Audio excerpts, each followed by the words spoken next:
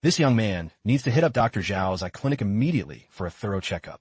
The meticulous doctor rubbed his glasses, squinting to see clearly, wondering if this guy accidentally walked into a rehab clinic instead, looking at Jiang Du's haggard appearance. Gaunt, thin, and frail, with a glazed-over look like he'd lost his soul, definitely tripping or delusional. Jiang Du tried to describe in detail the abnormal symptoms he'd been having lately. His eyes always felt irritated, uncomfortable, and occasionally the pain flared up. Bloodshot streaks would appear in his eyes, looking terrifying as everything around him turned a deep crimson, dark and gloomy as if submerged in a sea of blood. More specifically, a strange status bar, like in a video game, appeared right above everyone's head. At this moment, Dr. Zhao's. According to that status bar, it showed 18%. Dr. Xiao asked about Jiang Du's age. Jiang Du was stunned and asked back, "Are you asking my age? What's that got to do with my condition?" Dr. Xiao felt annoyed. "Am I supposed to ask for your measurements instead?" Ridiculous, he muttered to himself, wondering if this guy really was in the wrong department. With his extensive gaming experience, Jiang Du deduced that the status bar was a health bar, but if it was only at 18%, wasn't he about to kick the bucket? "Do you drink?" Dr. Xiao continued. Jiang Du scratched his ear, looking confused. He was still lost in his own wandering thoughts, making Dr. Xiao so angry he started shaking. Jiang Du shook his head, trying to snap out of it and focus. Dr. Xiao held his head in frustration. Finally, he could only take out a flashlight to examine the guy's eyes. Jiang Du opened his eyes wide, following the doctor's instructions, after a careful observation. He looked baffled. Jiang Du's eyes looked perfectly fine with no abnormalities. He must really be hallucinating. Jiang Du was kicked out of the clinic. He once again used his special eyes to look around the hospital corridor, where a dark, terrifying red layer now covered everything, and above everyone's head was a health bar showing their remaining HP. Jiang Du smirked. Why the hell was he treating conjunctivitis? This was clearly a special ability, a God-given power, but if he could only see health bars, what could he actually do with it? Jiang Du left the hospital and stepped out onto the crowded street. On the news board was a recruitment notice for the Night Watch organization. In '99, the city faced a massive disaster, a horrific catastrophe, but the Night Watch successfully built a safe haven, a guaranteed survival zone as the monsters retreated. Hope had begun to flicker for them, but Jiang Du wasn't interested. He didn't care about the Night Watch news. First, he wanted to head back to his tiny little den. Actually, first he had to tie his shoelace. It had come undone. As Jiang Du leaned down, suddenly everything around him instantly turned a haunting, gloomy blue-black. The once bustling, crowded street. The passers-by suddenly vanished, leaving it desolate and abandoned without a soul in sight. The sun high above also turned an eerie, abnormal green. The scene before Jiang Du was one of ruin and decay, like the final apocalypse of humanity. A young girl swiftly blurred past Jiang Du, fiercely engaging in a brutal battle with a bizarre monster. Not just her, but many others were also fighting to the death against all sorts of different monsters. A horrific, bloody scene unfolded, leaving Jiang Du stunned and speechless, especially the sight of the sun being slowly eclipsed by a massive shadow. Right then, Jiang Du began to feel a chill, a shiver running down his spine. Crystal clear droplets fell from the dark, gloomy sky. At the same time, those droplets woke Jiang Du up, pulling him back to the harsh reality. Back to the crowded, noisy street. While he stood in the middle of the road, the self-defense patrol was still promoting the safety and peace of the city under their protection. But Jiang Du, after what he'd just seen, had changed his mind. Was this city really as safe and peaceful as they claimed? Or was it all just an elaborate lie covered up meticulously? A rough hand suddenly landed on his shoulder, startling him. It was a street peddler wearing a white turban in a Middle Eastern style. He licked his lips and started his usual sales pitch like a pyramid scheme rep. "Brother, buy some medicine, India Mage's goods, 99% effective, quality guaranteed." Jiang Du picked his nose mockingly. A disaster is coming, the apocalypse is near, and this guy is in the mood to hawk medicine? If it's a miracle elixir, I'll consider it. The peddler flung open his bag of goods to show off. Jiang Du scratched his head and asked, "Is it free?" He immediately turned to leave, annoyed. "If you're not buying, get lost, you freak, you psycho, get out of my sight." Jiang Du quickly pulled him back. "Just kidding, you're so hot-headed. I want to buy a bottle of medicated oil." On the way home, Jiang Du still felt restless because a tiny bottle of oil cost 3,000 renminbi. Absolute daylight robbery, worse than any capitalist. Looking at the peaceful street, Jiang Du wondered if he really was delusional. How could the city be facing an apocalypse? That's ridiculous. The bus abruptly pulled over at a stop. Suddenly, The space around Jiang turned into that terrifying dark blue-black once again, just like before. Jiang rubbed his eyes, trying to see better. Everything returned to the peaceful, quiet scene as if nothing had happened. Tomorrow, he really would have to visit the psychiatric ward for an exam. Jiang touched his chest, not knowing why he suddenly felt a slight chest pain and shortness of breath. He needed to get home and apply that oil right away. Jiang's place was a decrepit, rickety old apartment building. Inside the bathroom, as Jiang was stripping to change, he was absolutely terrified to discover, right on the painful spot on his chest, a strange, mysterious sigil had appeared. Jiang had a hunch this pattern looked familiar, like he'd seen it somewhere before. It was the culprit, the magic book that had fallen off the shelf and hit him in the head the other day. Who would have guessed that damn cursed book would give Jiang a strange, sick glowing tattoo on his chest? A sudden, violent surge of pain made him writhe, causing Jiang to collapse to the floor, crawling in agony. His body felt like a gloomy, cold blue-black mist was swirling through him. It felt burning hot and freezing cold at the same time. So Jiang rushed to spray cold water all over himself. Hoping to dull the pain, things calmed down and the heat subsided, making him feel a bit more comfortable. Jiang's gaze caught his reflection in the mirror. His health bar showed 100%, full of energy, proving he was still sharp and lucid, nowhere near falling asleep.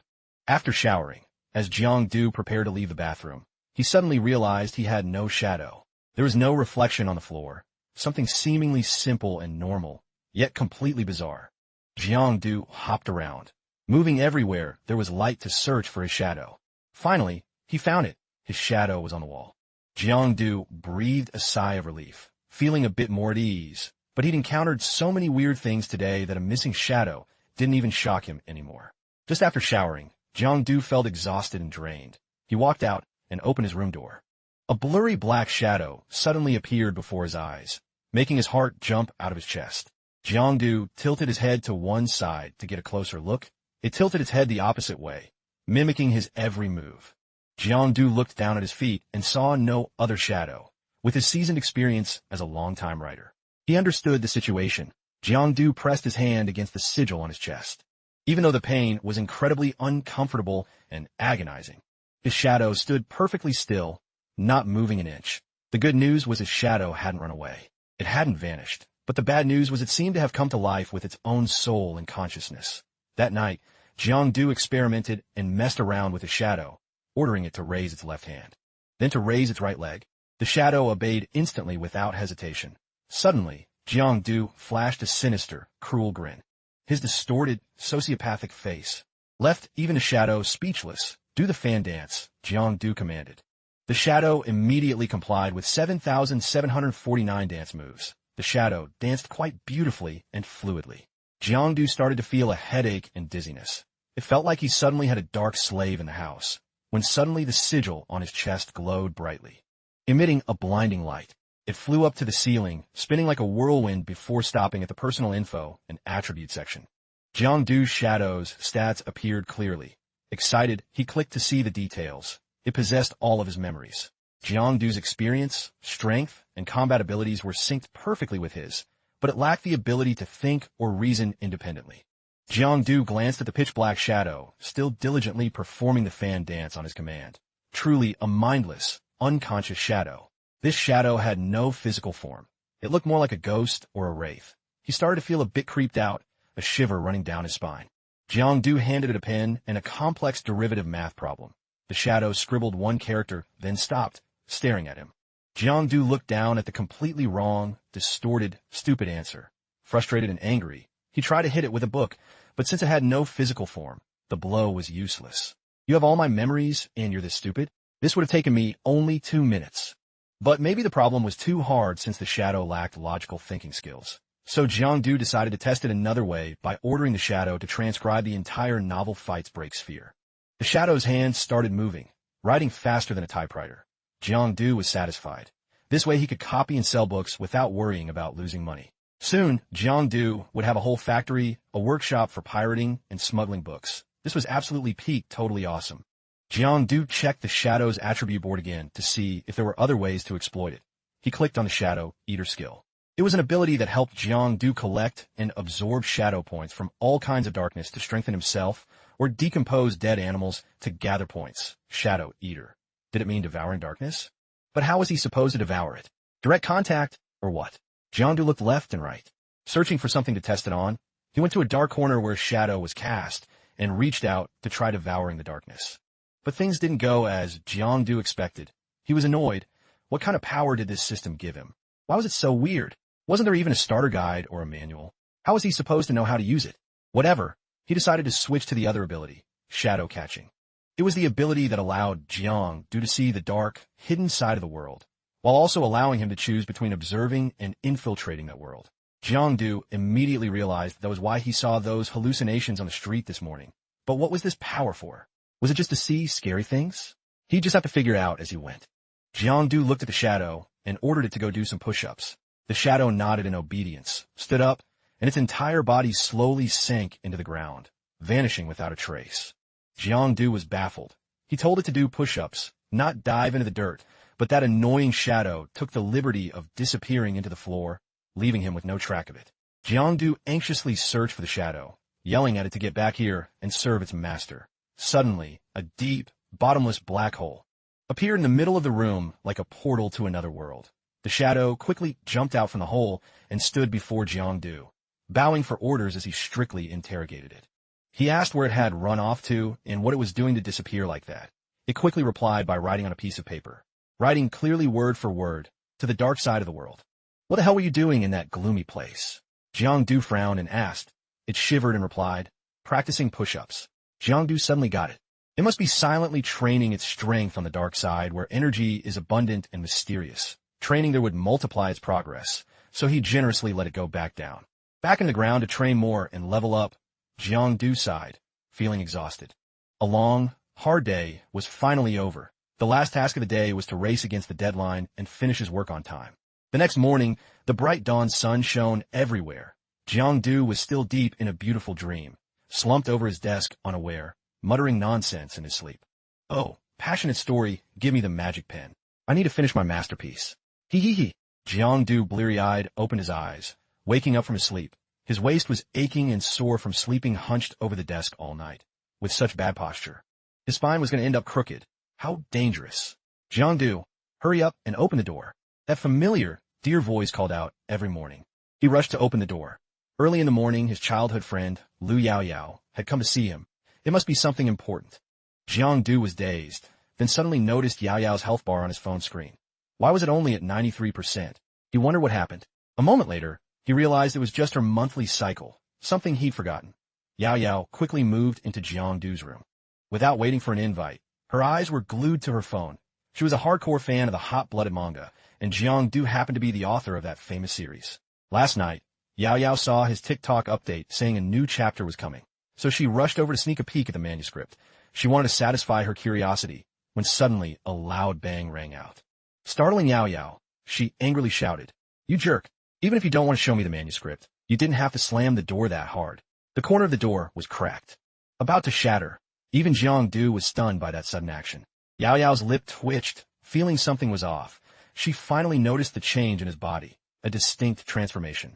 Unlike his usual thin, scrawny, malnourished self, now his body was firm and ripped.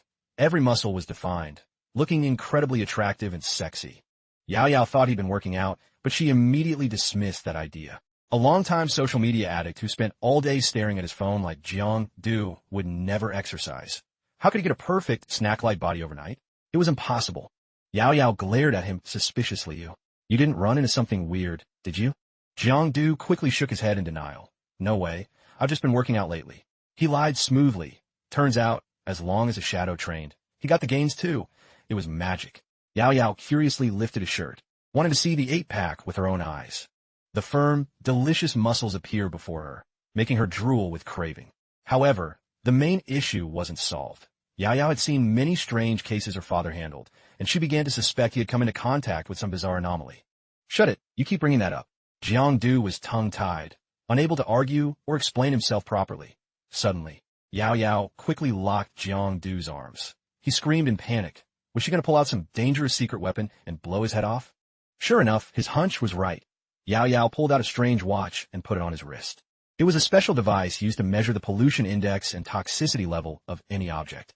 Anyone who claimed an anomaly, causing new resentment to appear, would suffer a certain level of pollution before turning into a monster. If not purified in time, accumulated pollution would cause humans to fall and mutate into monsters. Jang smiled confidently. His special power came from a notebook on his chest. So how could he be polluted? That was just his thought, though. In reality, Jiangdu's body began to have an abnormal reaction. Glancing back, he saw Yao Yao already had a gun pointed straight at him. Was she really going to blast him? Was she that heartless? Jiangdu gritted his teeth, anxious. In this life-or-death situation, he had to stay calm and not let her discover his secret. He had to focus on controlling the power inside to stop it. The watch finally returned to normal, the needle pointing to the safe zone. Yao Yao nodded in satisfaction and breathed a sigh of relief. Jiangdu smiled with relief, having escaped danger by a hair. See? I told you. Why'd you pull the gun before knowing the facts? Her father had taught her to always be cautious of everything. No matter where she went or what she did, she always had to carry a gun for self-defense. Jiangdu quickly changed the subject. He had just finished some character designs for the manga and asked if Yao Yao wanted to check them out. She immediately became hyped and excited, a total 180 from her scary serious face earlier. Truly, the power of a stand is not to be underestimated. After showing the drawings to Yao Yao and kicking her out, Jiangdu flopped onto his bed with a sigh of relief. He opened the system log to check his progress. A series of notifications about the Shadow's activities popped up on the screen. Jiangdu was floored, unable to believe his eyes. He wondered how he could undergo such a spectacular transformation overnight. Turns out his dark slave had been grinding hard all night. Jiangdu summoned his loyal disciple and praised it endlessly. However, he still wasn't satisfied and wanted to exploit its labor even more. Just doing push-ups wasn't enough. Still too weak. The mindless shadow could only nod in agreement, not daring to resist. Jiangdu started coming up with all sorts of difficult, bizarre push-up positions to torture it. Push-ups with index fingers, push-ups with one finger. He kept making harsh demands, even push-ups without touching the ground. What a tough challenge. Yao Yao stood outside the door, eavesdropping. Hearing Jiangdu's spirited shouting and self-encouragement, she felt relieved, thinking he was truly working out hard. She felt at ease knowing her best friend hadn't fallen into a life of laziness or vice. After a long day of work, plus the Shadow's dedicated training all night, Jiangdu didn't feel any soreness or fatigue at all. Strangely, he just felt full of energy and much stronger. Though this method was a bit shameful, like a thick-skinned cheater, Jiangdu had to keep finding high-intensity, harsher exercises to both increase his power and sculpt his body to perfection. Jiangdu felt he was strong enough now to take down that annoying and troublesome Yao Yao in one hit. Today, Uncle Lee from the Night Watch came by Jiangdu's house for something important. Uncle Lee was much more buff and sturdy than Jiangdu, but Jiangdu confidently felt he could take down 3 Uncle Lees and 2 Yao Yaos combined. 3 days later, Jiangdu told himself to work harder. He couldn't keep relying on the Shadow and living such a lazy life. Heaven had gifted him an extraordinary power, and he couldn't just lie around. The next day, the Shadow was busy training while Jiangdu lay on his bed playing mobile games, chill and relaxed. The day after that, it was the same story. The Shadow persisted in training without rest, while Jiangdu switched to PC gaming to enjoy himself. On the 26th, the day before yesterday, Jiangdu managed to struggle through 10 push-ups before retreating to his virtual battles. Then he noticed something strange. The rate his Shadow points were increasing was way too slow. Many days had passed, and despite the training, he'd only gained a measly 8 points. At this rate, when would he ever accumulate the 10 Shadow points needed to unlock the next rank and reach his goal? Suddenly, a light bulb went off in Jiangdu's head. If he entered the dark side of the world himself, could he speed up the point gain? No sooner said than done. Jiangdu let his body sink into the shadows and entered that mysterious world. Opening his eyes, he was still in his familiar room, but the surroundings were ruined and gloomy, unlike the normal world. Jiangdu rushed out of the room, out into the neighborhood. He was finally able to escape that cramped, suffocating room. He hadn't realized he'd been trapped in his own room for so long. Now he had to hit the streets, blend into the real world, explore new things, and finally start his journey into the dark side. He strolled around, observing carefully. This place was an exact, hauntingly realistic copy of the real world, just gloomier and colder, like a scene from a horror movie. If a ghost suddenly popped out to jump scare him, it would fit the vibe perfectly. Just as Jiangdu finished that thought, he felt a cold, eerie chill approaching. Someone was coming. He thought his Shadow had come to greet its master. But when he turned around, he came face to face with a terrifying visage. the jagged, sharp fangs of a horrifying female ghost. Jiangdu's eyes went wide as he shouted, "Holy crap! What the hell is this?" The fierce anomaly lunged at Jiangdu. Sharp claws aimed straight for him. By instinct, his body quickly leaped aside to dodge the attack. Seeing him dodge, the ghost let out a furious roar, repeatedly swinging its sharp claws at Jiangdu in a frenzy. Jiangdu nimbly dodged every lethal swipe with all sorts of flexible and agile movements. Jiangdu quickly summoned his shadow and jumped back into the real world. The anomaly followed him relentlessly, and Jiangdu fell from his ceiling, landing flat on his face. But at least he luckily escaped death by a hair.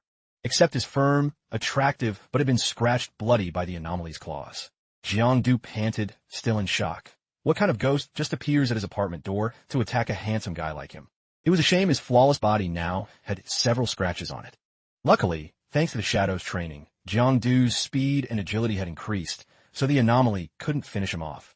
Revenge is a dish best served cold. He wasn't letting this go. The ghost had the nerve to block his front door and rip his, but unforgivable. Jiangdu couldn't swallow his pride. He swore revenge. On the 28th, Jiangdu decided to return to the dark side to challenge that ghost. Unfortunately, he got wrecked before he could even fight back. On the 29th, the second revenge attempt was even more tragic. Jiangdu took a hit to the chest that nearly broke his ribs. On the 30th day, Isbet got 3 more deep gashes, but on the bright side, the ghost's health dropped by 6%. A small victory for his morale. On the 31st, Jiangdu lay at home with his butt up while Yao Yao applied medicine to his wounds. She curiously asked if he'd been out acting like a thug and getting into fights. He grinned cockily. "You wouldn't get it. Scars are man's medals, symbols of strength. Medals on your butt?" Yao Yao teased, poking his wound lightly, making him jump and yelp in pain. Why was she even more vicious than that female ghost? Jiangdu quickly changed the subject. "There's gonna be big drama next month, you know?" Yao Yao was confused. What was happening? Jiangdu was talking about the upcoming combat exam. How could the daughter of a Night Watch member like Yao Yao forget something so important? During these years of catastrophe and chaos, most professions weren't as valued as before, especially those related to culture and art. The artists. Artists have become the lowest class in society, looked down upon and shunned by everyone. People don't seem interested in trivial entertainment anymore. Instead, they focus on the major issues facing the country, the brave warriors. The gutsy fighters on the dangerous front lines, like the Night Watch, are admired and followed closely on social media, becoming national idols and heroes in people's hearts. To join the elite ranks of the prestigious Night Watch, potential candidates must pass a grueling martial arts exam held by the state. Success means their life enters a bright new chapter. Future generations will also bask in the reflected glory of their ancestors' achievements. Yao Yao sat in deep thought, lost in a wandering stream of consciousness. Deep down, she didn't actually want to take this exam, because Yao Yao's long-nurtured secret dream has always been music, the enchanting path of art. Jiangdu looked puzzled. If you want to study it, just do it. Why hesitate? Is your dad forbidding you from following your passion? It made sense, since Yao Yao's dad is a high-ranking figure with an important status in the Night Watch. This was like a high official's kid becoming a freelancer instead of a stable government employee. But it wasn't that her dad disagreed. It was that the national policy had changed this year. As long as a person's aptitude meets the standards, they must participate in the professional martial arts exam. No exceptions. Jiangdu was shocked by this news. It wasn't like this before. They used to respect individual wishes. Why were students with average talent and no martial skills allowed to take the general exam? Yao Yao looked depressed. The pressure from the Night Watch was getting heavier. If nothing changed, she would definitely have to take this martial arts exam. Jiangdu seemed to understand the problem. That strange watch Yao Yao pulled out the other day. She almost screamed in surprise. By the day of the martial arts test, there would surely be devices much more sophisticated than that. He definitely wouldn't be able to hide his secret. By then, Jiangdu would be shot full of holes by the Night Watch, turning into a human beehive. He couldn't help but feel instinctively worried.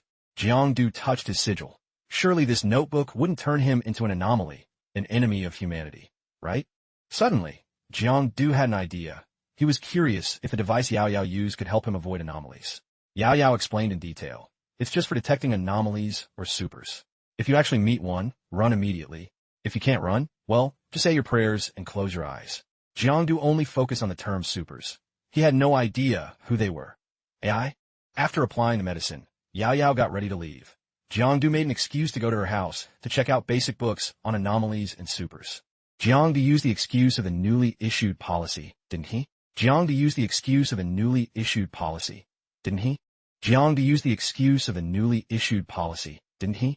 Jiang used the excuse of the newly issued policy, didn't he? Yao Yao squinted suspiciously, staring intensely at Jiang. He jumped in panic. He quickly thought of a more convincing excuse. The main thing is I'm planning to add some fresh details about mysterious supers and anomalies into that hot-blooded story. Mentioning the story, Yao Yao's mind was immediately hooked, oblivious to everything else. She instantly demanded he tell her every detail. She wanted to hear about that new idea right away. Jiang stammered, thinking to himself, crap, I just said that off the top of my head. Who knew Yao Yao would be so enthusiastic? So Jiang had to make up a story. Just to satisfy Yao Yao's curiosity, he really put his foot in his mouth this time. After hearing the story, Yao Yao finally allowed Jiang into her house. She led him to the living room and told him to wait there while she went to her father's office to get the documents. Jiang curiously observed the room. Even though Yao Yao often hung out at his place, he had never stepped foot into her private room. A manga lying on the bed caught his eye. The plot was about love between a brother and sister. Who knew she was into that kind of genre? Yao Yao quickly snatched the book, explaining, my friend left it here. I never read this stuff. To prevent Jiang from snooping around. Yao Yao warned him not to touch her personal belongings without permission. Jiang nodded obediently. At this age, Yao Yao was still so innocent and naive, showing no guard or suspicion at all. His eyes fell on her beloved guitar. Since childhood, Yao Yao had loved music, and she couldn't bear to throw away old things from her childhood. Back then, she'd follow him around, forcing him to listen to music with her, even though he didn't like it at all. Jiang suddenly played a record. Childhood memories of the two flooded back, vivid and clear. Holy crap! Since when did you start liking music? Yao Yao's voice rang out from behind. The melodious, gentle sound of the tune had softly woken Jiang from his daze, bringing him back to reality. Unbelievable.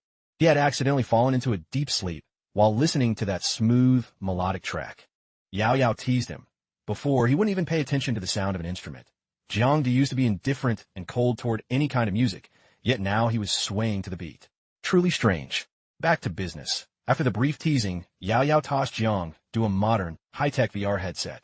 Inside that machine was all the important data necessary for Jiang's upcoming mission.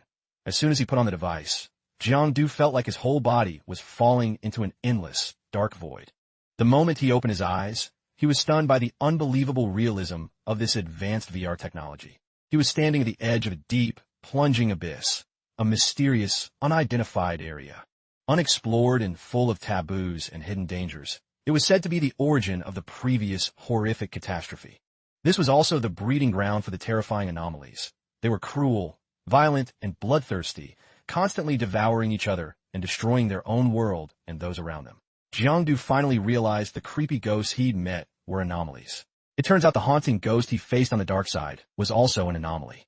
Between the wall, separating the human world from the dark abyss, exists a plane called the shadow. It's the fragile boundary between the two worlds, also known as the dark side of the world, hiding countless secrets. It's a reflection of the real world where everything is distorted. Before cracks appeared in the abyss, anomalies slipped into the real world through the dark side by exploiting boundary gaps. Entering and leaving the dark side is strictly controlled by the Night Watch, allowing no errors. However, no matter how strict, some fish slip through the net. Anomalies finding ways past the barriers. The shadow is reset every month to copy the real world accurately. At the same time, the number of anomalies increases significantly, making it essential to clear them out in time. But when entering the shadow, a human's combat strength and power will significantly decrease due to the influence of pollution. No one encourages Tier 4 powerhouses or above to come here, because at the shadow level, there exists a massive amount of lethal pollution. If humans stay too long, the pollution will gradually infiltrate them, turning them into anomalies and causing them to lose their humanity. The initial range of vision on the dark side is only 3 to 5 meters.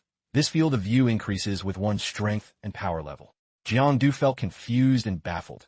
He could easily walk in and out of the dark side like he was going to the bathroom without feeling polluted or facing any obstacles.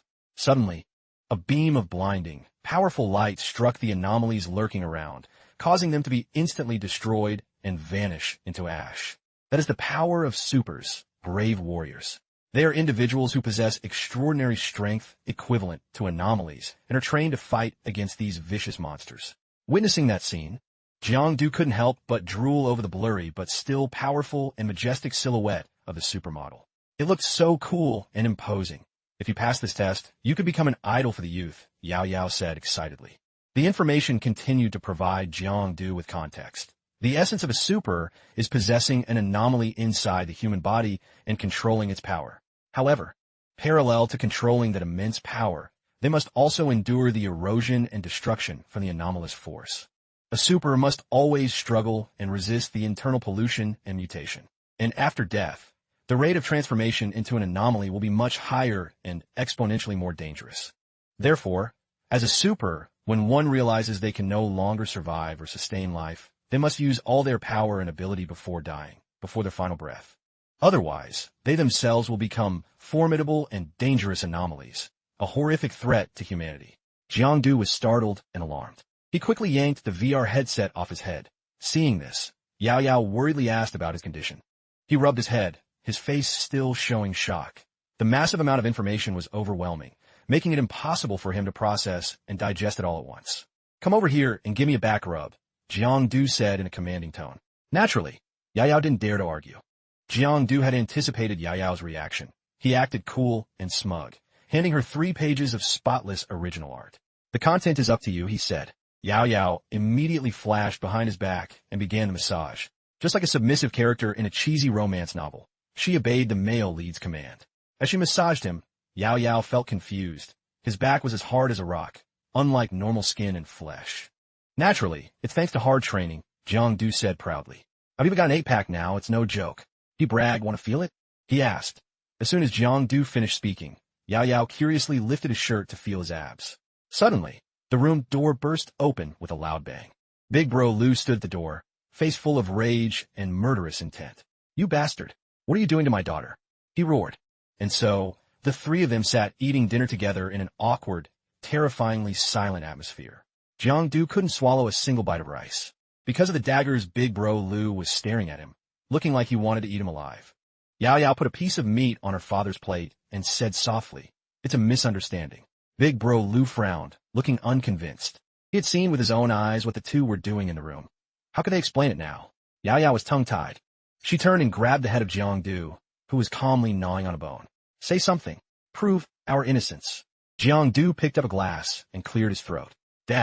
Uncle Lu, I have nothing to say. I'll penalize myself 3 drinks. With that, he downed the orange juice under the shocked gaze of the other 4. Big Bro Lu's blood boiled, reaching a breaking point. "This kid's got guts. You're really bold. Where's my blade?" he roared. Jiangdu hauled ass and ran, explaining as he went, "I just misspoke, Uncle Lu." Even though Jiangdu and Yao Yao were childhood friends who grew up together, their personalities had been completely different and opposite since they were kids. Jiangdu was the classic image of a naughty, rebellious brat in the eyes of adults, while Yao Yao was a smart, bright, and polite young lady. But for some reason, since early childhood, she loved playing with him and hanging around him, even competing to see who could shoot a water gun further or run faster. Perhaps it was because Jiangdu had once acted as a hero to help Yao Yao, fighting 2 other vicious thugs to protect and shield her. He was certain that Yao Yao had completely fallen for his classic hero, saves the beauty move. And since that day, since they started playing together, Yao Yao had been corrupted and completely changed.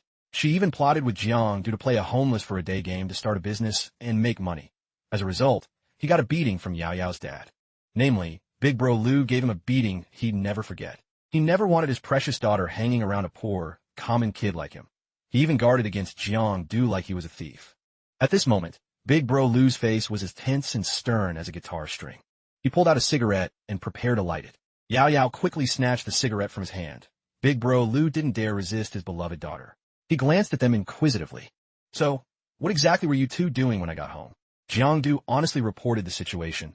"We were looking at documents about supers and anomalies." Big Bro Lu glanced over at the sole culprit, Yao Yao. She stuck her tongue out playfully and looked away. He could only laugh it off helplessly. Who told her to be his precious little girl? Turning back to Jiangdu, Big Bro Lu turned serious again, his face stern and annoyed like he was interrogating a major criminal. He asked him pointedly whether he knew why the government banned and prevented young, naive students from early exposure to these sensitive and dangerous issues. Naturally, he didn't know. If he knew, he wouldn't have bothered investigating. The old man slowly explained in detail so he would understand. In the deep hearts and souls of every human, there exist deviant thoughts and dark latent desires that can create malice and evil power. despair, and misery can drag a person down into an irredeemable abyss of sin. There are dark truths and secrets not suitable for public disclosure to the masses because not everyone has enough strong, firm will to resist the temptation and seduction of the dark arts. Just a tiny crack, a single moment of weakness in your heart or soul, can become a golden opportunity for an anomaly to infiltrate, possess, and manipulate you. That's why before the official martial arts exam begins, every candidate must undergo a rigorous screening of both their physical aptitude and mental fortitude. Only those who meet the highest standards are qualified to step into the mystic world. The path of a super is far from glamorous. It isn't as bright and glorious as its name suggests. Every step is riddled with danger, traps, and thorns.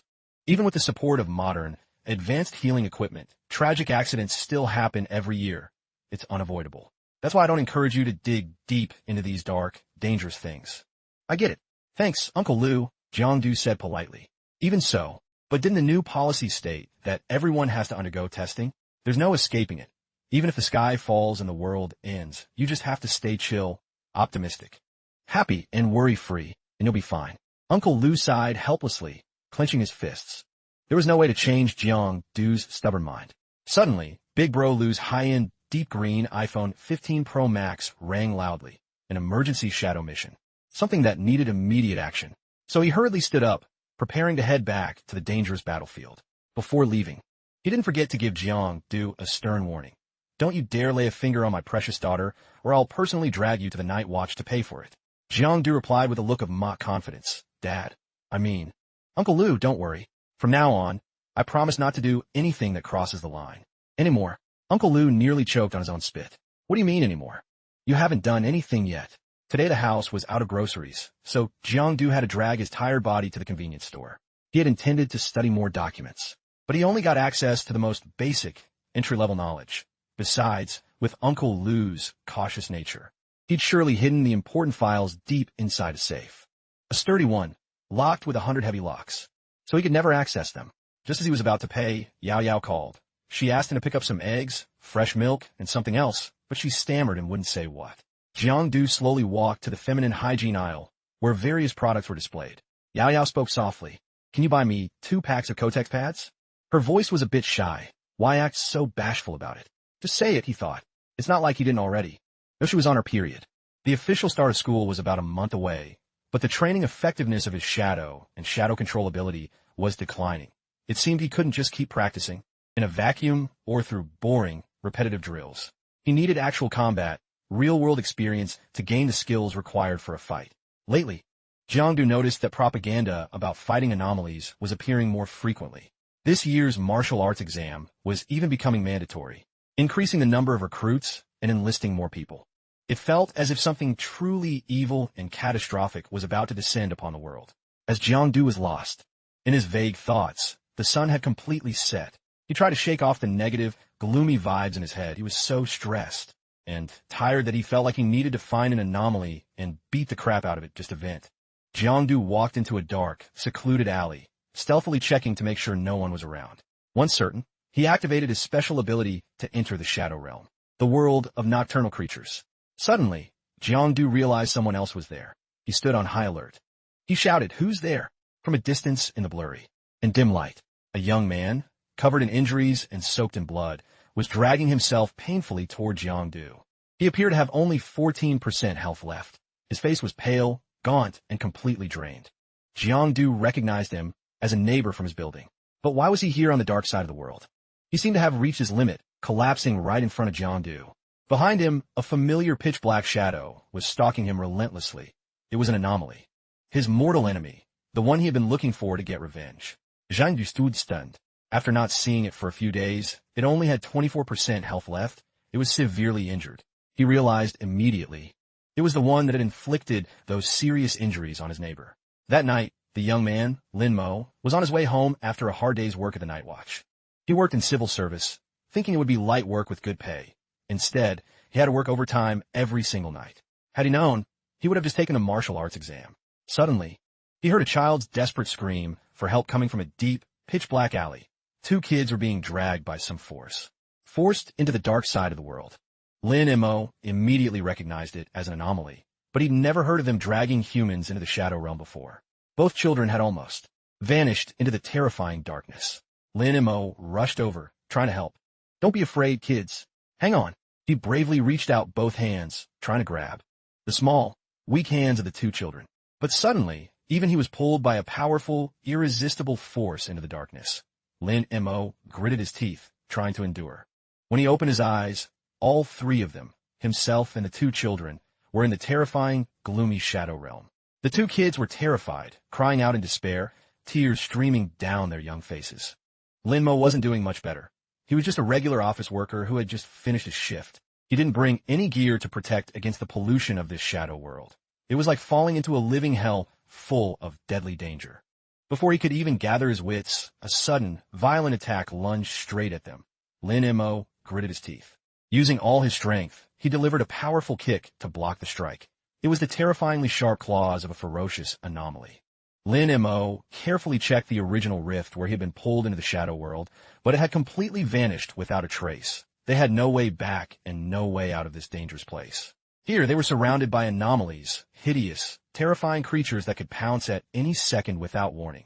Furthermore, having worked in civil service for so long, his actual combat skills had rusted away to almost nothing. The situation grew even more dire with two helpless children beside him. Lyn Mo cursed under his breath. Feeling a sense of desperate helplessness, his only option was to use a distress signal and hope for rescue.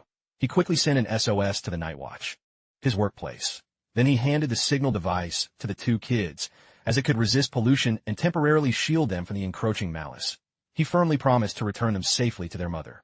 However, deep down, Lyn Mo knew he was almost certain to lose this fight with no hope of survival. As long as he could get the kids out safely, whether he lived or died, would have to be left to fate and destiny. Lyn Mo told the children to hide and stay low before the anomaly spotted them and devoured them.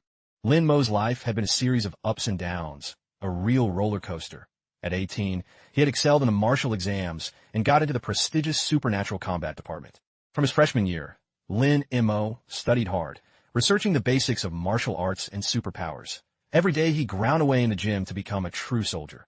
By his sophomore year, thanks to his professor's guidance, he finally managed to take down a rank 0 anomaly, a solid achievement, but it still wasn't enough, never enough. In the world of the super, standing before natural geniuses and those with God-given talents, hard work meant nothing. So Lyn Mo continued his frantic, relentless training, but in the end, he still couldn't break through the shackles of his own limits. Ultimately, he had to transfer from combat to the liberal arts department, becoming a regular, law-abiding office worker. Lyn Mo calmly wrapped his hands and warmed up his body, preparing for a life-or-death 1v1 with the anomaly. Based on what he'd learned, this was a four-eyed, four-limbed demi-beast type, a rank 1 mid-tier anomaly, not overpowered but definitely not weak. Just as the anomaly opened its hideous, gaping maw to roar, Lyn Mo swung his blade. A sharp strike tore through the air and sliced off the monster's disgusting tongue. The anomaly was in absolute agony. It let out a frenzied scream and charged at Lyn Mo like a hurricane. It seemed Lyn Mo still had enough strength to hold his ground as he nimbly dodged and landed a heavy punch right in its face. A smirk played across his face. The familiar feeling of life-or-death combat was returning. It seemed like victory was in his grasp, very close, but just then, the anomaly's deformed, spindly hand suddenly lashed out with terrifying speed. A fatal blow sent Lyn Mo flying several meters. The gap in power was too wide, leaving him severely injured and bleeding out. Lyn Mo gritted his teeth, enduring the intense pain. His mind told him to get away from the monster, but his body wouldn't follow his commands. He couldn't move. He could only use his remaining strength to focus intensely on dodging the anomaly's lethal, murderous swipes. But the longer he stayed in the dark side's polluted zone, the deeper the corruption seeped into his body, making Lyn Mo's limbs feel so heavy and sluggish that even trying to run became an exhausting struggle. Lyn Mo was determined to end this battle quickly. It had to be a blitz before the dark pollution completely took over his body. It was time for his ultimate move. The power of the shadow mimic erupted, and Lyn Mo released a thick, blinding cloud of black smoke, obscuring the anomaly's vision and temporarily blinding it. The anomaly shrieked in pain, the piercing sound echoing through the space. Lyn Mo took the chance to use his power to pin the monster's head to the ground to shut it up. However, he wasn't doing much better himself. Lyn Mo's body began to suffer heavy pollution after using the dark power. Someone with low aptitude and weak will like him couldn't use dark power many times without being affected. Luckily, since working in an office, the number of times he'd used his power could be counted on one hand. He rarely had to touch it, so the pollution level was kept within limits. But facing a powerful, persistent anomaly that had become a legend for being tough as nails, Lyn Mo knew he had to gamble his life. The two sides clashed again in a do-or-die struggle. This time, it was Lyn Mo's turn to take a hit, getting critically injured. Though he was sent flying, like a kite with a broken string, he still managed a few mid-air flips and struggled to sit up. A violent coughing fit caused blood to spray from his mouth. He didn't expect the anomaly to adapt to his power so quickly. A rank 1 mid-tier monster like this was something any combat student at school could easily take down without breaking a sweat. Yet here Lyn Mo was, getting wrecked and covered in wounds. He couldn't believe his talent was so pathetic. But no matter what, Lyn Mo couldn't surrender. He couldn't give up. He was a man of the Night Watch, a member of the organization. Retreat and fear were not allowed. The only thing now that Lyn Mo could do was stall for time, waiting for backup to get those two kids to safety. But would he have enough strength to hold out? Until then, as the anomaly grew stronger and more overwhelming, and finally, it pierced through his shoulder with a lethal strike. Lyn Mo was pushed back, falling to the ground, his body a mess of injuries and blood. His eyes began to blur, gradually sinking into darkness. Clips of his life began to play in his mind like a slow-motion movie. At 15, Lyn Mo watched his loved one die a tragic death at the hands of brutal anomalies. At 18, he had an epiphany. He chose the difficult, challenging path of the martial exams. At 20, at the end of his sophomore year, he was forced out of the promising combat department. At 21, he joined the Night Watch as an intern doing boring office work, and 4 years have passed since then. That was Lyn Mo's life of ups and downs. But he knew well that in this cruel world, it was just the most average, ordinary life among countless souls fighting for 100 years without rest. The struggle between humanity and anomalies is far from the peaceful, serene life people often imagine or claim. If anything, it's just a continuous series of crushing defeats with no end in sight. When thick, gloomy clouds blot out the warm sunlight, will there be anyone left to see the faint, flickering spark of hope? Lyn Mo suddenly let out a bitter laugh. Death? Death is just another state of life, a transition for supers. How could he die so easily? How could he accept such a tragic fate? Lyn Mo pulled a bright red pill from his pocket. Before he bit the dust, he had to play his hero role to the very end, right? Lyn Mo reignited his fighting spirit. His soul was ablaze, and his entire body radiated a terrifying, formidable power that made the surrounding space seem to tremble. The second round between them officially began, a no-holds-barred, life-or-death struggle. Lyn Mo screamed in fury. Today, I swear to you or me, monster. He delivered a massive kick straight to the anomaly's face, sending it reeling backward, losing its balance. He followed up with a storm of rapid-fire punches, giving the monster no chance to strike back. He told himself to persevere, to push just a little bit harder, even though his vision was blurring and his eyes wanted to close. Just a little more.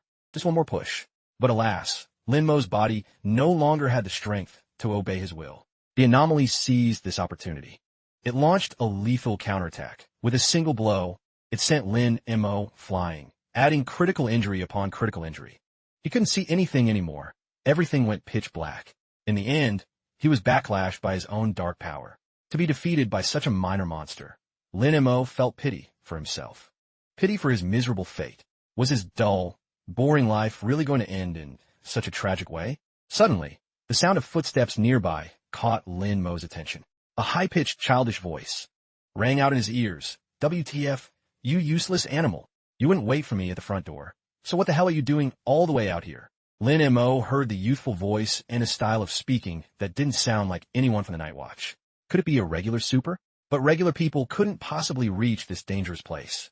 Jang appeared, propping Lyn Mo against the wall. He told Lyn Mo to rest and recover. Now it was his turn for revenge. The entrance to the dark side was strictly guarded and cordoned off by the school's Night Watch. So how did Jang get here? Lyn Mo waited anxiously for an answer. Was this some mysterious powerhouse living in seclusion on the dark side? Right then, Jang was suddenly blindsided by a massive punch from the anomaly that nearly knocked his teeth out. Lyn Mo witnessed the scene. His jaw dropped in shock as he blurted out, "So weak." Jang was even weaker than him. It was unbelievable. After blowing away Jang, the anomaly turned its sights back on Lyn Mo. But Lyn Mo was exhausted, with no strength left to fight, only able to lie there and take it. At the absolute breaking point, A hand appeared like a flash of lightning and slapped the monster's face. Jiang Du was panting, his face red with anger. He held his secret weapon, a bottle of soy sauce. He declared grandly, "Look here, monster. Your opponent is me." The two clashed again, and a fierce battle began. This time Jiang Du was much more agile, not giving the anomaly another chance to ambush him. He smashed the soy sauce bottle against the monster's face, then used the sharp glass shards as weapons. The anomaly continued to slash frantically like an out-of-control praying mantis. But Jiang Du had already circled behind it without it noticing. A lethal stab to its side sent a jolt of agony to the anomaly's brain. It swung its arms wildly at Jiang Du in a frenzy. But he dodged with his eyes closed, easily avoiding the strikes. After several exchanges, Jiang Du had mastered the monster's attack patterns. Moreover, it was now severely wounded, its combat power significantly drained. Everything seemed to be stacked against the anomaly. This time, the advantage definitely belonged to Jiang Du. Jiang Du stuck his tongue out, mocking the pain monster. He repeatedly stabbed the anomaly with the broken bottle, forcing it to retreat to avoid him. Lyn Mo stared at Jiang Du, speechless. He didn't know whether to call him strong or weak anymore. Clearly, Jiang Du wasn't fighting by any standard rules, yet he could miraculously suppress the anomaly. Jiang Du lunged to grab the anomaly's head. "You had the nerve to scratch but the other day. Today, I'm ripping your back open to get even." But as he lunged, Jiang Du was whipped across the torso by the monster's tail. He was sent flying, hitting the wall hard. He gritted his teeth. "I was too focused on avenging but I gave it an opening to defend itself." The anomaly lunged again to attack. Jiang Du was in a dilemma. Behind him were two helpless children who needed protection. Normally, he would leave the dark side, wait a few days to recover his strength, and then come back for revenge. But doing that would mean leaving them to die. That cowardly style didn't fit a main character like him. So, Jiang Du decided to risk it all. "If I had some booze right now, I'd go full beast mode." Lyn Mo saw Jiang Du struggling to hold on, and suddenly remembered the monster's fatal weakness was in its right ribs. He shouted out, pointing the spot out for Jiang Du to attack. "Jiang Du smurfed. This time, you're dead meat, monster." The smile on Jiang Du's face grew chilling, losing its humanity. He darted left and then right, observing carefully to ensure no one else was around. Then, Jiang Du lunged with his weapon, delivering a lethal stab to the anomaly's right ribs. The anomaly screamed in agony, its health dropping another 2%. That hit was effective. The anomaly suddenly turned to flee. Jiang Du was surprised. These cold-blooded things know how to run too. Lyn Mo saw the monster rush past him and realized something was wrong. It was heading straight for the two children. The anomaly was trying to heal itself. The anomaly opened its wide maw, full of sharp fangs and disgusting slime, preparing to tear the two children apart for a bloody meal. Jiang Du mustered all his remaining strength into his arm, gripped the energy drink kin tight, and hurled it at the anomaly with everything he had. At the split second when a monster was about to tear the two children to pieces, the kin flew in at a blurring speed. The monster quickly jerked its head back, dodging the can by a hair. Witnessing the anomaly trying to heal itself by eating children, Lyn Mo flew into a blind rage. He summoned every ounce of his strength, finally lunging at the monster, delivering a storm of kicks down upon the anomaly, but it was all in vain. The monster easily swatted Lyn Mo to the ground like a sandbag. Seeing Lyn Mo lying weak and motionless on the ground, the anomaly charged in to finish him off, but Jiang Du intercepted it just in time. He quickly grabbed the anomaly's neck and bit hard into its shoulder, causing the monster so much pain it couldn't even make a sound. The anomaly's health bar continued to drop as Jiang Du pinned the monster's head to the ground. He scratched and clawed at its back relentlessly, getting revenge for his own, but that the monster had attacked earlier. The anomaly's health bar was now down to a mere 11%. A glowing red mark suddenly appeared before Jiang Du's eyes. He didn't know what it meant, but a gut feeling told him that if he struck it, he would win. So Jiang Du poured all his remaining energy into a powerful sword strike right at that glowing red circle. A massive explosion occurred, shaking the entire space, blowing everything nearby away. Jiang Du was covered in wounds, panting heavily and completely spent. Everything around them gradually reverted to its original state according to the shadow's reset mechanism. He smirked smugly. Finally avenged my butt. But it seemed Jiang Du wasn't doing much better himself. Everything before his eyes suddenly turned pitch black. Surrounding Jiang Du was a horrific scene of a city engulfed in flames and littered with corpses. Suddenly, a pack of hideous anomalies surrounded him, lunging to tear him apart as if they wanted to swallow him whole. The sun had long vanished, leaving only an all-consuming darkness. The shadow was expanding, swallowing everything, while the flickering light of the sparks grew weak and fragile. There was the noise of rowdy crowd from afar mixed with debauchery. Screams of agony echoed in the dark.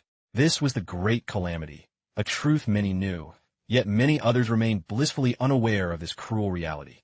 "Wake up! You still alive?" "Hello?" Lyn Mo's voice rang out.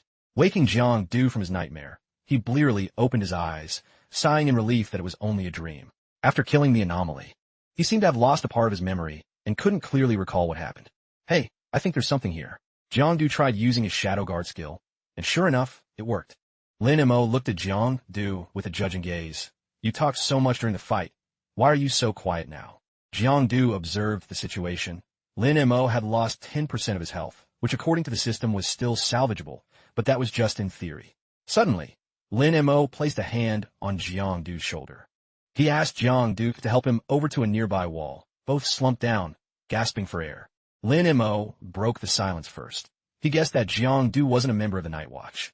Jang was momentarily startled. He didn't recognize or suspect that the man before him was actually his neighbor from the same apartment building. It seemed Lyn Mo could no longer see or perceive anything clearly anymore. That was for the better, as it saved him the trouble of a long explanation. Lyn Mo, realizing Jang definitely was a Night Watch, burst out laughing. He knew it. How could someone from the Night Watch struggle so hard and look so pathetic just taking down a rank 1 anomaly? Jang's lip twitched, thinking, is this guy being a jerk because he's about to die? It felt like a waste of time staying to save him. Lyn Mo laughed heartily. "Haha, I'm just kidding. You're actually pretty badass. I mean, who else uses a bottle of soy sauce to kill an anomaly? That's just wild." As he spoke, he coughed uncontrollably, making Jang watch him with concern, wondering if he was okay. On the contrary, Lyn Mo laughed even louder, his laughter echoing. Jang wondered if the Night Watch people got happier the more they were hurt. Lyn Mo asked curiously. Wanted to know where Jang studied. Jang didn't want to leak too much personal info, so he lied and said he was a sophomore at Beidou Academy. By total coincidence, that was the same school Lyn Mo attended. He then asked if Jang was a liberal arts or combat major. Without waiting for an answer, Lyn Mo muttered to himself, "Definitely combat, right? No liberal arts student would be gutsy enough to scrap with a rank 1 anomaly." He changed the subject, asking if Jang had any cigarettes, but Jang never smoked. He only had the poppy candy bars he just bought. Jang snapped the bar in half and gave him the smaller piece. Lyn Mo's lip twitched in dissatisfaction. Seeing his reaction, Jang pointed to the poppy crumbs scattered on the ground. He'd been fighting so hard earlier that he dropped most of them. If he wanted more, he could pick them up himself. Naturally, Lyn Mo passed. The two sat in silence, eating biscuits. "Is this your first time soloing an anomaly?" Lyn Mo asked. Jang gave a vague answer to brush it off. Lyn Mo sighed and started opening up. He admitted he often envied the combat students, those natural-born talents meant to be warriors. Unlike him, with poor aptitude and a weak will as fragile as this gloomy, hopeless sky. Even if Lyn Mo used that ultra-despair pill to boost his combat power, it wouldn't amount to anything. It was useless. Jang felt he was rambling, and advised him to save his energy for the rescue team. But Lyn Mo kept talking. He just wanted someone to talk to share his final thoughts. A regular office worker like Lyn Mo is like a fragile piece of cotton. When dangerous pollution hits, there's no way to hold it back. Jean wondered, why would a common desk jockey like Lyn Mo risk entering the dark side, a place crawling with danger? Did he regret his decision now? Regret? Hell yeah, I regret it big time, Lyn Mo said, gritting his teeth. Jean seemed to have hit a nerve, making him vent. An office worker like me has a life like a goldfish in a tank, gossiping, flirting with cute girls, training the Night Watch newbies. I must have had a brain fart to jump into this middle-of-nowhere hellhole. Now I'm stuck here with no way out. Lyn Mo broke into another coughing fit.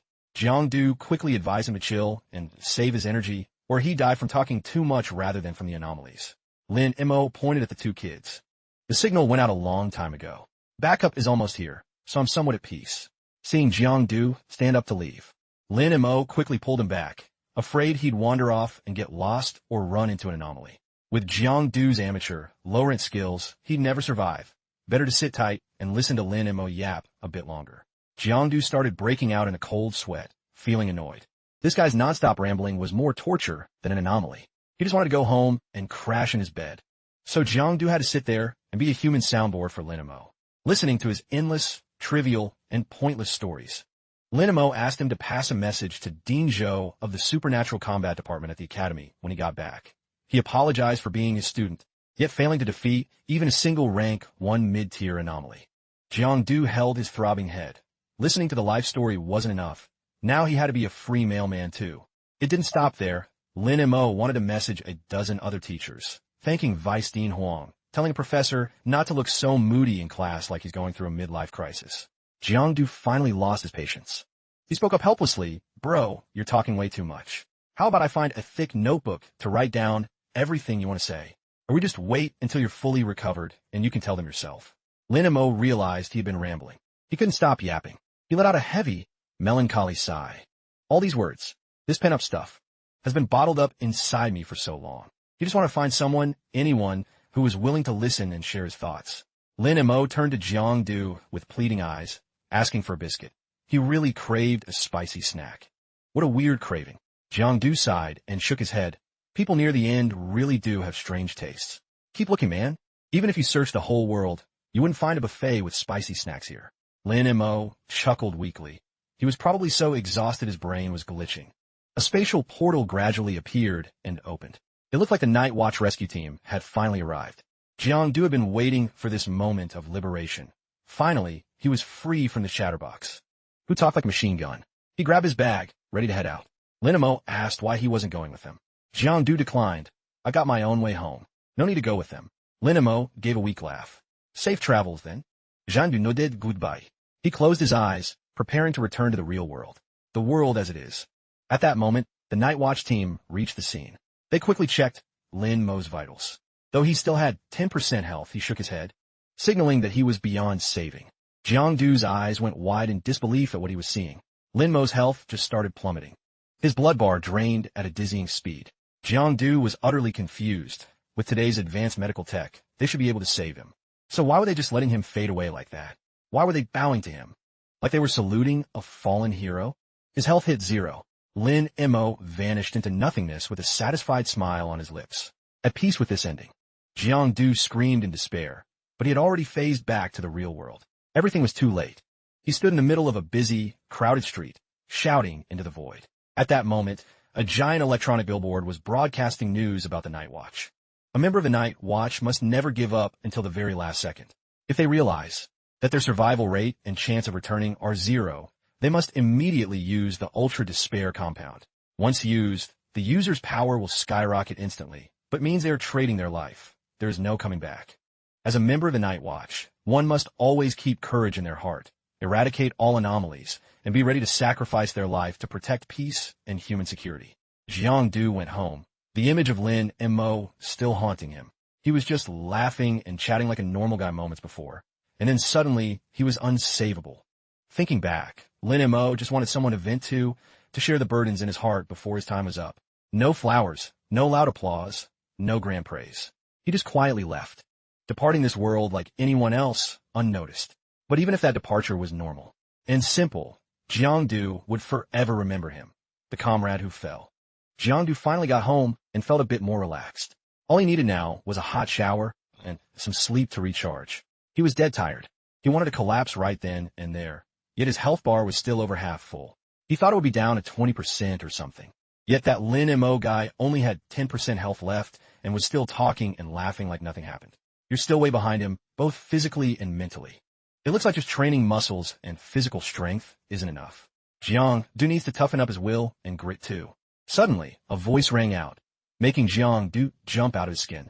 Yao Yao was sitting on the sofa, staring at him with judging eyes. I called, and you didn't pick up, and you were nowhere to be found. You were just supposed to buy eggs. Why are you just getting back now?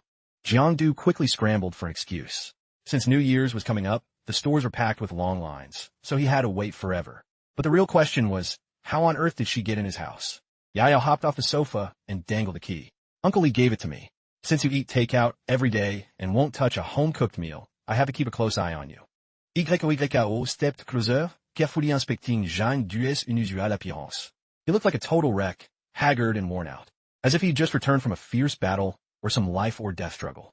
Jiang Du tried to make up another excuse to send her home, but Yao Yao wasn't letting him off that easily.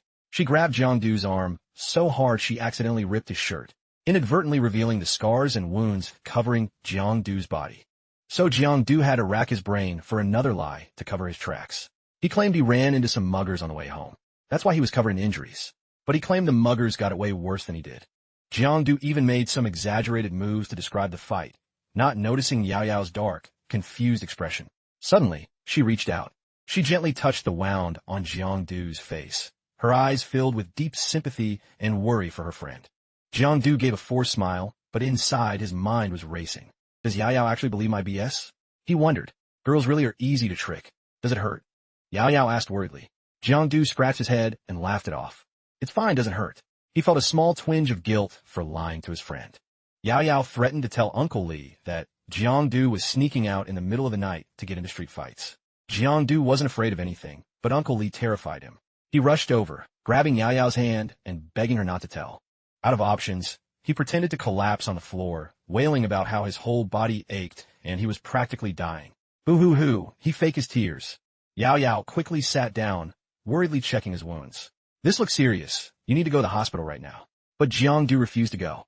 He had plenty of good medicine at home that Uncle Li brought back from the night watch. Way better than anything at the hospital. Yao Yao frowned in disagreement. If they stayed home, Sister Changhan would definitely make her apply the meds and play nurse for him. Finally, Yao Yao agreed, but while she was bandaging him, Jiang kept yelping in pain and making faces. He started regretting not going to the hospital instead of letting Yao Yao torture him at home. Eventually, she wrapped him up like an Egyptian mummy. Yao Yao smacked his shoulder and yelled, "You gonna try acting like a big shot again?" No. I won't go looking for trouble anymore. Zhang replied quickly. Looking for trouble was just human nature, but at most, next time he'd just stand back and record a video instead of jumping into the fight. Yao Yao grabbed his hair and growled. Say that one more time? Zhang apologized immediately. I'll do it again next time. I promise I won't. Yao Yao nodded with satisfaction and left. Who'd want to stay at your place anyway? Jiang flopped onto the sofa, thinking about Lyn Mo again. Before he died, he had asked him to pass a message to the academy professors. The more he thought about it, the more he realized something was wrong. Jiang sat up in a panic. The most important thing was that Lyn Mo never actually told him his name. Jiang quickly opened his all-purpose notebook. The first time he used Shadow Guard, he absorbed a wraith and gained a Shadow Strike ability. Jiang suddenly understood. Every time he killed an anomaly, Shadow Guard would automatically absorb and register its data into the system. Jiang looked over the Shadow Strike skill. If an enemy was hiding in the shadows, trying to ambush him, he could easily pin down their weakness. The first strike would deal massive, horrific damage. Jiang painfully dragged himself to a corner of the room, got into a stance, and cleared his throat. Shadow Strike, activate. A gentle breeze fluttered past, and nothing else happened. Jiang jumped up in frustration. Are you kidding me? Is the system bugged? There's no effect at all. Then it hit him. Maybe I need an actual target to trigger the skill? Well, he tried again later on someone else. The anomaly he used as a punching bag was already dead. Jiang opened his personal status again. His rank was the Hidden One, capable of becoming a shadow assassin, a ghost in the dark, a hunter in the night. Jiang read it and fell niche. This system even copied gaming lingo. It should be Predator, in the dim space filled with mystic light. His eyes suddenly shifted into a strange state, as if sinking into a deep void, a state called the Shadow. Jiang had never seen this phenomenon before. It was completely foreign. This must be a brand new, undiscovered power. As he fully immersed himself in this mystic shadow state, Jiang realized he was granted a series of extraordinary traits. During his self-refinement, his strength was skyrocketing at an incredible rate. His presence was hidden, allowing him to blend perfectly into the darkness without a trace. He possessed a miraculous self-healing ability. When night fell and darkness took over, he could activate and maintain this shadow state without consuming any energy. However, in the real world, he needed shadow points to trigger and sustain this special form. The most shocking part was that while in this state, Jiang became immortal, no vital points. Even if his head were cut off, he'd only lose health instead of dying. A truly godlike ability. This was the peerless, invincible power that Jiang had always dreamed of. Curiously, he clicked the details button to learn more about this special ability. In the event of being decapitated, Jiang's health would drop at a dizzying rate down to 1, nearly exhausted. However, he would not die instantly or expire on the spot. What the hell? If my health drops by 99, how am I supposed to survive? That's basically being on life support. Jiang blurted out in frustration. I'd rather just kick the bucket instantly than deal with that. He continued to grumble, clutching his head and cursing the insolent system. But regardless, this shadow ability was still incredibly useful. Jang decided he had to test how it worked. He called his dark minion over, then established a connection by touching his own shadow. The shadow gradually began to merge, blending and enveloping Jiangdu's entire body. Now he had officially become his own shadow, an elusive, mysterious entity. Jiangdu felt a surge of peerless, abundant power flooding through his body. He took a deep breath and took off with terrifying speed, fast as a lightning bolt. He easily leaped from the floor to the ceiling, gracefully and fluidly, as if gravity had no effect on him at all. He possessed extraordinary speed and strength, capable of lifting a heavy bed with just one hand. His defense was also rock solid. Even if a 100-pound dumbbell hit him square in the face, he remained unscathed. Jiangdu burst into a delighted laugh. Mwahaha! This 7-minute shadow state is straight up broken. He shouted in excitement. Wait, is it the sound of fight upstairs? He wondered. Shut it. A loud shout from the neighbor downstairs rang out, making Jiangdu jump in fright. He quickly deactivated the shadow state. He had to act more low-key and discreet now. He couldn't go around screaming like he just won the lottery. Next, he noticed that the hidden one rank, but strangely, a can unlock button appeared next to it. Curiously, Jiangdu clicked it to see. It turned out he possessed partial authority over this rank, but it wasn't fully awakened. Only after unlocking it would this power fully awaken to its peak. More uniquely, no one else could awaken any abilities from this mysterious rank. However, unlocking the special power also carried a certain level of unpredictable risk. Jiangdu pondered whether to unlock this Shadow Hunter rank. It looked quite useful and powerful. The system used a bright red font to emphasize risk as a warning. Perhaps the safer choice was to leave it locked to avoid unforeseen consequences. But then again, risks sometimes bring unexpected benefits and opportunities. Jiangdu racked his brain, weighing the pros and cons for a long time. The system, seeing him dawdle and procrastinate, automatically chose yes for him, forcing him to accept. He panicked and yelled, "Hey, wait, I haven't made my final decision yet." Suddenly, a dense, gloomy shroud of darkness spilled out, completely enveloping Jiangdu's body. After a soft, gentle vibration, everything seemed to settle back to normal. Jiangdu stepped out of the darkness, carrying the cold, sharp aura of a predator. A shadow hunter who fails to manifest their predatory instincts will die in the chase and be eliminated. If Jiangdu attacks an opponent, he will surely deal significant damage. There were 3 things to keep in mind, excluding attacks from external objects like guns, bows, knives, or poison. The more he hid in the shadows, the further his infamy would spread, striking fear into others. Most importantly, he could reap an unexpected valuable reward. Finally, not even a supreme deity could escape his pursuit once the shadow state was activated. Jiangdu's lethality was also significantly enhanced. To a certain extent, it clearly reduced the health threshold required to trigger a kill move and finish off an opponent. When a target's health reached a certain danger level, their health bar would turn a bright, vivid red, signaling the time was ripe. At this moment, he would see the target's fatal weak point. When Jiangdu struck that exact spot, the fatal weakness, he could trigger a kill skill to completely erase and destroy the prey in an instant. Jiangdu suddenly recalled that when he took down that bizarre anomaly, a glowing red circle had appeared on its body. With one precise strike to that circle, he had sent it straight to hell. Jiangdu smirked. It felt like he was holding a cheat code or some peerless martial arts manual. While floating in a state of smug satisfaction, he suddenly noticed something strange about his body. Jiangdu quickly tore off the bandages wrapped around him. The previous wounds had healed miraculously fast. He was confused. The system warned of risks, so why was everything going so smoothly? Looking at the scabs that had already formed, Jiangdu curiously picked at them. He was thrilled by this incredible recovery speed. In his shadow state, even getting slashed or injured wasn't scary anymore. R.I.P. to the bad guys. Overjoyed, Jiangdu posted a picture on social media to brag about his battle scars. 2 classmates saw it and wanted to know the real story. They could only ask Yao Yao on the DL. Last night, Jiangdu told them he had faced off against a brutal human trafficker who was hacking people with a machete like watermelons without blinking. Yao Yao sighed in exasperation. Don't listen to his bragging. He was just chased and nipped by a stray dog. It wasn't even serious enough for a hospital visit. Despite that, the 2 friends decided to check on him. Yao Yao led them both to Jiangdu's house. Out of habit, she naturally pulled out a key and opened the door.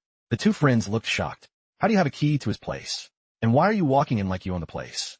Is there something low-key going on between you 2? Yao Yao was caught off guard. But this is the key Jiangdu's uncle personally gave to me. He gave it to me himself, okay? I didn't steal it or anything, so why should I be embarrassed? Yao Yao calmly walked in. The three were met with the sight of Jiang, wearing nothing but boxers, writhing in pain on the floor. Turns out last night, he shouldn't have picked the scabs, especially when not in shadow state. Now the wounds were ulcerated and infected. Yao Yao rushed over to check on him. The bandages from before had vanished without a trace. Seeing Jiang's pathetic state, the two friends fell hook, line, and sinker for a story about getting hurt while being a neighborhood hero. But more importantly, they had a rare chance right in front of them to actually feel Jiang's shredded abs. This once-in-a-lifetime opportunity couldn't be passed up. Yao Yao pushed the friends into the living room to wait while she treated Jiang's wounds. Seeing how attentively Yao Yao cared for him, the two friends glanced at each other with knowing looks. It felt like there was a romantic third-wheel vibe floating in the air. Yao Yao carefully applied medicine to his wounds, playfully slapping him a few times as a warning to stop picking at his scabs. Zhang's eyes were glued to Yao Yao's smooth, fair legs. He was totally dazed. He was so mesmerized that he was practically drooling. Yao Yao frowned and shook her head. Guys these days are so crude and inappropriate. Maybe I should just call that chubby guy in to apply the medicine for you. Jiang quickly looked away and shook his head vigorously. No way. If he does it, I'll probably end up with even more injuries. Yao Yao gave him a side eye. He was practically one step away from scratching his own face off. Yao Yao looked at Jiang's punchable face and warned him that if he kept acting up and being a brat, she'd report him to Uncle Lee. She was still puzzled about what he'd been doing on the streets last night to get so beat up. This neighborhood is super safe. There's no way a mugging happened. Only a dog would believe his neighborhood hero. Story. Jiang said seriously, hey, I really was doing a good deed helping people, but I was just doing it in the shadows. Yao Yao remained skeptical, but she was at a loss for words. It's not like he could tell her the truth, that he went to the shadow realm, killed an anomaly, and then had a deep life talk with a dying man. Jiang quickly changed the subject, asking if Yao Yao's dad had come home last night. He figured he must be buried in work again. He remembered Lyn Mo from a night watch also had it rough, constantly pulling all-nighters, working hard all day, and doing overtime at night, all while facing constant danger. Yao Yao felt the same anxiety. She just stayed silent and somber. Jiang looked at her expression and could tell she was really worried about her dad. Very few people working for the night watch get to live a peaceful, stable, and complete life. Uncle Lee lost an arm, Lyn Mo died in his early 20s, and even her dad, Big Bro Lu, had been so badly injured it messed up his power base. Yao Yao asked curiously, Jiang, do you want to work for the night watch if you pass the marshal exam? This time, it was Jiang's turn to be silent. He didn't know how to answer. Seeing the atmosphere get awkward, Jiang cracked a joke to break the tension. Does the night watch have a lot of hot girls? Yao Yao gave his cheek a hard pinch, signaling him to shut his trap. While those two were busy in the room, the two good friends outside had their ears pressed to the door, eavesdropping. They only heard Jiang's yelps of pain. The sounds they heard made them look at each other with knowing glances. Surely it's not what we're thinking, right? A moment later, Jiang and Yao Yao walked out of the room. He asked curiously, so why are you guys free enough to visit me today? They came to verify Jiang's exaggerated stories online and to see his bruises with their own eyes. Both of them were thinking of something much darker. Weren't those just hickeys from the legend of young couples? Jiang invited them to the sofa to hear his story of what happened last night. It went like this. It started when he went to get some groceries at the supermarket. On his way home, he spotted a suspicious guy who looked like a human trafficker. Yao Yao sighed. He was starting his fanfiction again. She picked up his shredded shirt. I'm going to the store anyway. I'll toss this rag for you. He agreed. He was so into his story that he didn't pay attention to anything else. Suddenly, Jean du Remembert. Inside that shredded shirt, he had hidden an important mystic treasure. But it was too late. The treasure had already fallen out. A pack of Kotex overnight ultra absorbent pads with wings that he'd bought for Yao Yao. Yao Yao's lip twitched. Why would a straight guy like you be carrying around a pack of pads? Jiang scratched his head and stammered. Well, someone had a stomach ache, so I just grabbed them at the store. The two friends watching the drama quickly snapped a photo of this romantic moment. Tomorrow they'd show the whole class this kind of relationship, goal stuff. Only couples head over heels in love do stuff like that. Jiang picked up the treasure, put it in Yao Yao's hand with a sincere face, and said, Here, take it. Just let me know when you need more. Yao Yao, dying of embarrassment, crushed the treasure and threw it straight at Jiang's face. Jiang rubbed the bruise on his forehead and muttered, Girls are so hard to understand. One little slip up and she's triggered. He watched Yao Yao leave quietly. The other two also hurried to pack up. They had gathered enough tea for a great drama story, so they dipped out fast. Finally, Jiang was all alone in his empty room. No one was left to disturb his peace. Now was the perfect time for Jang to head to the dark side for a solo stroll and just chill.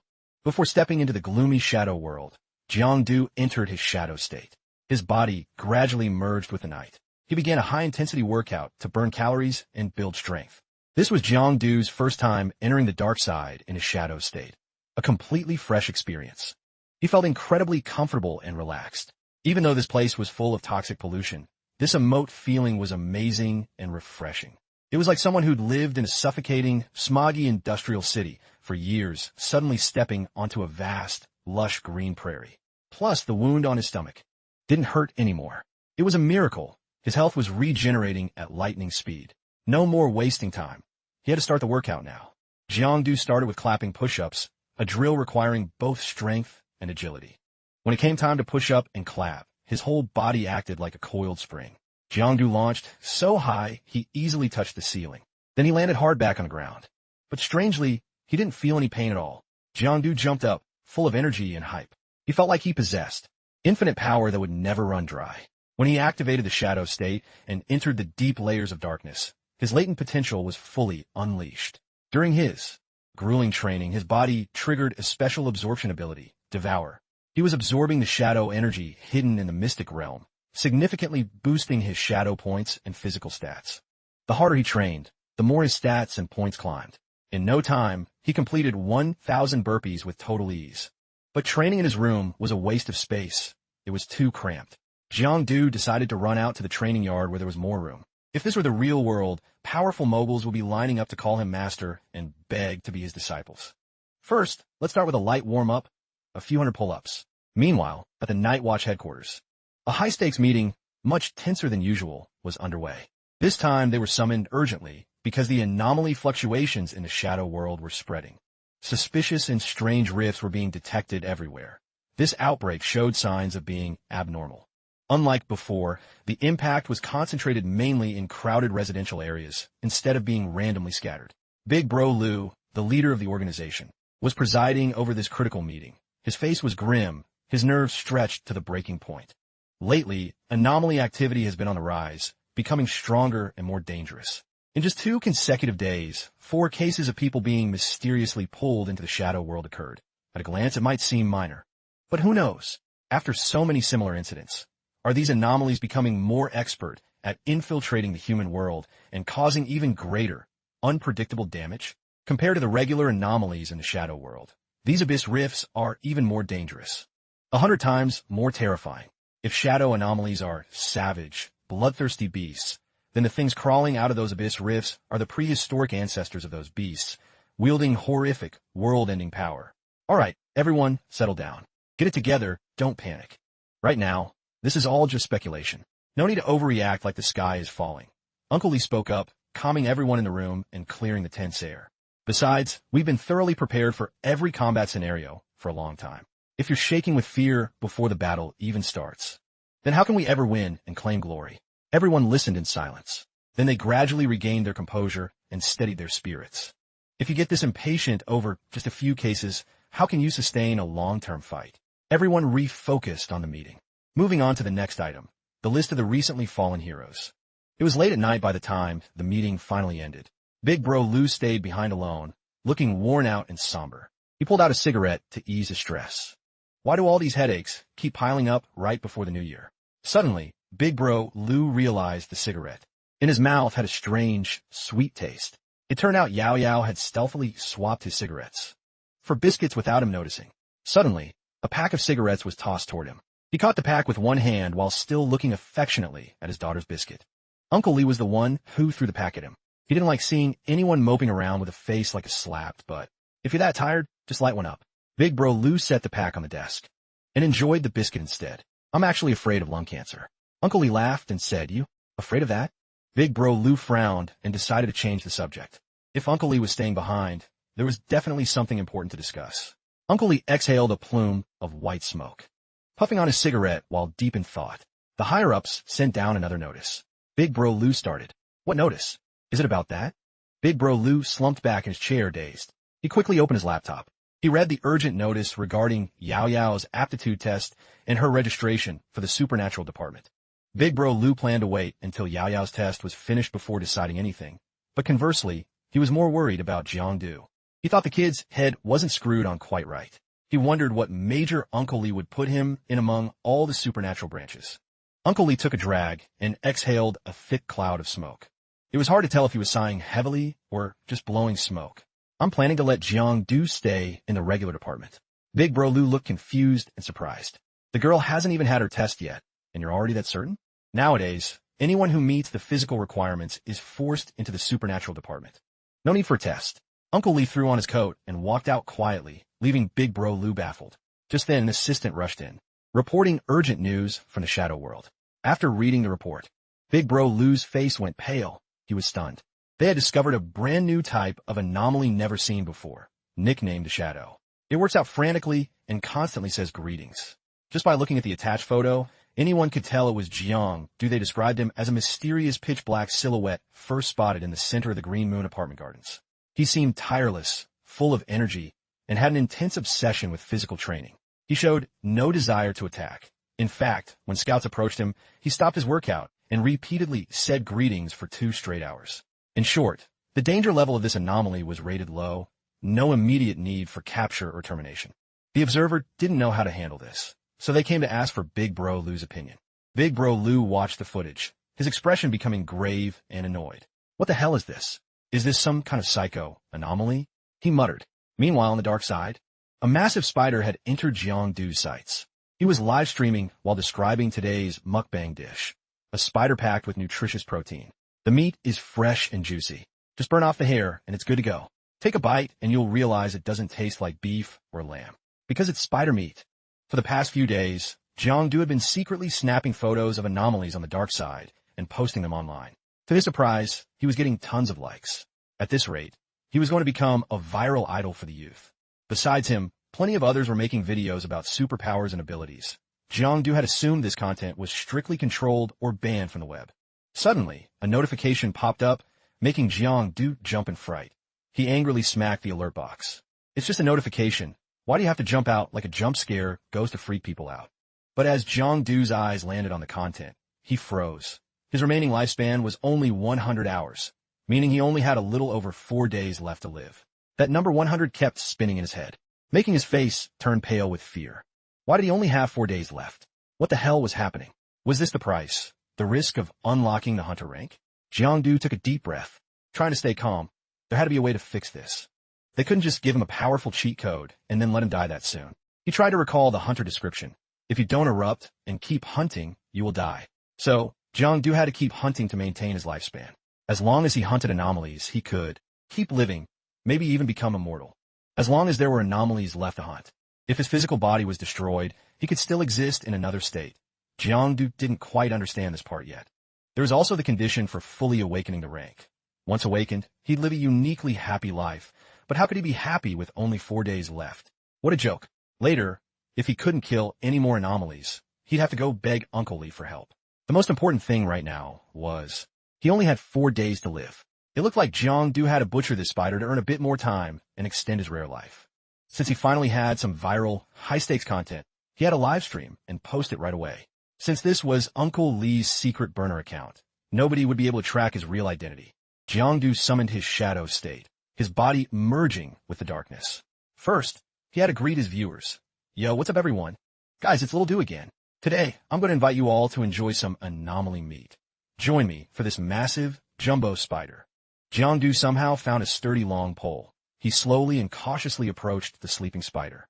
The pole was tipped with some sharp metal bits of unknown material. Basically, it was a lethal, dangerous weapon. The spider suddenly realized someone was getting close. It jumped up in shock. When it turned back, Jiang jumped to the front. When it turned left, he quickly hopped to the right. Jiang's heart was pounding with excitement. This feeling was a total rush, just like stealing mangoes from a neighbor's tree at high noon. Luckily, thanks to his shadow state, the spider couldn't spot him. Next, he just needed to find its weak point and use his kill skill. A red dot appeared just like before. This time, the weakness was located right at the spider's butt. Zhang gave a sinister grin. This time, little spider, you're gonna feel the burn. Half an hour earlier, the lowly spider was enjoying her cozy new home. It wasn't suffocating like the abyss, and there were no giant, scary monsters. With just a bit of caution, the lowly spider could live a sweet, easy life. Every day, she just had to lure in some young male spiders and butcher them for a tasty, nutritious meal. Even if she got a minor wound or a scratch, a quick nap would make her skin look good as new. She was deep in sleep when suddenly, her spider sense warned of danger. A creep was stealthily approaching her. But even looking 360 degrees around, the spider saw nobody. Clearly, she felt someone was very close to her. Anyway, sleeping here wasn't safe. The lowly spider decided to find a safer spot to crash. Suddenly, from behind, the lowly spider felt an indescribable, agonizing pain. Some jerk had shoved a spike pole right into her egg layer. The culprit was none other than Jang. Right after striking, he felt shadow points flooding into his body. Turns out, it wasn't just about working out. He also had to find opponents to fight and kill. Having just unleashed his full latent power, a single move had dropped the giant spider to a mere 40 health. Jang gave a smug, self-satisfied smile. 2 more stabs to the rear, and I'll have a total victory. Suddenly, a surprise attack, totally unexpected, left Jang with no time to dodge. He was sent flying and slammed into a wall. But strangely, he didn't feel any pain at all. The giant spider screamed in a total rage. WTF? How dare you ruin my precious flower? Jang gave a devious, crafty laugh. His pole had hit the spider's fatal weak point, causing its health to drop uncontrollably. Now was the perfect time to test out his new skill. Jang used his Shadow Strike ultimate, causing his entire body to sink beneath the ground. There was no need for a head-on confrontation. He just needed to hide underground and wait patiently for the chance to land a lethal ambush and finish the job. Now the real hunt begins, a thrilling and dangerous chase with Jang. There were plenty of other people out there making videos about the supernatural world. For example, providing basic info on low-level anomalies or doing risky exploration vlogs in the dangerous dark side. This girl had been a TikTok addict for a long time. She spent over 180 minutes a day scrolling until TikTok started feeling boring and basic. While scrolling nonstop, she suddenly stopped at a live stream of Jang, a rising streamer. In that stream, he was filming anomalies playing a game of tag in the dark side, which made the girl feel incredibly hyped. Who would have thought someone would be gutsy enough to broadcast an anomaly live for the whole country to see?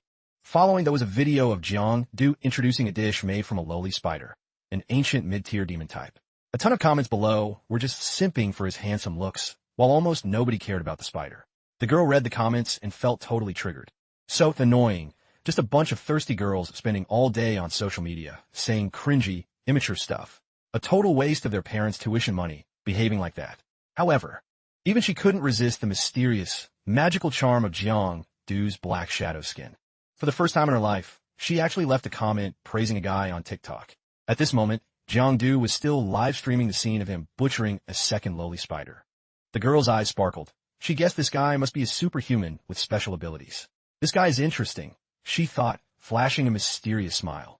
Meanwhile, in the bleak, silent darkness of the shadow world, Jang continued his fierce battle with the lowly spider. He suddenly leaped high into the air, using all his strength to stomp down on the pole, impaling the spider, making it shriek in agonizing pain. The lowly spider flew into a wild rage, swinging a sharp, razor-edged leg straight at Jang. But when the massive limb slammed down, there was nothing there. Jang appeared behind a spider, tapping its back and teasing, "Hey baby, I'm over here." Jang hopped around with fluid agility, dodging the spider's aggressive attacks. The lowly spider stumbled clumsily on its 8 long legs, but couldn't touch him even once. "What a noob," the TikTok addict exclaimed in an excited voice. She was just like all the other girls. She was completely floored by Jang's mysterious, polished black skin. He had totally stolen her heart and revived her passion for TikTok. The lowly spider suddenly belched, spraying a thick, foul-smelling cloud of purple poison. It looked smug, confident that Jang would melt after being hit by its ultra-strong acid. "You think spitting acid on the ground is going to stop me?" Jang sneered. His voice echoed from the towering rooftop. "This is the shadow world. There's shadows everywhere. And wherever there's shadows, there I am." Jang dove like a lightning bolt from the roof. The lowly spider quickly spat acid, trying to fight back. But Jang had already jumped to another building. By using his Shadow Strike skill, he could teleport at will through the darkness. He was the most terrifying predator in the night, the Lord of the Night. Jang landed right in front of the lowly spider and drove the pole through its mouth, ending its life. Out of habit, Jang used his Shadow Guard skill to devour the lowly spider. After absorbing another anomaly, Jang received a new cloak to cover his naked shadow form. His live stream exploded with comments.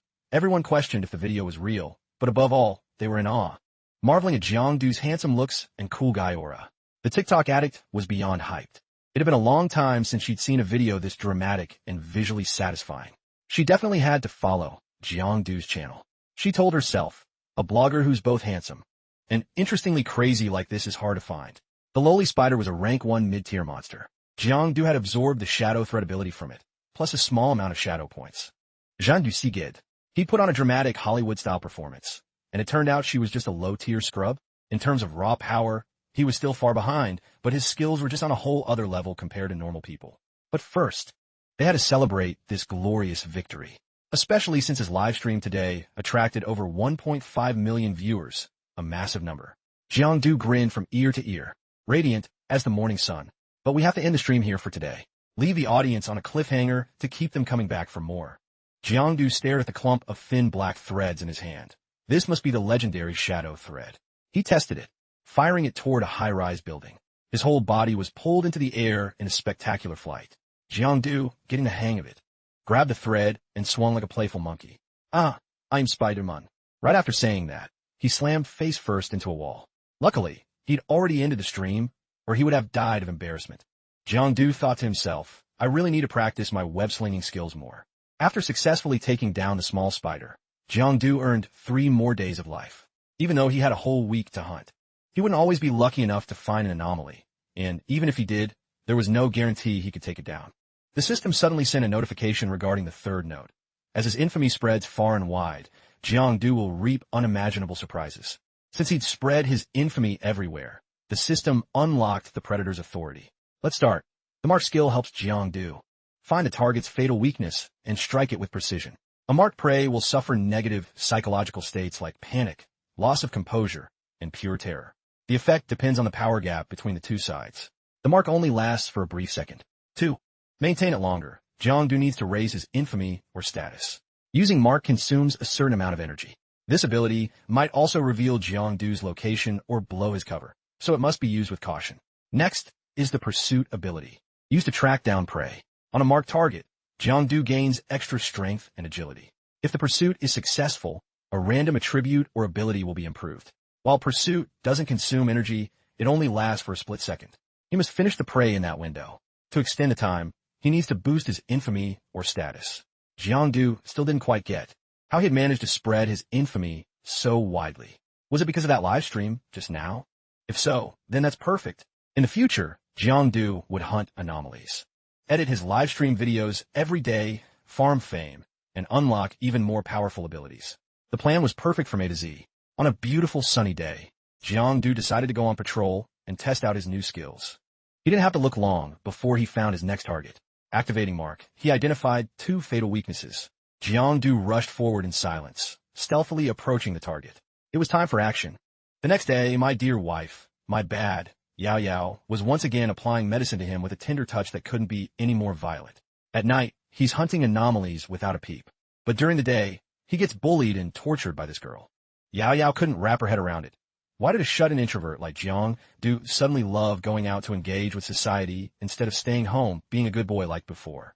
Only to return home every day looking like he'd been through a meat grinder. Jean du Puted. He was out there being a neighborhood hero for the greater good, not some street boy hoodlum looking for trouble.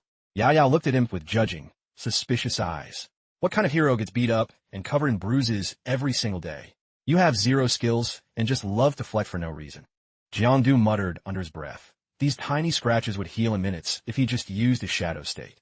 He just wanted someone to wait on him and take care of him. Yao Yao narrowed her eyes, wondering if he was low-key talking trash about her. Jiangdu flinched and denied it immediately, pivoting to movies. Yao Yao mentioned she was into a new rising TikTok idol and showed it to him. He thought it'd be a stranger, but it was literally his own shadow slave version. Jiangdu nearly choked on his water, coughing fitfully. He never expected even Yao Yao to watch his brain rot, clickbait videos. Plus, she seemed super hyped about it.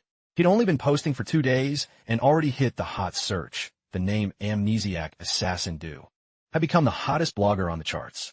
Jiangdu scratched his head and casually asked, is this content revealing supernatural powers and abilities not being monitored or censored? Yao Yao clarified the situation. As long as you don't leak core secrets or classified info, it's fine. Everything people see is just basic general knowledge with no significant impact. Yao Yao wanted to watch the videos with Jiang Du, her arm naturally draped over his shoulder. Her head leaned slightly against him, making the guy blush from pure embarrassment. Yao Yao also wanted to try making TikTok videos. Who knows? Maybe she'd become a Gen Z idol too? Jiang Du looked at her with a judging, questioning gaze. What are you going to film? Dancing in a school uniform and white tights in the shadow world or something? Yao Yao turned beet red with embarrassment. She planned to make educational videos sharing supernatural knowledge. Jiang Du didn't think it was a good idea. How could she compete with just the crumbs of info she peeked from Big Bro Liu? How could she avoid the eyes of the veteran night watchmen who have years of accumulated experience? Besides, if you go out on the streets at night, dressed all skimpy like that, you'll get stalked by some sick creeps. Last time I accidentally lost track of a thug, wandering around with a face so terrifying it would make anyone shake with fear. But you only care that I lost track of someone. So heartless. Yao Yao suddenly pulled out a gun, pointing it straight at Jiang Du, threatening him. All these scars and bruises on you. Are you sure they're not from you stalking cute girls in school uniforms and getting caught and beat into the ground? Jiang Du quickly raised his hands in surrender. Truth and lies were getting hard to tell apart. Yao Yao punished him by making him cook, clean, and do the dishes for the whole family. Finally, after seeing Yao Yao back to her room, Jiang Du went to check his phone messages. A ton of people had met him with all sorts of questions. It seemed this guy was truly hot right now. But among the sea of comments on his video, there was a wave of hate and negative criticism. Some expert channel had exposed him, claiming his videos were staged and fake. Jiang Du had no clue what was going on, so he checked the expert's profile. It was an old man with a creepy, sinister smile. He had posted a video aimed directly at him, a personal attack. The old guy analyzed the footage, claiming Jiang Du used sophisticated editing and that the blurry background was intentional to hide the real location. The more Jiang Du watched, the more triggered he got. This old geezer should have stuck to cooking content. Why was he clout chasing off him? Besides, he only cut out parts where he didn't look handsome. Was a call-out video really necessary? The expert started capping hard. He claimed he used to be a night watchman protecting the world in his youth and had killed countless savage monsters. He looked down on a rookie like Jiang Du in the comments. Both fan bases were having a total combat war. Regardless of the gossip, Jiang Du didn't care because he was used to drama. His manga used to get ratioed by trolls too. Time would tell who was actually swimming naked when the tide went out. If they said his videos were fake, he'd just hunt a few more monsters for them to see. He needed the extra lifespan anyway. But first, he had to deal with that old expert geezer. Today, he prepared a mini camera, compact and ready. He waited for a long time, but no anomaly appeared. Every now and then, the shadow resets, so the number of anomalies was thinning out. After a weary wait, a prey finally emerged, an anomaly hiding in the bushes, waiting to ambush something else. Jiang Du grabbed his weapon. Let me show you what a real camper looks like. It was hunting time. Just as he was about to dive down, Jiang Du froze. This high-rise was at least 10 meters up, roughly 30 stories. He swallowed hard, feeling the nerves. Finally, he decided the stairs were safer and more reliable. Life first, right? Luckily, he hadn't started the stream yet, or he would have lost all his aura. After a struggle climbing down, he finally reached the monster's location. Jiang Du quickly marked the anomaly, but suddenly a vague fear washed over him for no reason. However, as Jiang Du looked closely at this four-blade monster, he realized it looked a lot like the first anomaly he ever met. Maybe an evolved version? A thought flashed through his mind, but he had also evolved and become much stronger himself. Jiang Du quickly dove underground, blending into the shadows. He used the Staff Saint technique, a top-tier combat skill, to launch a surprise attack from beneath the earth. The fatal strike dealt significant damage, stripping the anomaly of half its health. Quickly seizing the opportunity, Jiang Du immediately activated his pursuit skill to chase down the prey. In an instant, he blocked the monster's escape route, giving it no chance to flee. Jiang Du swung his pole down with a powerful strike, but the four-blade anomaly swiftly dodged it. He was stunned by the sudden move. This situation was completely different from what he had predicted. It wasn't following the script he'd planned at all. The anomaly immediately counterattacked with its two razor-sharp claws. Jiang Du was forced to jump back to avoid the lethal blow. Both of them dove back underground, hiding in the shadows. Suddenly, the monster extended its four blades and emitted a strange sound wave, aiming it directly at Jiang Du. Jiang Du felt his head spin with dizziness. It turned out this anomaly could launch a mental attack to mess with the opponent's mind. Taking advantage of Jiang Du's disorientation, the anomaly unleashed a powerful bisecting slash. Luckily, Jiang Du was in his shadow state, protected by his shadow armor, so he was only pushed back and didn't take a heavy hit. Jiang Du gasped in shock. A single light attack had dropped his health by a full 34. Incredible. The anomaly charged again. He realized this monster was truly a high-level, veteran assassin. It had lightning-fast reactions, high sensitivity, and was still a half-health. He couldn't win with just brute force. He had to use his wits. Zhang moved skillfully. His lower half submerged in the ground while his upper half remained visible. He lured the anomaly into a trap he'd already set. He stopped in a narrow alley shrouded by thick, gloomy shadows. The anomaly realized it had hit a dead end. There was no way out. Before it could realize what was happening, Jiangdu landed a fatal punch to its gut. He moved with fluid agility across the 3 dark walls surrounding the monster. So what if you have high power? So what if you're fast? Now it was locked in this tight alley with nowhere to run. The time had come. People say give them an inch and they'll take a mile, but in this case, it's more like give them a punch and they'll lose their life. The anomaly, punched repeatedly with no way to fight back, grew furious. It prepared to release another sonic wave, to attack Jiangdu's mind. But Jiangdu anticipated the move. He quickly shut down the attack and punched the monster square in the face. Using the same trick twice? You think you can beat me like that? Too naive. Jiangdu beat the anomaly to a pulp. It had no strength left to resist. Its health had dropped by another half. Jiangdu activated his kill skill, preparing to finish his prey. The monster's fatal weak point was exposed just as Jiangdu swung his blade down. In that split second, the anomaly let out a horrific scream, signaling for him to stop and begging for mercy. Jiangdu was suddenly confused and anxious. The person lying under his blade was none other than Lyn Mo, his close friend. There was no mistaking those eyes. That look belonged to Lyn Mo. But Jiangdu remembered clearly. Lyn Mo had been rescued by the Night Watch. Why was he turning into a terrifying anomaly now?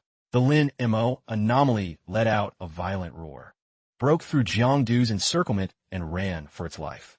Jiangdu was panicked and flustered. He chased after it frantically, trying to talk to and explain things to Lyn Mo. Having only used the shadow state for a few days, Jiangdu wasn't used to moving in this form yet, because he still thought of himself as a normal human. So he unconsciously ran on 2 legs out of habit. Please excuse his awkwardness.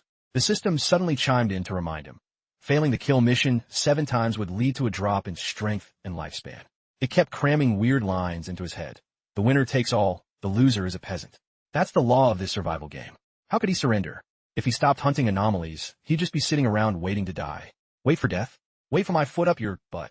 Jiangdu angrily smashed the system's notification box. Shut up. Stop pestering me, it's annoying. He held his head, his thoughts heavy. A hero sacrifices himself to save people, only to end up looking like the thing humans hate most. What a twist. Jiangdu suddenly caught his reflection. In a mirror. Will I turn into an anomaly after I die, too? A terrifying question surfaced in his mind. If that were true, there was no turning back. He had to keep hunting anomalies to survive and protect himself and his loved ones. At that moment, Jiangdu wandered to the Yunhai gathering area in the east, a desolate and ruined place. According to Google, this vacant lot was a hotspot for dangerous anomalies. Jiangdu used his high jump skill to climb to the roof of a building and survey the area. Indeed, the number of anomalies was much higher here than in his apartment complex. But these anomalies seemed quite shy. They were just hiding inside the buildings. Suddenly, Jiangdu spotted a special anomaly standing boldly on another rooftop. This proved the monster was very strong. It wasn't afraid of anything. However, its leg appeared to be injured, causing its health to drop significantly. This was a perfect chance for Jiangdu to strike. This time he wouldn't be soft-hearted or hesitate. For a bright future and to live to be 100, he had to fight. A blurry black silhouette silently rose from behind the anomaly. That silhouette was none other than Jiangdu. He had approached his prey without a sound. The anomaly suddenly turned its head, seemingly sensing the approaching danger. Jiangdu's heart skipped a beat, and he quickly dove underground to hide. The anomaly sniffed around like a canine unit. Its sense of smell was incredibly sharp. The anomalies in this area were much more alert and cautious than the ones back at his tiny apartment complex. This jacked anomaly seemed to have an elite sense of smell. It easily tracked him down to his hiding spot. The red dots on its body were paler than usual because it was on high alert, ready to strike at any second. Jiangdu decided to slip away to a different position. Safe for now. He waited patiently for the right moment, until the anomaly let its guard down and stopped being so alert. After searching everywhere with no results, the monster returned to its spot to meditate and clear its mind. Jiangdu just waited for this opening. He quickly emerged from the ground, marking his prey's location. The survival hunt, the war for life, officially began that afternoon. Yao Yao was at Jiang Du's house again, preparing a late dinner. Where had you been wandering off to, coming home at this hour? She asked suspiciously. Just as she turned her head to give Jiang Du a piece of her mind, she saw Big Bro Lu and Uncle Lee walking in. Big Bro Lu could only sigh helplessly at the sight of his daughter acting like a live-in maid for someone else. When did she become so domestic and resourceful? Big Bro Lu thought to himself. Yao Yao, feeling embarrassed, quickly changed the subject. Her dad got home early today because things at the bureau weren't too busy. He wanted to take everyone out to dinner to change things up, but since Yao Yao had already finished cooking, they decided to stay for a cozy family meal. Uncle Ali also wanted to take this chance to test Yao Yao's cooking skills and get a free meal out of Jiang Du. But the host was nowhere to be found. Right then, Jiang Du walked in. As soon as he hit the door, he kicked his shoes off everywhere, looking exhausted. Where's the food? I'm starving to death. What's the chef got for the boss today? He was in a great mood today, so he bought her a lollipop while making up a story about being chased by a dog to explain his wrecked, dirty appearance. He even teased Yao Yao that she must have texted him so much yesterday because she missed him too much to sleep. But stepping inside, Jiang Du froze, speechless. Yao Yao just held her head in helpless frustration. She wished she had 2 more hands just to give this guy a proper lesson. Jiang Du swallowed hard, quickly hid the lollipop, and gave a nervous laugh. I got chased by a dog like crazy, sir, so my brain is a little fried and I'm not thinking straight. Seeing this, Uncle Lee spoke up to break the awkward tension. He called Jiang Du over to sit by him and patted his shoulder comfortingly. A young man with broad shoulders like he needs to get out there and experience some hard knocks to grow up. Big Bro Lu poured Jiang Du a soda and started telling stories about fighting over a girl back in the day. Now that's what you call a high-energy youth. A close friend of Jiang Du's intentionally brought up the time he went out with a cute girl in a pretty dress, maybe named Zhou Ernie. Yao Yao answered quickly on his behalf, but Big Bro Lu kept adding fuel to the fire to keep the conversation spicy. He went on and on, praising Ernie. She looks so elegant and refined. She'd be a great match for Jiang Du. Jiang Du glanced at Yao Yao, annoyed. Things were fine, and now she's getting triggered. He ate his dinner gloomily. Suddenly, Uncle Lee cut in. Listen, Lu, stop talking nonsense, especially in front of your daughter. You got no chill. Uncle Lee subtly signaled to Jiang Du. Jiang Du, come on, have a drink with Uncle Lu so he stops talking. Jiang Du laughed nervously and quickly raised his soda, chugging it in one go. These 2 old guys were definitely teaming up to roast him. Big Bro Lu smirked with a knowing look. I win this round. Jiang Du, who told you to have the guts to on my precious daughter? You try to move on my baby girl, and I'll show you what's up. Jiang Du wasn't about to back down either. He countered immediately. Uncle Lu, please try this dish. Your daughter made it herself. It's rare for you to be home. You've got to taste Yao Yao's skills. Jiang Du gave a devious grin, trolling Big Bro Lu. When you're home, I bet Yao Yao cooks for you all the time, right? No wonder her cooking is so top tier and amazing. It sounded like a normal, harmless comment, but only the 3 of them knew the hidden truth. Usually, when the 2 of them were home, they just ordered takeout and never cooked. Who would have thought Yao Yao would go to Jiang Du's house every day to cook different meals and wait on him hand and foot? Jiang Du felt like he'd settled the score. And so, both sides kept going back and forth with shots fired, the air thick with tension throughout the meal. Finally, dinner ended on a heavy note. Big Bro Lu left looking salty and annoyed. Uncle Lee sat down, lost in thought. Finally, he spoke up and asked, Jiang Du, you've awakened your powers, haven't you? Jiang Du looked away, intentionally playing dumb to dodge the question. Uncle Lee didn't beat around the bush. Straight talk. I've been with the Night Watch for 25 years. I've seen it all. You think I can't tell what caused those injuries on you? Caught red-handed by Uncle Lee, Jiang Du couldn't deny it anymore. Finally, he sat down and told Uncle Lee the whole story honestly. Everything that happened starting 2 weeks ago. Uncle Lee asked for a lot of specific details. Jiang Du was sweating bullets, feeling like Uncle Lee was giving him a serious interrogation. No need to be so tense, just stay calm. Tell me everything slowly. Uncle Lee signaled to reassure him. I don't even know why, it just happened. I just awakened my powers out of nowhere, Jiang Du answered truthfully. Uncle Lee looked surprised. Just like that? There are only a few rare cases like that a year. Who would have thought my own nephew would be such a special outlier? Jiang Du only knew the basics. I guess I'm just built different, born with that special talent, Jiang Du said with a grin. As soon as he mentioned born talent, Uncle Lee suddenly got serious, which made Jiang Du feel uneasy too. Uncle Lee looked away, patted Jiang Du's shoulder, and let out a long sigh. This year, if you test positive for supernatural aptitude, as long as your willpower isn't so pathetic it's unacceptable, you'll have to take the martial exam. Jiang Du nodded, showing he understood. My future wife, Yao Yao, already told me about that. The pressure on the Night Watch has been mounting lately. Casualties are rising every year. Uncle Lee wanted to find a way to help Jiang do so he wouldn't have to take that dangerous exam. He just wanted him to stay home and study normally like everyone else. Jiang Du was shocked. He was stunned by Uncle Lee's offer. Using the back door like that. Can you even say that out loud?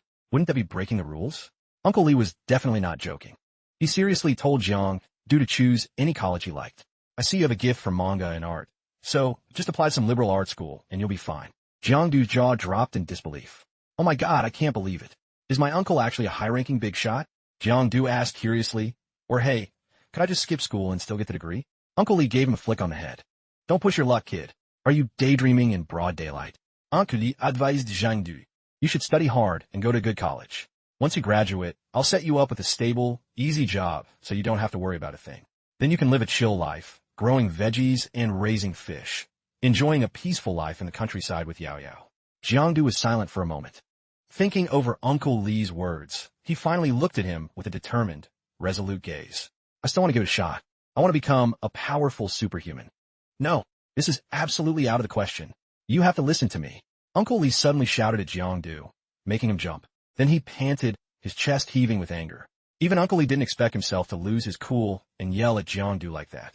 Jiang Du shook his head, firmly rejecting Uncle Lee's kindness. He even threatened to report Uncle Lee to the night watch if he dared to use the back door to help him cheat on the exam. Uncle Lee didn't see that move coming. He clearly wanted what was best for the kid, but the kid wanted to snitch on him to the higher-ups.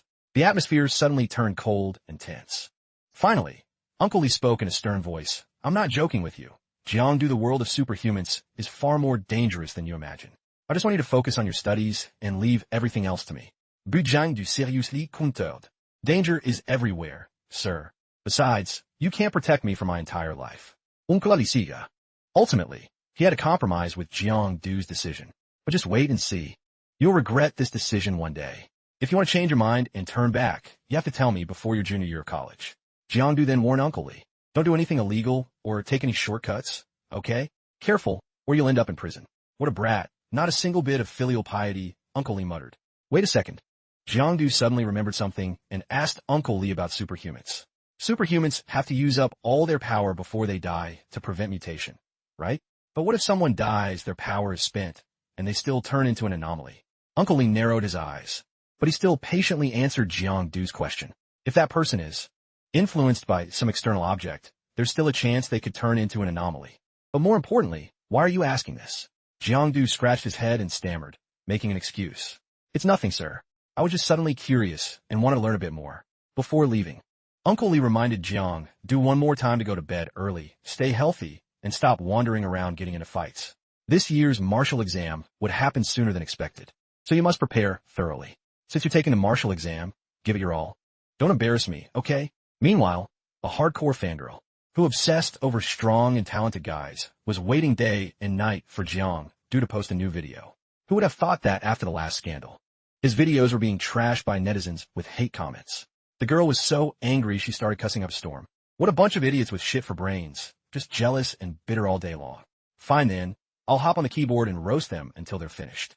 But deep down, the girl still hoped Jiang Du wasn't a fake who would steal the fragile hearts of so many innocent girls. With no other choice, she clicked the video to see the truth for herself. This time Jiang Du was fully prepared, wearing a mini camera. The footage of him standing on a rooftop, dozens of meters high, made the viewers feel like the protagonist of the video, experiencing the most realistic sensation. Jiang Du dove straight down without hesitation. The viewers felt the adrenaline and anxiety, as if they were free-falling from a skyscraper themselves. But a second after opening their eyes, Jiang Du was swinging through the air like Spider-Man, gliding skillfully through the wind, while the girl was still praising him. And marveling at his skills, Jiang Du was suddenly struck by an anomaly and sent flying. That anomaly even shoved its stinky foot, which probably hadn't been washed in centuries, right onto him. The girl's jaw dropped in shock. For the first time in her life, she saw a real-deal anomaly with her own eyes. It was a bit gross, but man, it was ugly as hell. Jiang Du quickly fired a web to escape from the anomaly's foul-smelling leg. Even in first person, the girl could still feel the cool, main character energy of Amnesiac Assassin. Next was a fierce, dramatic combat scene between Amnesiac Assassin and the anomaly that hadn't showered in 3 years. It was insanely stinky. The girl watched breathlessly, following every beat of the fight. Is this what it's like when a superhuman and an anomaly battle? It was so real it gave everyone goosebumps. Jiangdu moved like lightning, appearing behind the anomaly and delivering a fatal blow right through it, ending its life. After the fight ended, Jiangdu used his Shadow Guard ability to absorb energy from the anomaly. The entire process was recorded authentically with no edits or cuts. The girl realized those spider webs were exactly what he absorbed from the lowly spider last time. If he's absorbing energy from this anomaly, won't he get another new ability? Talk about main character energy. Jiangdu returned home after a long day of filming vlogs. However, he was pretty badly injured and aching all over. The anomalies in those ruins were truly powerful and terrifyingly aggressive. If that monster hadn't been heavily injured before and significantly weakened, to be honest, I'm not sure I could have taken it down so easily. Now, then's that old geezer, with the thinning white hair, still gonna talk big and say, I edited my videos to trick people? This time, the expert channel didn't nitpick or criticize my video anymore. Instead, they switched to analyzing the anomaly's traits. The old man noticed the anomaly had been previously wounded, causing its strength to drop. He even loudly proclaimed that even a basic gamer could beat that kind of anomaly. Therefore, he concluded that Jiangdu was definitely not a superhuman with special powers.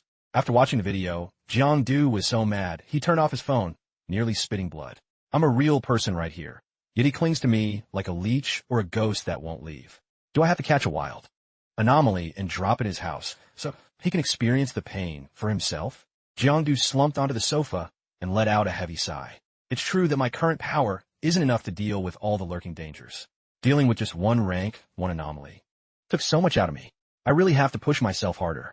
I have to get stronger and surpass my own limits, so that in the future, no one will ever dare to doubt my true strength again. Especially that loudmouthed old geezer. I'll definitely make him shut his trap. After several days of non-stop fighting, Jiangdu accumulated some valuable combat skills. First off was Shadow Points, a new type of energy he just discovered. At first, he thought it was just a regular XP bar to track progress, but it turned out to function like an energy bar for his special skills. It wasn't just experience. It was a vital energy source that determined his power. Every time he used Shadow Thread, he would consume 3 of these precious points. Activating Shadow Strike would cost 1 point, while other skills like Execute, Mark, or Pursuit would also consume a certain amount of Shadow Points depending on the usage. As for the Shadow state, the energy consumption depended on the environment. If he was in total darkness at night, he wouldn't lose any points. In the real world, even a little bit of shadow would consume a bit of energy. But under the scorching, bright sunlight, the energy drain would be extremely fast. It won't be long before the aptitude test to evaluate those with extraordinary supernatural potential takes place. Generally speaking, their power is only equivalent to mine when I had 13 shadow points, even assuming that before the official test. If I can't get any stronger or make any progress, my current strength is still more than enough to be superior and easily overwhelm them. However, Jiangdu knows well that those who stand out from the crowd easily become targets. The result of being too arrogant and showy is being scrutinized and sabotaged by various factions. Therefore, the word humble. I don't need it and I don't care. Jiangdu is determined to show off his absolute dominance and aura to make everyone admire him. With the powerful and prestigious Uncle Lee backing him up, why should he fear anyone or any organization? Being flashy is my motto. Jiangdu's satisfied and mischievous laughter rang out, echoing down to the floor below, making the old man shake his head in helpless disappointment. The next morning, I don't know why I'm sitting here with this big guy, waiting for 2 certain people to burn money on brand name clothes and shopping. If you keep wasting your precious life like this, how many days do you have left? Will you even make it to tomorrow? With a new year approaching. Don't play with your life so recklessly. Doing that brings bad luck, you know? The big guy said with a dead serious tone, clearly not in the mood for Jiangdu's jokes. If you don't work hard at hunting and fighting anomalies, you'll just end up starving or freezing to death. Just then, Yao Yao and the other finally appeared. Now, it's finally time for me to show off my extraordinary taste. I'm going to take everyone to a super delicious restaurant, perfectly suited for students. I guarantee you'll love it. A suspicious, mysterious black shadow suddenly appeared, signaling a bad omen about to strike Yao Yao. Yao Yao looked at the menu full of oysters and chives and couldn't hold back the rising anger in her heart. Is this the place Jiangdu said was super delicious and perfect for students? It's more like it's perfect for male students. These are all stamina dishes for men. Jiangdu has been injured lately and his body is weak, so he needs to nourish himself properly. He told the waiter to order some grill buns, soy sauce fried rice, egg soup, and mixed stir-fried veggies.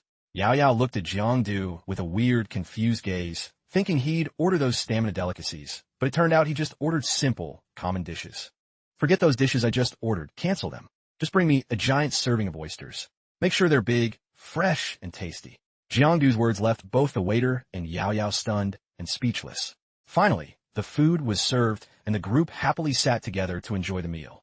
Right at that moment, the announcement for the important martial exam was released. This year, the exam is happening earlier than expected and is mandatory for all students, causing widespread outrage. Jiangdu patted the fat guy's shoulder, comforting him. Don't worry, with your aptitude, you'll pass the screening easily. That was just some midday encouragement. Actually, the fat guy had a psychological trauma. From when he was 7 years old, he was chased by a small anomaly that terrifyingly tried to propose to him. Jiangdu snorted in disdain. If it were him, he'd definitely have a life-or-death brawl with it right then and there. Yao Yao looked at Jiangdu with judging eyes. Not everyone has a screw loose in their head like you, idiot. The bystander effect and avoidance. Most people share this common psychological state. Even though things look fine on the surface, the psychological trauma left by anomalies still lingers in people's hearts and can't be fully erased. The air suddenly became quiet and awkward after Yao Yao's comment. Zhang Du quickly raised his glass, trying to break the awkward tension. Right at that moment, a piercing pollution alarm suddenly blared. This anomaly had invaded and raided the mall. Run quickly. The entire mall was about to be in danger. People panicked, trampling over each other to find an exit. Jiangdu's group was near a large crowd. People were so packed there was basically no room to move or escape. Hiding behind a crumbling wall, Jiangdu's steady voice rang out. With one powerful punch, he shattered the solid wall, creating a new emergency exit, a safe path to prevent people from being trampled to death in the chaos, rather than dying brutally under the claws of those terrifying anomalies. As soon as he stepped outside, Jiangdu was faced with a horrific anomaly. From the moment that monster appeared, the clear blue sky suddenly turned gloomy and gray, filled with the vibe of death. There are too many panicked people pushing and shoving around here. If Jiangdu acts now, his special abilities will be exposed and discovered by everyone. So, in this critical situation, the best move is to get out of here fast. Jiangdu pulled the group into the crowd, running for their lives. Normally, according to common logic, the area around the mall should be equipped with strict security and defensive measures. Why was that terrifying anomaly able to get in? This was baffling. Amidst the chaos, Jiangdu was the only one staying calm and sharp. Finding the cause wasn't important anymore. The priority was escaping this danger zone. The anomaly was still in the process of emerging, so there was still time to run. The exit was just ahead, the path to safety, but suddenly the ground began to shake violently, signaling disaster.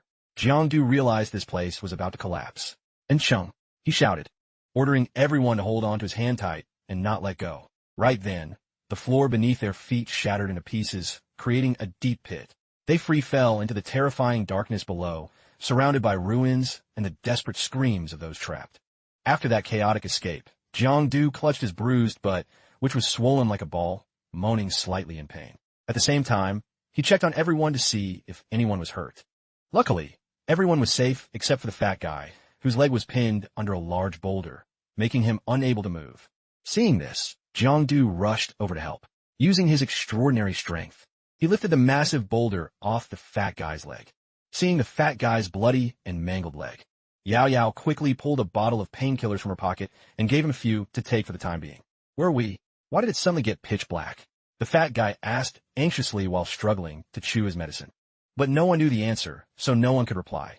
Everyone was in a state of panic and insecurity, facing this horrific situation for the first time. The ground was still the floor of the mall, where we were just a moment ago. "Maybe we're still on the same floor level," Jiangdu said, reaching out to feel the ground. He made a cautious judgment. The longer he stayed in this bizarre space, the more clearly Jiangdu felt a familiar power lurking nearby, like an invisible ghost. A sense of restlessness rose in his heart. He quickly deduced that the entire skyscraper had likely been dragged into the shadow plane, a completely different dimension. Around Jiangdu's group, many people were still trapped and buried under the ruins. The sound of weeping and desperate cries for help echoed mournfully, making Yao Yao's mood increasingly frantic and anxious. This shadow plane had no means of transport and was completely isolated. Even if the night watch received the signal, it would take a long time to get here. If they waited too long, everyone might be attacked by aggressive anomalies or contaminated by the terrifying evil energy here. Just thinking about it was life-threatening. I have to find a way to get everyone out, Jiangdu told himself, determined to act. Then Jiangdu suddenly remembered the wristwatch Uncle Li had given him earlier. Yao Yao almost forgot about this crucial item that could emit a distress signal. This watch could send a signal to call the night watch for help. She joyfully pressed the button to activate the signal under the hopeful eyes of the friends in the group. They weren't sure if the night watch could arrive quickly, but at least this watch could help them resist the terrifying evil contamination here. Next, they could be ambushed by aggressive anomalies at any moment. They couldn't let their guard down and had to be ready for battle. Jiangdu thought for a moment and quickly activated defense mode, preparing for combat. He scanned the surroundings, staying high alert. And, just as he predicted, the monsters appeared with clear warning signs.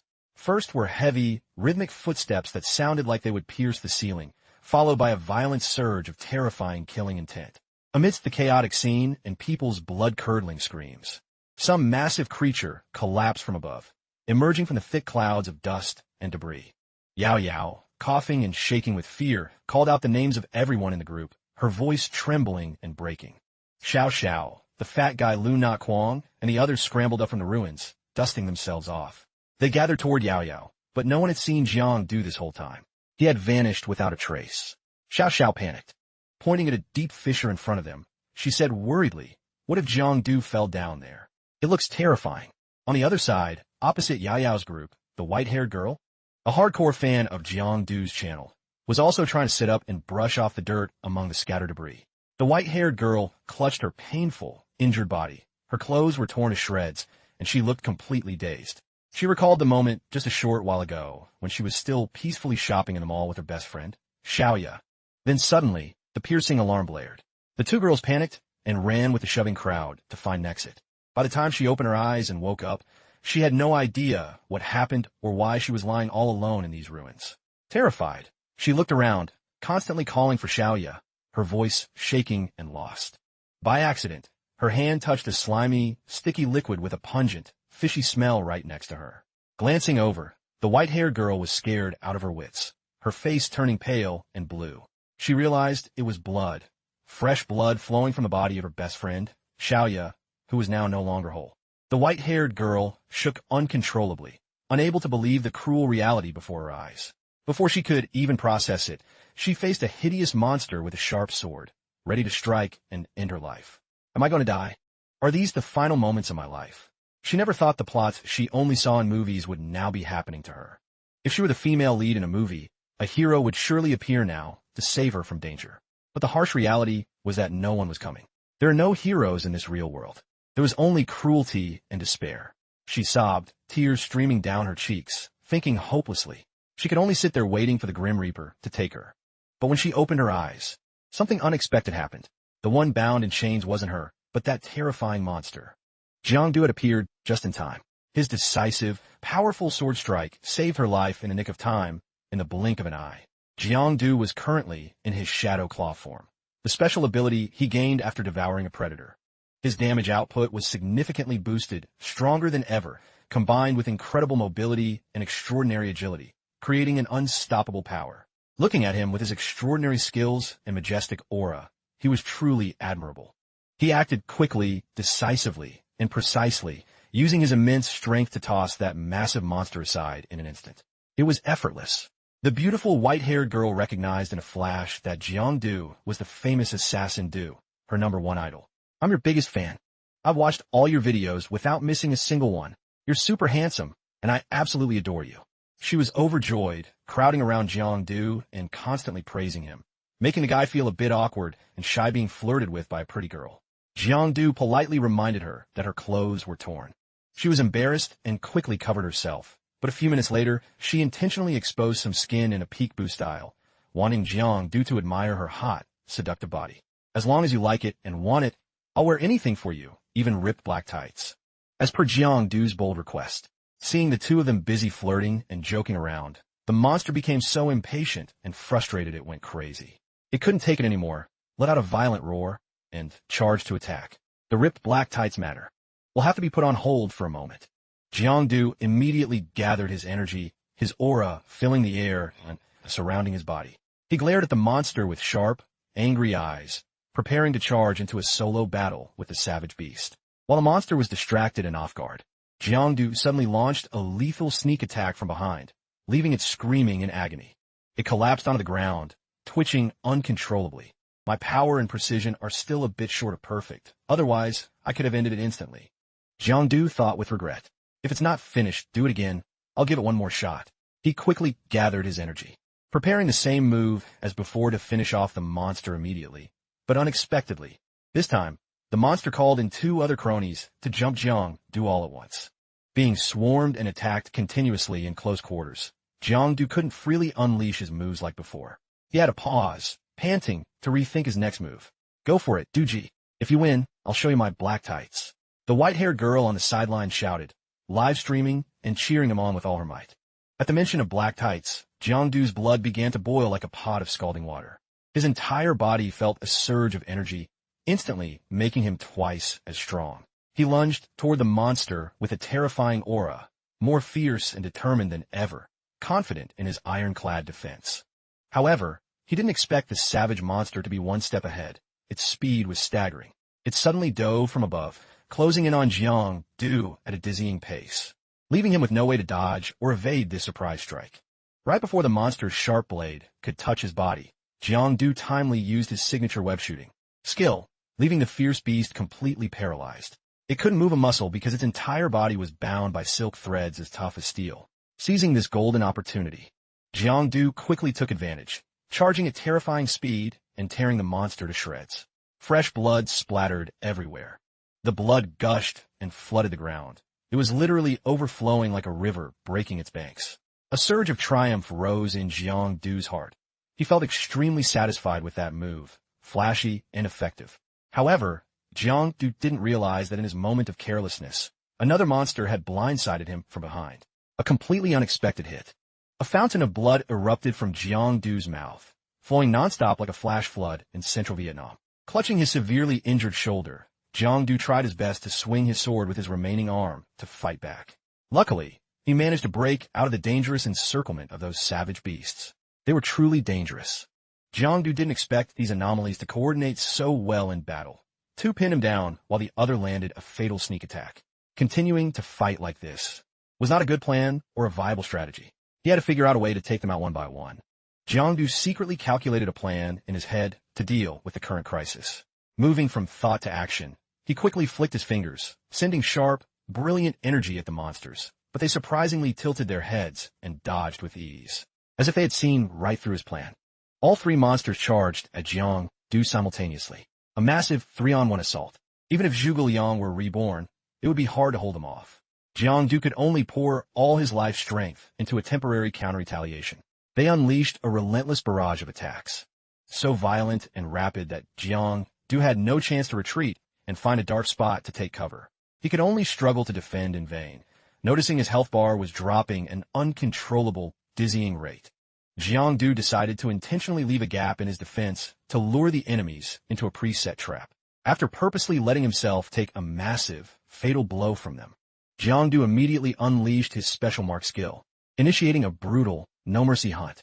Since posting that last combat video, his fame, or rather infamy, had spread far and wide. His markability had also significantly improved, extending the duration to 3 seconds. In those brief 3 seconds, the marked target would suffer a special effect, leaving them paralyzed with horror and temporarily losing the ability to think or judge. Jiang Du recalled the moment he applied this move in his previous battle, reminiscing on what happened. Thanks to that valuable experience, he could learn his lesson and perfectly time his decisive sword strike, a fatal blow to finish the opponent. That sharp sword strike caused one of the monsters to collapse on the spot, its breath stopping instantly. After that highly successful hunt, Jiang Du's shadow form was significantly bolstered, his power reaching a new level. His self-healing ability also improved, helping him recover completely as if he had never been injured at all. One down. The remaining 2 monsters better get ready to have their guts spilled on this trip with Jiang Du. After witnessing the horrific end of their comrade, the 2 monsters were now a bit wary and hesitant toward Jiang Du. Each one wavered, not daring to step up and attack. Since they were hesitating and wasting precious time, Jiang Du decided to take the initiative. He was channeling his full power, a superstar aura surrounding his body as he charged toward them. Suddenly, Jiangdu was forced to halt his steps because he saw a strange, mysterious light emitting from this remote, gloomy corner of the shadow plane. This magical light inexplicably urged Jiangdu to draw closer. The monsters also suddenly became agitated and unusually aggressive since they saw this mysterious light appear. No one knew that this light came from the eternal flame, something that could dispel darkness and illuminate every corner thanks to its brilliant, auspicious aura. The item was being held by Tong Khan, who was leading the Night Watch patrol. Seeing Tong Khan and preparing to launch an attack toward him, Jiangdu quickly shouted and signaled to let him know he was an ally, not an enemy. So Tong Khan had stopped just in time. Two monsters were creeping up from behind, planning to take a cheap shot at Tong Khan, but he just flicked his fingers and sent them to the afterlife in an instant. His combat speed was dangerously fast. It was staggering, leaving Jiangdu jaw-dropped and stunned. He imagined if that hit had landed on him, he'd be toast immediately. Bro, good thing you guys made it, otherwise this fight would have been over anyway. Jiangdu grinned and shook hands with a Night Watch member, handing over the slightly injured white-haired girl for the team to look after. The girl thought Jiangdu would take her home, but being ditched halfway left her feeling totally crushed and depressed. As a member of the Night Watch, I always put the job first. So, I'm leaving her in your hands, guys. The sly Jiangdu waved goodbye and vanished in a flash before the puzzled eyes of everyone there. Tong Khan frowned and looked at his subordinate. In a probing tone, he asked since when they had someone like Jiangdu in the bureau. Lately, there's been a hot blogger. His ability is likely a branch of Shadow user. Not very strong. Probably just rank 1. The subordinate guessed he was rank 1. I'm holding the Eternal Flame. How could a Shadow ability even show up? This makes no sense. Plus, he vanished right in front of us like he evaporated. That's not something a rank 1 can do. It's too extraordinary. Tong Khan was lost in thought, his eyes deep and pensive as he stared at the bright, eternal flame in his hand. His head was full of questions about Jiangdu's mystery. But now wasn't the time. The priority was getting that crying, traumatized, white-haired girl back first. Meanwhile, Yao Yao was using the tiny flashlight on her watch, fumbling through the piles of corpses, trembling and anxiously calling out Jiangdu's name. She was incredibly worried and uneasy about her big brother. Brother Jiangdu, where are you? Come here and give me a hand. My chest feels tight. I can't breathe. Jiangdu hunched over as he crawled out from the mess of rocks and debris, his voice sounding exhausted as he called for Yao Yao's help. Yao Yao rushed over to help move the big rocks, but Jiangdu wanted her to just pull him out first. After a long struggle, Yao Yao finally managed to pull Jiangdu out from where he was stuck. Even though the spot was so shallow he could have easily gotten out himself, Jiangdu, caught red-handed in his thirsty scheme, felt embarrassed and could only scratch his head with a sheepish laugh. Seeing the bloody wound on his back, Yao Yao turned pale and asked if a rock hit him, but he just faked it and said he was fine. Rock? What rock, Yao Yao? If she knew this wound was from an anomaly's blade, she wouldn't be able to stop worrying. When he asked about Xiao and Luna Quang, Yao Yao said 2 Night Watch members had already taken them to the hospital. So only Yao Yao had stayed behind, risking everything to look for him. After hearing the whole story, Jiangdu was moved to tears, feeling incredibly emotional. The surge of emotion was so overwhelming he couldn't hold back. He lunged forward and pulled her into a tight hug. Stunned by this sudden move, Yao Yao blushed hard. She tried to push him away, but was totally helpless against this thirsty pervert. Jiangdu was busy enjoying his clutch moment with Yao Yao when a bright flashlight suddenly shined right in his face, forcing him to let her go. Oh, I see. I heard cries for help. Are you guys okay? A blue-haired girl with a worried look, holding a bright flashlight, awkwardly asked Jiangdu and Yao Yao. The two of them quickly pushed each other away and stammered, but basically said they were fine. That's good. It's a relief to hear that. Follow me. I'll get you out of this danger zone. The blue-haired girl smiled warmly and offered help. Jiangdu suddenly remembered something huge. He'd completely forgotten to devour the energy from those anomalies, missing out on precious shadow points and XP. What a waste. He let out a frustrated shout while the 2 girls in front gave him a suspicious look. Who were these girls? What was their goal? And where was their life headed? At the Night Watch Bureau, a mysterious place full of oddities. Jiang. Du was sitting across from the beautiful staff member Li Yuan, working together to answer questions and record all the data regarding what just happened. The impact of this incident wasn't small. It could have serious, unpredictable consequences. According to standard procedure, everyone who experienced this trauma needs psychological counseling at the Night Watch Bureau to stabilize their mental state and get over the shock. The treatment's effect lasts about a month to ensure a full recovery. If they take the martial exam during this time, their willpower score will drop significantly, affecting their true power rating. Li Yuan explained it clearly to Jiang. Do I feel like my mind is very stable and strong? I don't think there's a problem. Can I skip the treatment? Jean Duesquet. Anomaly contamination is very insidious. It hides deep inside and is hard to detect until it's too late. So, treatment is mandatory and cannot be refused, Li Yuan answered firmly. She also mentioned what to do if it clashed with his martial exam schedule. Li Yuan explained that the Night Watch would offer flexible policies for this special case. The person involved could request an early test. Contact your parents for a signature on the early test waiver. Early testing will be at the Night Watch Bureau, and results are entered directly into the system. The standards are the same as the regular exam. The equipment and measuring tools are identical. There's no difference, ensuring total fairness and transparency. Safety and all other aspects are absolutely guaranteed by the Night Watch. Li Yuan went on a long explanation for Jiang Du. Her tone is confident as a guaranteed advertisement.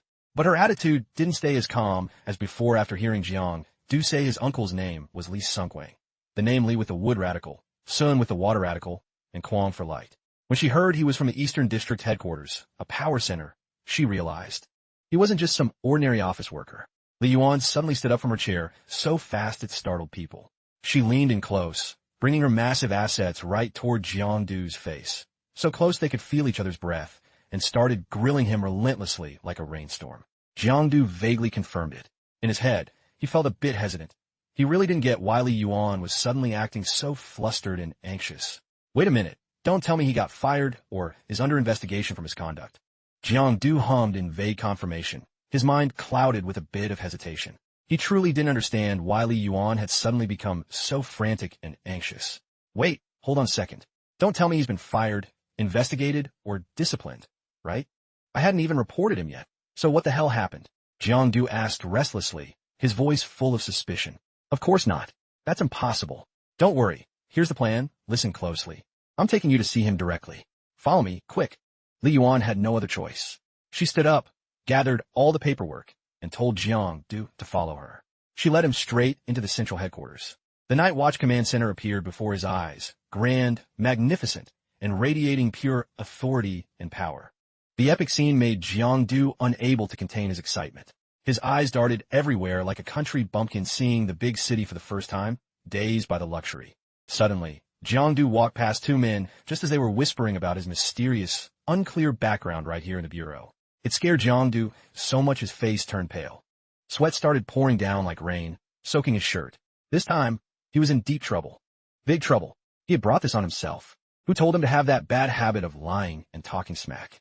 Before going to get commanderly, Li Yuan gently opened an office door and signaled for Jiang Du to go inside to rest and wait. The second he stepped inside, Jiang Du's eyes widened in total shock, because he discovered that Yao Yao and Xiao were both right there in that room. And to top it off, the beautiful white-haired girl he had saved that day was there too. Yao Yao and the white-haired girl were busy gossiping about Assassin Du, so they didn't even notice Jiang Du was in the room.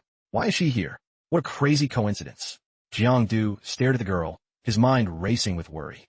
Yao Yao glanced over and saw Jiang Du had arrived. She pointed to the empty seat next to her, telling him to sit. Her motor mouth didn't stop for a second as she urged the white-haired girl to keep telling the story about Assassin Du. I saw it with my own eyes. He fought 10 terrifying anomalies at once. He was so calm, just brutally slaughtering them in the blink of an eye. With one flash of his blade, a monster was dead. Just as the anomalies were beaten to a pulp, the Night Watch arrived. Duji took that chance to vanish into the shadows, keeping his true identity a secret. Listening to her hype him up, Jiang Du sat right there, but she didn't realize she was talking about the guy next to her. She added so much spice and exaggeration to the story that it became a legendary thriller. But he had to admit, she looked captivating in those white tights today, totally his type. So he decided to be generous and forgive her for the capping just now. But who is this dude guy anyway? What's his deal? He sounds so mysterious. Based on your description, he doesn't sound like he's with the Night Watch, Yao Yao said, finally voicing her suspicion. My guess. I'm 80 sure Duji is a student around our age. I'm basing this on his slang, his vibes, and my sharp intuition. But most importantly, the biggest giveaway is that he loves staring at girls' legs. He just stares without blinking and has zero chill about hiding it. Just like this guy here. The white-haired girl said this, and then playfully pointed her finger right at Jiang Du's face, making him jump. Panicked, he quickly shifted his gaze away, avoiding her eyes. Yao Yao, seeing Jiang Du's thirsty nature act up again, got so mad she was practically fuming. She lunged at him, ready to throw some hands to vent her anger. Luckily, Big Bro Lou walked into the room at that exact moment, so he narrowly escaped a brutal beatdown. You guys okay? I heard you got pulled into the shadow plane. That's dangerous. Big Bro Lou panted, asking anxiously. Seeing they were both safe, he let out a sigh of relief. He gently called both of them and told them to come outside with him for a moment. Sitting in a private room, Yao Yao asked about what happened. Big Bro Lou sighed and gave it to them straight. This is the first time in history a large part of the real world was dragged into the shadow plane. The casualty count is still being tallied, but this has nothing to do with you kids. Don't worry too much. You probably know that due to this event, you'll have to take your aptitude tests earlier than planned. Big Bro Lou spoke while pulling out a cigarette to light up. But he quickly put it back after getting a sharp side eye and a warning cough from Yao Yao. Let me put it simply so it's easy to understand. The test is in two parts. First is the power test. Second is the willpower test. The power test is also called awakening. Students will be exposed to contamination for the first time to trigger their latent powers. There's no risk. It's very safe. It's mostly to see what kind of power you have, so we can pick the right major for you. After that is the willpower test. We measure your spirit and resolve, things that are invisible to the naked eye and can't be touched. And this test is the real deal that determines if you can become a superhuman. Big Bro Lou explained clearly. Willpower was the key factor. So you're saying the more resilient and unyielding someone is, the stronger they'll be? Jang du escade curiously. Not necessarily. Some people can endure the agony of losing an arm, but their aptitude is totally mediocre. On the other hand, some people are always laughing and joking, but have top-tier willpower. Willpower isn't just about pain tolerance. It includes compassion, resistance to evil thoughts, and how you handle contamination. It's a complex standard, Big Bro Lou replied to Jiangdu's question. Jiangdu continued to ask if one's personal values and outlook on life affected their willpower score. Yao Yao used this as an excuse to bring up him staring at girls' legs again, nagging and roasting him throughout the talk. She really knows how to hold a grudge. It has an impact, but having righteous values doesn't significantly boost your score. However, if your values are twisted and your heart is full of dark, negative emotions, your score will be bottom tier. Evil thoughts will pull you into the abyss. Extreme negative emotions are a form of toxic contamination themselves. If they build up over time, they take deep root and are harder to remove than the contamination from an anomaly. So if you have any negative feelings, vent them out in time. Bottling them up just leads to a mental breakdown. Big Bro Lou gently explained. Jiangdu thought to himself, does having a pervy, thirsty mind count as a negative emotion? His mouth was practically watering. He decided he needed to hit a club or a bar later to cleanse his murky, contaminated soul. All right, you two head back. Someone will lead you to the testing area in a bit. By the way, Xiao, your Uncle Lee is out on a mission and probably won't make it back in time. I've already signed all your testing paperwork for you, so don't worry about it. Don't push yourself too hard or put too much pressure on yourself. Just let everything happen naturally. Don't overthink it. Big Bro Lou sighed as he gave Jiangdu some advice. He and Yao Yao happily said goodbye to him and quickly headed back to the waiting room. By now, the white-haired girl was the only one left in the room. Everyone else had already gone to finish their registration with their families. The white-haired girl's parents were business moguls and couldn't make it here. They could only sign her papers remotely. Suddenly, there was a clicking sound from the door, making everyone look over at once. They thought it was someone else, but it was just Xiao pushing Lyn Mo into the room in a wheelchair. Even with one leg in a cast, he was still super upbeat, snacking away like a boss without stopping for a second. You're still injured, but you have to take the test? Jiangdu asked in surprise. Seeing Jiangdu's concern, Lyn Mo just grinned and kept saying it's fine, acting like everything was cool.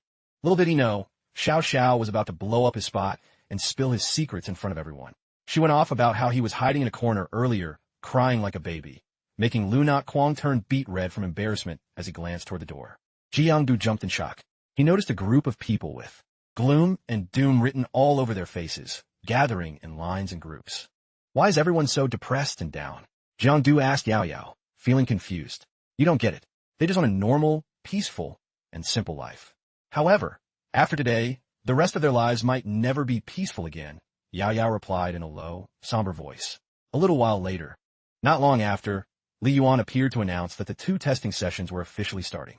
The upcoming test will be divided into 2 parts, the power test and the willpower test. The power test will be thoroughly evaluated based on growth potential, progress ability, destructive force, and the cost of using the power. Results are ranked as lower, middle, upper, and finally, the top tier. Willpower is based on the ability to resist mental contamination, ranked from level 1 to 6, corresponding to the colors white, gray, blue, purple, red, and orange. In previous years, those with level 1 talent weren't allowed to take the martial exam. But this year is different. Even a white level 1 is mandatory for evaluation. Judging a superhuman strength requires a comprehensive look at many factors, including both power and willpower. If you have enough willpower and a resilient spirit, no matter how weak your power is, you have the potential to make a comeback and overcome the odds. Conversely, no matter how high your power level is, if your willpower doesn't meet the standard, you'll end up stuck doing desk work and paperwork. That's the gist of it. If there are no more questions, follow me. Li Yuan gave a long, clear explanation and then slammed her book down on the table. Just like that, very quickly, Jang, Du, and the others were packed into the waiting room, crowding together while waiting for the intercom to call their names. The first name was called out. Unexpectedly, it was Feng Xiao. She was shaking with nerves and anxiety. As she stepped out of the waiting room one step at a time, she headed to the testing area under the worried gazes of those remaining behind the glass. Xiao hesitated as she approached the judge who was waiting for her. In front of him was some kind of bulging object, completely covered by cloth. From the other side of the glass, all the candidates gasped in shock when they saw that behind the cloth was a massive, looming stone. It was emitting a blinding, brilliant, and dazzling light. After the cloth was forcefully ripped off the stone, the lights in the room where Xiao was standing suddenly went pitch black. This caused quite a stir among the people in the waiting room. They guessed that since the willpower test was underway, they had to lock it down in total darkness. This creepy darkness won't stop me. Jiang Du had long since adapted to the environment of the shadow plane, so he didn't flinch. Through the glass, Jiang Du could vaguely see that Xiao's legs seemed to be bound to the glowing stone. She looked like she was struggling hard, as if fighting against an immense force of resistance. The light from the stone was so intense it pierced right through the glass, making Jiang Du wince and frown in discomfort. A moment later, Xiao finally returned to the room with a moody expression. Amidst the noisy atmosphere and the curiosity of everyone present, everyone was dying to know her power test results. Sadly, I have 0 willpower talent. All that hard work and willpower training was for nothing, Xiao said, shaking her head sadly as she broke the bad news to everyone. It was only at this very moment that Lyn Mo realized the truth. His close friend Xiao had wanted to join the superhuman track for a long time, but had kept it a secret from him. This made him feel a bit salty and annoyed. While bickering and arguing with Xiao, Lyn Mo didn't even notice the intercom calling his name. When he finally realized, his face went pale with fear. He hurriedly pushed his wheelchair out of the room, sweating bullets. He muttered to himself, praying to the gods and spirits that he wouldn't be someone with superhuman powers. But life isn't a dream. Man proposes, but God disposes. Lyn Mo, who looked so slow and dim-witted on the outside, actually passed the test while Xiao, who had worked and pushed herself so hard, got rejected right at the starting line. Fate really has a twisted sense of humor. The one who wants it doesn't get it. The ones who didn't want to pass made it easily. Yao Yao was speechless, having nothing more to say looking at her 2 goofy friends sitting slumped in a corner. She could only offer a few words of comfort and pat them on the back. Next up was Yao Yao's turn, entering the testing room. She took a deep breath, trying to regain her composure and calm herself down, then gently turned to wave goodbye to Jiang Du, looking very calm and confident. Jiang Du was a bit confused, wondering why Yao Yao's stone emitted a red light, completely different from Na Kuang's blue, and Xiao's white. If he remembered correctly, willpower from level 1 to 6 corresponds to different colors. And red happens to be level 5, representing extraordinary ability. It looks like Yao Yao's latent potential is no joke. A moment later, Yao Yao returned, walking out of the testing room. She looked so exhausted and spent she could barely breathe. The cheeky Jiang Du couldn't help but tease her, joking that he wanted to give her a kiss. He almost got punched by Yao Yao, which would have left him with a swollen lip and a bruised face. Next, it was Jiang Du's turn. Yao Yao watched his figure fade into the distance, her heart full of mixed emotions. Feeling moved, she silently wished him luck and success. Jiang Du, on the outside at this moment. After reporting to the judge that he had awakened his power naturally. Earlier, he was immediately arranged to go straight into the willpower test. After putting on the blindfold and having the stone fragment tied to his leg, Jiang Du vaguely sensed a strange, mysterious energy, hovering and moving around right before his eyes. No need to be nervous. Just boldly step forward following your intuition. Your special ability has already awakened. The next process is simple. You'll feel your consciousness gradually detach from your physical body. Don't worry about it. Just keep moving forward, don't stop. Just go. The judge standing behind. whispered softly into Jiang Du's ear to reassure him, then suddenly reached out and gave him a sudden, forceful shove forward. Before Jiang Du's eyes now was a pitch-black void where nothing could be seen. After the sudden push, Jiang Du couldn't help but jump in panic, feeling himself gradually slipping and falling, sinking into a deep black hole, floating aimlessly in an infinite space with no bottom and no end. In this strange, mysterious, and unusual space, Jiang Du was stunned, realizing that he couldn't even feel the existence of his physical body anymore. But strangely enough, he could still clearly feel the connection, the bond with his body. The more he explored, the more excited and curious he became, to the point he started jumping around frantically like someone who had overdosed, forcing the judge nearby to clear his throat as a reminder to take the test seriously. At first, Jiang Du thought he just needed to walk straight toward the stone to complete the task. But for some reason, each of Jiang Du's steps became heavier, more sluggish, and difficult, slowing down more and more. His breathing also gradually became harder and more suffocating. It seemed as if some force was affecting his emotions, dragging him deep into an abyss of despair, sadness, and suffering to block his progress. I can't let these negative emotions affect or control me. Jiang Du gritted his teeth and thought determinedly. He reminded himself to stay sharp, clear-headed, and keep his spirits up. Suddenly, at this moment, an illusion of Uncle Li appeared before Jiang Du for some reason. Xiao Du, with your current mindset, there's no way you can become a true superhuman. You'll harm others and put everyone in danger, including yourself. You should know that you don't have the aptitude for this. The mountains and rivers of the great continent are breaking. The world is in chaos. Anomalies are slaughtering. Dangers are piling up and lurking everywhere. You know this well. In your heart, you know it all.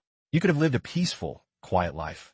Why pursue this arduous and dangerous path of a superhuman? The thing that helps a superhuman transcend the mundane and become different has never been physical strength, but a resilient, unyielding, and strong will. Can you truly be that resilient? Falling down and getting back up like them? The illusion of Uncle Li, with pessimistic and negative words, kept flickering and echoing in Jiang Du's ears, as if trying to drown him in the abyss of despair. No matter how much Jiang Du tried to run away or move elsewhere, that illusion kept clinging to him like superglue, persistent and annoying.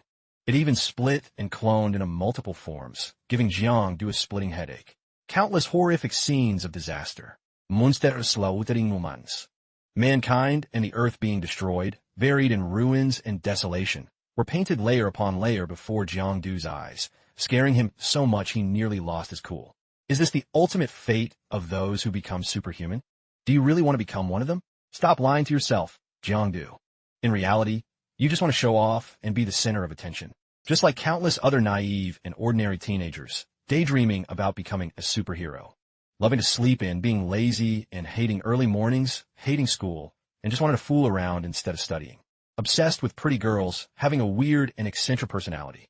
Always feeling like you're more special and different than everyone else, and so on. All sorts of bad habits. Truth is, you aren't special or different at all. You're just like the vast majority of your peers. Uncle Li's voice screamed incessantly in Jiang Du's ear, as if trying to cram the most negative, pessimistic, and toxic thoughts into his head. You know very well that the dark side of this world isn't just a shadow plane. You know it too. No matter how brightly the sun shines in the sky, there will always be dark corners and hidden sides where its light can never reach or illuminate. The underworld, the world of hidden currents, has never been as bright and beautiful as those unrealistic fairy tales. This is a great catastrophe. Becoming a superhuman means having to face this disaster head-on. Now, let's go back to the original question, the core issue. Do you truly have what it takes, the aptitude, to become a superhuman? As Uncle Li spoke, he flicked his fingers, creating countless flickering illusions before Jiang Du's eyes in an attempt to manipulate him mentally. Try to make him feel inferior and insecure, making him believe he was nothing more than a useless person. Outside, in the real world at this moment, Li Yuan and the judge saw the stone's aura spinning endlessly with no sign of stopping. They speculated that Jiang Du might not be able to withstand the pollution and negative influence of the Abyssal stone. But unexpectedly, just a second later, both of them were shocked to the core and utterly stunned to find that the stone tied to Jiang Du's leg had turned red at some point. This is some real trippy stuff. Jiang Du was still quite far from the Abyssal stone, yet he could already reach level 5. It seems this guy is no pushover. Li Yuan smiled slightly and turned to ask the judge if he thought Jiang Du could possibly reach level 6. I don't know, I'm not sure. After all, In the entire great continent, there are only 15 people who have reached level 6, the judge replied hesitantly, sweat drenching his forehead. A moment later, seeing the light surrounding Jang gradually dim and weaken, the two of them rushed over, anxious to check his watch to see if there was anything unusual or strange. But weirdly, all the data was perfectly normal and stable. Nothing was out of the ordinary. This left the judge increasingly bewildered and confused about what was happening. It was truly bizarre. Impossible. This can't be happening. The closer you get to the crystal and the energy source, the stronger the willpower should be. But in this case, it's the exact opposite. The willpower is constantly weakening. What on earth is going on? The judge stammered. He was a mess, unable to speak clearly because he was so shocked and flabbergasted. Before them both was the sight of Jiangdu excitedly trying his best to reach out and touch the energy field. The energy emitting from the stone, this was something that even those with level 6 willpower couldn't do. And yet, it was unbelievable. Jiangdu could easily pull it off smoothly thanks to his extraordinary and powerful internal mechanism. From within the infinite and illusory space, Jiangdu, with a clear spirit and sharp, quick intellect, managed to shatter and overcome the constant nagging and the onslaught of the illusions. He returned smoothly to the real world without any obstacles. To be honest, you really scared the life out of me back there, Uncle. I even felt like I had hit a dead end with no way out. It's true that at first, I just wanted to be a big hero, the kind of guy who does nothing but acts cool and shows off. But in this world, in this reality, there have never been any heroes who miraculously drop from the sky. There are only ordinary mortals who bravely stand up. It's thanks to their silent and quiet dedication that we have the peace and prosperity we enjoy today. And I've already enjoyed that peace once.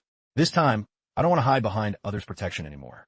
I want to become that eternal, everlasting flame to light up and illuminate the darkest and gloomiest places. Jiangdu declared heroically while reaching out to touch the flaming torch that blazed as bright as a guiding star, right before the stunned eyes of the illusions within the system. Back at the office, Big Bro Liu and other high-ranking officials were in a serious meeting discussing the freak accident at the Shadow Plane. The collapse of reality into the deep, dark dimension was linked to Floor 2, specifically Area 34 of the mall on the 5th floor. While that spot hadn't been fully swallowed yet, it was severely damaged. About 850 people were affected, with 700 still trapped in the pitch-black Shadow Plane as of now. Rescue teams have successfully saved 650 people from that danger zone. The search and rescue for the remaining missing persons is still going full throttle without a break. Total students for the upcoming martial exam is 30. They'll be split into small groups for health checkups and immediate treatment to clear minor contamination, ensuring they're in peak shape for the test. The young staffer reported the gathered data. After listening, Big Bro Liu frowned thoughtfully and asked the glasses-wearing staffer next to him to quickly send over the anomaly photos from the contamination appraisal lab. The Shadow Ghost probe photos, a strange creature used to detect contamination, showed the level had reached upper rank 1, extreme danger level. Whether analyzing the outer form, bone structure, or other body parts, these 3 shadow ghosts are identical, almost like carbon copies. Moreover, the human-inflicted marks on these creatures are heavy. It clearly looks like the result of abnormal transformation. After humans undergo mutation and turn into monsters, the staffer with glasses mused, forming a judgment based on the images. Everyone in the office was jaw-dropped. Since every human is unique, the level of contamination and the direction of mutation during aposing into a monster should be totally different. Turning into 3 identical anomalies was practically impossible. It defied common sense. Looks like that guy in the northern capital is behind this. These are lab products artificially created. The mastermind hiding in the shadows has finally made their move, Big Bro Liu speculated, frowning. He trudged tiredly to the window, took a long drag of his cigarette, looking completely worn out. Suddenly, a huge explosion went off. A violent shockwave burst out from the superhuman testing room across the way without warning, making everyone jump out of their skins. Usually, the highest willpower test result only emits an orange light, a high-level alert. But a golden light like this had never been seen before. It was an unprecedented, abnormal phenomenon.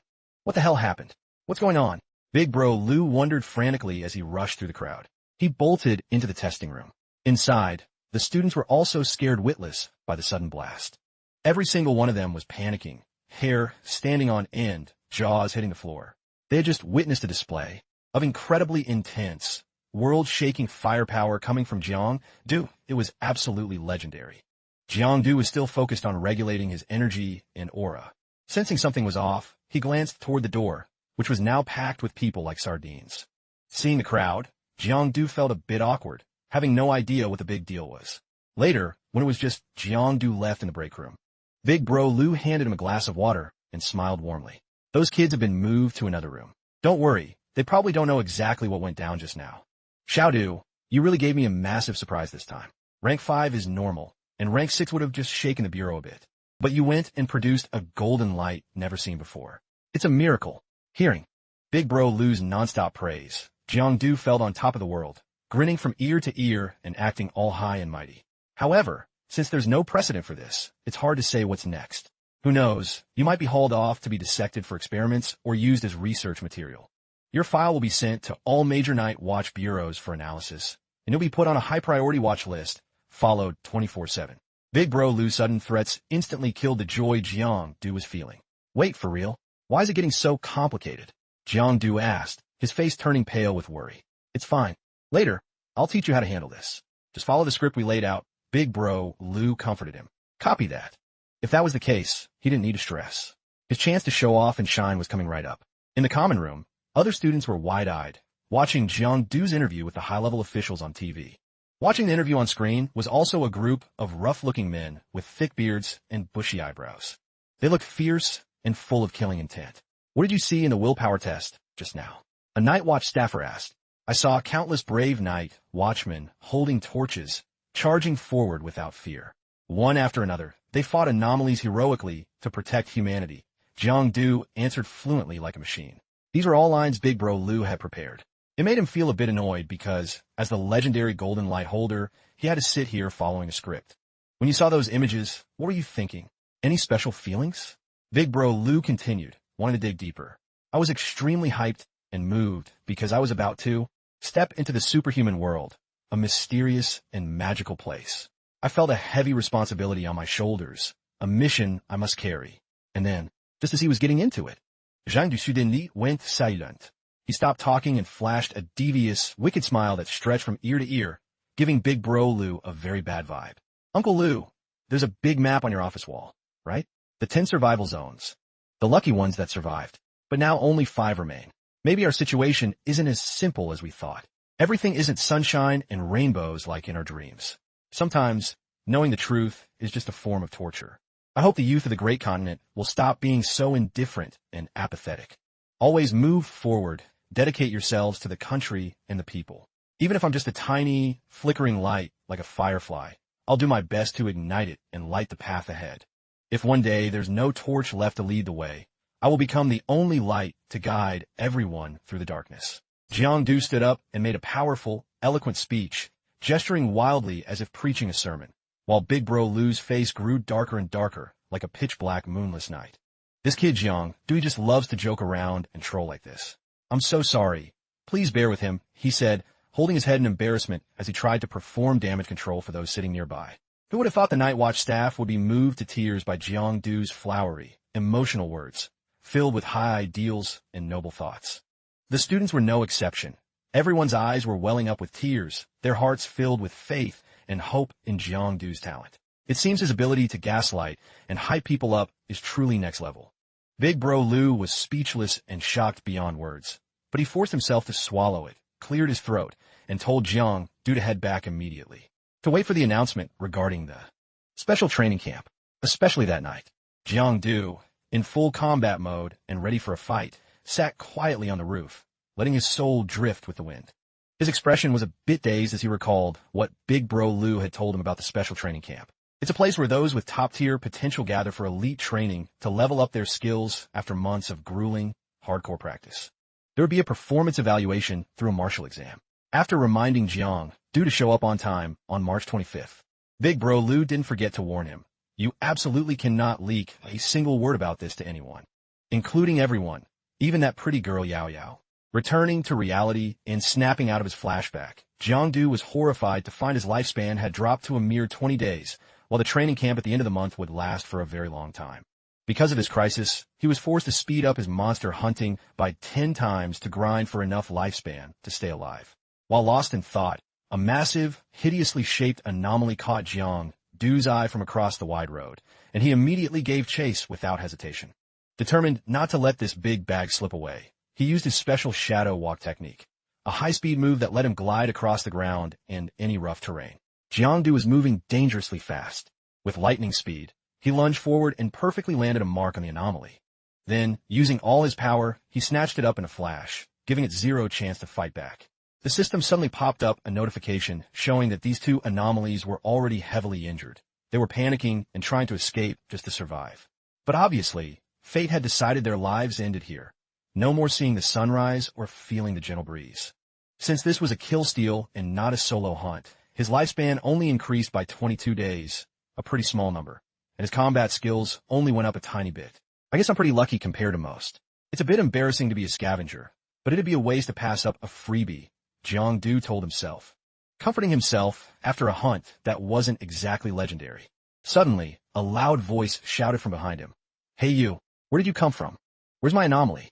A young man in a red hat shouted, his face flushed with anger. Oh boy, Jiangdu's in for it now. His anomaly had already been sent to the afterlife by Jiangdu's hands long ago. There was nothing left to return to that thief. "Give me back my prey. Stop acting dumb." "Stealing from a scavenger? You've got some nerve, you shameless prick." The guy in a red hat was fuming, grabbing a brick and charging at Jiangdu for a physical confrontation. But as he got close, he suddenly slammed on the brakes, leaving Jiangdu confused and dazed. "Wait, is that Duji? No way. I actually bumped into the hot blogger Jiangdu. This is awesome. I'm a huge fan. I've watched every single one of your videos." After closely inspecting Jiangdu's handsome face, the guy cheered with excitement. Jiangdu really is built different. Fame follows him everywhere. The guy then pulled out a fancy iPhone 15 to take non-stop selfies with Jiangdu, proposing a 7/3 split of the prey. What's a scavenger? What old school rule? Jiangdu, who was already confused, felt even more lost after hearing the guy's weird offer. Seeing that the guy wouldn't explain clearly and was instead making a scene and throwing a tantrum, Jiangdu lost his temper, got annoyed, and immediately unleashed a lightning strike that sent the guy rolling on the ground before he could react. His hat, an expensive phone, went flying everywhere. "Spill it." Clearly, Jiangdu threatened in a low, tense growl. Seeing Jiangdu was genuinely pissed, the guy didn't dare troll anymore. He scratched his head and stammered, "Scavenger is just our slang. Officially, we're off-book contractors for the Night Watch. Anyone at middle rank 1 can sign up." When Jiangdu asked about the pay, the guy said catching one anomaly pays about 67,000 yuan, a huge stack of cash. Hearing this, Jiangdu's jaw dropped, his eyes went wide, and he practically started drooling from shock and jealousy. 67K in one go? That's almost a whole month of my hard-earned writing royalties. Jiangdu hissed, feeling salty that his poverty wages couldn't even compare. That's not even that much, only 67K. No health insurance, no housing fund, zero benefits. We're literally putting our lives on the line for this money. It's basically picking up trash in the shadow plane. Super dangerous, the guy explained. Seeing Jiangdu was curious about who bought the defeated anomalies. The guy said they sell them to the Night Watch, universities, or private companies that buy anomaly parts. They post bounties and even send the exact GPS coordinates. Super convenient. Jiangdu was getting more and more interested in this line of work. He immediately pulled out his phone, added the guy on WeChat, and offered to send him 7,000 yuan for the anomaly earlier, leaving the guy stunned and unable to believe his ears. Even though he asked for only 4,900 yuan, Jiangdu insisted on sending the full amount anyway, as he was planning to talk long-term partnership with this guy. A bit later, facing a fierce, bright red anomaly and a powerful, aggressive blood shadow feline, Jiangdu used his ultimate shadow devour, move to seize and control it. I have to try to only swallow the essence within the anomaly's body and keep its physical form intact. Otherwise, I won't be able to cash it in, Jiangdu told himself after taking it down. After handling everything, Jiangdu quickly called the guy over to pack up the anomaly and take it away. "You're really a good person. You clearly did all the work hunting it alone, but are still willing to split the results with me." The guy praised Jiangdu nonstop while tying up the monster. "It's not like you were idle. You worked hard filtering anomalies and tracking their locations, not to mention hauling the bodies back to the Night Watch," Jiangdu replied humbly. Seeing the guy accidentally leak this info, Jiangdu realized he could totally do this solo just by registering as an off-book contractor. Jiangdu just smiled gently, saying he wanted to keep a bit of mystery and didn't want the Night Watch people knowing his true identity. Hearing that, the young man praised him even more, making Jiangdu so embarrassed yet pleased that he practically started drooling. Suddenly realizing he had accidentally swallowed a few anomalies earlier, what a waste. He didn't feel much stronger, he was still quite weak. Plus, Hunting these weak middle rank 1 anomalies was getting boring and lacked any real challenge. He decided to go big and test himself against a stronger opponent, asking the guy, aka Dangqua, to help him find some upper rank 1 anomalies to fight tomorrow. Upper rank 1? No way. I don't think you understand how dangerous that is. Even though they're both rank 1, the strength of an upper rank can totally crush a middle rank. It's extremely high risk. You could lose your life just like that, Dangqua warned him in a panic. I know, but I want both the combat experience and the money, Jiang Du replied with a calm smirk, looking completely confident and unfazed. After a long, exhausting day of work, Jiang Du finally dragged his heavy feet back home. Late again? Why are you just crawling home now? Do you know how long I've been waiting for you? There are homemade cookies on the table. Help yourself, Yao Yao said. She was sprawled on the sofa looking sexy and alluring, startling Jiang Du so much he almost screamed. He looked at her seductive figure and gulped hard, unable to look away. The cookie he was chewing suddenly felt dry and hard to swallow. Looking at Yao Yao now, she was the definition of a snack on the table, a meal in the bed, absolutely lethal. Jiang Du found it hard to tear his eyes away from her smooth, porcelain white legs. When he asked where Uncle Li was, Yao Yao mentioned her dad was out on a mission and wouldn't be home tonight. Hearing this, Jiang Du's eyes lit up like high-beam headlights. Drooling slightly, he shyly and awkwardly tried to hit on Yao Yao to stay the night with him, but before he could even finish his sentence, she blasted him with a strike that left a bump on his head. It's been 3 days and I haven't had a chance to ask. Have you scheduled your power test yet? Yao Yao asked, annoyed, quickly changing the subject. Jiang Du clutched his head in pain and mumbled to cover up, saying he already reached level 3, so he didn't need a test. Even though he actually got the legendary golden light, Uncle Li wouldn't let him tell a soul. So what's the power you awakened? Yao Yao asked curiously. Power? Shadow Pupil. You've probably heard of it, Jiang Du replied with a goofy smile and a hesitant tone. It's alright. It's a basic ability for a shadow user. The potential is pretty average, mostly support type. At least you won't have to fight on the dangerous front lines, Yao Yao sighed in relief. Jiang Du finally realized she was just worried about his safety. That's why I patiently waited for you to come back. A wave of emotion hit Jiang Du, but he quickly composed himself and asked, what about you? What's your special ability? Which one did you awaken? My power belongs to the soul user branch, a rare and powerful one. The experts rated my potential at the highest level, far above everyone else. Though in the early stages my combat power might be a bit lower than yours, later on, I'll definitely be much stronger, maybe even surpass you. Yao Yao bragged proudly, surprising Jiang Du. Oh, I see. I thought it was something big, but you're just flexing your powers in front of me. Well, you need to take it slow. Don't go rushing things while you're still a rookie. Jiang Du smiled playfully and flicked Yao Yao's forehead to tease her. This unexpected move annoyed her, and she immediately raised her hand to hit him back. Sensing the atmosphere was getting a bit sus, they both got the hint, and quickly sat further apart, looking embarrassed. By the way, what are shadow users and soul users? I never heard of those terms, Jiang Du asked with a cough, sounding a bit awkward. Actually, I don't fully get it either. I just know these names correspond to different types of anomalies. For example, your shadow user type matches the shadow species among anomalies, while my soul user type matches the spirit species among the anomalies. Killing anomalies and absorbing their contamination is how superhumans get stronger. If you kill the type that matches your power, the absorption efficiency is way higher. If you kill a different type, it's a lot of work for very little gain, low ROI. Yao Yao explained in detail. The more Jiang Du heard, the more curious he got. He suggested Yao Yao use her soul steel power right now to show him how it works. But there are no anomalies here to use it on. She said, you can try it on me. Don't worry, with my beefy physique, you won't kill me. Jiang Du teased with a sly grin, making her blush. I mean soul soothe, to calm the mind, not soul crush like you're thinking. Stop being such a perv. At Jiang Du's request, Yao Yao focused all her energy and successfully cast her soul soothe move on him. The moment it hit, Jiang Du's entire body went stiff and paralyzed. Then he suddenly tumbled to the ground, unconscious. Seeing this, Yao Yao panicked in total terror. Quick, massage my head, or it's gonna explode, Jiang Du stammered, using his last bit of strength to snuggle his head into Yao Yao's chest. Worried he was seriously hurt, Yao Yao gently massaged his head, lying on Yao Yao's soft lap, getting an intimate massage from a beauty. Needless to say, Jiang Du was on cloud 9. He felt so good he forgot the world, even the previous numbness. The pain completely vanished, though nobody knew if he was actually hurting or just faking it. You were amazing just now. Yao Yao, I was clearly bracing myself and I still got hit, and it didn't even leave a mark. That's crazy impressive. Jiang Du's sudden praise made her a bit shy. Our powers come from anomalies. It's normal for them to be a bit weird. Besides, Soul Soothe is a mental attack that hits the soul and consciousness directly, she replied humbly. She guessed she would really stand out and attract attention at the training camp. Yao Yao just whispered, I don't like showing off like you do. Plus, there will be so many elite students from different bases there. There will be a lot of competition then. Don't worry, the people going to the special training camp are all from the martial arts department, Yao Yao stated firmly. While continuing the massage, Yao Yao casually joked, how much money have you blown at the Star Moon Club? Be honest. Who knows? Jiang Du answered honestly, maybe a few thousand yuan. Hearing this, Yao Yao immediately stopped.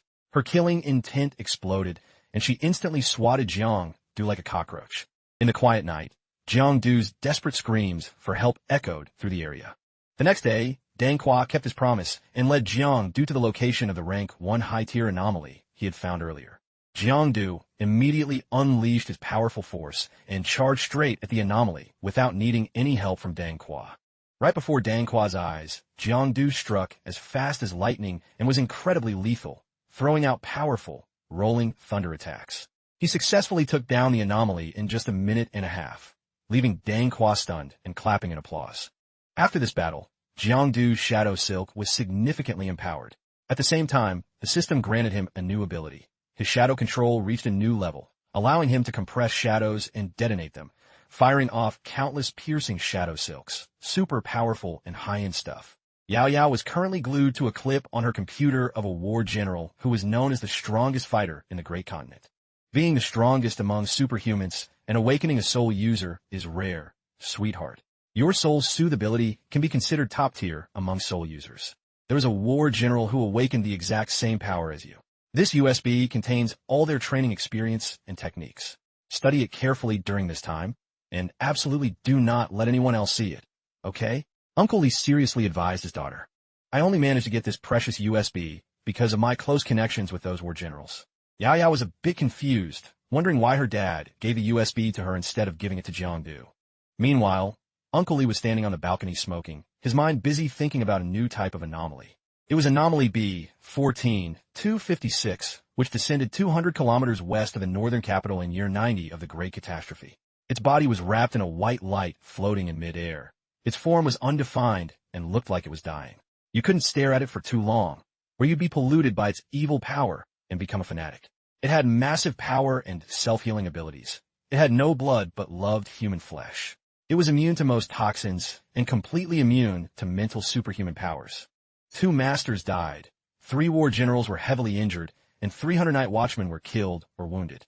Finally, it was captured and successfully imprisoned. The file on this anomaly has been strictly sealed. Through long-term research, scientists found these traits. You can't look at it, you can't describe its shape, and you can't kill it. After a full review, they decided to call it a god. Back to Jiang Du. He was busy in a fierce fight with a high-tier anomaly, both sides trading heavy blows. Dangqua was holding a camera, constantly pointing the lens at Jiang Du.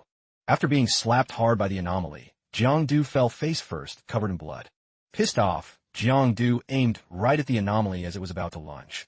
He quickly activated Shadow Cluster, making the anomaly explode into tiny pieces in an instant. The mechanic of this move is firing a small bullet that explodes in midair or sticks to the enemy and detonates. The splash damage isn't too huge. But if the bullet gets inside the opponent's body when it detonates, the internal explosion is terrifying, just like what happened. Without hesitation, Dangqua showed Jiang Du the short clip of his heroic and cool-looking battle against the anomaly. After watching it, the guy kept praising him like a chirping bird, making Jiang Du feel super proud and full of himself. A little later, while Dangqua was busy scavenging parts from the dead monsters, Jiang Du quietly opened the system to check his status. His remaining lifespan was 47 days, more than enough to hold out until the training camp officially starts. Jiang Du was about to call Dangqua to ask for help tracking the next target, when suddenly a scorching hot, evil aura of unknown origin shot straight toward the two of them at lightning speed. Luckily, Jiang Du was sharp and pulled Dangqua behind him just in time. Otherwise, they both would have been wiped out. That scary aura was fired by an eye demon. A rank 2 spirit species was now looming right in front of them.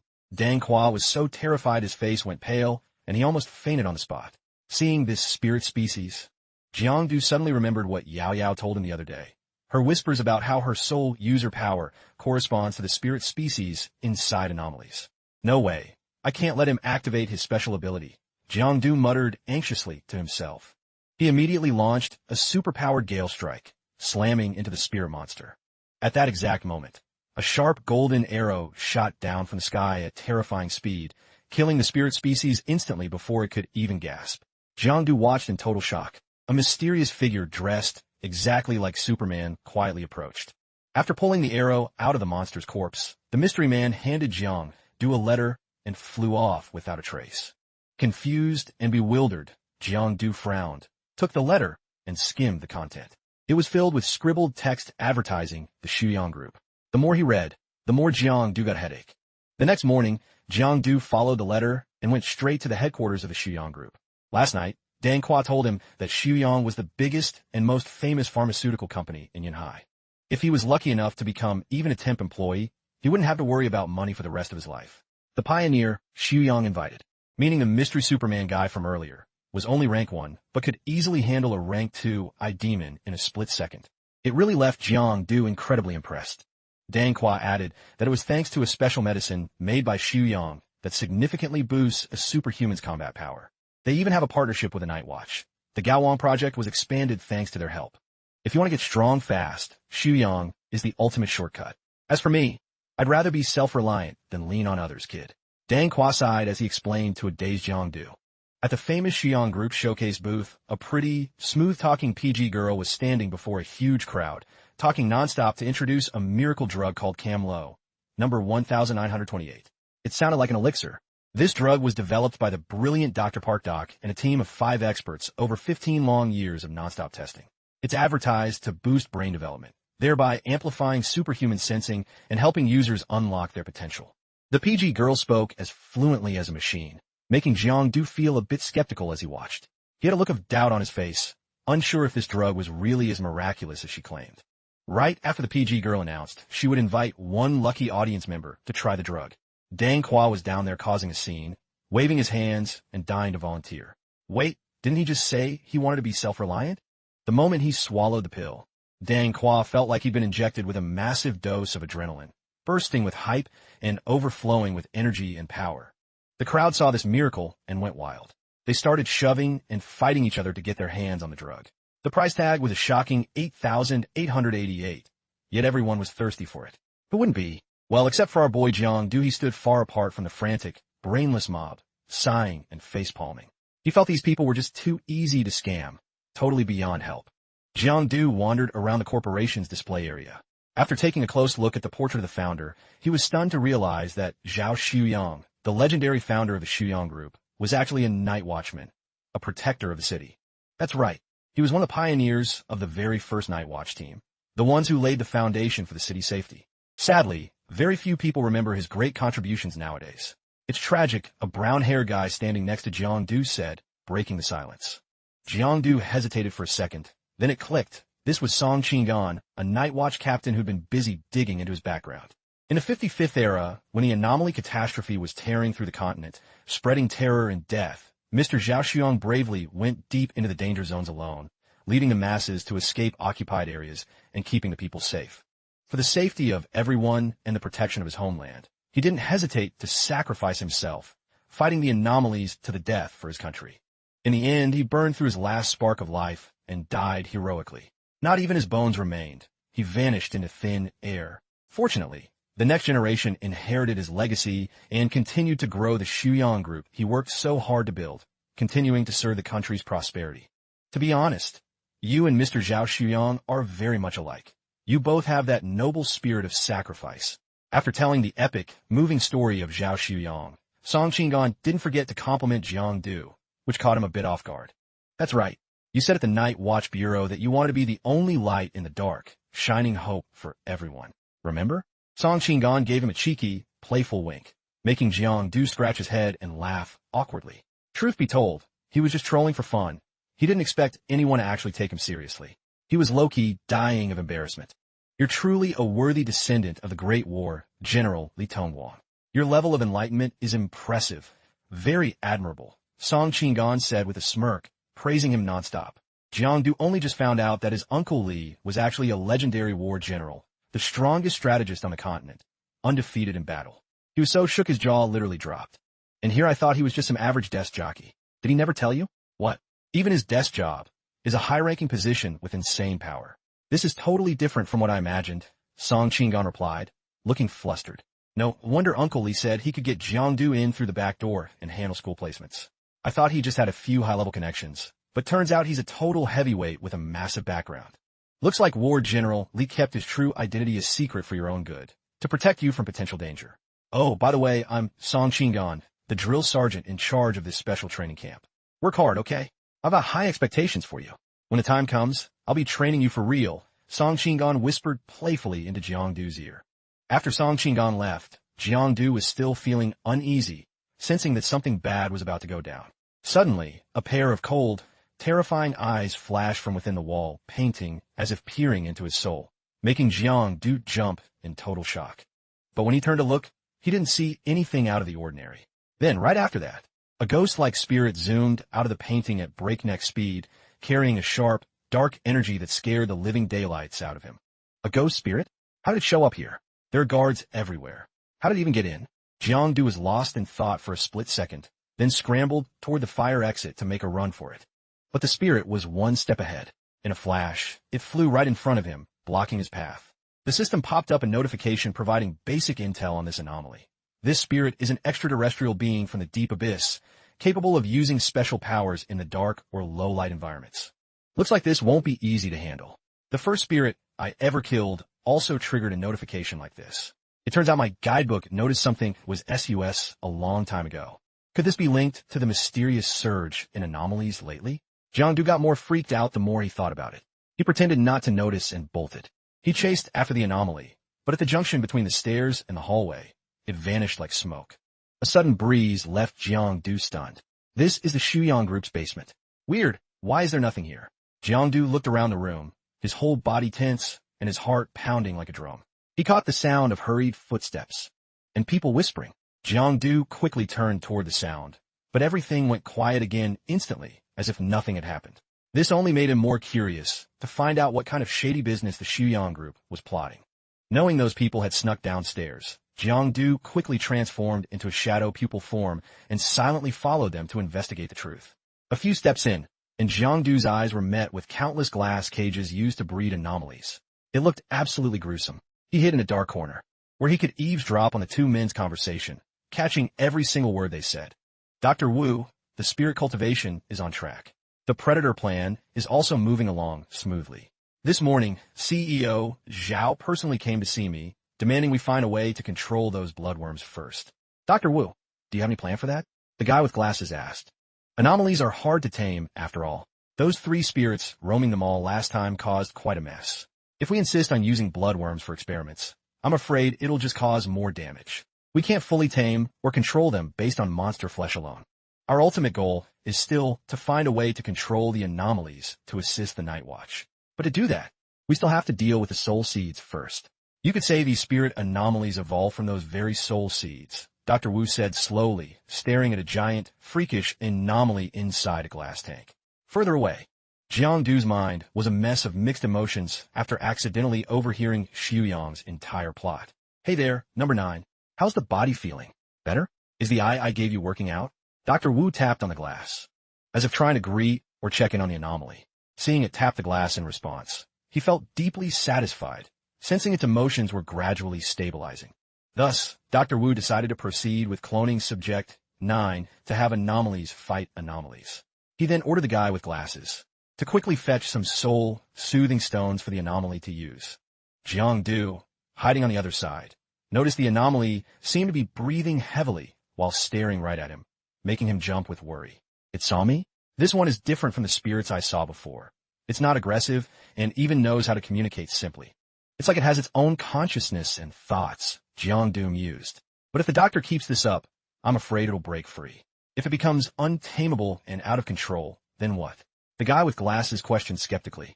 You have a point, but I'm certain there will be a solution, Dr. Wu replied with total confidence. Or perhaps we should test a more foolproof and safer method. Like replacing human souls with those of anomalies, for instance, the guy with glasses said with a mysterious hidden smirk. Dr. Wu was shocked to his core. He immediately flew into a rage, grabbing the guy by the collar and chewing him out for such a cruel and heartless idea. I'm sorry, doctor. I was just talking out of my ass. Don't take it seriously, the guy Xiao Ming said, pretending to support Dr. Wu as the doctor broke into a violent coughing fit. In a split second before anyone could react, he whipped out a knife and stabbed Dr. Wu in the gut, sending him staggering to the floor as blood splattered across the room. Dr. Wu was utterly bewildered, unable to comprehend why Xiao Ming would betray him in his final moments. He tremblingly gasped out the man's name between ragged breaths. Anomalies. Humanity. Night Watchman. I'm sorry, doctor, but the research ends here. I'm with the Fire Seed, Xiao Ming declared, eyes bulging as he removed his glasses. He announced coldly, his body suddenly erupting with an intense, overwhelming aura. Talk about a plot twist. No one saw it coming. The real boss behind everything was the harmless-looking nerd, Xiao Ming. After letting his rage and aura explode.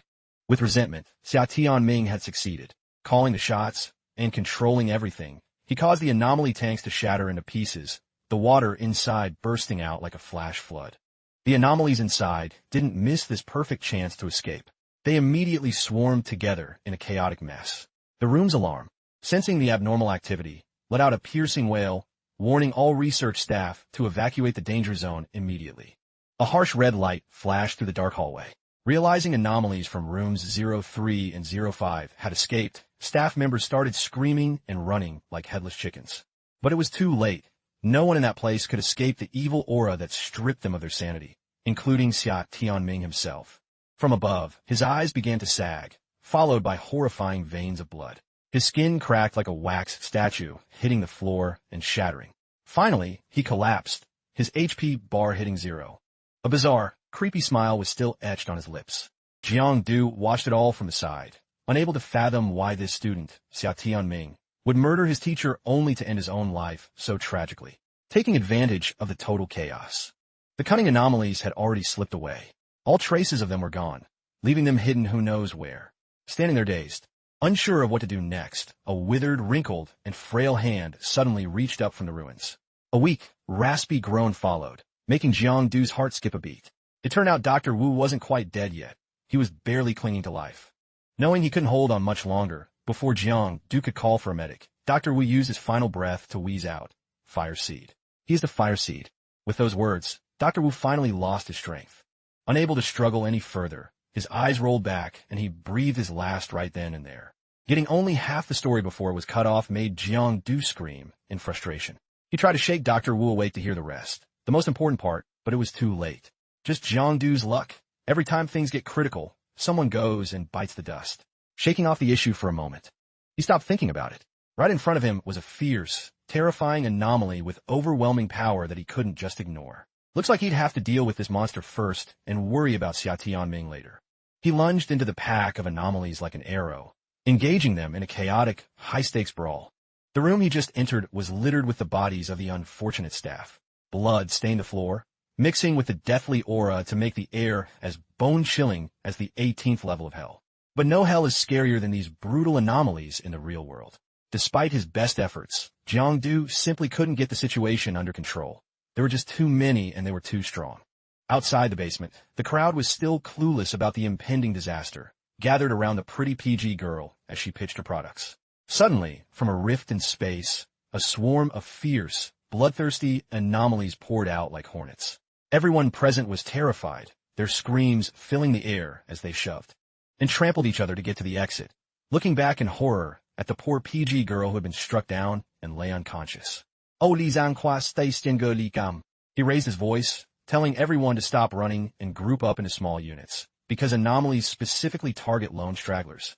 But in their panic, no one listened to him.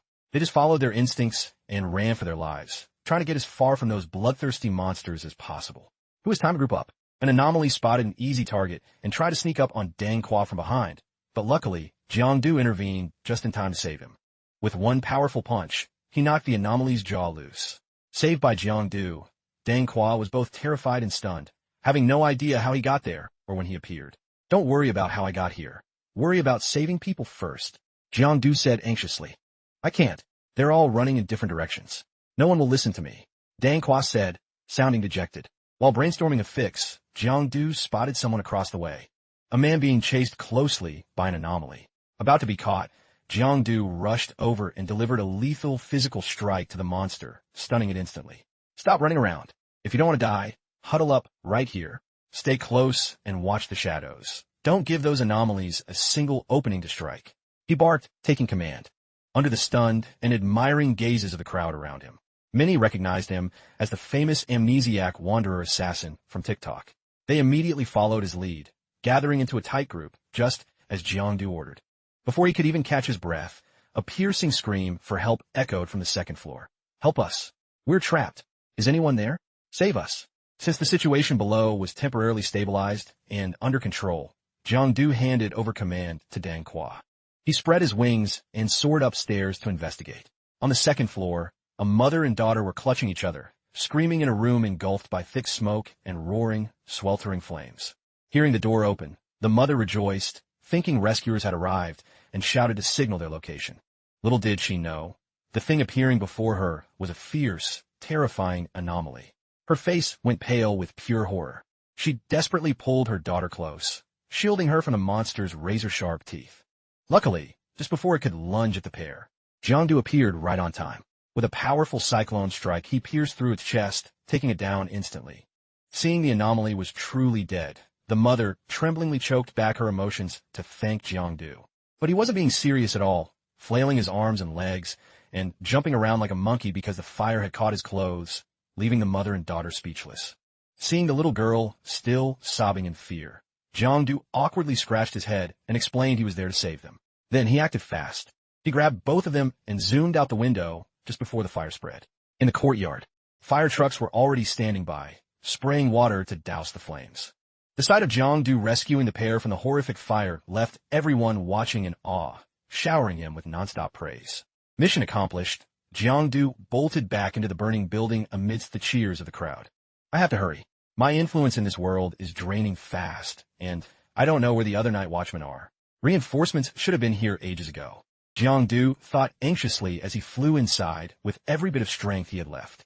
As he neared his destination, a huge explosion and a blinding light suddenly hit, making him jump. Peering inside, he discovered most of the night watchmen had been neutralized. Doubts filled his mind. Was this chaos planned all along? In the center of the room, Captain Song Chingon was currently channeling his energy, fuming with rage.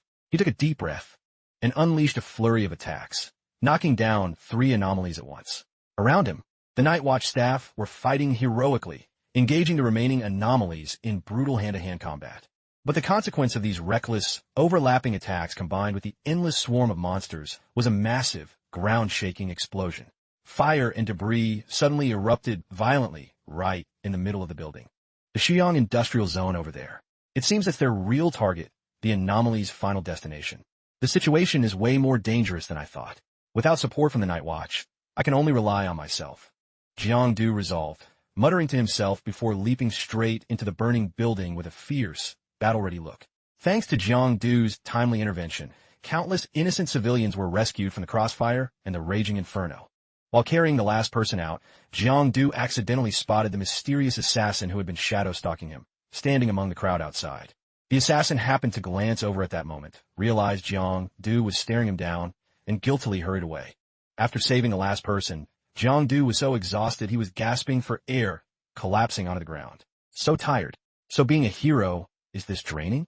I wanted to flex and act cool a bit longer, but I don't even have the strength to stand up.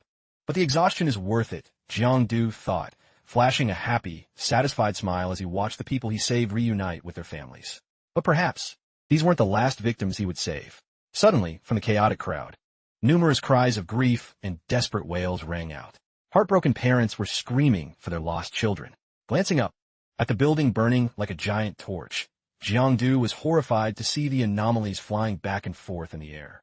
In the clutches of each monster was a child, screaming and crying at the top of their lungs. Damn it! What are these anomalies actually planning? Why are they kidnapping kids?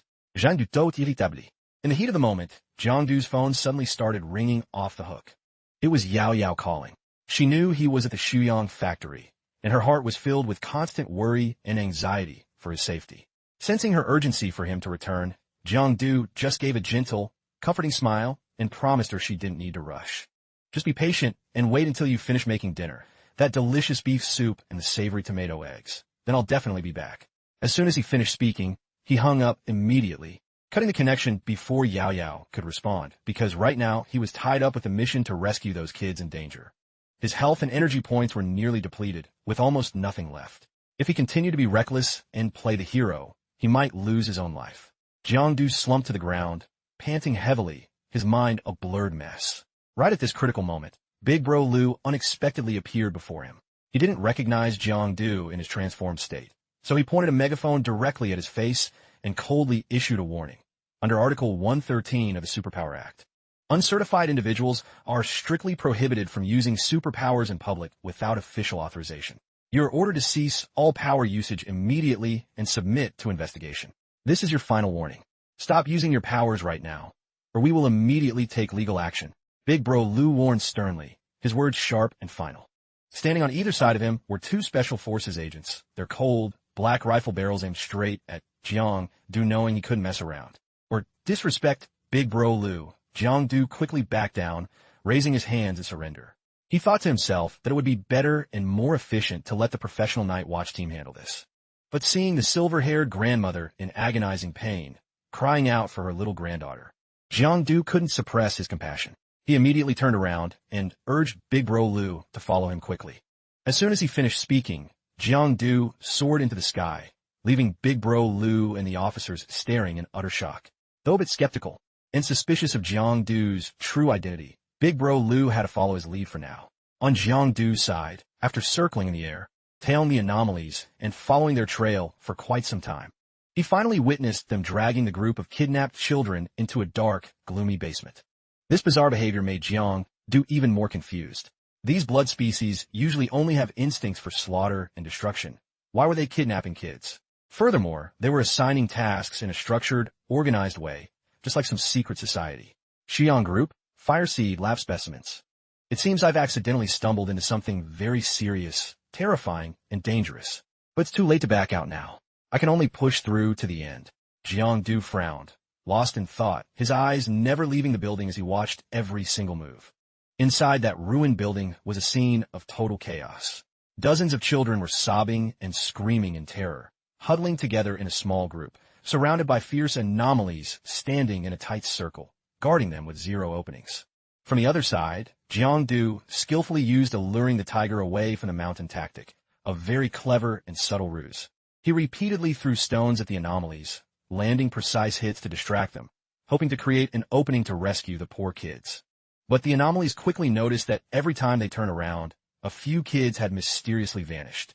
The numbers kept dropping, and the anomalies realized something was wrong. One of them let out a furious roar and chased after the culprit. At that moment, Jang was carrying the kids on his back, sneaking away quietly. Suddenly caught red-handed, Jang let out a helpless sigh and quickly unleashed his net attack, a special skill that trapped every single anomaly in an instant. After temporarily dealing with the annoying pack, Jang used his flashlight to lead the kids down the stairs while pulling out his phone to call the night watch for backup.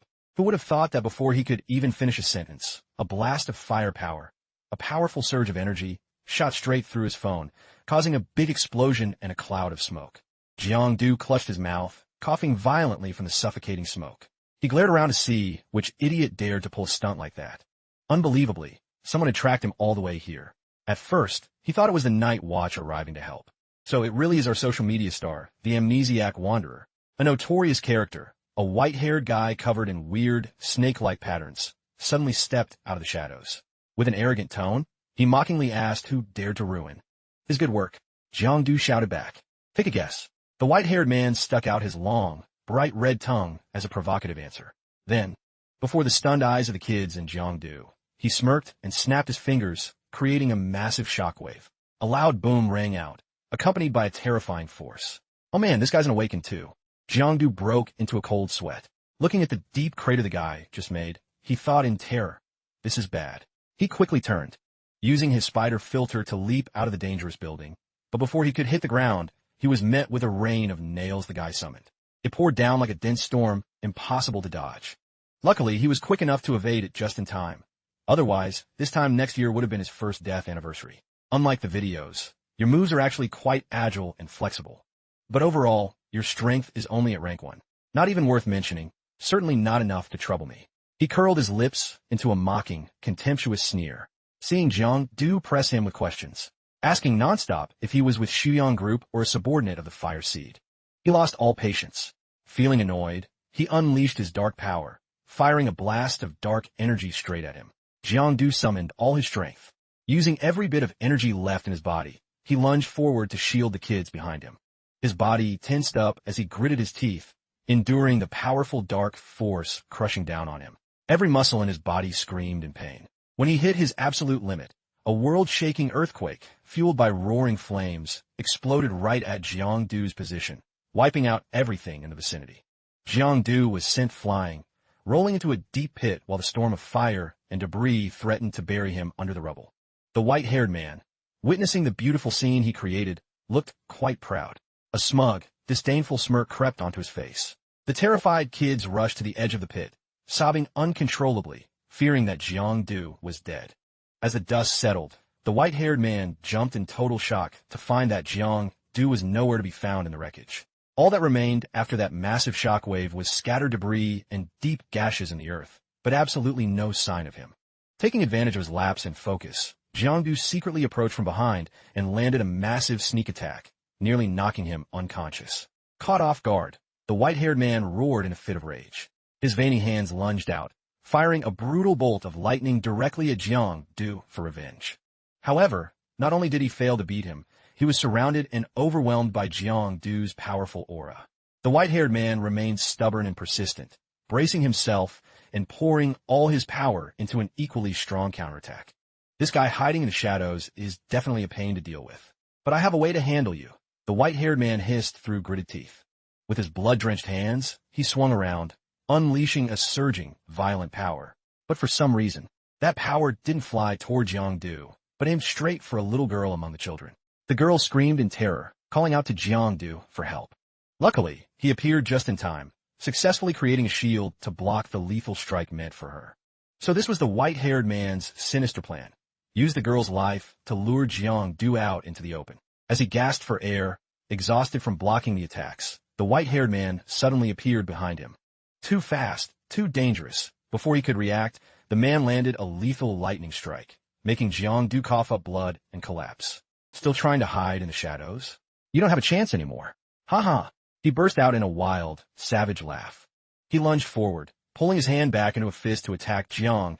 He rained down blows like he was venting on a punching bag, each punch powerful and brutal.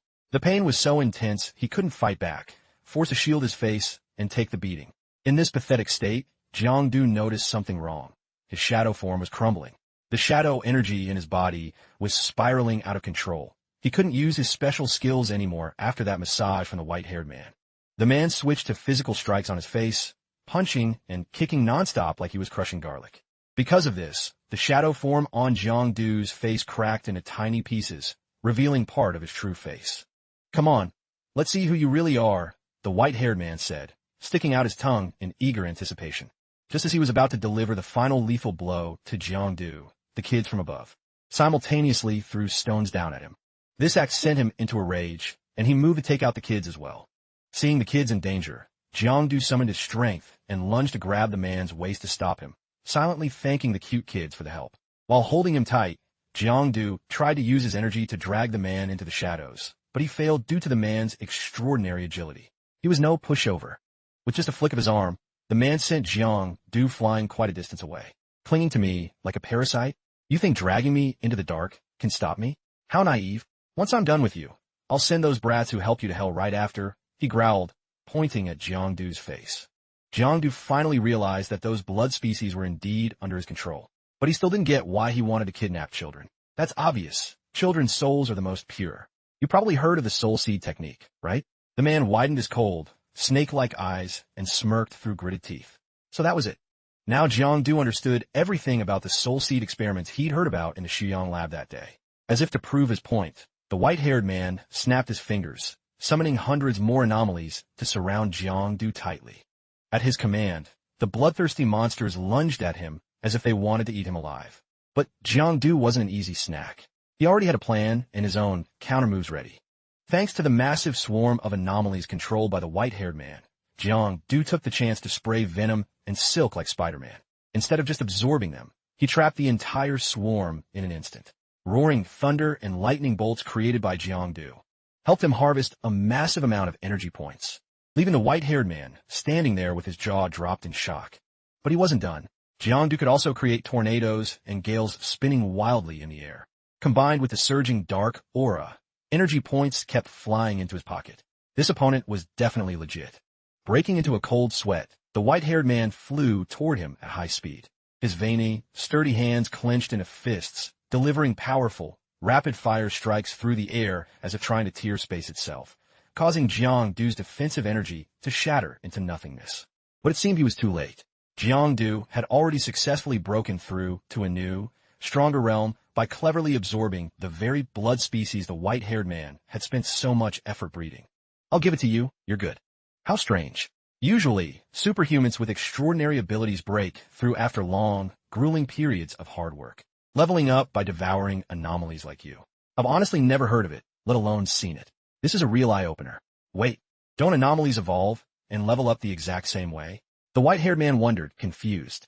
After witnessing the giant, freakish sphere formed by Jiangdu's breakthrough, he was struck with terror and turned to run for his life like a flash. But little did he know, Jiangdu was waiting for him with overwhelming, sky-high power, a terrifying force that could condense into a fierce, haunting demon eye. Now, then, it's my turn to hunt. Jiangdu curled his lips into a threatening smirk. 6 mysterious energy orbs suddenly stepped out of the dim, blue mist. Jiangdu felt revitalized, his energy and spirit reaching their peak. He took a deep breath and deployed the dual realm field, a powerful technique that made him feel free from all shackles and bonds. As he approached, the dual realm field radiating from Jiangdu became more intense and powerful with every step. With nature's support, everything in his eyes changed, becoming vivid and real. Every aura and vibration was incredibly lifelike. He could even clearly feel the absolute terror of the white-haired man standing right in front of him. Jiangdu's lips curled into a mysterious, unpredictable arc. He was actually excited to play around with this guy for a bit. Suddenly, in the blink of an eye, he vanished without a trace into the pitch-black night, leaving the white-haired man anxious and panicked, completely losing his cool. Fearing a sneak attack, he frantically called the anomalies to surround him from all sides to block Jiangdu, but life isn't always a dream. Things didn't go his way. The anomalies were obliterated by Jiangdu's terrifying lightning aura as soon as they got close, like bubbles popping on the water. The strikes were too fast, too strong, and too dangerous. His sudden, powerful blow left the man horrified. He watched stealthily and exclaimed, "Go on, baby." He couldn't even see the attack. The speed was terrifying.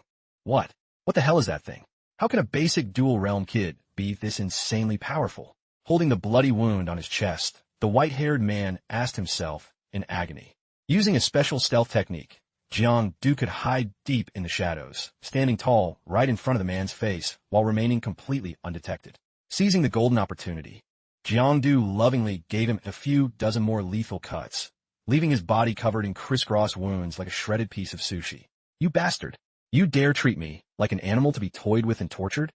God damn it, if you're gonna kill me, just do it already. Stop stalling and fight me," he screamed, gnashing his teeth in a fit of rage. Furious and savage like a wild beast cornered, that guy Yuk Lob barked out after Jiangdu's surprise attack sent him face first into the dirt. If he wanted to, Jiangdu could cut through dimensions. In a literal blink, Jiangdu suddenly appeared right behind him, his cold, sharp blade pressed against the guy's neck. "Shit, I was just kidding. Who knew I'd run into a real psycho?" The white-haired man was so terrified his face turned pale as a ghost, trembling uncontrollably. In that do-or-die moment, a stray brick suddenly flew out of nowhere and smacked Jiangdu right in the face, sending him flying 10 meters back, sprawled on the ground. The white-haired man luckily escaped death by a hair and breathed a sigh of relief. "What the hell are you doing? Sushan has been waiting for you forever.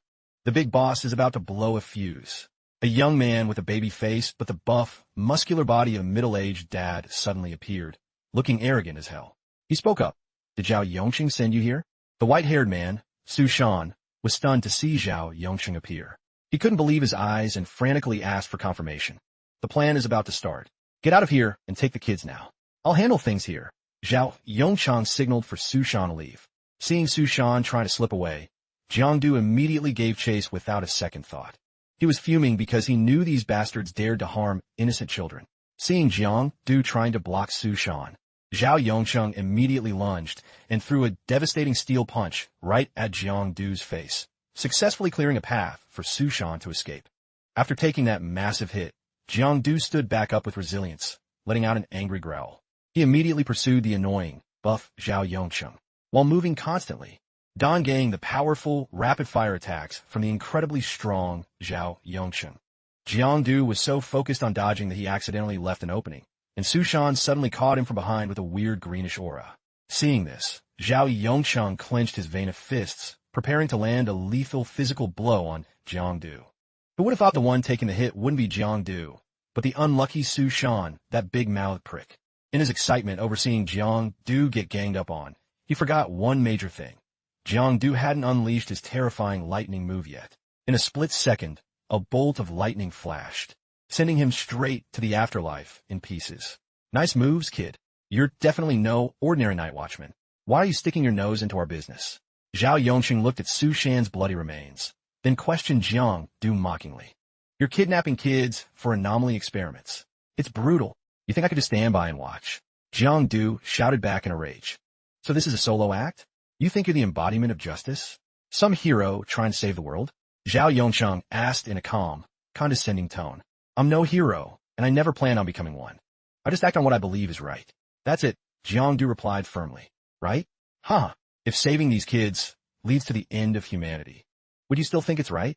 Zhao Yongcheng suddenly puffed his cheeks and screamed like a stuck pig in a mad frenzy.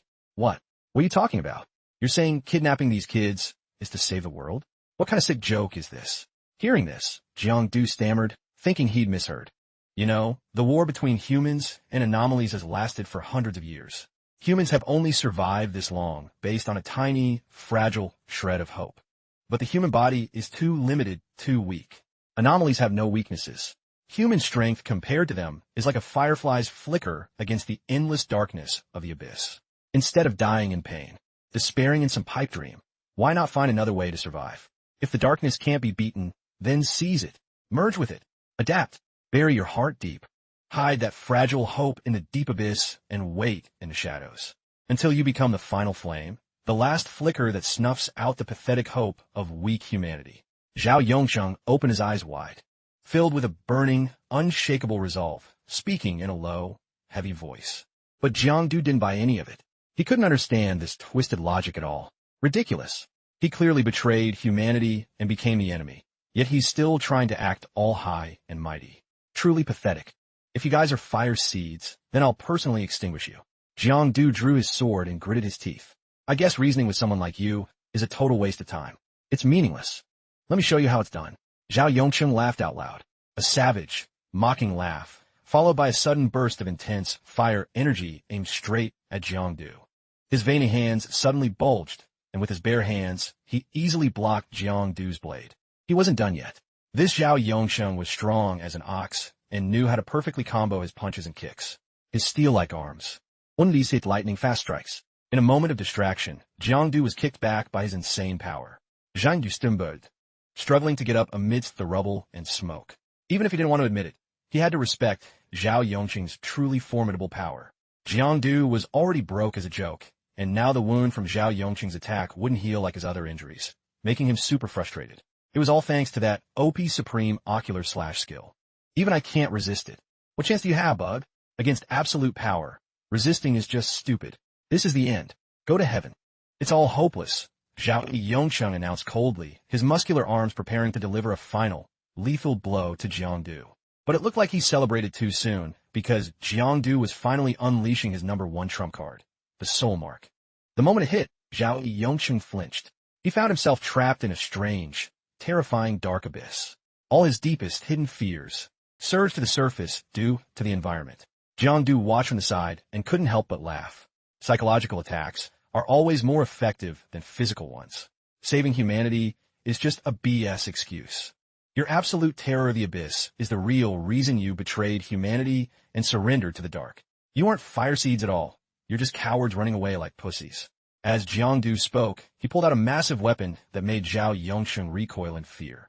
He lunged to attack him once more. As the two clashed fiercely, Jiang Du delivered a lethal, decisive strike straight into the center of Zhao Yongcheng's chest, causing the blood-red fluid within him to spray out like a surging waterspout. The mask hiding Jiang Du's face melted away under the intense heat of the fire, revealing his true, youthful, and refined face. His features radiated the pure energy of an ambitious teenager, leaving Zhao Yongsheng in utter shock and disbelief. Just a kid? A brat behind the ears? No wonder he acted so brave and fearless.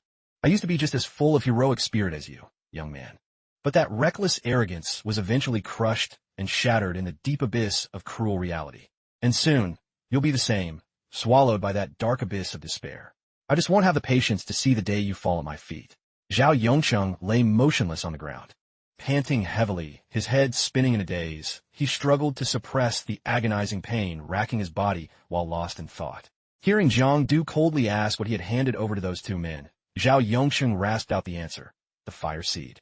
Outside the high-rise at this very moment, the beautiful host Shu was reporting live from the scene at the prestigious Shu Yang Group. An hour ago, a massive fire suddenly broke out at the Shu Yang Group, and numerous terrifying anomalies swarmed out from the building.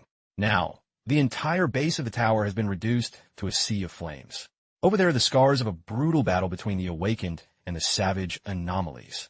According to our information, many innocent people were trapped in the fire, and they were all rescued by a mysterious hero known on social media as the Amnesiac Wanderer. After hearing reports of missing children, this heroic wanderer immediately dove back into danger to save them. As of now, we have no update on his status. Let us pray that he and the children return safely to their families. As Shu reported, she signaled the cameraman to pan toward the grieving parents waiting in desperate hope for Jiang Du to bring their little ones back. Just when hope was fading, Jiang Du and the group of kids miraculously emerged from the raging fire. At that moment, everyone, absolutely everyone, was overwhelmed with pure joy and emotion. Before the kids ran into the loving arms of their parents, they didn't forget to turn back and hug their hero, Jiang Du, expressing their deep gratitude for saving their lives.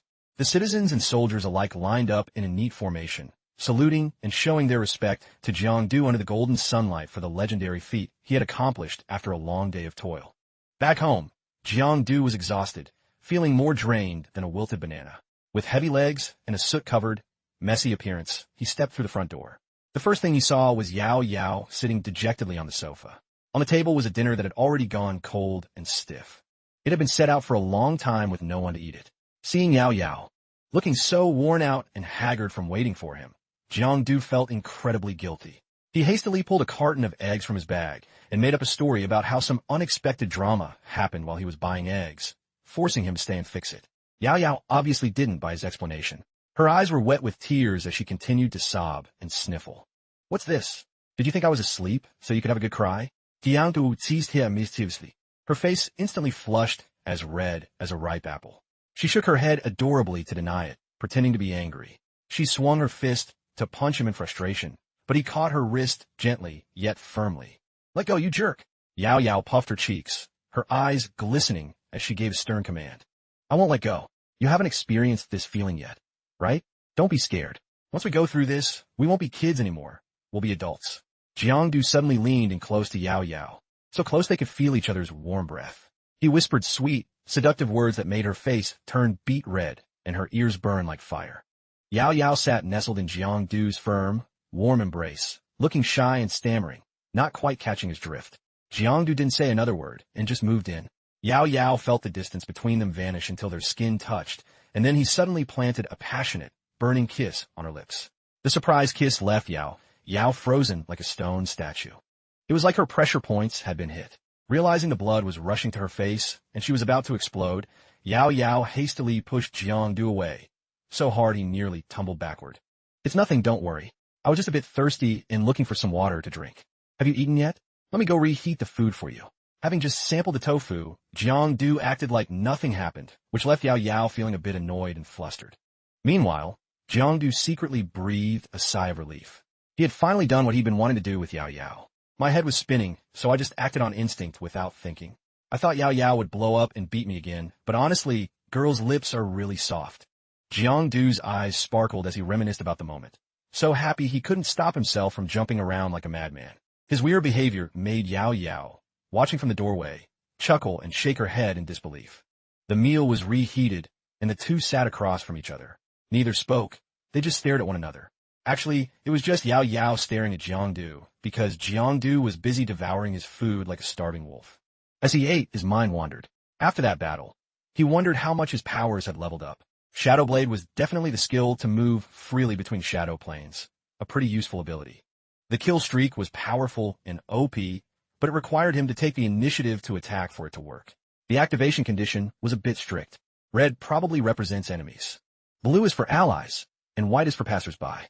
As Jang thought about these categories, he suddenly stopped eating. He scanned Yao Yao from head to toe. He was filled with confusion, wondering what the pink aura radiating from her right now could possibly mean. Jang pondered deeply, trying to find the answer. I get it. Pink must mean she likes me. She's in love with me. Good grief, this guy's narcissism and delusions are on a whole other level. Look at Jiangdu's sneaky, pervy grin. It made Yao Yao freeze up like a wax figure. She thought he was plotting something shady and gross. The two childhood sweethearts were enjoying a romantic, cozy dinner when suddenly a massive explosion echoed from outside. That ear-splitting sound caught Jiangdu and Yao Yao off guard. Yao Yao slowly opened the door and stepped out. Jiangdu, also curious, followed behind her. He saw her standing on the balcony, looking up at the night sky with eyes sparkling and full of joy. The two stood side by side, watching the shimmering, brilliant fireworks together. The scene was incredibly romantic and poetic, like a picture-perfect painting. Jiangdu suddenly turned to Yao Yao and asked, "Do you know about this Fireseed organization?" Yao Yao turned back to him, surprised. "Where did you hear those two words, Fireseed?" Yao Yao then began to explain. In her father's documents, there were some basic notes that mentioned Fireseed. She believed that Fireseed wasn't like the pro-war faction. The two main research schools. They're a group of eccentric, contradictory people whose bodies have mutated to the point of being classified as anomalies. It's a cult-like organization that betrayed humanity, Yao Yao continued. If a Fireseed member is caught, they must be handed over to the Night Watch for a 500k cash reward. Hearing about such a huge bounty, Jiangdu couldn't believe his ears, his jaw dropping in shock. He had caught two Fireseed members, but didn't know to turn them in to the Night Watch. Yao Yao saw him looking completely devastated and out of it. So she asked with concern, "What's wrong? What happened?" Although Jiangdu tried to act like he was fine on the outside, on the inside, his tears were falling like rain. He mourned for his 1 million. That massive amount of cash had just slipped through his fingers. Then he asked Yao Yao, "Besides Fireseed, are there any other weird organizations with bounties?" As if totally crushing Jiangdu's hopes of making bank, she turned away and replied, "That's it." "You were hoping for more?" Jiangdu held his head in embarrassment and asked her, "Can one actually get rich doing this?" Yao Yao was truly helpless with this. Money-hungry, materialistic guy. She told him there are definitely weird organizations, but no rewards. Take the name Dawn, for example. Jiangdu felt the name Dawn was completely foreign, something he'd never heard of. So, he curiously asked Yao Yao for more details. She explained to him about an organization currently facing internal conflicts and differing views. One part of the organization advocates for war, but holds views different from our traditional pro-war faction. Another part firmly believes that humanity will definitely be defeated and is always looking for a way to flee this land to find a safer place. Pointing her hand up at the vast sky, she said, for example, leaving this planet to migrate to another world, seeking a new dawn and a fresh start. Jiangdu felt this idea was completely absurd. Pipe dreams and totally unrealistic. After all, this isn't a sci-fi movie where the impossible happens. We haven't even built a single spaceship yet. But Yao Yao dismissed his opinion, saying that one doesn't necessarily need high-tech science to do this. She explained that the anomalies living in the dark abyss don't possess any science or technology either, yet they can still reach our world through abyssal rifts and space fractures. Yao Yao continued, "Suppose we could master this method, this secret, then the Dawn faction's desire would actually be entirely possible." Time passed quietly and peacefully. The lively spring festival gradually came to an end. Those who needed to work headed back to their jobs. Those preparing for the new school year started getting their books and supplies ready. Ever since Jiangdu reached level 2, his lifespan and the shadow points gained from hunting level 1 aliens only provided a tiny, negligible boost. It was like a drop in the ocean. Sometimes, working hard all day would only add a mere 3 days to his life. The talent assessment for the final school year officially ended. Reporting results to the special training camp began in waves. Jiangdu had been quietly preparing. He was the last in this batch to get the notice, and tomorrow he would officially leave. But on the night before his departure, his last night at home, Li unexpectedly returned from the distant north capital. Li Tuanguang had just returned this morning, holding a folder of important documents. He kept asking about Jiangdu's situation. "I heard that in the recent willpower test, you achieved excellent results." Tuanguang was a rising star in the Night Watch. Li Tuanguang praised Jiangdu, saying that the potential power of a young person is truly extraordinary. Jiangdu looked back at Li Tuanguang in surprise. Uncle Li, aren't you stationed in the North Capital? Is all the busy work over there settled already? Li Tuanguang slowly sat down on the soft sofa to rest his weary bones. He told Jiangdu that the night watch had been swamped lately. A series of troublesome events had cropped up. For instance, in the recent aptitude test, besides Jiangdu reaching the gold rank, there was another special case, the Cloud Mist status. Jiangdu couldn't believe someone was even more talented than him. He turned to ask, Uncle Li, what is Cloud Mist? What rank is that? And is it really stronger than me? I can't even imagine it. Li Tuanguang only gave a vague, cryptic answer. Who knows? No one here, including me, is sure about that thing. Even though he said that, deep down, Li Tuanguang felt the situation was very unusual. He had previously observed Jiangdu meticulously and discovered traces of pollution in his body. He originally thought Jiangdu would fail the aptitude test, but the result was totally unexpected. Not only did he pass, he reached level 6. Li Tuanguang observed. He sized Jiangdu up and down, thinking he didn't look like an extraordinary superhuman at all. He wondered if there was an error in the testing process. While the two had a chance to chat, Jiangdu also told Li Tuanguang about something. All right, Uncle Li, I met someone named Song Qinggong before. He mentioned a title called War General. Is that actually a real thing? Upon hearing the words War General, Li Tuanguang's face suddenly darkened. His expression became grave, as if he had just lost something precious. He leaned forward, his voice low and quiet. Yes, it's real. Hearing the firm confirmation from Li Tuanguang, Jiangdu was stunned. He couldn't believe his uncle was actually a real war general. What? Uncle, you're really a war general? Legends say the war generals are the 5 strongest, most prestigious commanders of the Great Chu. Li Tuanguang's eyes filled with a somber nostalgia. He recalled the past, reflecting on his golden age. To be precise, I used to be. But after all, I'm over 40 now. My health and stamina aren't what they used to be, so I withdrew from the front lines early. But back then, I was just like you, full of youthful passion and ambition. Li Tuanguang continued. As a war general of Great Chu, I fought countless powerful and fierce enemies. Back then, my thinking was simple. As long as we wiped out the anomalies, Great Chu would be safe and at peace. But the anomalies are endless, infinite. In the blink of an eye, over 25 years have passed. Li Tuanguang pointed to his missing arm. His face showed a mix of sorrow, grief, and simmering rage. In the end, my wife died from anomaly infection, and I'm old and missing an arm. Li Tuanguang turned to Jiangdu and added, furthermore, this time in the North Capital, an even stronger and more dangerous anomaly has appeared. Jiangdu was anxious and cut his uncle off before he could finish. He shook his head vigorously in refusal. No, no, no. Uncle, you're going to try to convince me to quit being an awakened again, right? I'll never give up. Jiangdu declared with total determination. Unwavering, he told his uncle, besides, I want to be just like you, a brave and heroic war general of Great Chu. Li Tuanguang heard. Seeing Jiangdu's firm and tough attitude, he remained silent for a moment. He slowly stood up and pulled something out of his pocket. At the same time, he revealed an important piece of info to Jiangdu. Right now, someone higher up is paying special attention to you. They have plans for you, and I'm afraid we can't stop it. Li Tuanguang onded Jiangdu, a mysterious, strange necklace made of shimmering gold, and advised him, take this and keep it on you. Jiangdu took the necklace, looking at Li Tuanguang with a puzzled expression. What is this? Is it just a normal pendant? Li Tuanguang explained, this is a forbidden object. It's called the Night Whisper. Were it behind your ear, it transmits the vague whispers of those dragged into the abyss. Li Tuanguang informed Jiangdu. If worn for a long time, this forbidden object can train your willpower and help forge your foundation. However, it can also make a person's negative emotions and dark moods much more intense. That's why if you wear it for a long period, you must take a 3-day break before putting it back on. He added, additionally, it can be used to trigger superhuman energy, releasing the energy of pollution for a short time.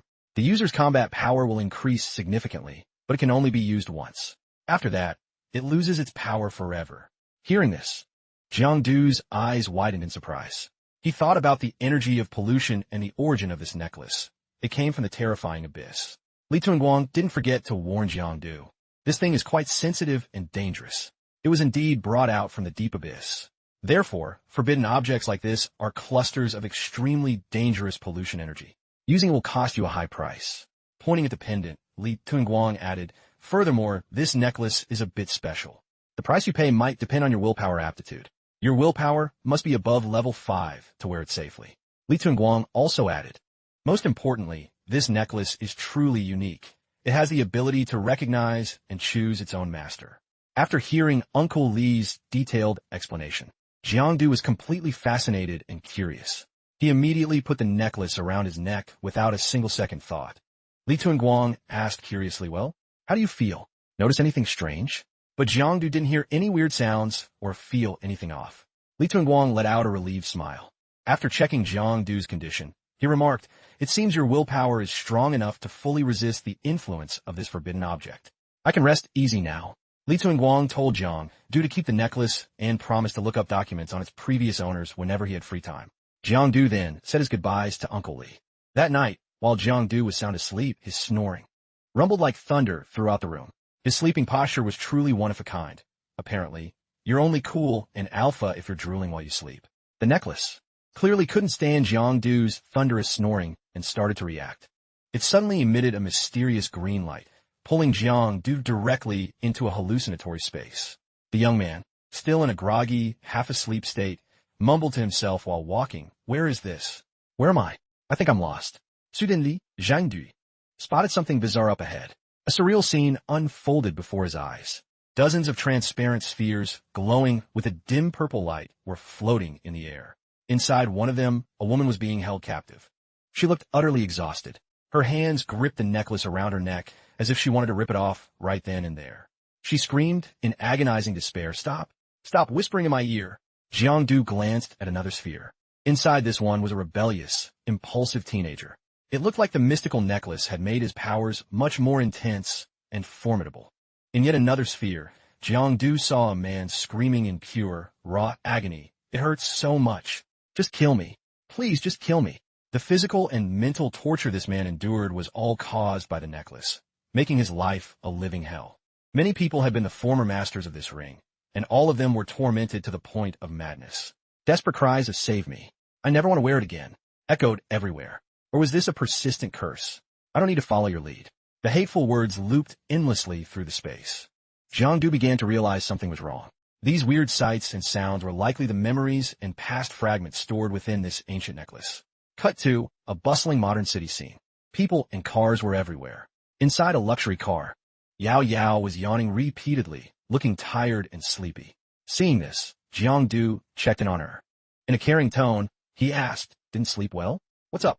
Yao Yao covered her mouth, her eyes looking pensive. She gave a slight nod. It's the first day of training camp. I was so nervous I tossed and turned all night. Then Yao Yao asked him back, what about you? Jiangdu smirked and said, I slept like a baby. Nothing to worry about. Then he sighed, lost in thought. Last night, I think I had a really weird dream, but I can't remember it for the life of me. So strange. Was it because of this necklace? I think I even heard it talking. Creepy. After that, Jiangdu reached out and gently touched Yao Yao's shoulder, saying kindly, if you're tired, just lean on my shoulder and sleep. Don't worry. It's fine. I swear I won't try anything funny. Hearing that, Yao Yao turned and shouted, No thanks. Don't even think about taking advantage of me. Jiangdu followed her movement, leaning his head in close and puckering his lips toward the blushing Yao Yao. Suddenly, from the driver's seat, a light cough rang out as a warning. Captain Lu glared through the rearview mirror and said sternly, Yao Yao, the camp is full of people. It's complicated. You need to stay away from guys with bad intentions, got it? Yao Yao glanced at Jiangdu and whispered, I got it, Dad. Jiangdu's eyes widened. Guys with bad intentions? Is he talking about me? No way. Captain Lu turned his head back to continue his lecture. Also, once you're at the camp, you must strictly follow the instructor's orders. If anything happens, go to the instructor first. If you can't find them, call me immediately. Yao Yao listened and grumbled softly, Dad, you've been saying this the whole way here. Hearing Captain Lu, Jiangdu beat his chest and laughed. Don't worry, Uncle. With me around, nobody's going to mess with her. Captain Lu frowned so hard a vein popped on his forehead. It's because you're there that I'm not worried. Captain Lu's car pulled up to the subway station. A voice announced, We're here. Yao Yao looked at her dad in the car and said, Bye, Dad. We're heading out. See ya. Captain Lu looked at his daughter, standing next to Jiangdu, and reminded her, Yeah, remember to call me. Sitting in the car, Captain Lu watched Jiangdu holding his daughter's hand intimately. Not at all happy, he watched them enter the crowded station and gnashed his teeth in anger. He stuck his head out the window and let out a sarcastic, mocking chuckle. Every word felt crushed. Hissing with rage through his teeth, You little brat. Just wait until you're in the camp. I'll show you what's what.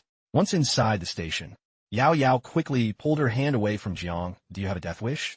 Daring to do that in front of my dad? If he saw that, he'd kill you. Jean Dupuis.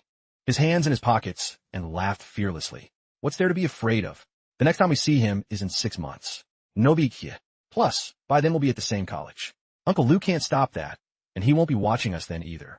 Yao Yao blushed, hands behind her back, walking beside him. She smiled shyly. Who says I want to go to the same college as you? Dream on. At the platform, thousands of people were waiting, packed like sardines. Someone shouted, the train's here. Get on. Everyone lined up, shoving and squeezing to get into the packed train cars. Not a single seat was left. Most were young, energetic men and women. People closed their eyes to catch some rest. Jiangdu glanced around the subway car, feeling nervous and excited. He thought, this is the special train taking us to the training camp. The intercom announced, attention students, the train to the Binhai Special Training Camp departs at 10:30 Beijing time. This is an express service. The journey will take 20 minutes. Doors are closing. Please prepare for departure. After some searching, Jiangdu finally found an empty seat. He clicked his tongue in surprise. Whoa, it's packed. Everyone squeezed together. Beside him, Yao Yao agreed. Of course, everyone from the gathering zones was summoned here. No wonder it's a madhouse. Observing the passengers closely, Yao Yao continued. Everyone in this car had the best results in the recent tests. High willpower, extraordinary abilities. After just a little more training, they'll be ready to face rank 1 anomalies. Hearing this from Yao Yao, Jiangdu's eyes went wide as saucers. That impressive? Unbelievable. So we won't have to be scared of anomalies anymore. On the outside, he looked shocked, but inside he was feeling smug. With my power, even rank 2s are light work. Yao Yao looked down, tucked a strand of hair behind her ear, put on her headphones, and warned him, don't take things so lightly. No matter how good your talent is, without brutal training, it's useless. She looked up at him and said seriously, Jiangdu, get some rest. Once we hit the camp, you'll see. Just listen to me. Hearing her advice, Jiangdu locked his hands behind his head and gave an arrogant grin, not taking her warning to heart. Don't worry about me. I'll be fine. Trust me. The scenery outside was a blur as the train moved at dizzying speeds. It sped like lightning, leaving a thick trail of smoke under the wheels as the wind howled. The train surged forward. Jiangdu leaned back and fell into a deep sleep. Suddenly, a hand gently shook his shoulder to wake him up. Jiangdu, wake up. Stop sleeping. Jiangdu groggily opened his eyes, his vision still a blurry mess and a bit of drool on his chin. What's the deal? He mumbled, half asleep. Why'd you wake me up? Yao Yao looked worried. She pointed out the window and asked, didn't they say the whole trip takes less than 20 minutes? Why has it been almost 40 and we're still moving? Around them, everyone was nodding off, looking exhausted. Yao Yao continued. It's so weird. It was daylight when we left, so why is it suddenly? Jiangdu followed her finger to the window and saw something that made his face go pale. Fog! He shouted. The fog is getting way too thick. Everyone jumped up at his shout to check the situation. Seeing the eerie landscape outside, panic spread across their faces.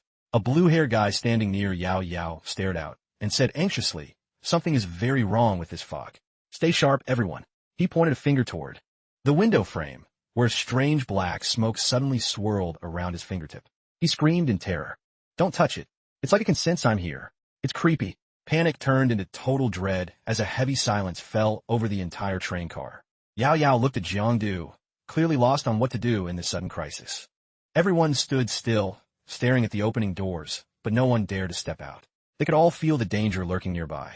Suddenly, the train screeched to a halt. The abrupt stop sent everyone stumbling forward. The intercom crackled to life. Attention! We have arrived at Binhai Training Camp. All passengers, please exit through the left side doors. The announcement played twice. People stood at the threshold, peering into the silent void outside, asking why no one was there to meet them. Standing in the back, Yao Yao heard the chatter and asked, shouldn't there be instructors here to greet us? Why is it empty? Someone in the group replied confusedly, no idea, it's bizarre. Suddenly, Zhang stepped forward. He brushed past a panicking black-haired guy and calmly walked out of the train. Jiangdu exited with total confidence. Yao Yao's face was a mask of pure anxiety. She ran after him. What are you doing? It's dangerous. She urged. Jiangdu, get back here right now. It's not safe out there. But ignoring her frantic warnings, Jiangdu kept walking step by step, completely unfazed. With a blank expression, he replied, I'm not, before he could finish. His pupils suddenly flared a terrifying bright red. As soon as he stopped speaking, he froze. Because right in front of him was a massive, jagged pool of blood on the ground. In a suffocatingly tense atmosphere, A girl with shoulder-length hair stood there, hand over her mouth, her face pale with shock and worry. Her voice trembled as a hand reached out and smeared the blood splattered on the floor. He examined the blood on his fingers to see if it was dry. "It's fresh. Just spilled," he said with a grim, determined look. Immediately, the friends behind him panicked, their faces filled with unease. Someone asked with a shaky voice, "Blood? What's going on?" He stammered, unable to believe his eyes. "Does this mean, has everyone in the camp been killed?" He was spiraling, full of questions and fear. A guy nearby countered, "No way. The camp is heavily guarded by powerful instructors. Who could even touch them?" Despite his words, he was clearly shaking. Jiang stared intensely, the tension visible in his eyes. He spoke in a low voice. "It's the variants." The moment he said it, everyone turned white as a sheet, sheer terror written on their faces. Jiang turned to Yao Yao. In a serious tone, he said, "Alert the night watch immediately. If anyone knows how to run this train, get moving back where we came from, ASAP." Yao Yao looked at him worriedly. "What about you? What are you going to do?" Jiang looked at her. With a playful glint in his eye, he smirked. "I'm just going to go take a leak." Yao Yao watched his back as he walked away. Maybe out of pure stress, she screamed, "Jiang, don't go. It's too dangerous." Her eyes were full of dread. As his figure faded into the distance, she bit her lip, thinking hard. Finally, she made up her mind. Without wasting another second, she ran after him. Watching her run off, the group grew even more frantic. A red-haired guy asked, "What do we do now?" Another guy with brown hair suggested, "Maybe we should just drive the train back. It's probably safer." Everyone started talking at once, shoving each other. "No signal on my phone. We're cut off." Another yelled, "Staying here is a death sentence. We have to do something. Should we follow them out?" And with that, the group started filtering out of the train, scattering to scout the area. The scene shifted to a camera with a red light blinking, aimed in a certain direction. A final drop of water fell. Jiang was actually doing his business, looking totally chill, without a single care in the world. He looked relieved and let out a long sigh. "Phew, felt like my bladder was going to pop." So good. At this point, it was clear he wasn't worried about monsters. He was just busy handling a nature call. Suddenly, a chill swept up from behind. Sensing something off, Jiang turned around. Standing there was a ferocious wolf with terrifying purple fur, blood-red eyes, and lethal fangs, radiating pure malice. Boom! An explosion rocked the area, and the wolf was instantly blown to bits, organs and blood splattering everywhere. Large rocks flew in all directions. It happened so fast Jiang was stunned, jumping back from the gruesome sight. Jiang looked back at Yao Yao. She was casually tossing a large rock up and down as if it weighed nothing. Impressive. Such a small girl taking out a beast like that so easily. Jiang teased her. "Did you come here to use the bathroom too?" Yao Yao was fuming, her voice full of resentment, though deep down she was terrified for him. "You stubborn idiot. Don't you know how dangerous it is to wander off alone? What if those variants had ripped you apart? What would I have done? How would I even explain it to Master Li? He'd kill me." Faced with her anxiety, Jiang just waved his hand dismissively. He gave her a comforting smile. All right, chill out. Just listen to me for a second." Yao Yao put her hands on her hips. Still pouting, she challenged him, "Fine, go ahead. Let's see what kind of story you're going to cook up this time." He looked at her, hesitating for a moment, then stared straight into her eyes. He said seriously, "The special training has already begun." Yao Yao looked confused. "The training has started? Are you for real? Since when? How come I didn't know?" She looked as lost as a deer in headlights. Jiang looked at her calmly and explained, "It started the second we stepped onto that train. From the moment we boarded that dark, creepy subway, the test was already in motion." She still looked skeptical, not fully buying his explanation. She blushed slightly and pointed a finger at him. "You're just talking out of your ass. Where's the proof? Why should I believe you?" She clearly wasn't convinced. He didn't waste many words. He just pointed at the mutated beast lying in a pool of blood. "Look at that variant you just took down. How do you find its combat power?" She rubbed her chin, looking pensive. "It was weak, barely stronger than a common low-level variant," she mused. Usually, a weakling like that wouldn't have the guts to attack a heavily guarded training camp. Jiang chimed in, patting her shoulder jokingly. "Exactly. See, you're not as slow as you look." She looked annoyed at being teased and crossed her arms. "Maybe we just haven't run into the strong ones yet. Who knows? There could be real monsters hiding somewhere." He looked at her. Holding up a finger, he smiled. "Fine, let's say the camp is under attack. If a whole pack of aggressive variants hit this place, you think the Night Watch guards wouldn't notice? They're pros.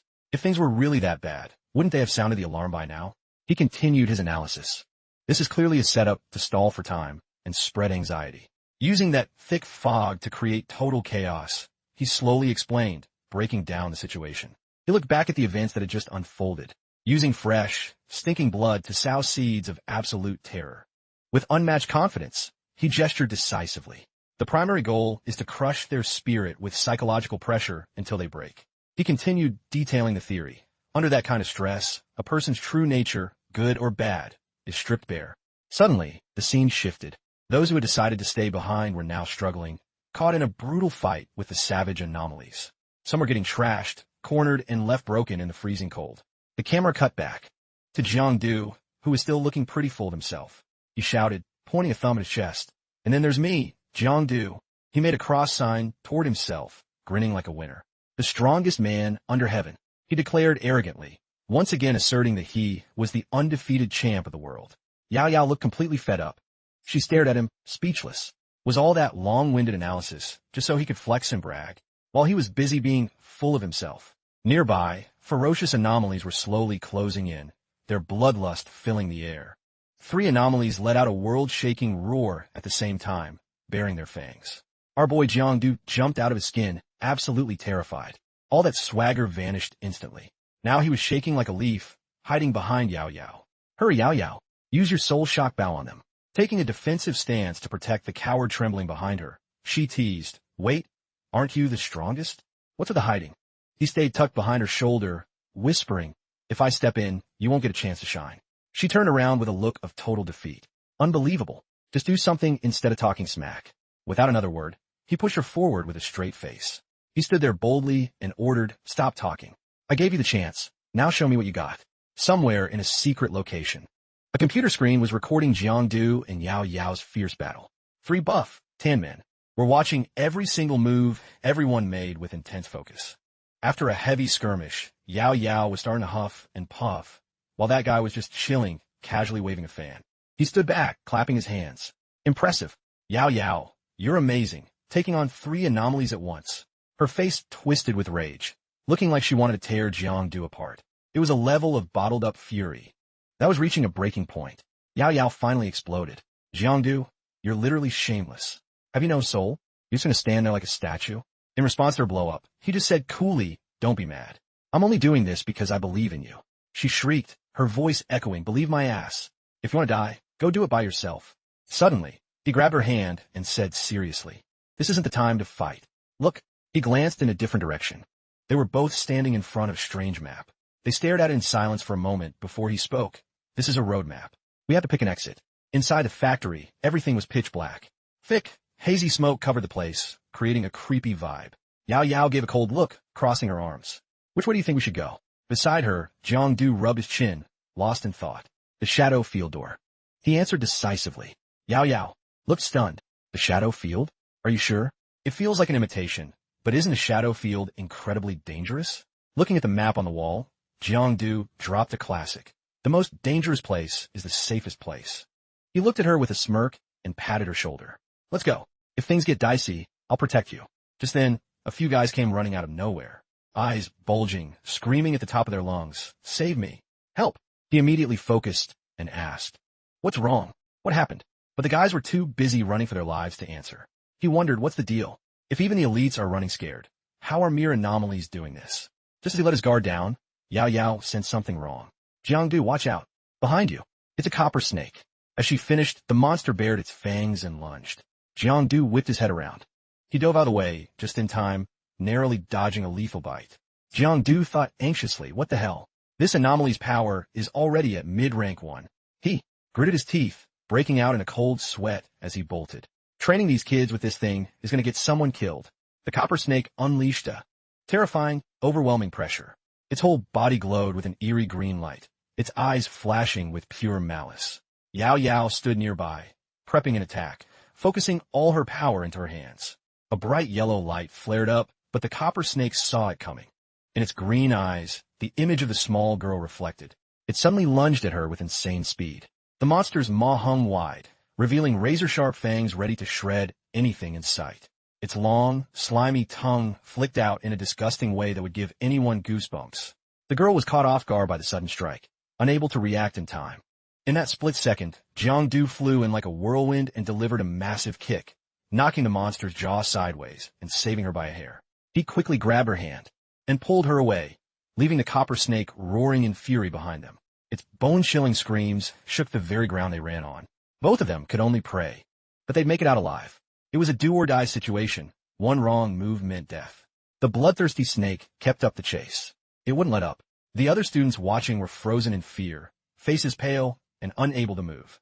Those three hideous heads and that massive body slithering across the ground was a nightmare. The two of them were barely staying ahead of its fangs. Jang kept a tight grip on her hand as they sprinted. The train door is right there. Get inside, he shouted, pointing. She nodded and followed, but suddenly something slammed into Jang. He stumbled, instinctively reaching out to brace himself, but his hand swiped through empty air. His face went pale as a wave of dread washed over him. Her small, soft hand was no longer in his. He spun around, shouting Yao Yao, but when he turned, there was nothing but a cold, shut door. His childhood friend was nowhere to be seen. She was gone. Elsewhere, people were buzzing. What's up with that copper snake? Is it using a blood essence suppression strategy? On the monitors, the instructors watched the experiment zone with growing concern. Everyone can see the snake is acting weird. It's more savage and bloodthirsty than ever. I don't know what's happening, but it's losing control. If we can't stop it, just shoot it. Student safety is the priority. Song Qingan finally spoke up. No need to rush. Everyone turned to look at him. Don't worry for now. Look at the screen. With steady eyes, he added, this is actually a great chance to see his true strength. He was talking about Jiang, our main man, who was currently staring anxiously at that cold, locked door. I knew there was something wrong with this door. Jiang was certain the door was an anomaly. He stood tall, staring intensely at the glass. It's made of abyssal material, probably works like a teleporter. If I don't move fast, Yao Yao's in trouble. Even though it was the same door, the destination was different for each person. Without hesitating, he grabbed the handle and yanked it open. His eyes were sharp and cautious. If I open it a few more times, maybe I'll find her. But something unexpected happened the moment he opened the door. The copper snake was lunging right at him at terrifying speed. All three hideous heads were wide open, fangs ready to rip him to pieces. Jiang froze, his limbs stiff, unable to dodge. His body was instantly snatched up by those three horrific heads, their razor-sharp fangs, keen as blades, about to sink into his flesh and pierce deep into his marrow. Crack. Cold sweat poured down Jiang's forehead, his heart pounding like it wanted to jump out of his chest. He gritted his teeth and mustered every ounce of strength to resist, fighting to keep those fangs from biting down. The monster's eyes suddenly flared bright, and a terrifying roar echoed throughout the training camp. Its loss of control was completely abnormal and exceeded all predictions. Now, the situation had become more alarming and dangerous than ever. Jiang unleashed a series of combo skills, landing a storm of punches onto the monster's face. The copper snake was beaten senseless, unable to dodge a single blow or even bite back. It was totally overwhelmed.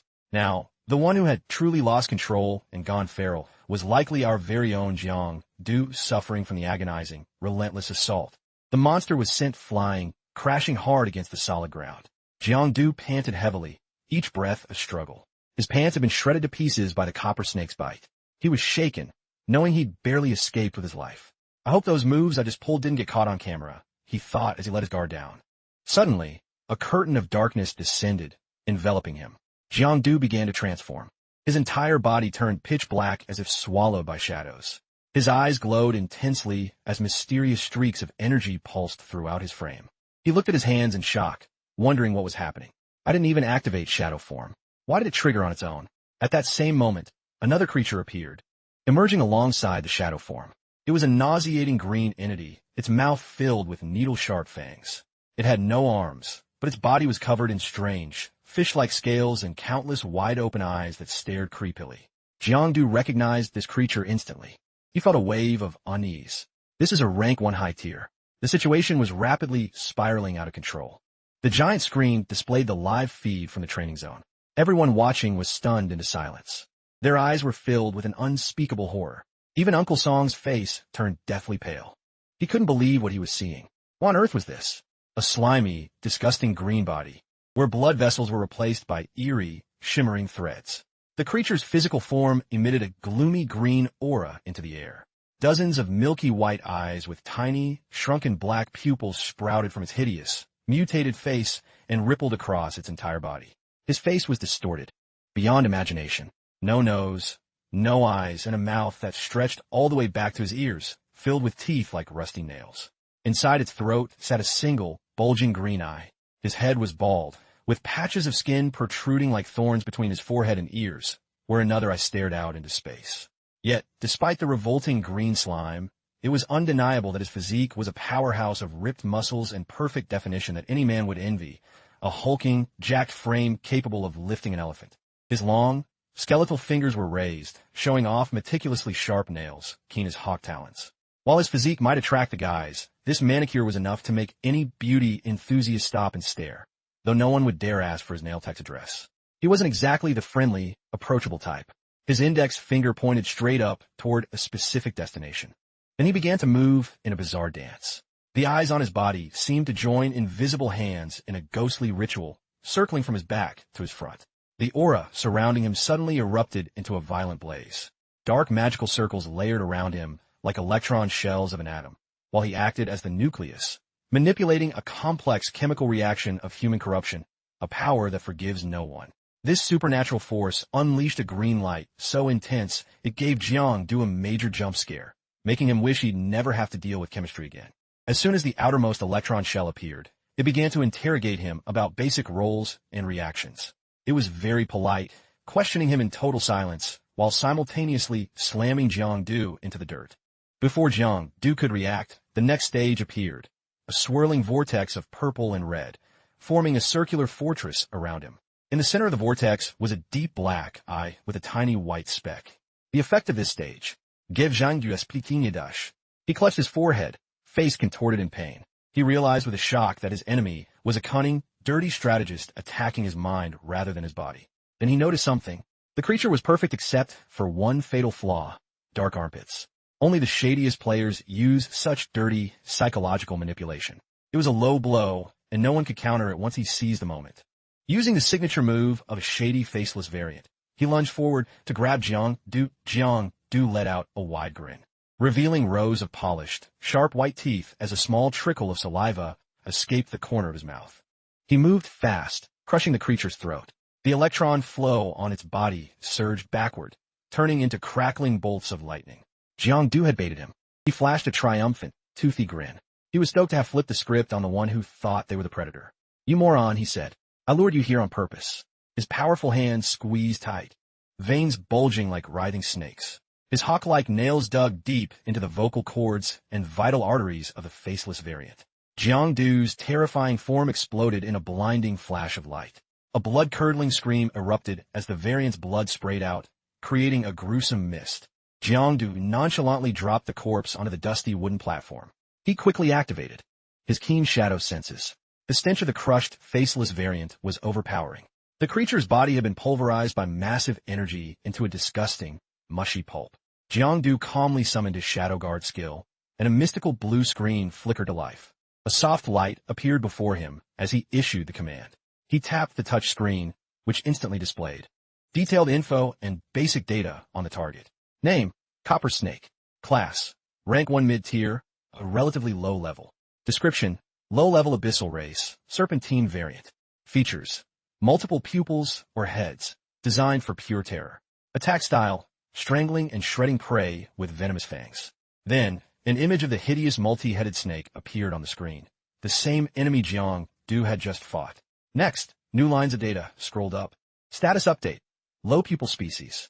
Rumored to be a subspecies of the shadow race, possessing terrifying potential. Cost to eliminate: copper snake venom can cause nerve paralysis. Handle with care. Cost waived. Shadow Guard harvest. Shadow points increased significantly. Target eliminated. Information recorded. Next target data displayed. Name: Faceless Bronze. Class: Rank 1 high tier. Description: low-level Abyssal variant. The pupil is its primary power source. The number of eyes doesn't necessarily reflect true strength. They specialize in psychological attacks and hallucinations. Their unique pupils allow them to see minute details and hidden spots. They use this to launch sneak attacks. An image of the faceless bronze covered in pupils was shown in detail on the screen. After the data stream ended, a final notice appeared. This low pupil species is rumored to share an origin with the powerful shadow race. Cost to eliminate: temporary blindness for the opponent. Cost waived. Shadow Guard harvest. Shadow points and shadow copper increased slightly. Faceless bronze eliminated. Information successfully recorded. Jang Du rubbed his chin, looking grave. Two things caught his eye. The copper snake and the faceless bronze both share roots with the shadow race. As a vanguard, a chosen warrior, he was destined to fight the shadow race. That's why they were targeting him for assassination. Jiangdu tried to piece together the clues, fitting the fragments of memory together like a complex jigsaw puzzle. If this was just a standard talent test, there should only be a few weaklings for show. Instead, they sent high-level killers. Exhausted, he slumped down, hands on his knees. He muttered a self-critique. His shadow form was a dead giveaway. The instructors must have seen it. He sighed deeply, trying to stay calm. There was no point in hiding it anymore. Jiangdu decided to deactivate the form. As he spoke the command, a small vortex of energy swirled around him. He held up his mutated fingers. Watching closely, he noticed something weird. He raised an eyebrow and let out a short gasp. He started fumbling, waving his arms around in a panic. He stammered, tripping over his words as he repeated the command. Deactivate shadow form. Nothing happened. No reaction at all. He wondered suspiciously what's going on. Why isn't it working? Suddenly, a violent, ear-splitting roar reached him. He whipped his head toward the sound, trying to pinpoint the source. A massive, eerie blue light trapped him like a giant cage. Inside the light, countless sinister, multicolored eyes were locked on him like a predator about to pounce. Jang reacted instantly, activating dark magic to protect himself. His hand swelled and mutated in preparation. He whispered, "Looks like I've accidentally stumbled straight into a nest of the pupil race." Elsewhere, the monitors on the wall flickered with static. The images distorting before several screens went completely black. A red-haired staffer cried out in a panic, "What's happening?" "The screens are all dead." A curly-haired man immediately relayed the order. "Contact maintenance now." Amidst the chaos, one man watched the static in silence. Song Qingan kept his head down, speechless. His gaze was deep and unreadable. Then a loud thud. The door was violently kicked open, as if it were about to be smashed to bits. A young male staffer with reddish-brown hair, cut almost to the scalp, burst in without warning. He shouted breathlessly, "Urgent report." His voice boomed, ensuring everyone heard clearly. The man panted heavily, his chest heaving. He struggled to get the words out. "The entire comms system is down. Internet and phones are all dead. It's totally abnormal." He dropped an even bigger bombshell. "Instructor Liu and Instructor Luo are both MIA. We can't reach them at all." As soon as the bad news hit, a heavy gloom settled over the room. Everyone in the monitoring station was paralyzed with fear. The shock was so overwhelming it fried their nerves, leaving them unable to move or even change their expressions. Everyone stood like statues. Then, the rhythmic tap-tap-tap of an iron cane on the floor echoed uncomfortably through the cold room. The piercing sound repeated, ratcheting up the tension. The young staffer jumped out of his skin at the sudden, cold tapping on the blue tiles. Elder Chun frowned sternly, emphasizing every biting word. "You bunch of talentless hacks. You actually call yourselves instructors? Pathetic." Song Qingan, the patrol captain, who was well acquainted with Elder Chen's constant grumpiness, stepped up to calm the old man's boiling rage. "Please forgive our shortcomings, Elder Chun. We made a fool of ourselves. But the situation is dire. What should be our next move?" Nobody knew if Elder Chen's anger had subsided yet, but he suddenly slammed his cane onto the cold floor again, creating an echoing crack that pierced through the surveillance room. Elder Chen shouted, so loud his lips stung.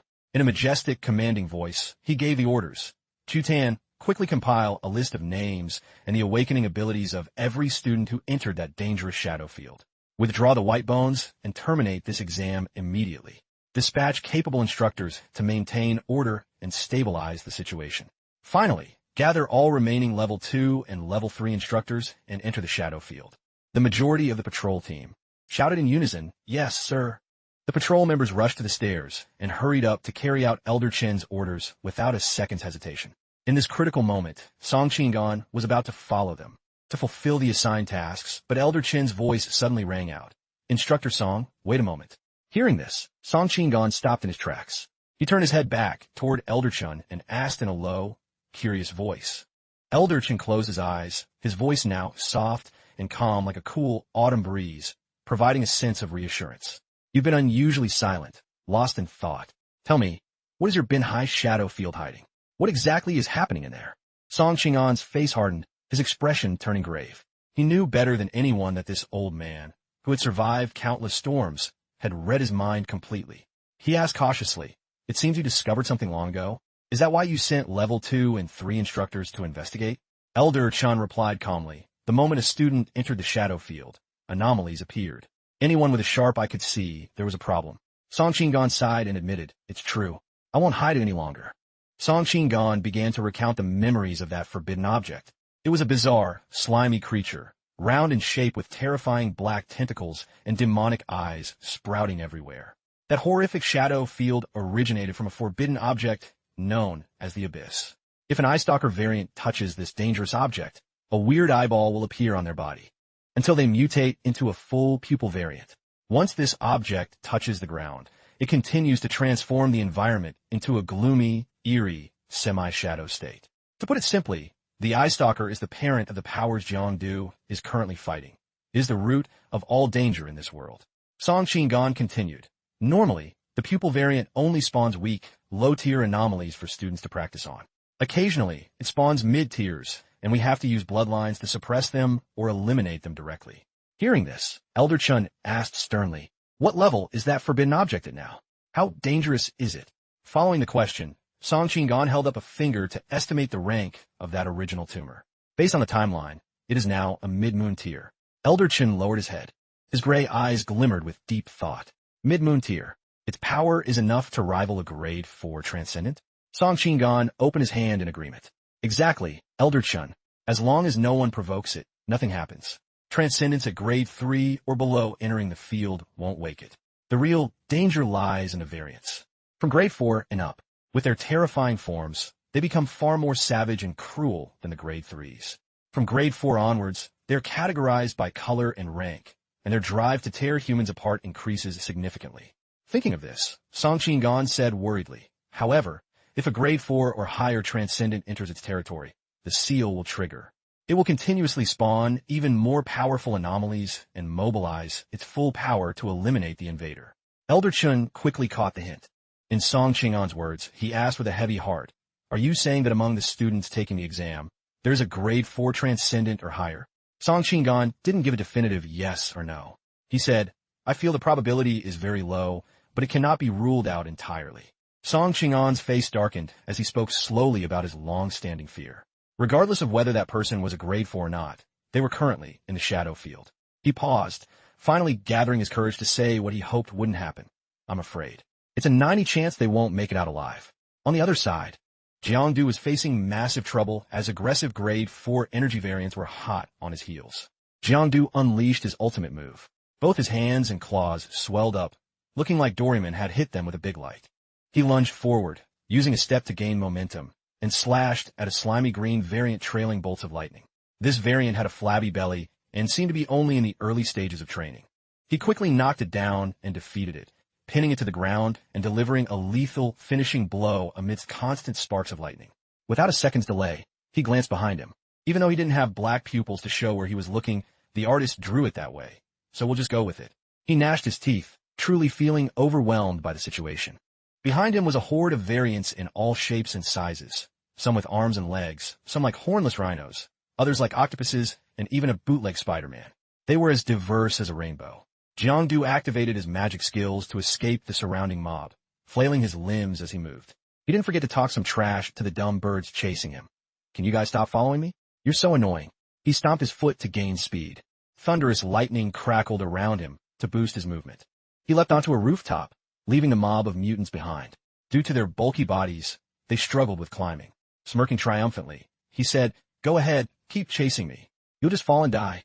Against the average variants, he could win easily, but this one-eyed, big-toothed variant was different. "Seems like I've spoiled you guys too much. Now you're acting up, huh?" They emitted magical ripple waves from their eerie amber eyes. Those ripples slammed into his old-before-his-time spine. He heard the loud, crisp crunch of his own bones. Then the ripples turned into a palm strike. A mystical cylinder appeared in the center of the circle, tilted, spun, and fell directly onto Jiangdu. Attacks rained down on him, sending up a thick cloud of white smoke. It looked like Jiangdu was done for and would be out of the game for good, but thanks to main character energy, and because the author wasn't ready to end the story, Jiangdu survived. Though heavily injured, he stood firm, his spine still holding up against the savage variants. He grabbed his own elbow, growling in frustration. "They've locked onto me. This is a real pain. No way to lose them, and my plan isn't working. Worst part is, their mental attacks are a direct counter to me. The slimy green foot and twisted toenails of a mutant using dark magic allowed it to hover in midair. The moment he stopped, the pack of bloodthirsty mutants didn't hesitate. They closed in like a swarm of angry bees. He was exhausted, panting hard. Rank 1 was one thing, but now there are several strong Rank 2 mutants in the mix. Jiang Du erupted in fury, releasing all his hidden potential. In a rage, he let out a sky-shaking roar. You losers. Let me show you that your granddaddy here is a Rank 2 mutant as well. He went to activate his shadow ring, but he froze in shock when he saw the transformation of his own body. Jiang Du held up his mutated hand, looking closely at his extraordinary power. At the most critical moment, his own power was being obstructed. He was panicked and worried because his strength wouldn't activate like normal. The shadow ring wouldn't start up. He began to suspect something was wrong. My power must have been sealed away by some outside force. Jiang Du looked up and was drawn to the distorted, weird sounds of the mutants. They seemed to be communicating in a mysterious language far beyond human civilization. He immediately switched to defense, baring his large, sharp claws. Although the mutants didn't seem to notice his presence, he knew he had to be careful. They could be faking it just to launch a sneak attack. While defending, he wondered, strange. They've all gone still. Did my aura earlier actually scare them off? The mutants were silent now. What kind of weird language were they using? They were all facing the same single direction. A sharp, dark purple blade suddenly fell to the ground with a loud bang. A massive, purple-skinned mutant stepped out. It had 3 pairs of cold eyes on its hideous face, and 2 sharp horns sprouted from the corners of its mouth. It pursed its lips to reveal razor-sharp teeth. Sharp claws grew from its arms, and on its hairy chest, for more eyes watched everything from odd angles. In the center of its belly was a giant, terrifying mouth filled with crooked teeth and a long tongue flicking out, ready to swallow anything. Jiang Du recognized this terrifying mutant instantly. He gasped he couldn't believe he was facing this one now. The situation was disastrous for him, because this was a top-tier Rank 3 anomaly. Facing the sharp, cold blade of the Rank 3 variant, Jiang Du felt smaller and weaker than ever. His power kept flickering, but felt incredibly thin and fragile. Suddenly, the variant swung its blade again, fast as lightning. Now Jiang Du could only use his whole body to block. He had no other choice. But his resistance was pathetic against the monster's overwhelming strength. A violent wind erupted, swirling the surrounding dust into a sandstorm. The attack was horrific. It sent Jiang Du flying like a dry leaf in the wind. He slammed hard into a distant wall. The bricks and stones around him shattered into pieces. It was clear the Rank 3 variant's power was far beyond imagination. Jiang Du leaned against the rubble, his body battered and exhausted, though he still looked like a rugged rogue. He coughed a few times. Damn it, I can't use my twin blades, and even the Shadow Realm shift is failing. To hell with this. The variant emitted a weird purple light that covered its body. The giant mouth on its belly dripped slimy drool, looking absolutely revolting. It stepped toward him slowly, radiating the aura of death. In his current state, fighting a Rank 2 was hard enough. A Rank 3 was a nightmare. Jiang Du concentrated all his remaining energy, and from his fingertips, he shot out a strange energy that looked like thin, white spider silk. It instantly turned into tough, durable cords that tightly bound the variant, making it unable to move. But he knew fighting this way wouldn't win the battle. If you're a coward, you turn and run, and he was definitely terrified. So a second later, he was hauling ass, running for his life. No shame in running when the odds are this bad. Survival is the best strategy. The savage Rank 3 easily broke free from the bindings with its overwhelming strength. It let out a world-shaking roar of fury and chased after him, its sharp claws scratching the ground as it closed in. Jiang Du hadn't run very far and hadn't even caught his breath before the anomaly caught up, right on his heels like a king playing tag with his concubines. It was miserable. Damn it, it was lightning fast, so fast it made his head spin as it leaped high into the air. It swung its massive, sharp blade down, trying to pounce on Jiang Du like a starving beast craving its prey. He was scared out of his mind, his face twisting through 7 shades of shock as if he were screaming, "What the hell? What the hell?" Combat experience saved him. He dodged instantly, jumping to another spot. The anomaly's lethal strike exploded against the ground, leaving a deep crater. If he hadn't dodged, he'd be pushing up daisies by now. Noticing the monster's blade was still stuck in the dirt, he thought, this is a once-in-a-lifetime chance. Jiang Du immediately leaped up. He threw a devastating punch right into the anomaly's face without missing an inch. Combo. Momentum +1. Momentum +1. Momentum +1. Momentum +1. Even though he landed the hits, the damage was negligible, barely a scratch compared to the monster's power. The anomaly's health was still at 93. There was still hope for victory. Although each attack was like a mosquito bite on steel, the combo was building up momentum to increase his power. Once he had enough, he could land a critical blow to take this thing out. But the joy was short-lived. He was hit with a piece of bad news, a total shock. The variant landed a devastating punch right to Jiangdu's face while he was still dazed. Blood gushed from his nose due to the massive impact of the variant's fist, not because of some cheesy excitement like you'd see in a corny romance novel. He was sent flying high into the air, suspended in the sky. If it weren't for the blood, onlookers might have thought he was just casually gliding through the sky. Jiangdu landed hard on his back, a painful landing. His back slammed into the balcony of a high-rise building. Before he could even gather his wits, the anomaly zoomed toward him at terrifying speed, ready to send him to meet his ancestors in the afterlife. Suddenly, it saw something that made its eyes go wide and its jaw drop in shock. It slammed on the brakes, stopping dead. As for what kind of energy it used to move, I'm completely clueless. The two stood facing each other, in combat stances. The surroundings were a wreck, looking like a battlefield after a flood. Debris, bricks, and cement were piled high on one side, and thick dust still obscured the view from the intense chase. Wait, something fell off. There was something suspicious here. Jiangdu's mind was racing with questions. Why did it suddenly stop and stand still like that? What happened? The anomaly stood like a statue, motionless as a mountain, not even lifting a finger. It held its sword up, eyes staring wide at something invisible in the air. Jiangdu was sweating buckets, his whole body trembling. What the hell was going on? Why did this anomaly suddenly stop attacking? Suddenly, a powerful, terrifying aura radiated from somewhere, grabbing Jiangdu's attention. He instinctively turned his head toward the source of that mysterious aura, his face full of shock. The aura grew stronger, rolling and surging violently. It sent a chill down his spine, giving him goosebumps. That dilapidated old house seemed haunted, possessed by some evil force. He frowned, disgusted by this horrific aura. What was going on? What was hiding in that house?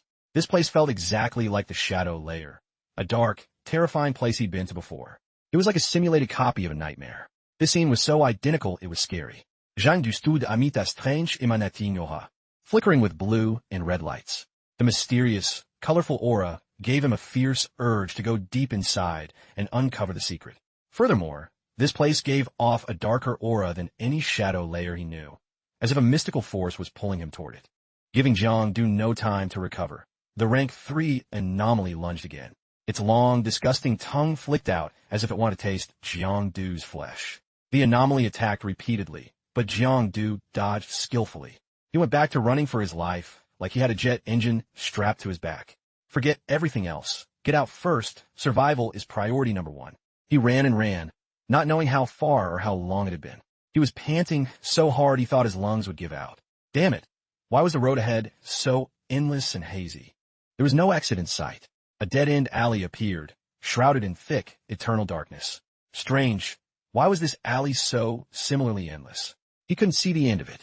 Jiangdu suddenly jumped in fright, feeling like he was falling in a dream.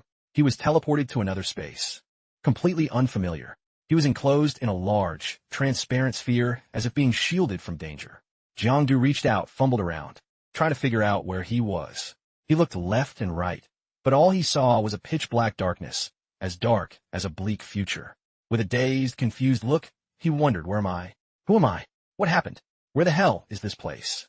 He couldn't see or feel a thing. Suddenly, he felt something tap his shoulder. Jiangdu jumped, terrified. Though he was practically blind and couldn't see anything, he instinctively looked down at his shoulder. A massive, an extraordinary force suddenly yanked Jiangdu away. He was dragged along easily, unable to resist. The pull was terrifyingly strong, far beyond his imagination, making it impossible to stop. In desperation, he could only scream in vain. Damn it! Why did his body suddenly lose control like this? A violent wind, as fierce as a Category 12 hurricane, hit him, making his skin vibrate. His face looked okay, but he was actually in a life-or-death situation. Stop! Stop right now! I am your true master. Obey me. He suddenly froze, when his command, issued while his survival instincts were peaking, actually worked. Everything stopped. A glowing orb, like a small asteroid, sprinted toward Jiangdu at lightning speed. He was still floating in midair with no support. The moment the orb collided with his body, his internal organs were seriously damaged. He was in so much pain he gagged, his stomach churning, unable to utter a word. Jiangdu blacked out, losing consciousness. True to his lead character status, even while fainted, he looked strangely handsome. The asteroid now emitted streaks of pure black light, like spider silk spreading everywhere, wrapping tightly around Jiang. Do not only that, but vibrant blue and red lights, like a divine halo, also enveloped him. The sphere began to merge, entering his body while he lay unconscious, unaware of what was happening. His closed eyes suddenly snapped open. But they weren't the innocent eyes from before. Instead, they were sharp, deep, cold, and dangerous. Finally, I've been waiting for you.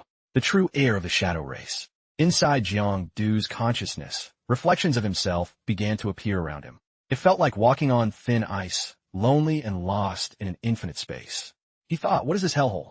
What's happening to me? Suddenly, a mysterious voice rang out, answering the questions in his heart and shocking him. This is the fragile, dangerous boundary between the physical world and the abyss. He quickly turned his head, looking around, trying to find the source of the mysterious voice. He shouted, "Who is it? Who's talking to me?" The mysterious voice kept whispering incomprehensible words, echoing around him. Jiangdu, can you not feel it? This energy, this familiar feeling comes from the shadow, the dark, sinful, and cunning secret. The sound haunted his ears, and the silhouette of the voice flickered in and out, making it impossible to pinpoint. Spotting a small movement, Jiangdu immediately whipped his head around. Suddenly, the image of a hand with long, razor-sharp claws appeared. The sudden appearance terrified him. The figure gave a meaningful smirk and said, "You and I both come from the same root, the same essence. We are both," before he could finish. Jiangdu, through surprise, punched straight at the figure's face. The figure jumped back in fright. "Whoa, are you trying to scare me to death? What are you doing?" Jiangdu asked coldly and curtly. "What am I doing? What the hell are you talking about? Obviously, I'm taking out a dangerous anomaly. Can't you see?" The figure yelled angrily at Jiangdu. "What do you mean, what am I doing? Are you stupid? Of course we have to destroy the dangerous anomalies and save the world. You can't be like that. You'll miss the important details, like secret martial arts manuals or hidden masters living on mountains like in wuxia novels." Jiangdu kept his cold face and replied emotionlessly, "If you have something to say, spit it out. Don't beat around the bush. I'm busy. I have to go out and check on Yao Yao. I don't have time for your chatter." He suddenly pointed to the sky, leading Jiangdu's gaze upward. "Look up there for yourself." Jiangdu looked up where he pointed. Above his head, a terrifyingly giant eyeball appeared, floating in midair. It seemed to be scanning everything below with a cold, threatening gaze. This time, Jiangdu spoke with shock. "That's a pupil variant." "Wait, was that the thing that sealed my power before?" The figure nodded in confirmation. "Exactly. To be more precise, that is, the primal pupil. It's one of the forbidden objects of the abyss, possessing horrific power." He continued to explain to Jiangdu, "The pupil race and the shadow race are mortal enemies, always trying to destroy each other. Even though you're a transcendent human with special abilities, you share an origin with the shadow race. Now, the primal pupil sees you as an enemy. Just now, if I hadn't stepped in to show some muscle and block that rank 3 pupils attack for you." He looked at Jiangdu with a sharp, meaningful gaze, and dropped a short but clear truth. "You'd be a dead man by now." Jiangdu stepped closer and grilled him then. "Why did you save me?" He replied to Jiangdu's question, "Because I've always been waiting for you." Jiangdu was confused. "Waiting for me?" He continued, his tone practically dripping with certainty. "That's right. I've been waiting for an individual with the same constitution and source of power as me." He added, "Once, I held a noble status in the abyss." The fragments of his memories began to piece themselves back together slowly. He kept mumbling, "Noble, powerful. Even in the endless depths, I was hailed as a local overlord." He started recounting his glory days. "But because of a freak accident, my soul was shattered into countless pieces that fell into the physical realm. My guardian, akin of the same bloodline, luckily stumbled upon me in a dire situation. I was generous enough to take him in and protect him from lurking dangers. Yet that lowly, treacherous brat took advantage of my weakened state and unexpectedly betrayed me, imprisoning me in this dark space. Not only that, he has been relentlessly absorbing my energy to empower himself and grow his own authority." He reached out his hand, pressing it against the thick, cold glass, looking totally victimized. "So, I've been patiently waiting in silence, hoping for a creature of another race to appear." He slowly stepped out from the glass block. "Come here to inherit my matchless, immense power. Help me fulfill my wish for revenge and settle this grudge." Then, he solemnly declared that from now on, he would become his host, meticulously controlled and arranged by him, with no way to resist. Hearing this guy go on another long-winded BS rant about his boring life story, Jiangdu generously rewarded him with a hot slap, a world-shaking backhand to the face that twisted his mouth and deformed his features. The impact was massive, sending him rolling across the ground, knocked out cold. He clutched his face, wailing piteously. You, what the hell was that for? Didn't we say you'd help me deal with that pupil guardian? He replied, who said that to you? Who promised you anything for sure? Jiang Du sneered, his face full of contempt. Someone who even has his underwear stolen by his own subordinates has no right to talk about partnerships with me. Furthermore, he paused for a moment, then continued. You actually had the audacity to get close to me, point in my face, and tell me you want to parasitize my body and control me? The anomaly stopped playing pretend and showed his true, wicked nature. He laughed back, so what? What are you going to do? You can't escape my grasp anyway. Jiangdu jumped back in surprise. Suddenly, the anomaly switched to threats. Obey me. Being my host is the greatest honor and luck you'll ever have. But Jiangdu didn't even care about those hollow threats. He moved instantly, catching the creature off guard. Jiangdu grabbed the anomaly by the throat with one hand and dragged him out of the barrier. Now Jiangdu was dead serious. He said sternly, you might have been powerful once, but you admitted it yourself. You're just a weakened soul fragment now. Plus, more than half your energy was sucked dry by that guardian. Which one of us will tame the other? That's far from settled. The anomaly felt like he was being looked down upon by a lowly being. He gnashed his teeth in rage and growled, I'm a noble rank 6 shadow race, a descendant of the Abyss's royal bloodline. I won't be disrespected by the likes of you. Before he could finish, Jiangdu triggered a skill to absorb the anomaly's entire soul. Now the creature was truly terrified, unable to believe this kid was actually absorbing him. What is this? This is impossible. Absolutely impossible. A mere rank 2 bottom feeder trying to dominate me? Who do you think you are? What? What kind of monster are you? The anomaly shrieked in agony as Jiangdu absorbed his soul bit by bit, while Jiangdu remained cold and indifferent. Ignoring the creature's suffering, he focused all his strength on devouring the soul, making sure not even the smallest fragment was left behind. Once the absorption was complete, he felt completely reborn and transformed. He tucked the anomaly's soul deep inside his own body, merging it into one with himself. Jiangdu slowly opened his eyes. He checked his body from head to toe, looking for any unusual changes. Shadow fragment. So this is the power I lost somewhere else. At another location, instructors were loudly warning everyone. If everyone stays together and joins forces, the instructors will protect the outer perimeter while students stay safe inside. All students must immediately take anti-contamination meds and absolutely do not leave the safety circle. Everyone was anxious, restless, and terrified of a life-threatening danger lurking nearby. Amidst the chaotic crowd was a young girl, Jiangdu's childhood friend. Her name was Yao Yao. Right now, she was sick with worry for Jiangdu. She thought, Jiangdu, what ditch did you die in? Why haven't you shown up yet? Right at that moment, a terrifying green multi-eyed monster spotted Yao Yao. That monster suddenly emitted a creepy green light and let out a horrific roar. Roar, roar, roar. She realized they were faceless bronzes, and they were charging frantically toward Yao Yao. Without hesitation, she braced herself and used all her strength to hold back 3 of the ferocious monsters single-handedly. Seeing this, the other instructors acted quickly. With a swing of their blades, they sliced through the monsters, turning them into ash. Others stepped in to help clear out the remaining rank 1 and rank 2 creatures. One of the guys looked at a panting, exhausted Yao Yao and said, Thanks, girl. If you hadn't stepped in, we wouldn't have handled them so easily. He kindly asked if she was holding up okay. Though she was trying to steady her breathing, her limbs felt like jelly. She had likely pushed her mana limits and hadn't recovered yet, but she still managed to reply, Yeah, I'm fine. Thank you. Then the captain, looking stressed and tense, announced to everyone, All right, listen up. Everyone follow me. We're leaving this danger zone right now. Just as he finished his sentence, a hideous, eye-covered monster appeared behind him. It immediately unleashed a blinding, horrific blast of light at the captain. That powerful beam knocked it down instantly, leaving him unconscious. Yao Yao watched in shock, not even having time to process what had happened. Before she could even get her bearings, the monster zoomed toward her, targeting her as the next victim. She stood frozen in fear. She couldn't move. By the time she realized the danger, it was too late. Just as she thought, well, this is it, I'm toast, Song Qingan suddenly appeared, rescuing her just in time. His punch-packed, world-shaking power, sounding like a thunderclap in a clear sky. With just one move, he pulverized the monster, leaving it motionless. Once the dust settled, Song Qingan looked at the flattened monster, identifying it as a rank 3 anomaly. The situation was much worse than he'd imagined. He turned around, frowning, and raised his voice, scolding his subordinates. Didn't I tell you guys to stay alert at all times? You almost got yourselves killed by a sneak attack. His team could only hang their heads. Sorry, Captain. It was our mistake. Captain Song then looked at the waiting students. Seeing so many of them, he thought, only this group was attacked by a rank 3. Does that mean one of them is a grade 4 transcendent or higher? He gestured to the students. Is everyone here? Everyone accounted for? Follow me now. Hearing this, Yao Yao spoke up anxiously. Wait, please stop for a second. I came here with Jang, but he's not here. At the mention of Jang, Song Qing'an's face turned pensive. He realized something. Wait, could he be the one the primal pupil is after? This girl came with him and is close to him. He was lost in thought.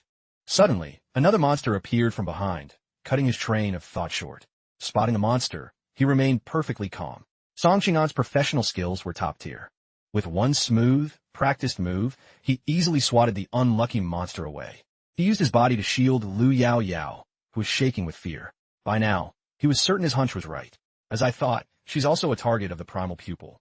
Leaving the waiting group behind, Song Qing'an flipped into combat mode and flew forward to go head-to-head with the rank 3 monsters. While fighting, he reminded his 2 subordinates, "You two get the students out of here now. I'll handle things here." The 2 obeyed and immediately started the evacuation. Now, on Song Qing'an's side, he was fighting the feral monsters alone with everything he had. Using all his internal energy, he easily controlled the crisis. When a monster lunged at him, he activated his special power. Forming a massive, powerful green whirlwind, he swept the monster high into the air, leaving it unable to fight back or resist. Then, he effortlessly slipped out of the violent vortex, as if nothing had happened, noticing that the annoying creature hadn't gone far. Still lingering within his sight, he ground his teeth in pure rage. Song Khan channeled a massive surge of energy into his right arm, creating another terrifying whirlwind, far stronger than the last, to seal the monster away. You think you can run? In your dreams. Pine Gale. Before he could finish, Song Khan suddenly sensed something wrong. His power was mysteriously fading away. His left arm went stiff and numb. Trembling uncontrollably, he was completely unable to manifest any of his abilities. His face darkened, twisting into a worried scowl. What is this? Why can't I use my powers? A scream of pure agony echoed from the distance. Before he could even finish off the monster in front of him, Song Khan was horrified to discover another creature emerging far behind him. He suddenly realized why his powers had vanished.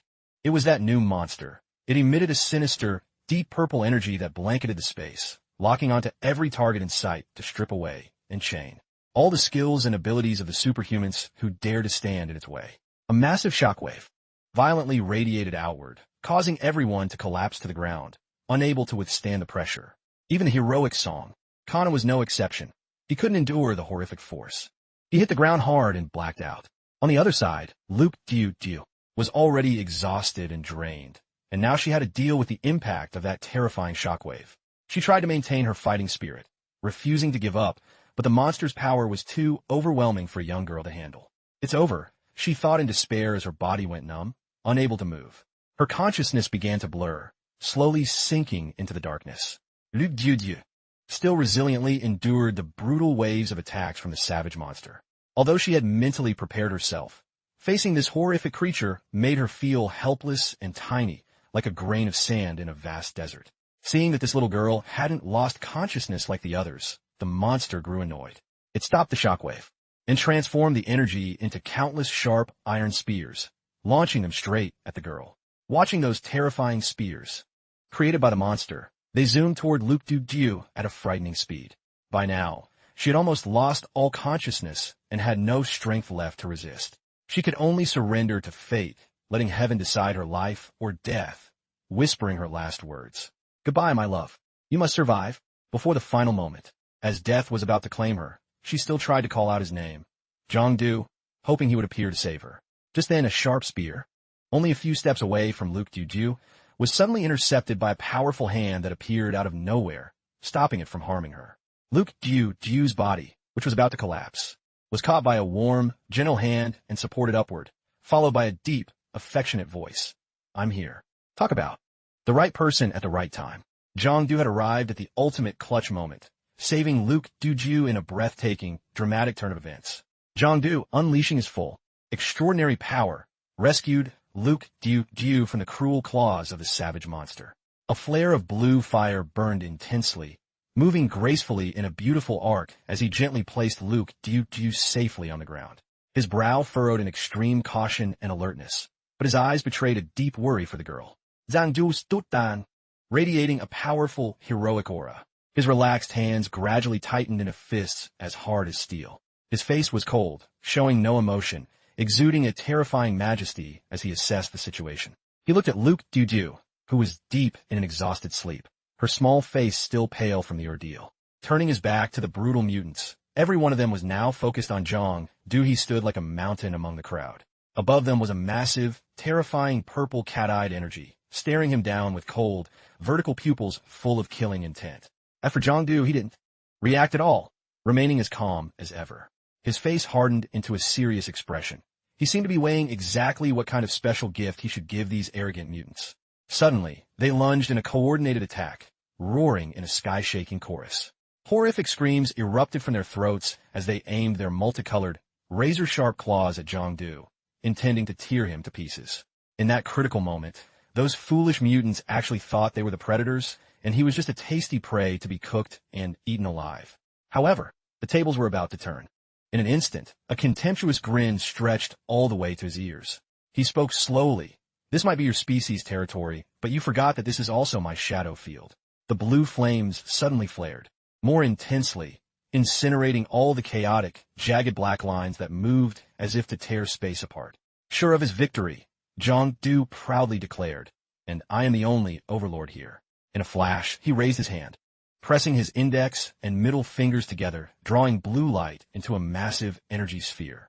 The sphere transformed into an incredibly powerful beam of blue light shooting vertically into the sky. Magic circles spun around the beam, from small to large, zooming into the dark heavens and causing a massive earthquake. The ground shook violently. The earth cracked into large pieces, causing a high-rise apartment building to tilt and nearly collapse into the adjacent building. At the end of the blue light axis, all the black vortices converged, layering up and aiming straight at the two one-eyed mutants who were paralyzed with fear. Neither dared to resist, or perhaps they had no right to do so here, in what was essentially Jiangdu's private playground. Following them, other mutants met the same tragic fate. The sharp thorns of the black vortex caught them, grinding them into ash. After the horrific slaughter, magic circles interlaced in the sky, forming a beautiful, mystical blue galaxy. From somewhere above, Jiangdu's majestic voice echoed, "You foolish mutants, tremble and fear my authority. Welcome to my death domain." From within the jagged lines of the deadly blue vortex, graceful yet haunting movements continuously formed a circular magic wall, sealing all the disgusting mutants inside. Trapped within that magic wall, they couldn't escape the brutal impact of the sharp thorn whips lashing their bodies. Their eyes, including the third eye on their foreheads, flared with a blinding light before exploding into ash. Jiangdu slammed his heel into the ground. With such force it created a thunderous boom. Beneath his boot, a mystical magic circle appeared. Small but deadly, it activated the containment wall. Behind the wall, the mutants were locked away like wild beasts in a cage. Then, an earth-shattering explosion occurred. The wall turned into a fuse, detonating the entire group of trapped mutants, incinerating them in the horrific blast. Booming explosions erupted one after another. In a corner he hadn't noticed, the surviving mutants were screaming in hopeless agony. His lips curled into a satisfied, smug smirk as he stood tall and imposing before an unusually massive mutant with 4 horrific eyes on its chest and a wide mouth full of jagged teeth. He said coldly, "Hey monster, we meet again. Last time you chased me until I nearly died." Suddenly, 2 gleaming sharp swords appeared in his hands. He swung them in an X-shaped defensive pose, a confident grin spreading across his face. "Now it's my turn for payback." In a split second, before the demonic mutant could react, Jiangdu lunged at terrifying speed and slashed through it. The mutant only realized something was wrong when its head suddenly detached and hit the ground. Its purple eyes went wide in horror as its massive body crumbled, shattering into pieces. Jiangdu calmly folded his swords, the blades as compact as a fan. He sneered, finally avenging the humiliation he had suffered before. The tumor variant quickly manipulated its disgusting tentacles to grab the dead body of the mutant Jiangdu just killed, but Jiangdu's sword was faster, piercing through it with a localized, ear-splitting screech. A multi-kill notification flashed on the screen the moment he used his ultimate move, switching to activated. The mutant's eye burst with a brilliant blue light as his sharp thorns pierced it without mercy. The massive eye squinted, blood pouring from its socket as it became incredibly weak and fragile. A cold metallic sound rang out as Jang withdrew his blade. Then, the blue light around him suddenly turned a haunting, deep blood red. He lowered his hand, his breathing heavy. From high above, a rain as red as blood suddenly began to fall, staining the entire space. A strange, mystical sound echoed along with the bizarre color of the blood rain, catching Jang's attention. He looked up at the sky. Amidst the piles of fallen mutants, he thought, the result is truly incredible. Is this the horrific power of the shadow race? Zhangju stipet onto. The piled-up corpses of the mutants. A large, green eye the size of a fist lay sprawled on the ground, gleaming with death. He mocked it with a tone of pure contempt. This lowly pupil variant was actually destroyed by a stronger shadow? How pathetic. The match has only just begun, and the pupils are already out. Talk about a quick start. He smirked. A smirk full of arrogance and vanity played on his lips, flaunting his haughty ego. Jiangdu chuckled to himself. A soft, meaningful laugh. To think that at just rank 2, I could easily take down a rank 3 pupil variant. Truly an incredible feat that far exceeded expectations. No wonder those pupils were trembling in such horrific fear. He reached out his hand, grabbing a slimy, sticky object from the body of the fallen variant. Using his sharp, dark magical thorns, he generated extra pulling force to lift the object. He spoke to the lifeless, soulless corpse of the variant in a mocking tone. Anyway, you should thank me. Thanks to you, I've gained some valuable experience. Consider today a full meal for me. On the roof, the rapid, rhythmic thud-thud of footsteps echoed. From a group on the move, a man holding 5 razor-sharp blades, his face covered in jagged, fierce scars. He had sparse, thin hair at the nape of his neck and wore a tight-fitting cap, looking like a butcher ready to slaughter anyone with his heavy blades. Beside him was an anonymous girl with purple hair cut short at her neck. She wore earrings and moved with agile, bouncy steps. Behind her was someone carrying a small, sharp sword. And finally, a man with white hair as messy as hedgehog spines. This man wore large black goggles like swim goggles. He grinned, showing off shiny white teeth, and said, "Hurry up over here." The signal was transmitted from this direction. Jiangdu watched the small group, moving from one building to another. The sudden appearance of this group forced him to postpone his plan to finish his meal. He snorted coldly and muttered, "Talk about bad timing." Jiangdu quickly cast a green vortex spell just as another unit arrived on the scene. The captain of this unit had light purple hair and blank white eyes. Behind the captain were 2 men observing the area. The captain shouted a command, "Hurry, quickly evacuate the wounded." A young girl from the medical unit urgently called for help. "Please help. Have the anti-contamination drugs arrived?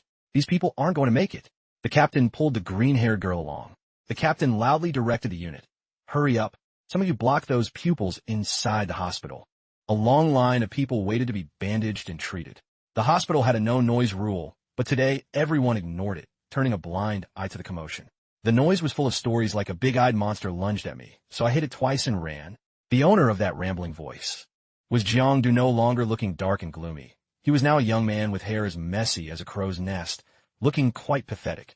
His yellow eyes sparkled with excitement as he told his story to those around him, as if showing off his achievements. He continued, a black crow was flying over the plain and then suddenly exploded on the spot, vanishing into thin air. He was in the middle of his story when a monster tried to sneak attack me from behind. Before he could finish, and before he could react, he was hit by a surprise attack. Just as Jiangdu described, a sucker punch landed right on his cheek, so hard he foamed at the mouth and collapsed to the ground. Seeing Jiangdu's cheek swell up, the person who threw the punch spoke up. "You're injured this badly, and you're still running your mouth and bragging?" Yao Yao stood with her hands on her hips, giving orders in a strict tone. "Take your medicine now." Jiangdu touched his cheek and grinned flatteringly. "Can you apply it for me?" Yao Yao immediately agreed. But the moment she opened the medicine bottle, things didn't go the way Jiangdu hoped. Yao Yao poured the medicine directly onto his hand. Jiangdu's eyes went wide, and his mouth hung open as if he'd lost his soul. He had been expecting Yao Yao to gently feed him the medicine. He let out an "oh" as he realized something was very wrong. And immediately after, he let out a long, high-pitched "ah." He angrily snapped at Yao Yao. "This is oral medicine. Why did you pour it on my hand? Do you want me to die?" Yao Yao crossed her arms, equally annoyed, emphasizing every word. "You told me to apply it." Jiangdu forced a smile and shut up. He knew Yao Yao well enough to guess her thoughts. "Yao Yao, don't tell me you're mad at me?" Yao Yao didn't bother denying it, admitting it instantly. "What do you think? You suddenly vanished without a trace, leaving me to struggle looking for you everywhere." Faced with Yao Yao's valid interrogation, Jiangdu could only back down and make peace. He said awkwardly, "I'm sorry, it's my fault." Two slender, fair hands pressed against his face as she said, "No need to apologize." She placed bandages on the wounds on his face. Yao Yao said aggrievedly, "Next time, don't be so reckless and showy, okay?" Jiangdu replied with a soft smile and a nod. The corners of Yao Yao's lips curled into a satisfied smile. Yao Yao suddenly remembered something unusual. She quickly told Jiangdu, "All right, something very strange happened. When I fainted after the variant attack, and then woke up, I found I'd been saved." Jiangdu hid the fact that he was the one who saved her. He looked into the empty medicine bottle and said, "Nothing strange about it. The instructor saved you." Just a second later, Yao Yao gave Jiangdu a real heart attack with her unexpected rebuttal. "Wasn't it Brother Du Zi who saved me? Did I see wrong?" Yao Yao stood there, squinting and straining her neck to look closer. Jiangdu broke into a cold sweat, stammering in confusion. "You definitely saw the wrong person. Brother Du Zi is so talented and extraordinary. Why would he show up at a common place like this special training camp?" Hearing this, the girl felt frustrated and slumped into her chair. She crossed her legs comfortably and folded her arms defiantly. But in her heart, she was certain. "No, I definitely didn't see wrong. I'm sure it was Brother Du Zi. The moment I lost consciousness, it was Brother Du Zi who held me and saved me from danger," Yao Yao said firmly. However, she also felt confused about it. She rested her chin on her hand, frowning in deep thought. "But the strangest thing is, I clearly whispered another name, a completely different name, yet Brother Du Zi responded to my call.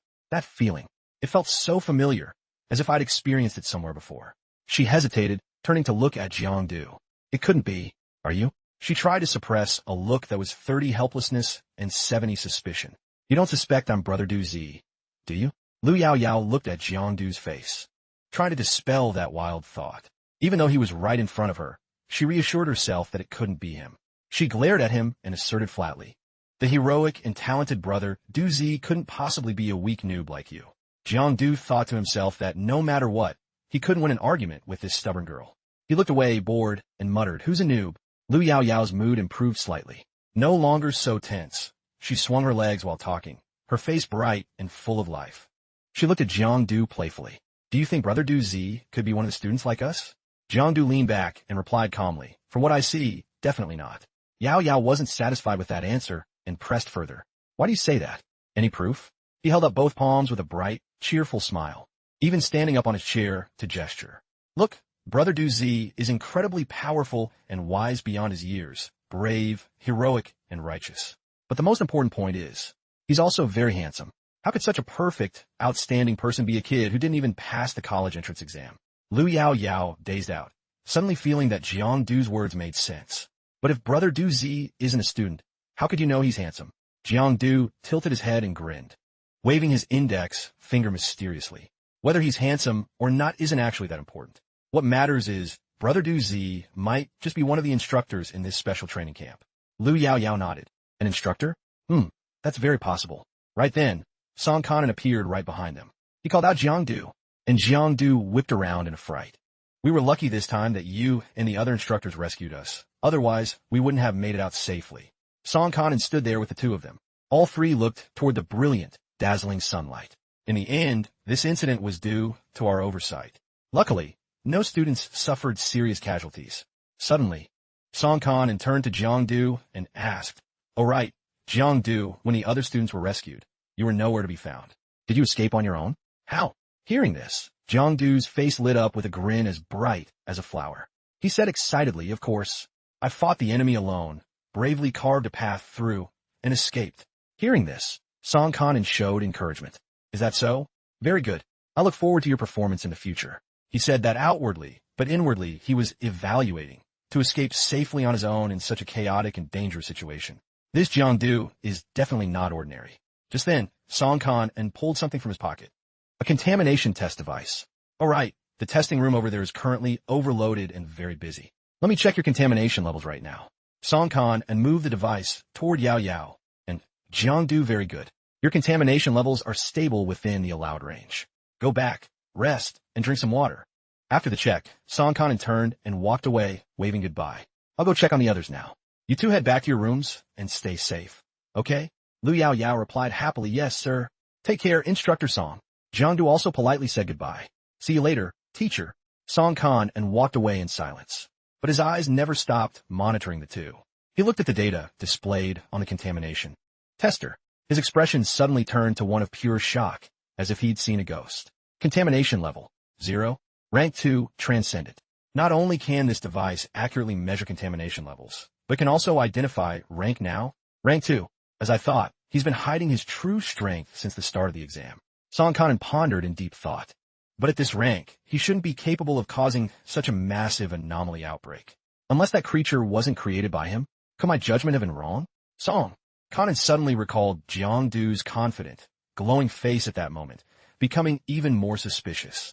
The strangest thing is the contamination index returning to 0. He said he fought his way out, but once you kill anomalies and come into contact with them, contamination is unavoidable. Song Khan suddenly froze, stopping in his tracks. He overheard the conversation between Jiangdu and Lu Yao Yao. "Oh right, whose name did you call when you were unconscious? Was it mine?" Lu Yao Yao shook her head. "It wasn't my dad." Jiangdu looked disappointed. "So it was still me then?" Song Khan smirked, finding it interesting. This kid certainly has no shortage of secrets. At the student area, midday arrived with clear skies and a blazing, scorching sun that burned like fire. Fanhai University, the location for this special training session. This area was reserved specifically for freshmen and sophomores of this prestigious university, and it was also a familiar training ground for juniors. In front of the dormitory lobby, a few students gathered, chatting busily. Jiangdu's eyes lit up like car headlights. They even turned in his sparkling hearts when he saw the slender, fair legs of the pretty upperclassman. Man, college is truly wonderful. For some reason, Lu Yao Yao's face darkened the moment she heard that, a sharp contrast to Jiangdu's excitement. While Jiangdu was still lost in bliss, Lu Yao Yao pulled her suitcase and walked ahead. "You creep." Jiangdu jumped and hurriedly chased after her. Lu Yao Yao, face flushed with annoyance, said, "I'm going to dorm to check in first." Jiangdu scratched his head, confused. "You don't know your way around here. Let me take you." Lu Yao Yao immediately saw through his dark intentions. She spoke bluntly. "You just want to go to the girls' dorm to ogle the sisters, right? You pervert." Hearing that, Jiangdu seemed to regain his spirit, looking refreshed. His cheeks turned red as a ripe apple. "Exactly like I said. How did you know?" "Only I was supposed to know that." Lu Yao Yao, fuming, pulled her suitcase ahead. She didn't even look back. "Don't talk to me. I don't want to hear a word from you." Jiangdu was left with a large, pathetic lump swelling on his head. He rubbed the spot, wincing in pain.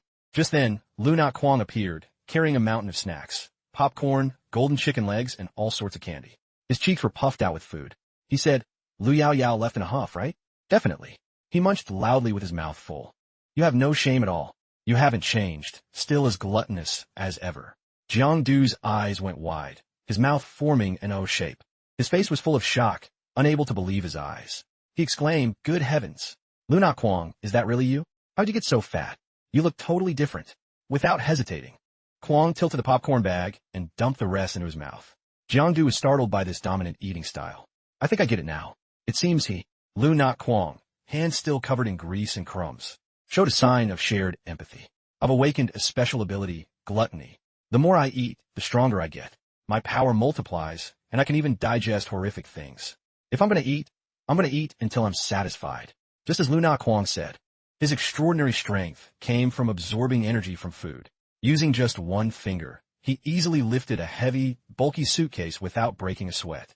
Originally, with my weak talent and willpower, I wasn't qualified for this harsh camp, especially the notoriously difficult Fanhai session. But because of this special ability and its future potential, they made an exception for me.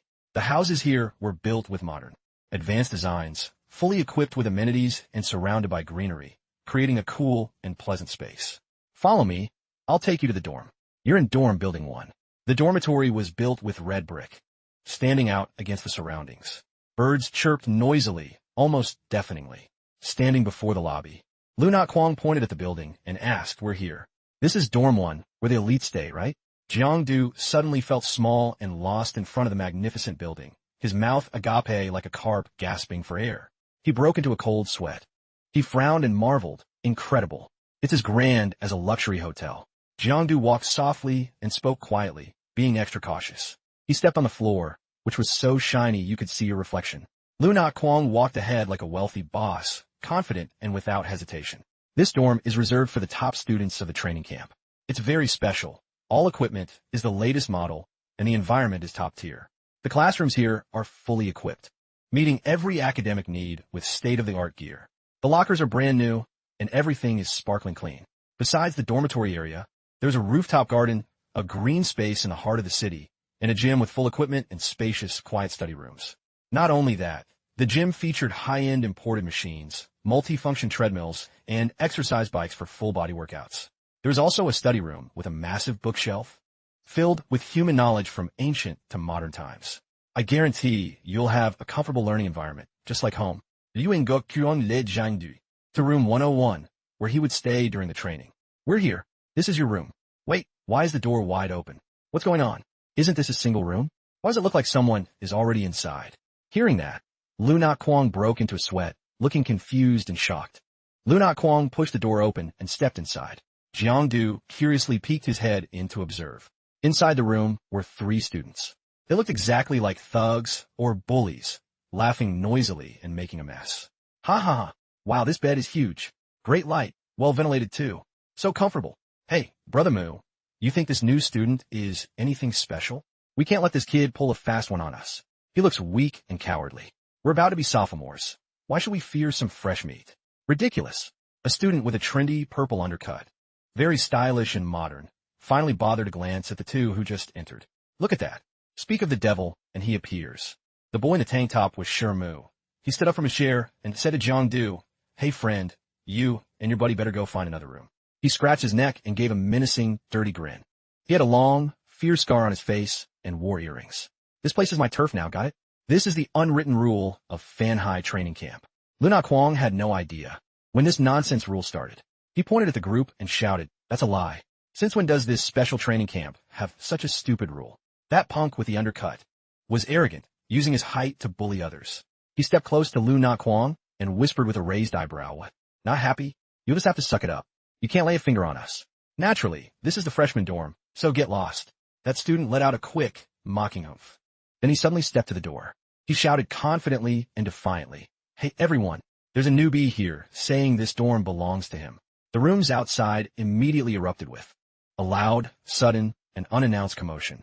The door was kicked open violently and aggressively by feet wearing flapping flip-flops. Following that, more than just one pair of feet appeared, but 3 or 4 pairs, noisy and crowded like a flooding river. It looked like people crowding a fair or pushing and shoving at a clearance sale. A buzz-cut bully, with a tall, muscular, and sturdy build, stepped to the front, blocking everyone. He cracked his knuckles threateningly. Behind him, every guy looked fierce and terrifying, enough to make one shiver. Lyn Mo and Jiang looked like tiny midgets in front of those hulking guys. They looked small and weak. A newcomer with some guts, huh? Do you know the rules here? Or, if you want to stay in this room, that's fine. No problem. But you talk with actual strength, not just your mouth. Let me remind you, brats. We are the top elite freshmen. You better estimate just how much power we have. Lyn Mo was sweating buckets. Drenched in sweat, he frowned uncomfortably. Damn it. I can't believe they've taken over this whole floor. Jiang didn't want to start trouble or invite drama, so he patted Lyn Mo's shoulder, signaling him to leave. Listen, you upperclassmen with the grumpy faces. Since you're our seniors, give us some face. Don't take it too far. Lyn Mo was ready to pull his suitcase out of the room and leave in silence. Right, today we'll just ignore them. Let's go. But contrary to Lyn Mo's attitude, Jiang suddenly did a 180-degree turn, giving them a confident, defiant smile. After all, if the news of us underclassmen getting beaten into a pulp gets out, it wouldn't look very good for anyone. The atmosphere suddenly became heavy and tense, full of killing intent. Lyn Mo never expected this bold, reckless move from Jiang. He was so shocked he was speechless. The sophomores with their sturdy, hulking bodies, with muscles rippling, swung their fists and lunged at Jiang in a fit of rage. This newcomer is way too arrogant. You're gonna get beaten until you pee your pants, kid. The very next second, they pounced on Jiang like hungry, ferocious beasts. Jiang immediately unleashed his hidden power. Gleaming blue sparks, bright as high-voltage electricity, surrounded his body and radiated outward. But from behind Jiang Shu didn't just stand by either. He began to release his own horrific, staggering power. His energy burned intensely, like a sacred flame engulfing his entire body. The crowd, witnessing this scene, suddenly froze, their faces showing clear confusion, worry, and unease. Shu's eyes seemed dyed a blood red. His originally gray pupils had turned completely into a burning red, like a raging fire. He frowned, veins bulging clearly on his cheeks, showing his surging anger. Shu Mu concentrated intensely on his burning eyes. A brilliant, red aura suddenly flashed from his eyes, radiating around Jiangdu.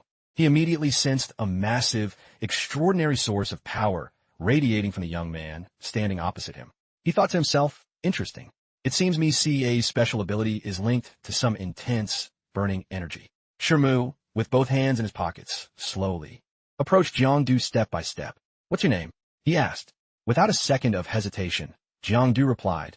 Jiangdu. Shermu smirked, flashing a smile full of contempt, disdain, and arrogant pride. Well, you look like a total basic loser to me. If you want this room, you have to play by fan high rules. Let's head to the gym. We'll settle who's top dog with a match. Jiangdu pointed up, Shermu, and smiled with absolute confidence and seriousness. Fine, I accept your challenge. But just one match isn't enough. He then turned to the aggressive, wide-eyed crowd. Seeing his gaze, they jumped in fear. Every single one of you, don't even think about running away. The school grounds were massive and bustling, with people chatting and laughing. However, everyone seemed to be buzzing about the same topic. Did you hear? There's a high school senior in this camp who's totally fearless, actually daring to challenge Shermu's crew. I heard. Shermu's group is famous for being major bullies.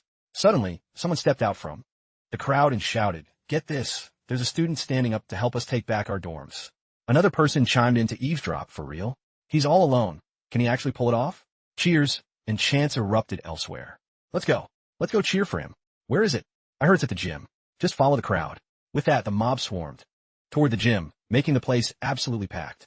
A girl with blue hair was busily scribbling something on paper. All right, your information has been registered. Next, you can choose your weapons and protective gear. Jiangdu approached from a distance, looking radiant. Everyone should be clear on the rules by now. When you strike, remember to hold back your strength a bit, one of them said, sounding full of himself. Don't worry, we'll go easy on the freshman, the guy accompanying. Jiangdu whispered anxiously, you can't win. I think you should stop. There are too many of them. Jiangdu smiled slightly to reassure him. Relax, I've got this all calculated. First, let me pick a weapon that feels right. He walked over to the weapon rack, carefully choosing a blade that felt balanced. This one seems a bit small. Not enough damage, he mused. Luna Kwang agreed. It is pretty small. Maybe pick something bigger and heavier? Which one is best? While Jiangdu was frowning and weighing his options, a guy holding a weapon marched toward him from the distance with a provocative look, gripping his gear tightly. He called out to Jiangdu, hey, Mr. Basic, what are you stalling for? Get out here. If you're so terrified you want to kneel and beg for mercy, Jiangdu, might be generous enough to let it slide.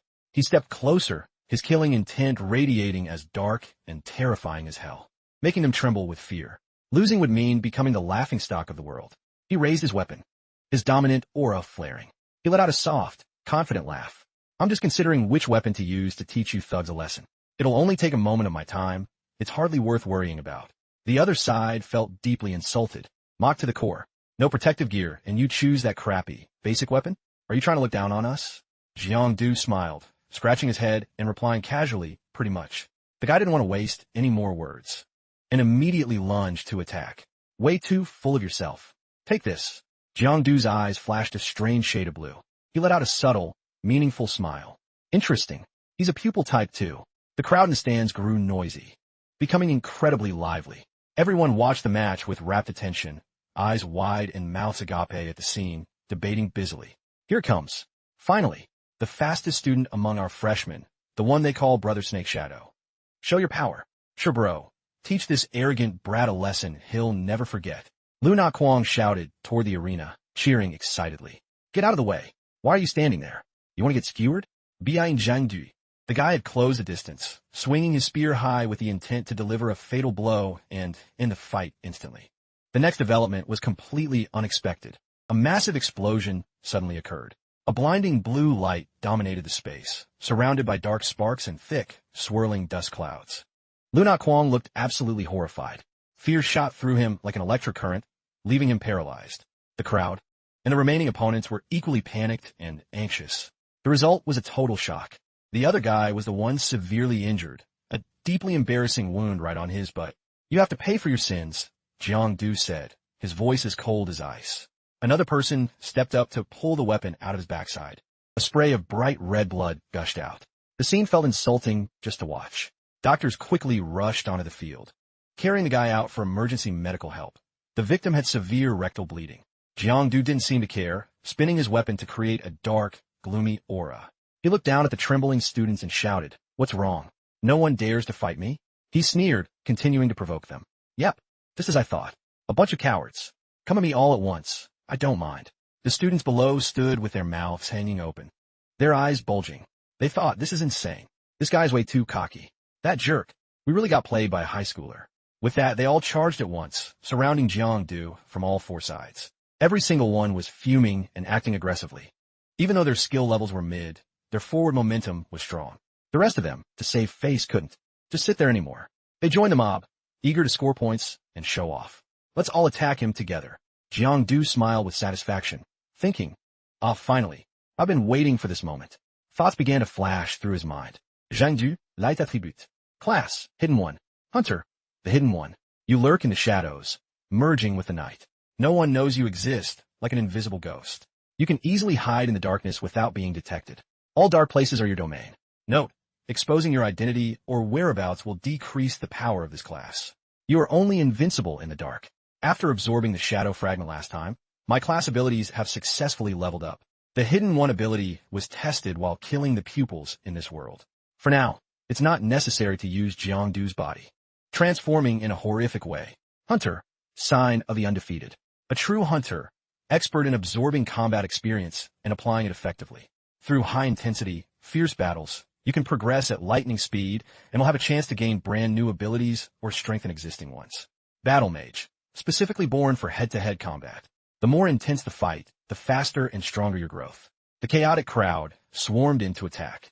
He had just started the engagement. They were immediately scattered by Jiangdu, turning into a total mess. He moved as fast as the wind, striking from one spot to another. No one could keep up. Lu Not Kwong, worried for Jiangdu, ran over, begging the girl to stop the fight. This is against the rules. It's many against one. Tell them to stop. The blue-haired girl replied quietly, her voice calm. This doesn't count as a violation because your friend was the one who challenged everyone. She calmly reassured him, while expressing absolute faith in Jiangdu's strength. Besides, you don't need to worry. Your friend is insanely strong. Jiangdu quickly took down every single opponent, leaving no one standing. Weak as a breeze, he sighed gloomily. Is that it? I'm not even warmed up yet. Shermu held a red apple and took a bite.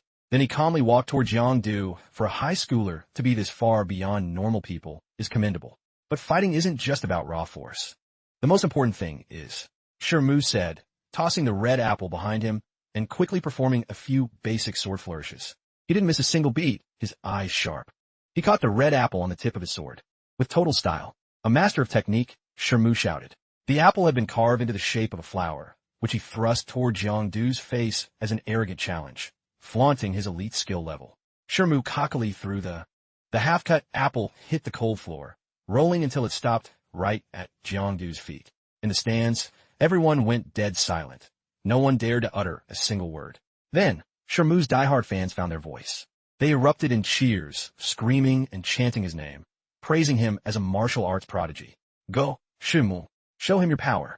Don't let those high schoolers act so high and mighty. When it comes to real-world combat skills, you're always in the top 3. Teach this senior a lesson he'll never forget. Shermu basked in the roaring applause behind him, smirking as he shot a look of pure contempt at Jiangdu, who stood there motionless. Jiangdu looked at the apple, which had been elegantly carved into a beautiful flower, now rolling in the dust. He couldn't help but think to himself, this guy's swordsmanship is actually high tier, as fluid and precise as a grandmaster from a wuxia novel. But he didn't flinch or back down. He charged straight at Shermu with aggressive momentum, gripping the heavy mace in his hand. Then let me get a taste of your high-level moves. Shermu likely didn't expect that Jiangdu would dare to launch such a direct, frontal assault. He furrowed his brows as a dark aura radiated from Jiangdu, expanding with a terrifying, horrific force. But just as Jiangdu was about to clash with Shermu, the latter spoke with slow disdain. Humph, foolish brat. You don't know your own limits. My wood control ability is the strongest high-rank branch of the ancient mages. He immediately blurred, sliding behind Jiangdu. Still mocking him, he sneered, once my ability is activated, every move you make will become sluggish, as if time has stopped for you. He held up a small wooden splinter. I can not only dodge your attacks with ease, but also find every opening and weakness before I counter. The wood in his hand suddenly burst into flames, shining brilliantly as it transformed into a sharp, luminous sword full of power. One sweep of this blade could send many people to meet their maker instantly. Jiangdu froze, caught off guard and unable to move. Shu took the opportunity to gloat. Daring to stand equal to me? You really don't know how the world works. You're nothing but a weak lamb waiting for me to butcher you. The sharp sword swung down hard, aiming straight for Jiangdu's head, leaving him only enough time to look back in horror. A world-shaking crash echoed. Sparks flew everywhere, covering the arena in a thick shroud of smoke. Through the chaotic, hazy space, the main character's silhouette could be seen darting back and forth with incredible speed. It seemed it wasn't time for the author to kill him off just yet. Jiangdu raised a hand to his chest, panting heavily. His soul was shaken after escaping the Reaper's scythe. Having just dodged disaster by a hair's breadth, Shu began to stroke his gleaming blade. His eyes flashed with a cold light. Reaction speed isn't bad at all, but that was just me testing your reflexes. Suddenly, his normal human pupils transformed into thousands of sparkling, mystical stars, real Aura Master vibes, as he officially made his move. He stood before Jiangdu, raising his hand high and slashing down with even more decisiveness than before. This move was far more extra than the flashy one from earlier. Suddenly, at the ultimate clutch moment, Jiangdu received a vital system notification. Battle Mage skill activated. Analyzing opponent's move set. A flurry of system messages popped up, crowding the interface until Shu was almost hidden. Blade angle, upward toward the top right. Both hands applying force, wrist tilted slightly right. This method increases fluid movement. Stance, narrow leg gap. This stance limits maximum power output. Waist needs more rotation for full body force. This attack should not be blocked head-on. Recommended move, shift right to evade, then initiate counterattack. Opponent's weak point, shoulder blade. Shu, quick and sharp, swung down for a lethal blow. One that looked painful just to see, but Jiangdu evaded successfully and scathed. Shu seemed formidable at first, but he turned out to be a mid-tier scrub, unable to land a single hit on a high schooler. Before Shu could recover his wits, Jiangdu immediately countered. The metal mace thrust violently into his opponent's ribs. If it didn't kill him, it would leave him crippled for life. Fate was sealed. Shu was sent flying, taking the full force of the lethal strike. He could only let out a few clear groans of agony before hitting the ground, knocked out cold and totally humiliated. He struggled to stand, clutching his trembling, painful arm. How is this possible? That was clearly my move. How was I defeated? He looked at Jiangdu, who stood tall, expressionless and unbelievable. He stared at the mace in his opponent's hand. Furthermore, my ability was completely neutralized in that instant. Who the hell is he? Before he could finish, he suddenly thought of a terrifying possibility he never dared to consider. Wait, could he be a shadow? Shu went on high alert. Staring intently at Jang, he felt more uneasy than ever, realizing his wood control ability's effectiveness against a shadow would be drastically nerfed. Not only that, Shu scowled. His face grew grave. Orange-red, lightning crackled around him as he unleashed his overwhelming power. Suddenly, he felt like everything around him had slowed down as he overthought the situation. If Shu used his ability now, he might suffer a massive loss. In total contrast to Shu's anxious, calculating face, Jiangdu casually rested a massive spiked mace on his shoulder. Standing in the corner, he looked more chill than anyone, as if none of this had anything to do with him. He watched Shu for a while, and seeing no reaction, his inner troll took over. He blurted out, "What's the plan? Don't just stand there like a statue. Unless you're scared? Too scared to move?" Hearing those taunts, Shu laughed out loud in a fit of rage. "Scared of you? Who do you think you are?" As soon as the words left his mouth, he lunged at Jiang like a bolt of lightning, shouting a mocking insult. Pathetic. Truly pathetic. Seeing this, Jiangdu dropped the joking act, becoming dead serious. He focused intensely, tracking Shu's every move, and quickly swung the heavy mace down from his shoulder. One of his eyes turned a deep, mystical black. Jiangdu caught the tiniest shift in Shu's sword angle. With his vast combat experience, he realized it was just a feint to bait him. He warned himself to stay focused and not get fooled by the wrist movements.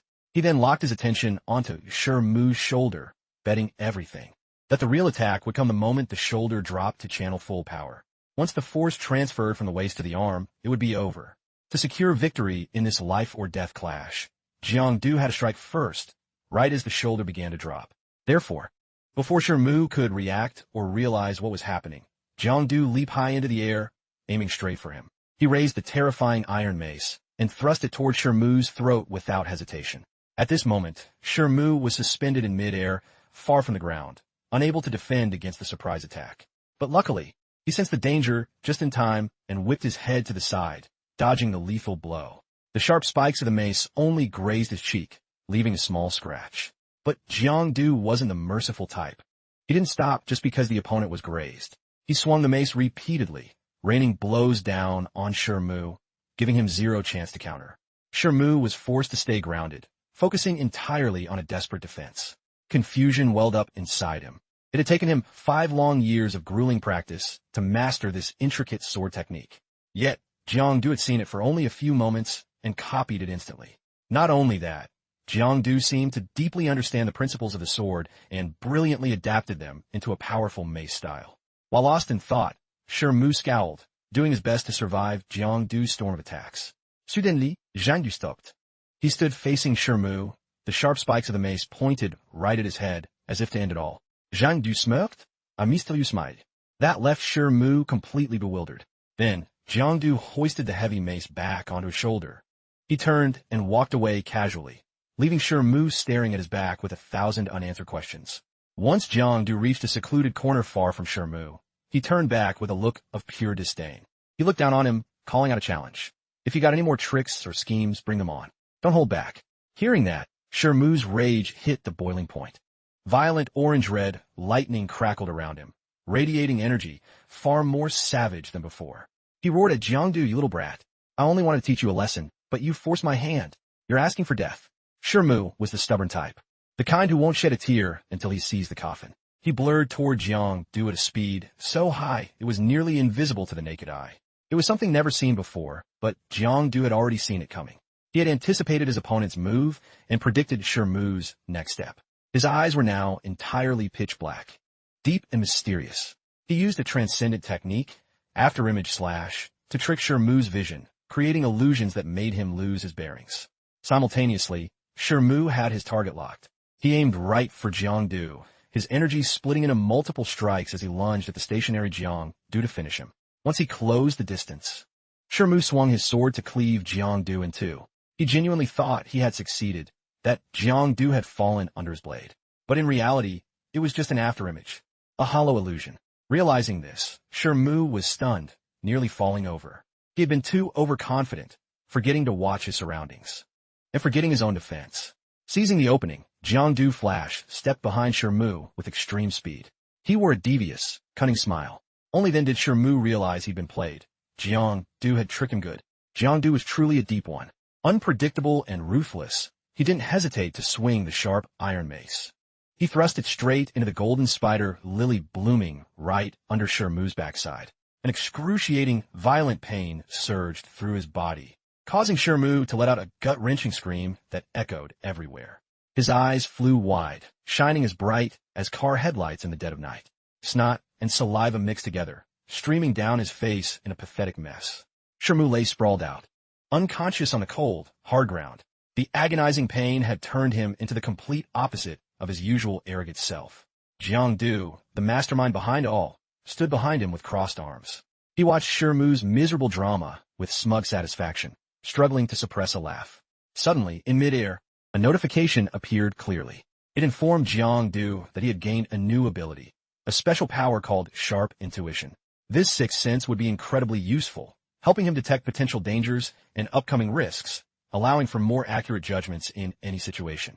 Jiangdu looked up at the notification. Floating in the air, feeling thrilled because this harvest was beyond expectations, rich and generous. At the same time, an idea sparked in his mind, a plan to seize this moment and do something big. Is this the best you freshmen can do? How weak and disappointing. Call all your friends and comrades out here. Gather them up. Jiangdu stood below and raised his voice, the sound echoing through the stands as he declared a truth to the crowd. I, Jiangdu, will defeat every single student at Fanhai University today. Hearing that bold declaration, everyone in the stands froze in shock. They were horrified, unable to believe their ears. They had never seen anyone so confident and arrogant. Jiangdu was actually exhausted, his whole body aching. But he forced a strained smile to hide his fatigue. Talking big only makes me more tired. Yao Yao sat by the hospital bed, wondering why his head was swollen like a pig's. How dare you be so reckless as to challenge every freshman? Beside the bed, Lu Nak Kwong gestured wildly, excitedly retelling the story. He acted out Jiang Du's moves, interjecting with admiration while Yao Yao spoke. You didn't see how majestic and powerful Jiang Du was. He took down all those seniors by himself. All the newbies were stunned, and the girls were screaming his name nonstop. Hearing this, Jiang Du said humbly, in the end, over 100 people joined the fight. I only went down because my stamina gave out. Though he said that, he was still calculating. Too bad I couldn't use shadow form then, or I would have taken down the whole school. Hearing this, Lu Yao Yao was driven crazy with anger. She shoved a peeled apple into his mouth, making him choke and cough. She didn't miss the chance to scold him. Stop bragging. If the instructor hadn't come to take you away, you'd be beaten beyond recognition by now. He took a bite of the red apple, making an annoying munching sound. He playfully teased. Oh right, how's the dorm situation? Has it been taken over by the freshmen? A voice replied. No, nothing happened. He faked a sigh of regret. Disappointing. She wondered in confusion, what's disappointing? He began to daydream out loud, talking nonsense and bragging. Initially, I thought if you had nowhere to stay, I'd generously take you in. We could start a happy life together. Thinking of this, he seemed to swallow hard, looking dazed as he imagined a steamy action scene on a bed where he played the hero and his beautiful friend Lu Yao Yao played the leading lady. She felt like throwing up. Her stomach churned and her blood boiled with rage. He took a direct hit from a barrage of punches that didn't miss, followed by exaggerated insults. Dream on. Even if I have to sleep in the dirt on the streets, I would never, ever sleep in the same place as you. He screamed in pain. Stop hitting my wounds. It hurts. Lu Nak Kwong, forced to witness this cringe romantic display, felt a burning desire to curse them out. With a blunt face, he said, Can you two stop this sappy drama? The tense atmosphere was suddenly cut short by a loud laugh and a voice echoing. Seems your brain is still quite sharp. The three guys and the leading lady froze like they'd been glued, immediately looking toward the source of the sound. It was Instructor Song. Song Kanan appeared, looking incredibly sharp and charismatic, handsome, cool, and poised. He waved in a friendly, stylized manner like a pageant queen and judged. Looking at your current state, you'll probably make a full recovery very soon. Looking like an ancient Egyptian mummy, Jiangdu immediately sat up, raising his hand with the determination of an online skincare influencer. He said excitedly, I'm fully recovered. When can we start the training? Lu Yao Yao, looking fed up as if to say I'm losing my mind here, reminded him to lie down and scolded. Aren't your wounds big enough? You still want to train? Instructor Song walked over to Jiangdu's bed, pulled out a chair, sat down, and spoke gently. Don't rush. Your training content will be different from the others. Your schedule will be arranged a bit later. Lu Yao Yao stood by, eavesdropping while gauging Instructor Song's attitude. Hearing this, Jiangdu asked in surprise, different? Why? Instructor Song said with a serious face. Because you've successfully reached rank 2 Transcendent, you know. The boy's face suddenly went pale. His eyes went wide with shock. He could only stammer an "eh" in surprise. But in his mind, things were as messy as a stirred pot of porridge. What did he find out? I was so careful not to leave any clues during that fight. Lu Nak Kwong stepped closer to him. He put a hand on Jiangdu's shoulder, his voice full of admiration mixed with a bit of jealousy. Unbelievable. You actually did it.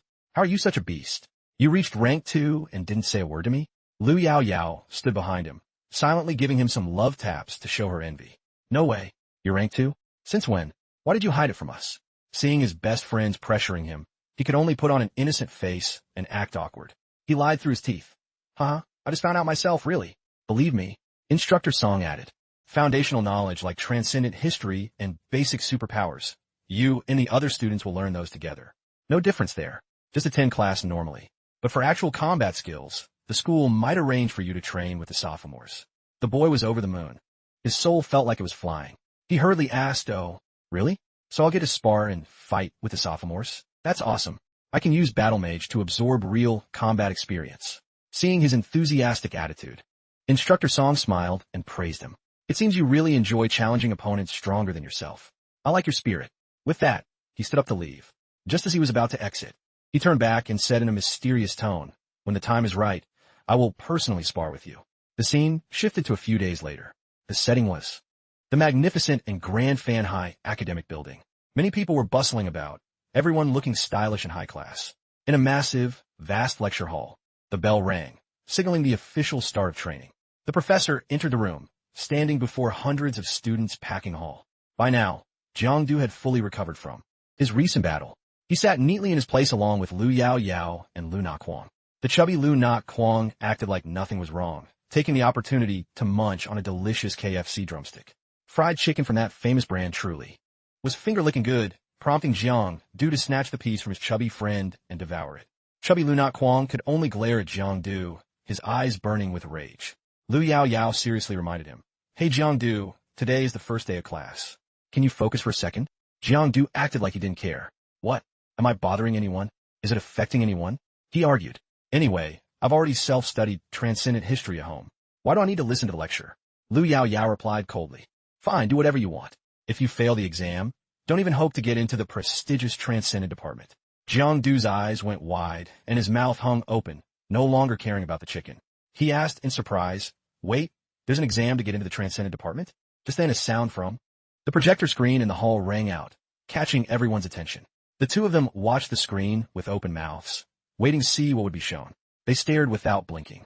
The screen displayed a strange, complex map, filled with advanced symbols and shapes that a normal person would find hard to understand. An image of the globe, planet Earth, appeared clearly on the screen. Surrounding the globe was a lush green color representing life, with many unusual points of light on the surface. Jiang Du suddenly realized this map looked very much like the one he had seen in Uncle Lu's office. Are they about to reveal the truth? At that moment, a bright green light shone on Professor Su Jianyang, making him look like a movie star. He introduced himself gently. "Hello, everyone. I am Professor Su, in charge of a transcendent history course. My name is Jianyang." He then added a few opening words before officially starting his lecture. He looked at the globe on the screen, Earth displayed in the vastness of space. He said, "Transcendent history is a subject that records all the monumental events starting from the horrific Great Flood. To all of you, this is a brand new subject. During this course, it is very likely, or rather, quite certain, that your initial perceptions will be somewhat challenged or changed. But please, do not worry or feel pessimistic." He then raised his finger, performing a few quick, expert gestures on a device that looked like a modern tablet. After 3 consecutive zip sounds from the 3D projector, it emitted countless mystical green sparks. These lights projected into the space in front, creating eye-catching tech effects that captivated the audience. Jiang Du and the other students in the hall watched the documentary footage created by the device with total focus. The lecture officially began with a dramatic narration. The millennium of variance descended. Somewhere on our beloved Earth, humanity discovered a strange, unknown creature. This creature had an indefinite shape and a terrifying purple color, with various holes all over its body. At first, no one knew where they came from or what their origin was. Back then, people just thought they were some kind of unknown wild animal from a remote place. People were quite indifferent. They even let children interact with them and laughed when seeing these strange creatures. This unintentionally led our world into a silent invasion. Not long after, the world tasted the consequences, the horrors stemming from the unique structure of these variants. When they secreted deadly contamination fluid, those small creatures evolved into the monstrous forms known as demons and ghosts in legends. They rampaged everywhere, attacking people worldwide. This horrific situation dragged on. It seemed to open a door to another world, a world of mystery and danger that drove the whole world into a frenzy of chaos. Their destructive power was truly horrific. After just over 2 short weeks, 36 bottomless abyssal rifts appeared around the world, causing the number of rank 2 variants to skyrocket. They slaughtered humans indiscriminately and brutally with zero humanity.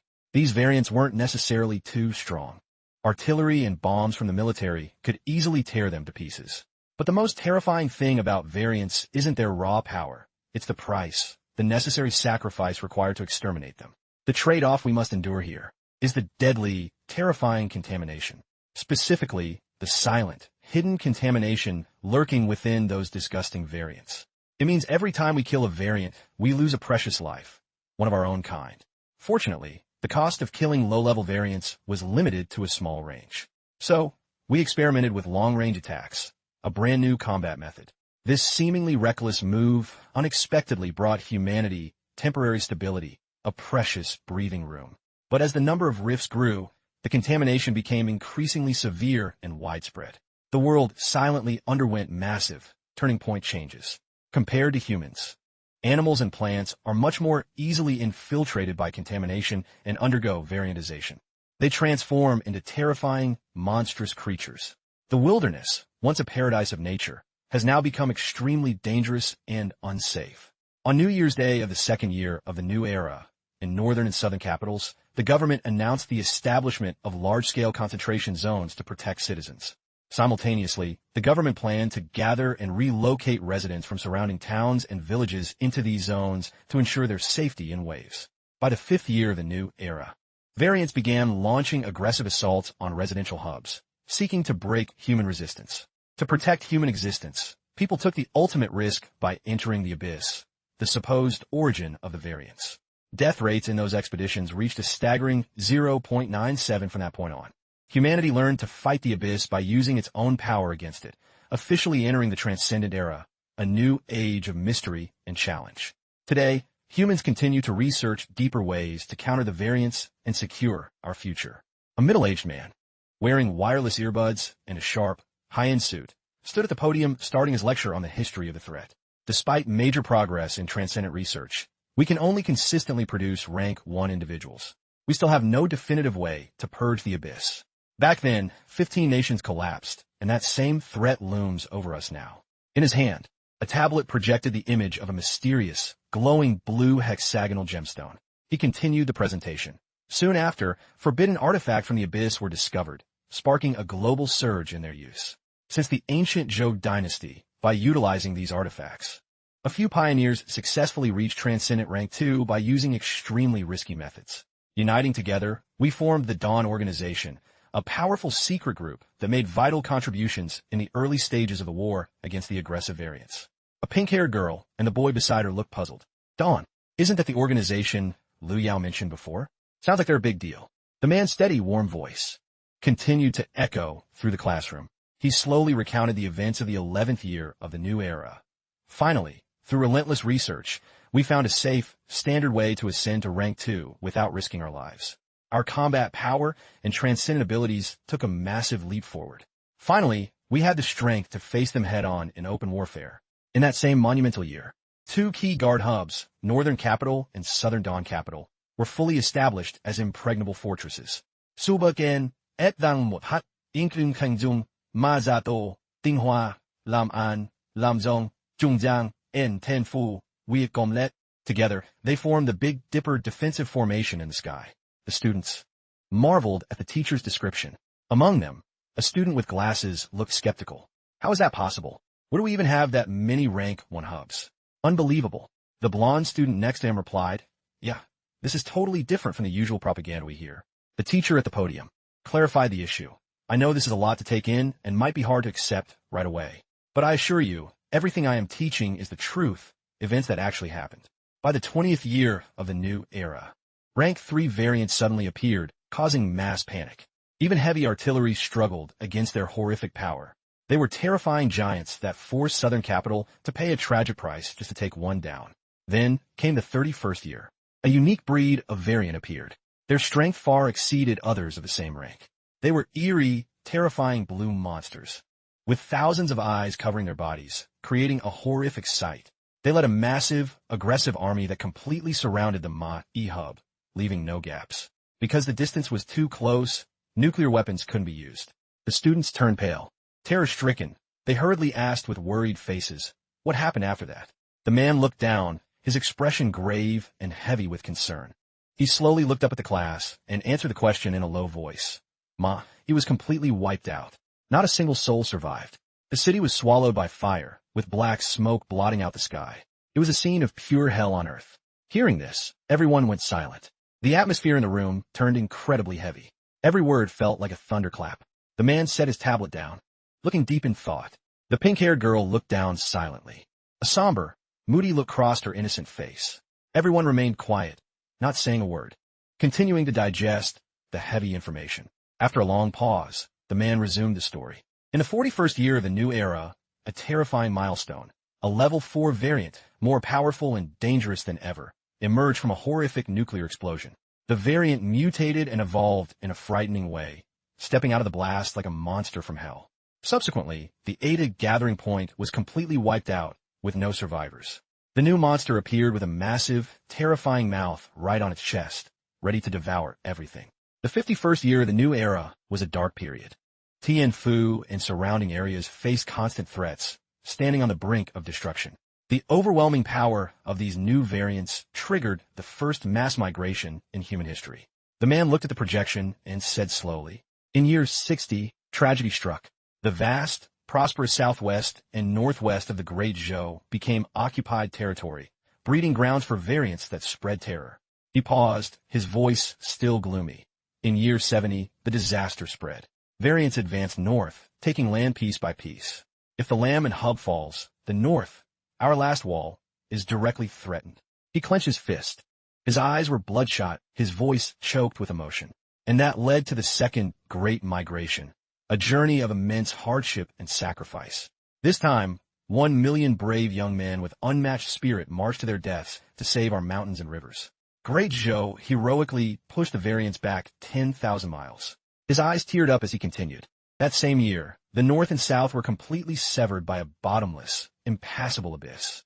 Southern capital became an island, totally cut off from the outside world, no longer able to trade.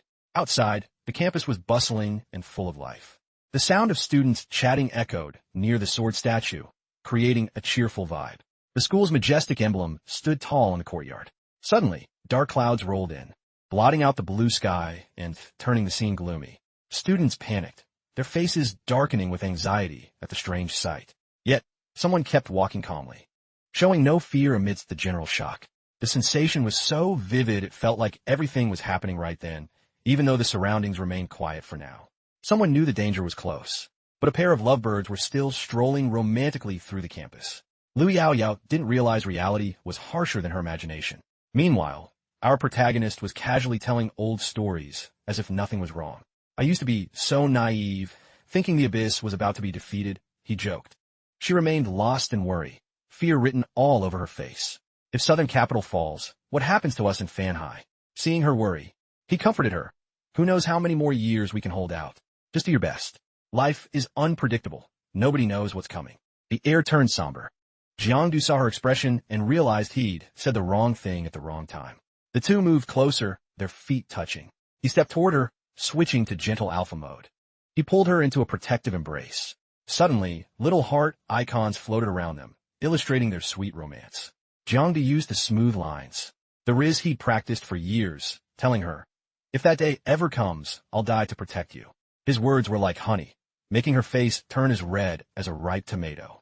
Overwhelmed with happiness, she felt like melting in his arms, moved by his sincerity. Tears of emotion welled up as she called his name affectionately. Jiangdu was thrilled, like he'd hit the jackpot, finally holding his crush, but his greed knew no bounds. He wanted to kiss her before the variants arrived. He puckered up his lips, looking pretty hilarious. She called him shameless for losing his dignity like that. As they were bickering, the teacher's voice rang out, praising them. "Seems you two have a great mindset." The teacher was cool about it and didn't scold them. The orange-haired teacher praised Jiangdu's mindset as a rare find. He taught generations, but never saw anyone this chill and confident. "A famous idol like you. I recognized you immediately." Jiangdu pointed at himself and asked, "You know me, sir?" "Of course," the teacher replied. "After you took on the entire freshman class, your name is legendary in Fanhai." Jiangdu didn't care much for the fame and asked, "Professor Su, there's one thing I don't quite get. Can you explain it?" "Go ahead. I'm sure it's nothing too big," the teacher replied casually. Who knew he'd ask about a deep, heavy topic from the very first lecture? This must be the honors class, he thought. The bright sun sparkled. Flowers bloomed and leaves rustled in the breeze. As Jiangdu sat under the tree, Professor Su seemed to drift into another world. "Wouldn't it be better if everyone knew the truth sooner, sir?" The teacher's explanation blended with the innocent laughter of the young men and women on campus. "It's not necessarily a bad thing," he said slowly, "but if they knew the truth too soon, their fighting spirit would be crushed. Total despair can actually be a good thing." A deep, cryptic philosophy that Jiangdu couldn't quite grasp. Professor Su sounded like he was reciting a perfect essay, speaking words that not everyone could understand. Spring is coming. The only thing that survives the bitter winter is the resilient plum blossom. This was textbook metaphors, using scenery to describe human emotion. Looking at the pink blossoms swaying in the wind. Professor Su believed that only when people hit rock bottom can they grow stronger. Moving from poetry, the teacher suddenly pivoted to Jiangdu's power. Even though your strength has reached level 7, you can't be called a true transcendent yet. His gaze felt like a warning, though it looked like he was about to go confront someone on a friend's behalf. Jiangdu was surprised. Specifically, the teacher said he reached rank 2, but wasn't a true transcendent. This poetic, metaphorical way of talking was confusing. Professor Su stopped beating around the bush and got straight to the point. Having supernatural power doesn't necessarily mean you are transcendent. Those words felt like salt in a wound, leaving him frozen in place before the deep philosophy of his senior. It felt like a new universe was forming in his head. Seeing his confused look, the professor explained it logically without any poetic fluff. Rank 1 is soul awakening, finding your first power. Rank 2 is mutation. Once you hit this level, you aren't yourself anymore. It feels like falling into a bottomless pit, a 1,000-foot drop. The road ahead will be incredibly difficult, bumpy and treacherous, like walking on thin ice that could crack at any second. Philosophy needs a little mental imagery to make it pop and keep the listener hooked. The guy stood there dazed, processing the deep, veteran wisdom. Professor Su then pointed straight at his heart and asked pointedly, "You've reached rank 2. Have you seen the mysterious deep well in your heart yet?" That haunted, intense look of a youth who hasn't seen the world yet. The professor pressed on. "Have you witnessed the rugged path or the jagged cliffs?" The question cut straight to the core of the matter, hitting the nail on the head. After the brainwashing enlightenment, the professor turned to leave. Before going, he made sure to emphasize, "You still lack the qualifications to be a true transcendent." Jiangdu stood rooted to the spot like a stone statue, stunned by the gems of wisdom his teacher had shared from a lifetime of experience. Jiangdu still lacked the drive, the passion of a true educator, so the teacher wanted to ask one more vital question. Even though class was about to start, he maintained his vibe as a dedicated teacher working for the love of his students. No matter how long the coaching takes, one must understand that history is truth, is fact. Green leaves rustled as they fell in the breeze, carrying the teacher's words deep into everyone's souls. He felt his heart pounding harder as he absorbed the precious experience of a senior who had clearly been there, done that. He thought to himself, wow, okay. Yao Yao saw him standing there. She poked him in the back and nudged him. "Hey, what are you doing? Why are you spacing out?" He didn't spill the tea to his childhood friend. He just told her to get a class. Today's lesson was total dry theory, hard to sit through. The teacher went on about high-level concepts and the foundation of the transcendent world, like the different types of variants: primal, bone, pupil, blood, and feather types, all sorts of species. The teacher on the podium was vibing, passionately lecturing about hunting rare, high-value variants. Meanwhile, the students below were nodding off. Some were eating, some were snoring, and the teacher's pets were busily taking notes. Once the marathon theory session ended, the whole class moved to the ability training area to keep the momentum going. Unfortunately, they got the grumpy teacher with the resting jerk face who screamed at the students to focus their mental energy. Everyone was fired up, breathing fire and moving like human fans. One guy was shooting ice, another was cracking his joints, and one was even doing some weird ballet moves. After an exhausting workout, the crew had to refuel with the school lunch. The cook looked at him strangely, like he was an alien. She claimed she was serving delicious braised pork, but her hands were shaking like she had Parkinson's, and she couldn't control them. Added to that was a creepy, sinister smile that sent chills down his spine.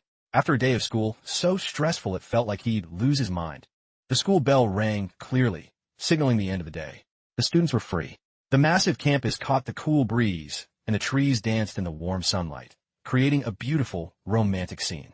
The Special Combat Training Department, where elite warriors are made, was split into two groups, boys with boys and girls with girls. This zero-riz guy felt incredibly anxious about being separated from his girl. Based on rank, she should be in Class 1 with him, not Class 3. The lovesick guy felt a constant ache in his heart. Suddenly, Zhang remembered a powerful man. Turns out Uncle Lu had pulled some strings to separate the lovebirds. While he was overthinking, the school PA system suddenly announced that the upcoming special training would be led by high-level instructors. The results of this field exercise would be recorded in their permanent academic records, affecting their entire future. The school didn't waste time, directly summoning 500 instructors to stand before the students. Their synchronized, powerful shouts echoed across the campus. When the class assignments were given, the students held their breath in suspense, watching every move of the coaches on the field. After a moment, a man stepped forward, radiating authority. Not just Jiangdu, but everyone nearby looked at the man with doubt. The Class 1 instructor looked kind of weak and skinny compared to the others. He wore a tight black shirt that emphasized his lean frame. Compared to the others, he was definitely on the smaller side. The man stood straight with clenched fists, his face serious and expressionless. When they heard his voice, everyone reacted by instinct, snapping into a perfect attention stance. Jiangdu's eyes went wide with shock. You really can't judge a book by its cover. Wow. That voice was incredibly commanding and full of fire. The instructor's voice was ice cold. As he narrowed his eyes and ordered, "Stay exactly like that." He was frozen in his tracks. This was nothing like what he had imagined. Jiangdu's lip twitched as he thought, what the hell? Isn't this combat training? Why are we standing here like statues in a military drill? Suddenly, his shoulders felt heavy, as if he were carrying tons of rock. His body felt stiff like a machine. He frowned as sweat started pouring off him. Jiangdu bit his lip and looked around.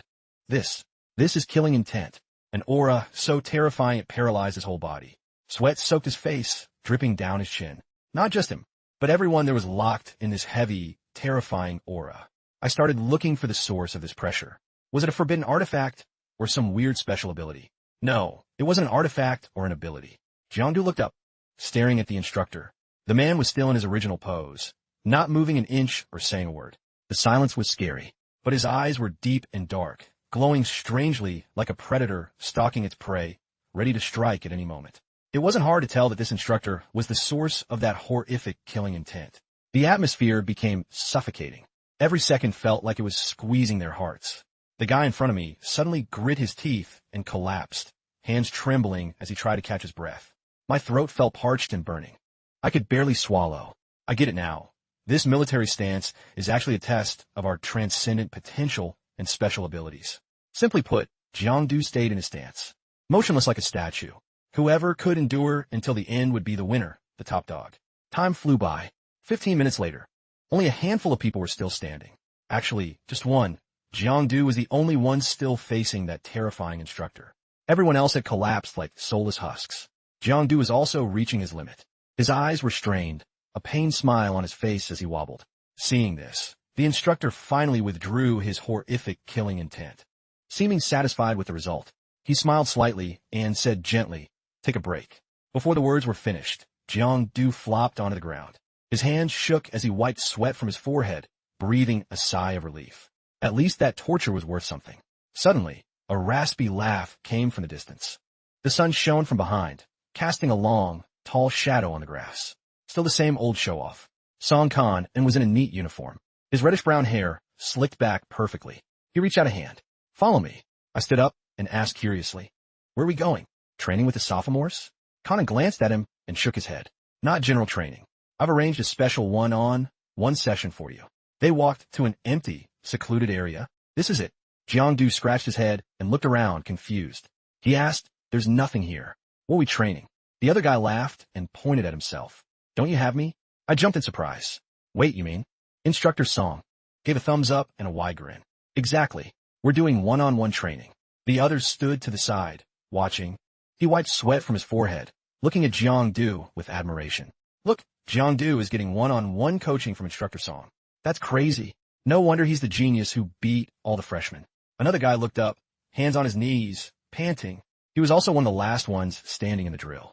Hearing the whispers, Jiangdu felt a bit embarrassed and asked awkwardly, "Can we do this somewhere else? I feel a bit uncomfortable with everyone watching." Song Khan put his hands on his hips and asked, "What? Scared of losing face in front of the crowd?" Jiangdu nodded honestly, suddenly remembering what Li Sun had said on the phone the other day. Yeah, he arranged private training specifically to knock this kid down a peg. He let out a long sigh. Knocking you down a peg? Song Khan refused to answer. The content of this special training was decided by Li Sun. If you have a problem, go talk to him. Hearing this, Jiangdu's face fell, and he balled his small hand into a fist, muttering, "Uncle Li, you're so petty. Your reach is way too long." In the air, a strange power gradually condensed, swirling around Khan An's arm. He withdrew his hand, leaning his body back, slightly into a stance. He spoke up to end the conversation. "All right, time is precious. Let's begin." Jiangdu put on a dejected face, holding out both hands and shaking his head. "My puny strength isn't even worth you making a move, Professor." A steady voice rang out. "Don't lose confidence. Just attack me with everything you've got. I won't fight back." Zhang Du's lips tightened, forming a cold, sharp curve of determination. His voice, raspy with a strange resonance, rang out. "Oh, really?" The sky, once peaceful and still without a breeze, suddenly erupted into a violent gust as if tearing through space. Jiangdu nimbly spun around and leaped into the air, as agile as a hunting leopard. His right leg carried a horrific pressure as he lunged at Song Khan, and with unimaginable speed. This is what you taught me.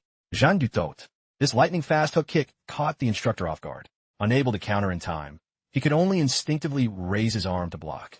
The two powerful forces collided, creating a massive shockwave that surged violently to both sides. The ground beneath seemed to shake violently, as if about to shatter into pieces. The onlookers watched with bated breath, anxiously unable to look away. One person in the crowd laughed and shouted excitedly, "So cool." He suppressed the instructor with just one move. Unbelievable. A teenager standing nearby couldn't hide his admiration. Too strong. We're both high school seniors, but the power gap is world apart. Then nonstop cheers erupted. Go, go. If this kept up, Jiangdu might actually win. Suddenly, another voice rang out, cutting through the cheering crowd. A student in uniform with unremarkable dark gray hair spoke up. Something's wrong. This is a textbook example of a failed demonstration. The small instructor from earlier also stepped forward to explain.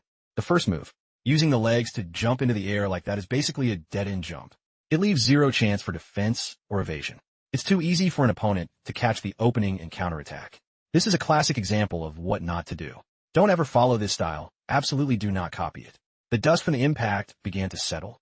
Song Kan was holding tightly onto Jiangdu, who was suspended in midair. Jiangdu's body was pushed back slightly by his strength. I told you to attack first, but did you really have to go all out? Not bad strength, but Song Kan gripped Jiangdu's ankle, frowning between his brows, then laughed. Your move is too simple, very easy to counter. Your play is way too predictable. Instructor Song exerted force and spun behind him, without a moment of hesitation or mercy, and hurled Jiangdu far away. Jiangdu quickly regained his center of gravity, stabilizing his body with a mid-air spin before landing firmly. He leaped up again, just like the first time, lunging at his opponent once more without hesitation. A series of actions happened in a flash, faster than the wind, like a bolt of lightning. Song Kan raised his hand, blocking Jiangdu's storm of punches. He had to be wary of the lethal, horrific power hidden in each blow. This kid is way stronger than the last match. Song Kan's brow furrowed. Sweat rolled down his cheeks. The instructor thought, though his skills aren't at grandmaster level yet, he's definitely found new niche. The onlookers couldn't keep up with the lightning-fast movements of the two. The ground shook. Is my perception off? One observer wondered. Every time he throws a punch, his power increases and becomes scarier. It's getting more and more precise. Is this kid growing by the second? Unbelievable. Jiangdu suddenly accelerated with horrific speed, launching a straight punch at his opponent, giving Song Kan zero chance to dodge. It happened so fast that before Song Kan could even process the situation, Jiangdu's fist was right in front of him. Jiangdu's fist swung right towards Song Kan's face, stopping just centimeters away with a horrific power that was almost indescribable. A triumphant smirk appeared on Jiangdu's lips, showing he was totally confident in his power, certain the punch would land. He got him, everyone thought, but instead of Jiangdu winning, Song Kan, looking calm and confident, was one step faster. He used his power to grip Jiangdu's wrist, locking all his movements. He smirked. Not quite. Before Jiangdu could answer, Song Kan quickly used his other hand to squeeze Jiangdu's hand tight. The grip made Jiangdu gasp in pain, unable to resist. The intense pain made him grit his teeth, enduring it. Damn, is this guy really this strong? An onlooker exclaimed in shock. Song Kan nimbly spun, still holding Jiangdu's wrist tight. He used a powerful force to slam Jiangdu ruthlessly onto the ground. The slam was powerful and decisive, giving Jiangdu zero chance to resist as his strength faded. The slam was too fast and too strong, leaving Jiangdu completely unable to fight back, leaving the crowd speechless. Kao, knocked out in an instant. That move by Song Kan seemed to release a green aura that filled the surrounding space. Defeated and pinned to the dirt, Jiangdu felt like his soul had left his body, his frame trembling uncontrollably. As for Song Kan, he seemed to transform into a different person, cold and terrifying. A powerful killing intent radiated from him, blanketing the area. He looked forward with sharp, inscrutable eyes. Those behind him whispered. Mouths agape in shock. One shot, knocked out in a heartbeat. Unbelievable. Others were equally stunned, eyes wide and jaws dropped in total admiration. Holy crap, too strong. I thought Jiangdu would win, but that counterattack was insane. Zhao Yongchen was also surprised by the result. He chuckled and said, too reckless. Instructor Song left that opening on purpose, and he actually took the bait. Zhao Yongchen continued firmly. Fighting isn't just about physical strength and skills. You have to use your brain and calculate. Everyone, remember this well. Back to the match. Jiangdu tried to push himself up from the ground after Song Kan's painful slam. He rubbed his aching hip, panting heavily. Gasping for air, he said, "Uncle Song, did you use your full power or what?" Song Kanen, with a triumphant glow, looked at Jiangdu and smirked confidently. "Never mind my abilities. Even controlling my own body, I have to keep it within the rank 2 limit." The killing intent still loomed over him. Song Kanen continued calmly, "My absolute victory over you is based purely on my vast combat experience." With that, he began demonstrating his special skills. He performed a series of movements that were fluid, agile, and flexible like a cat. A strong body, master techniques, and sharp strategy. These are the essentials for any fight and the keys to victory or defeat.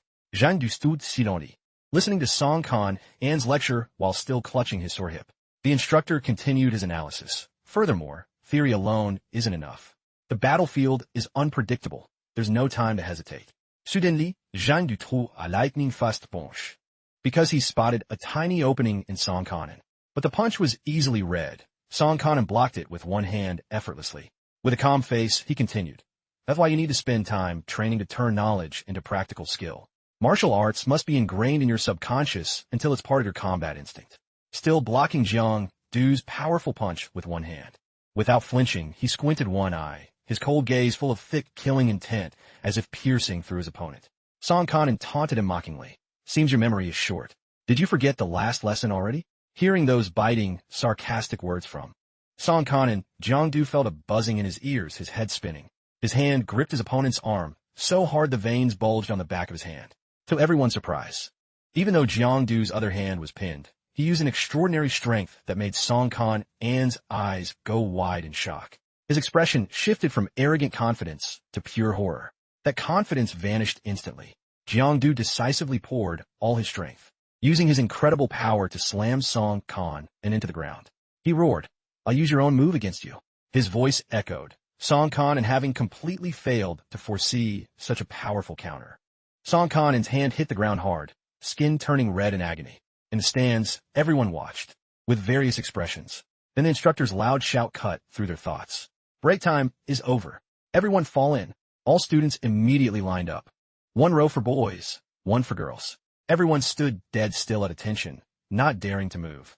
The instructor shouted a command, his voice traveling far to deliver the vital news. "The last 2 days were for you to get used to the training environment. Starting day 3, we officially sort the classes." He continued explaining the drill rules. "You must hold this military stance for 1 hour. Those who can't take it and collapse will be kicked out and demoted to the starting rank. Those disqualified will be reorganized into other combat classes based on their endurance time, regardless of gender." On the other side, Yao Yao and everyone else was undergoing equally brutal training. Everyone was exhausted, gasping for breath, faces full of anxiety. Going through such harsh drills, grit her teeth, her eyes flashing with unshakable determination. She told herself she had to endure until the end, no matter what. She remembered Jiangdu's teasing, mocking face. "A-grade Riz? Why are you still in class 3? That question only fueled her determination and willpower even more. Her eyes flashed with a fierce, unyielding resolve. "If I don't grind, Jiangdu will definitely clown me. I have to make it into class 1. Even so, her eyes kept drifting toward the field, where Jiangdu was undergoing brutal training. She felt a bit restless and anxious. She worried if Jiangdu was okay over there. It was private training, but surely Instructor Song would go easy on him, right? Suddenly, a painful, agonizing scream rang out. Contrary to her thoughts, Jiangdu was getting absolutely wrecked by Song Kanen. He took every hit and was sent flying, crashing hard and kicking up a whirlwind of dust.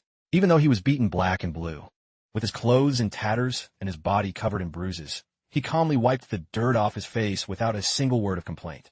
Seeing this, Yao Yao stood there with her jaw dropped, gasping in horror. Isn't this literally training him to death? On the other side, Song Kan was also starting to feel the burn. Sweat was pouring off him like a waterfall, streaming down his face. Wiping his forehead, he walked over to Jiangdu and said slowly, "Kid, you're actually pretty tough." Then, Song Kan drifted into deep thought. At first, he thought he could easily bully this kid, but after trading blows, he found himself forced to use his real skills. The image of a man with a pained, distorted face, gritting his teeth, flashed through his mind. He couldn't help but think that this terrifying combat instinct was identical to his uncle's from years ago. Not a single bit of difference. Instructor Song Kan stood there frozen, lost in thought, brooding in silence. But Jiangdu wasn't done. he launched another move.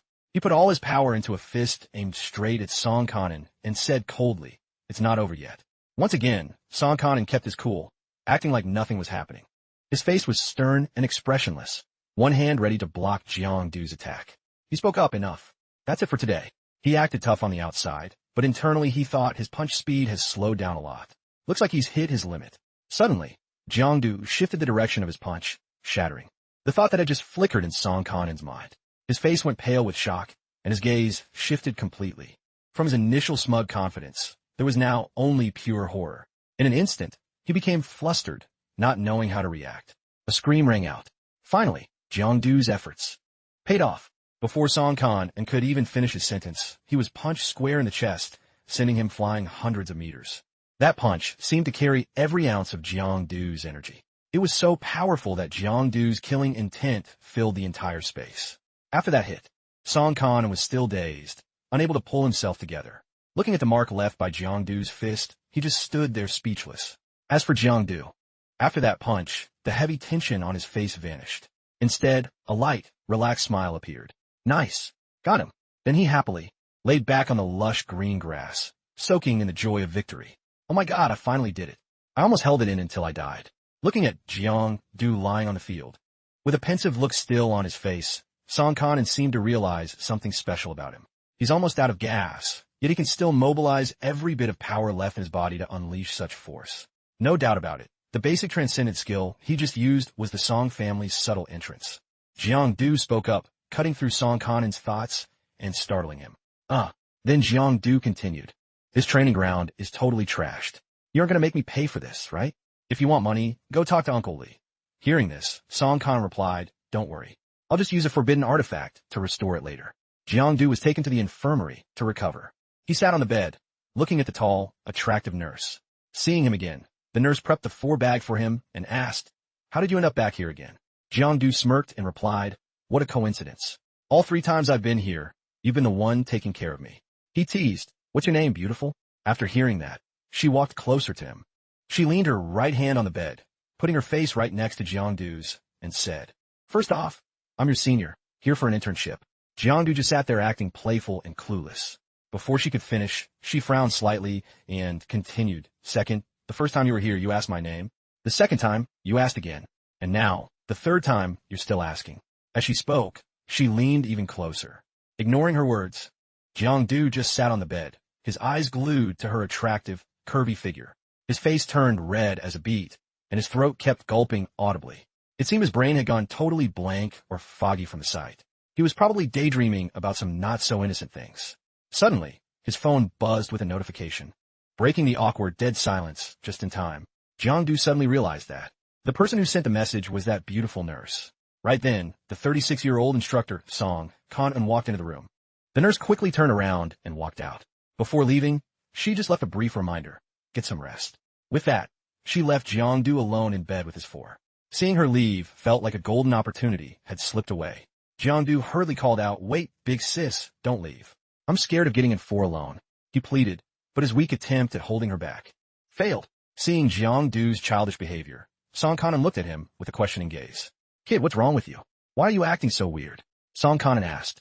Only then did Jiang Du notice his Uncle Song was there. Song Kanan stepped closer and explained, I'm the head instructor for this special training. Stepping away for a bit is no big deal. He then tossed a small vial toward Jiang. Do drink this quickly. It'll recharge your stamina so you get better faster. Grabbing the bottle without hesitation, Jiang Du thanked Uncle Song and chugged the whole thing in one go. Suddenly, his eyes emitted a brilliant golden glow, and he started putting on a show. He slapped his chest and shouted, I'm back in the game. I could fight for another whole day. Watching his student act a fool, Song Kanan was helpless. All right, that's enough. Just rest. Once you're better, we have plenty of time to solo. Hearing that, Jiang Du replied, with a look of doubt and confusion, speaking of soloing, that last move you used when we fought, I felt really weird. It wasn't exactly comfortable, but it wasn't painful either. It was just strange. Song Kanan crossed his arms and replied calmly, I came here specifically to explain that. Private training will continue, but your future program will have some adjustments. Outside the window, the lush green trees were peaceful and still. Inside, the conversation continued. Jiang Du asked curiously, what kind of adjustments, uncle? You'll be training with the sophomores to expand your scope. A million questions popped into Jiangdu's head. But I haven't even graduated yet, uncle. Plus, I came to this camp to learn transcendent knowledge and combat skills, not to go to a factory and turn screws. Jean du comprendre. Ignoring the whining, Song Kanan said coldly, this came from the higher-ups. Just follow orders. Jiangdu slumped and replied, fine. With that, Song Kanan walked toward the door. He turned back and said, I have other business. Regarding that subtle entrance technique I used, I'll email you the documents so you can study it yourself. Just remember, keep it a secret. As soon as he finished, an email popped up on Jiangdu's phone.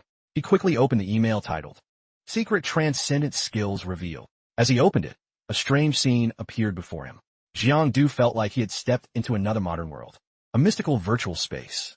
A sophisticated man with brown hair suddenly appeared in front of him. The man smiled friendly and spoke in a warm voice. Hello everyone, I am Fang Xiangyang. I'll be your guide for basic transcendent skills. Today, I'll share these skills from various angles, including their structure and principles. Please look at the board first. As if by magic, the lecture content suddenly appeared on the board.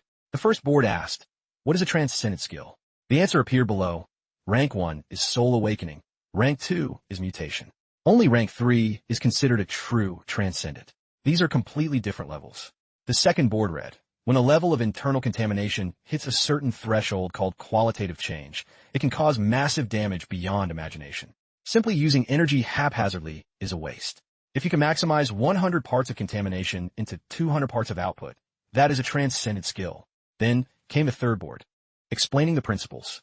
It wasn't complex. It involved three main factors: physical constitution, energy utility, and willpower concentration. Finally, the fourth board confirmed that these three factors combined harmoniously create the terrifying power of transcendent skills. Fang Xiangyang snapped his fingers, and some mannequins appeared, holding a sharp sword. He said, let me give you an example, so it's easier to understand. Jiangdu still didn't know what was happening, so he just watched silently. Fang Xiangyang stepped forward, swinging the sword at a mannequin. A flash of light spread out, but the mannequin target stood firm, completely unscathed. Still, in that virtual world, Fang Xiangyang continued explaining, this is target number 7, made from a super durable alloy. Usually it can withstand the physical damage of a rank 2 transcendent, like the slash I just made. His hand burst into flames. With a stern, cold face, he continued, pay close attention. Now I will use about 500 units of energy, which is the energy threshold for rank 3. As soon as he finished, the mannequins collapsed. From a horrific power he radiated. But target number 7 still stood firm, unharmed. Seeing this, Jiangdu thought it was pretty mid. Nothing special if half the targets were still up, but actually undamaged. Fang Xiangyang began to gather his power, preparing for the next move. He put strength into his leg and stomped hard, creating a loud noise that momentarily startled Jiangdu. He then spoke slowly and confidently. Now I will use 500 units of energy, a massive amount. But this time will be completely different. I will use a specific transcendent skill to attack. Jiangdu gave him his full attention, preparing to witness a spectacular performance as a brilliant light suddenly. A brilliant light erupted in his palm, violently surging and blanketing the area with an overwhelming pressure. His gaze turned grim and intensely focused, causing Jiangdu to break into a cold sweat that drenched his face. Paralyzed with anxiety, he watched as Fang Xiangyang solemnly declared, transcendent skills are the exquisite fusion of three key elements: physical prowess, innate supernatural ability, and concentrated willpower. When power is unified and unleashed with precision, a thunderous boom shook the surroundings. A massive streak of fire, carrying terrifying force, blasted toward the targets. The monoliths collapsed, shattering into tiny fragments. Under that horrific power, the very earth seemed to shake and heave violently. Radiant will, a destructive force capable of splitting mountains and crushing boulders. Still within that virtual realm, violent winds howled, carving deep fissures into the ground as thick black smoke blotted out the sun. Rusted, ruined vehicles and nearby buildings crumbled instantly under Fang Xiangyang's world-shaking strike. Not a single structure remained standing.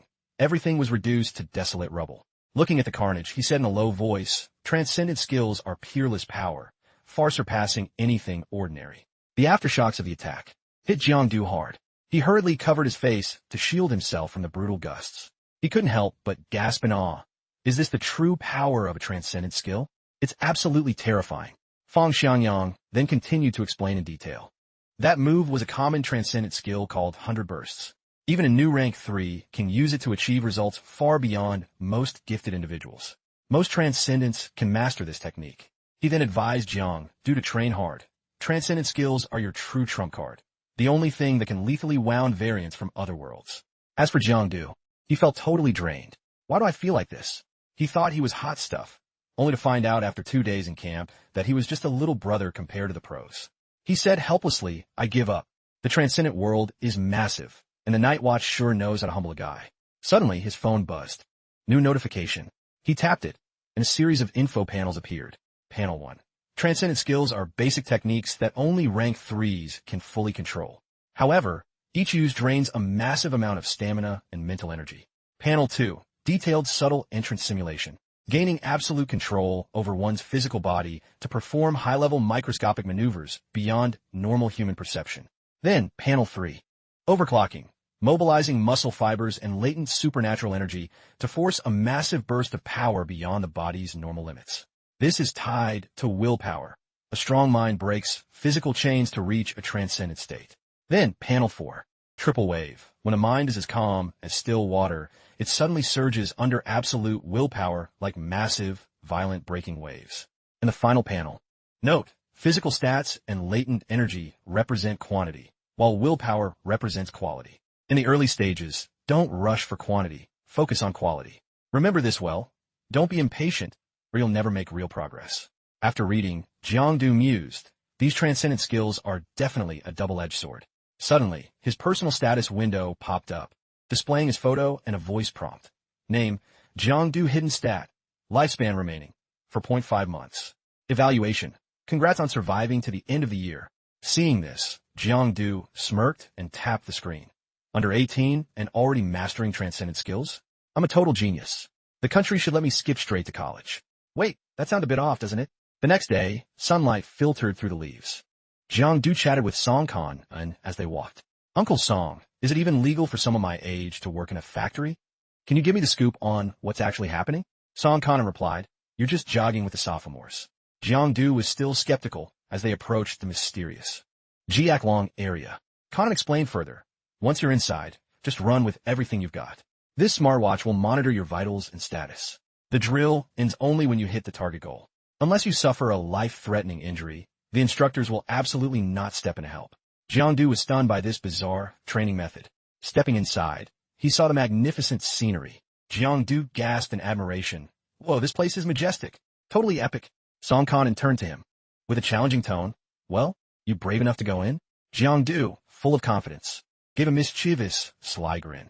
Ha, you joking, uncle? My actual uncle is a retired war hero, a seasoned veteran, and your father-in-law is the Fanhai inspector, a total big shot. I'm standing on the shoulders of giants here. Under your wing, I'm meant to be a powerhouse, a king of soldiers, not some coward. Who'd dare let anything happen to me, right? Song Khan replied. Then let's go. No more stalling. At worst, you'll be bettered in for 2 months, and I'll pull some strings for top-tier forbidden artifact to heal you up. Jiangdu burst out laughing, a crisp sound echoing. I don't buy it, uncle. You're always capping. They both entered an empty room. Not a soul in sight. Jiangdu looked around, observant. He felt a bit uneasy. Wait, why does this room look like a prison cell? Something's fishy here. He asked curiously Uncle Song. What is this place called? Last night, I almost thought you were sending me to some electronics factory to turn screws. Song Khan slowly explained. What factory? What are you yapping about? This is the Jiaklong zone, but the students prefer to call it the escape room. Sorry to bother you, sir. Hearing that, Jiangdu broke into a cold sweat and turned to leave. Oh wait, let me rethink this. Seeing him chicken out, Song Khan kicked him right into the room. Stop talking and get in there. Inside, Jiangdu started pounding on the door. Anxiety filling his heart, eyes welling up with silent tears. He screamed desperately toward the outside, Uncle Song. Don't leave me here. Please, someone call for help. Hello, Captain Lee, reporting in. We have the kid secured.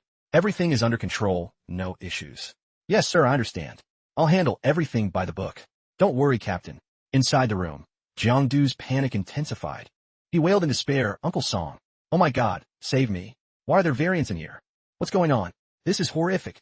Song Khan ignored his cries, focusing on his call with Captain Lee. Captain Lee asked, what's he doing?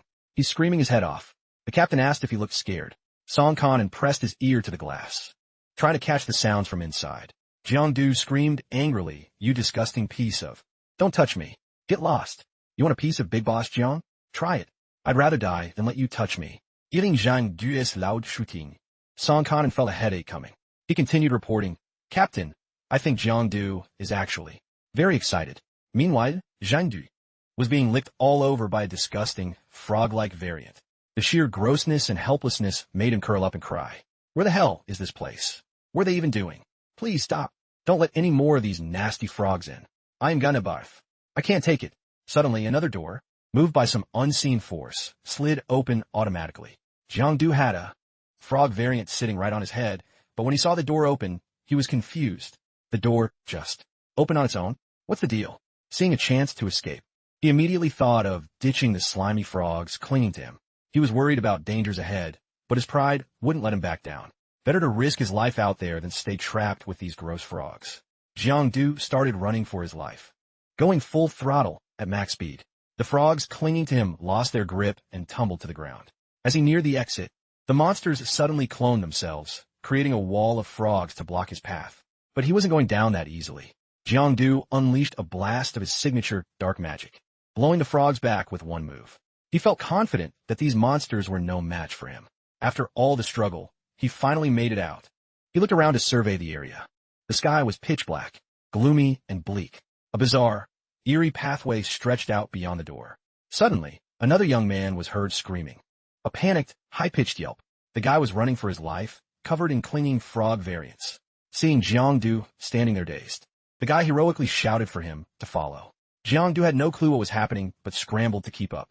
Since the guy went out of his way to call him, might as well get on a first-name basis, right? The guy in a brown shirt asked, "What class are you in? Are you that mysterious guy who skipped class all year?" Hearing Jiangdu's question, the guy replied, "I'm in Class 1, Special Training Camp, the place for elite students." Hearing Class 1, Jiangdu turned pale with fright. "How did I get sent to this hellhole the second I stepped on campus? What is this mess? I bet I accidentally pissed off the AI system. No doubt about it. I don't even know why I'm here. It's so unfair." But that's not the worst part. Nothing special, except that some over-the-top guy started capping, bringing up old drama. He lied and said I slept with the instructor's daughter. Pure fiction. That's why I was exiled to this middle-of-nowhere place, smelling like slimy frogs. To get used to running for my life and bolting like crazy, I asked, "Where are we?" The senior was super helpful and kind, explaining in detail that this was the escape zone, a place to build endurance. Use every bit of strength you've got to run and get out of here. Also, use your willpower to banish intrusive thoughts and bad vibes to escape. Just when I thought this senior was a total pro. Who would have thought?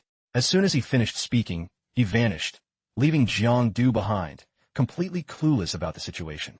Fortunately, Jiangdu managed to catch up to his speed and asked where the exit was. He looked at Jiangdu with a look of utter shock.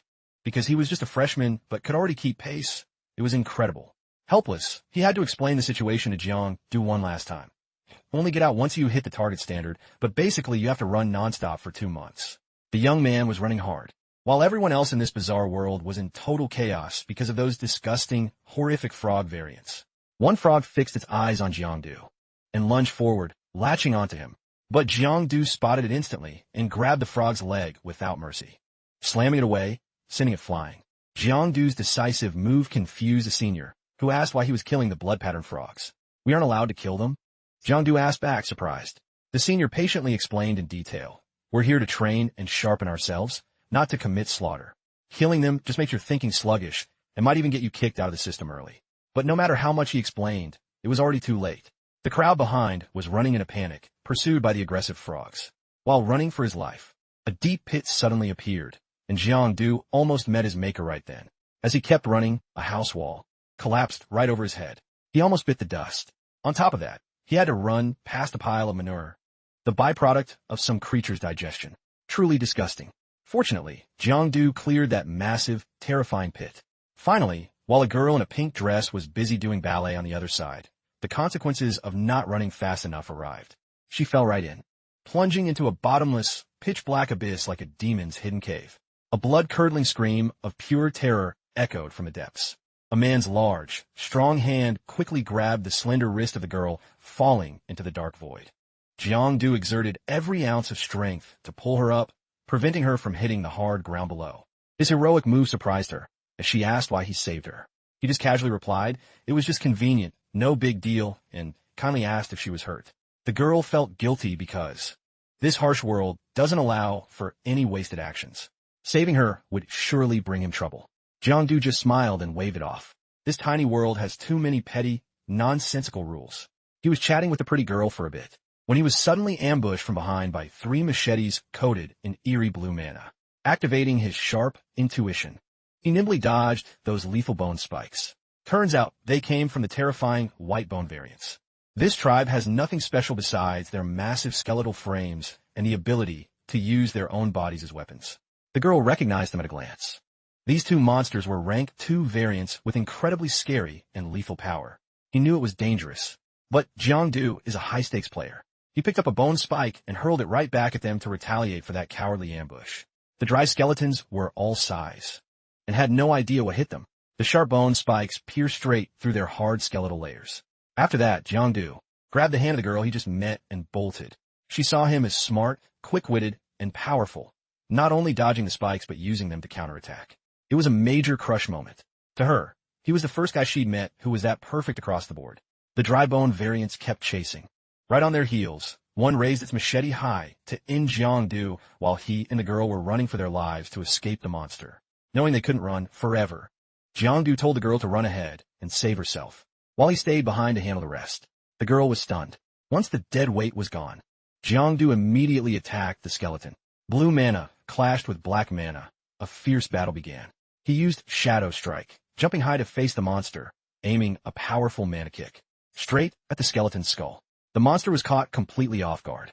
Jiangdu's foot stomped right onto its head, causing the blade in its hand to drop as it collapsed unconscious at his feet. Activating his sharp intuition again, Jiangdu sensed danger approaching. This time it wasn't blue mana anymore. It had turned into a creepy, dangerous violet color. It shot toward Jiangdu at horrific speed. Without a second thought, Jiangdu quickly shifted, dodging it skillfully to avoid the worst-case scenario. Then he threw a few basic punches, flowing with the movement of the purple mana. He suddenly realized it had no intention of stopping. There were no signs of it slowing down, and he suspected it had a tracking device following him. Time to bust out a new skill. This time, it was Hidden Shadow, a much stronger move. A massive amount of mana was condensed, much thicker and more powerful than the previous move, aimed straight at the steel pipe. The mana that was circling around was pinned to the ground, kicking up a cloud of dust. Jiangdu looked at the thing in front of him, wondering if the training camp would stop the drill if his life were truly at stake. If he didn't use his hidden trump card, it would be hard to beat this. This definitely counts as a life-threatening situation, he thought, before the thought could finish. A horrific, desperate scream for help cut through Jiangdu's reflections. It turned out the girl from earlier hadn't escaped yet. She had been caught by that eerie purple mana. It bound her so tightly she couldn't move an inch. She could only call out helplessly for help. That mana didn't care about chivalry at all. It was heartless, slamming the girl directly into a hard wall. Blood trickled from the corner of her mouth. Her face twisted in agony from the impact. The wall cracked in a large, jagged pattern. The girl couldn't resist anymore and collapsed unconscious. Clearly, she was out of this brutal survival game. Jiangdu felt disgusted and outraged by the violence against a woman, cursing under his breath. His face was full of anger and frustration. In less than 10 minutes, someone had already been eliminated from this death game. Jiangdu realized this escape mission was no walk in the park. It was serious, and he needed to focus. Pulling himself together immediately, he saw creepy, long tentacles wrapping around a ruined wall, looking absolutely horrific. Suddenly, a mysterious pink flower appeared. Inside were terrifyingly sharp teeth that could crush anything or anyone. Jiangdu looked horrified when he realized this was the infamous man-eating flower. The tentacles of the carnivorous plant began to wriggle and move. It used nearby iron bars as weapons, ready to strike. Jiangdu thinking for a moment. Estimating the level of this thing, it's definitely no lower than the bone variant from before. Luckily, I had 20 health left, or I'd be in deep trouble, maybe even dead. Jiangdu immediately dropped into a combat stance, ready to scrap because it was poised to lunge at him the second it saw an opening. He unleashed every bit of his latent power. But this variant was way more final boss than he expected, possessing the ability to cloak and vanish from sight. Jiangdu couldn't wrap his head around it. He couldn't fathom how the training camp even found such freaky, abnormal monsters. Right then, he activated his own stealth technique to go invisible, vanishing from the enemy's line of sight. He knew he couldn't let this game of hide-and-seek go on forever, or his energy would redline before the variant even took a scratch. After analyzing the situation, he realized the priority was tracking its movement path. Jiangdu immediately activated his shadow pupil magic, a specialized ocular magic. His eyes shifted from gold to a mystical blue. With this active, he was 100% confident he'd catch the variant. Finally found your trail. Let's see you act all high and mighty now. Jiangdu gave a smug, satisfied smirk, and charged straight in for a brutal exchange. Don't think that mosquito-tier stealth of yours can stand against me. As he lunged, he let out a furious roar. You dared to provoke me. Now don't expect to walk away alive. In a split second, Jiangdu jammed a massive rod right into the variant's maw. It let out a pathetic, agonizing shriek. Its health bar began to tank, dropping down to a measly 10. The variant was now completely drained and frail, unable to resist Jiangdu's pressure any longer.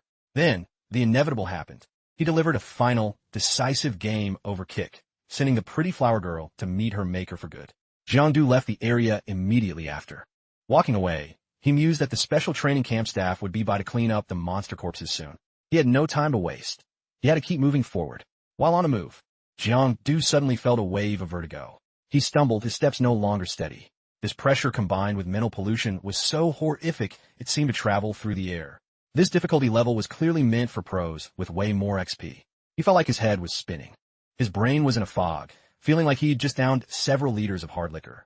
Someone decided to take advantage of Jiangdu's moment of weakness, hurling a sharp iron bar that pierced right through him before he could react.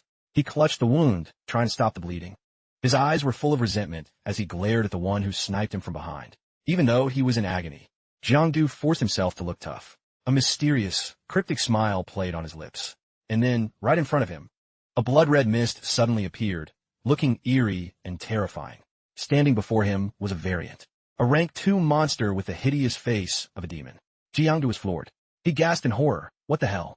How does this rank 2 variant still have 70 health? It didn't attack immediately, just stood there waiting for its squad. Then, from behind the demon variant, a whole horde of bizarre monsters appeared. Jiangdu turned pale as a ghost. He was frozen in place, totally stuck in front of this aggressive pack.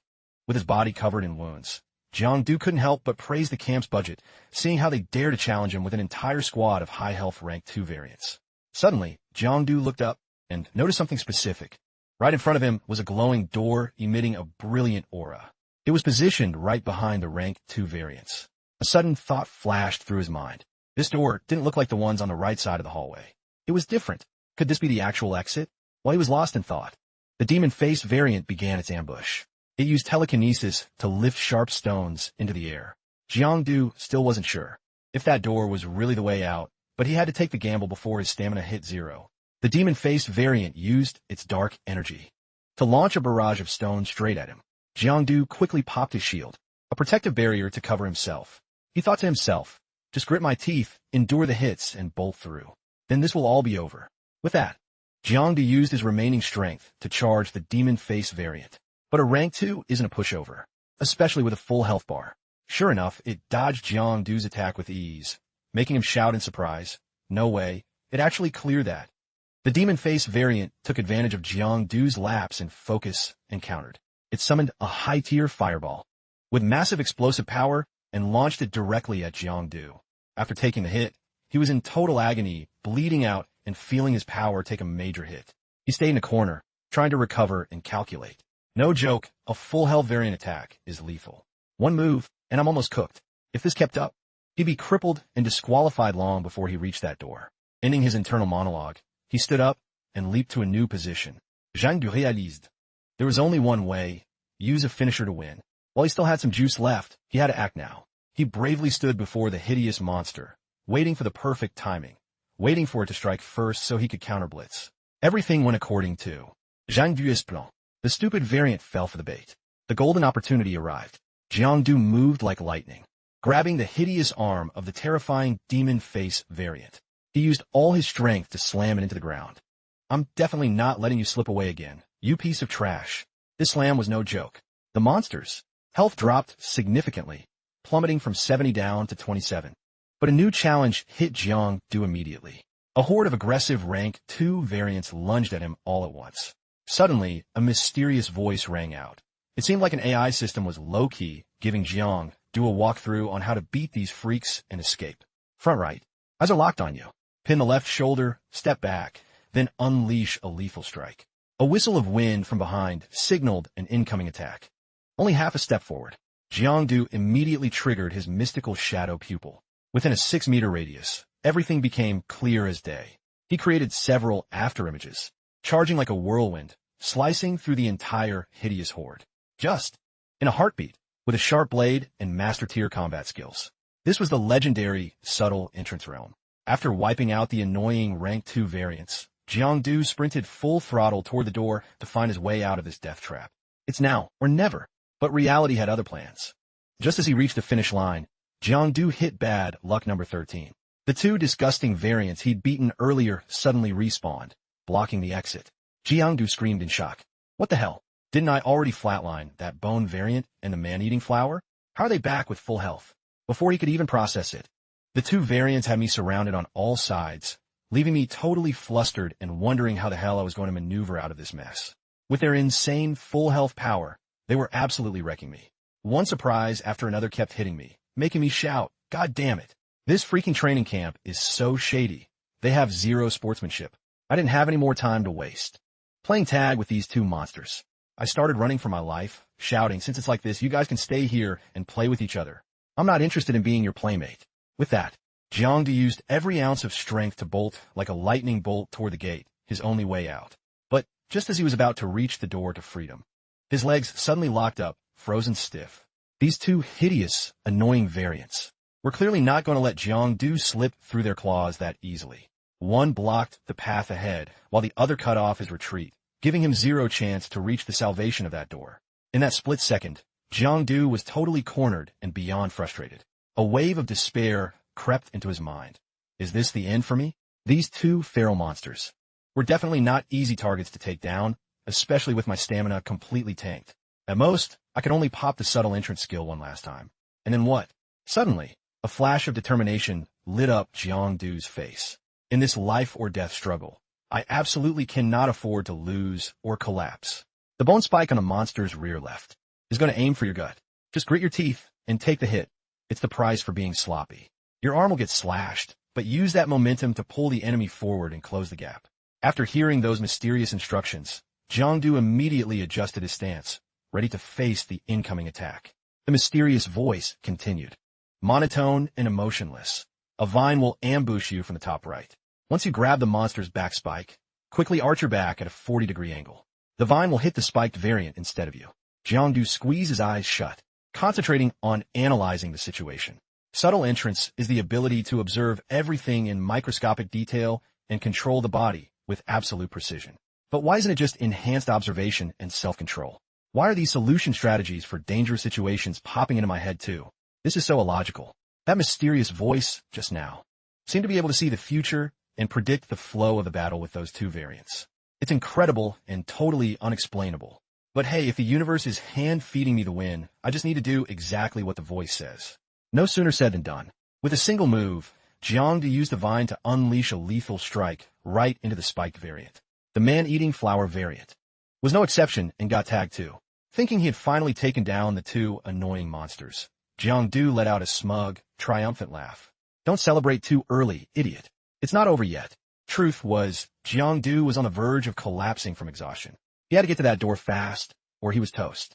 But as he was sprinting, Jiangdu was suddenly slammed by a tentacle from the spiked variant, making him scream in pure agony. The young man collapsed to the ground, out cold. But luckily, that fall accidentally slid him closer to the gate. Plus, that man-eating flower variant was also in a state of total confusion, not realizing what was happening. Before completely losing consciousness and leaving this death trap, Jiangdu didn't forget to give a sarcastic goodbye to the 2 days variants. He let out a cold, mocking smirk. Who knew you 2 were so helpful? Peace out, losers. He then crawled through the gate.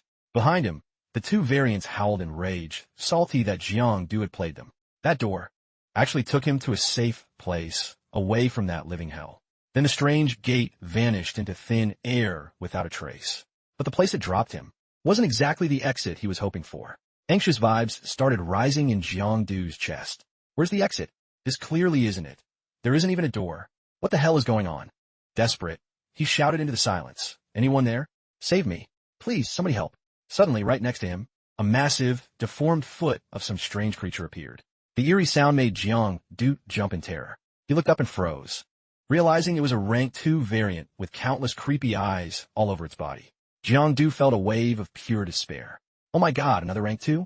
Are you kidding me? Does this training camp want me dead or something? Placing a beast this strong here? The many-eyed variant didn't hesitate. It lunged at Jiang Du with terrifying speed. He backed away, stammering, "Whoa, hold up, buddy. Chill for a sec. At least let me catch my breath. I just finished a life-or-death fight." But this variant didn't speak human.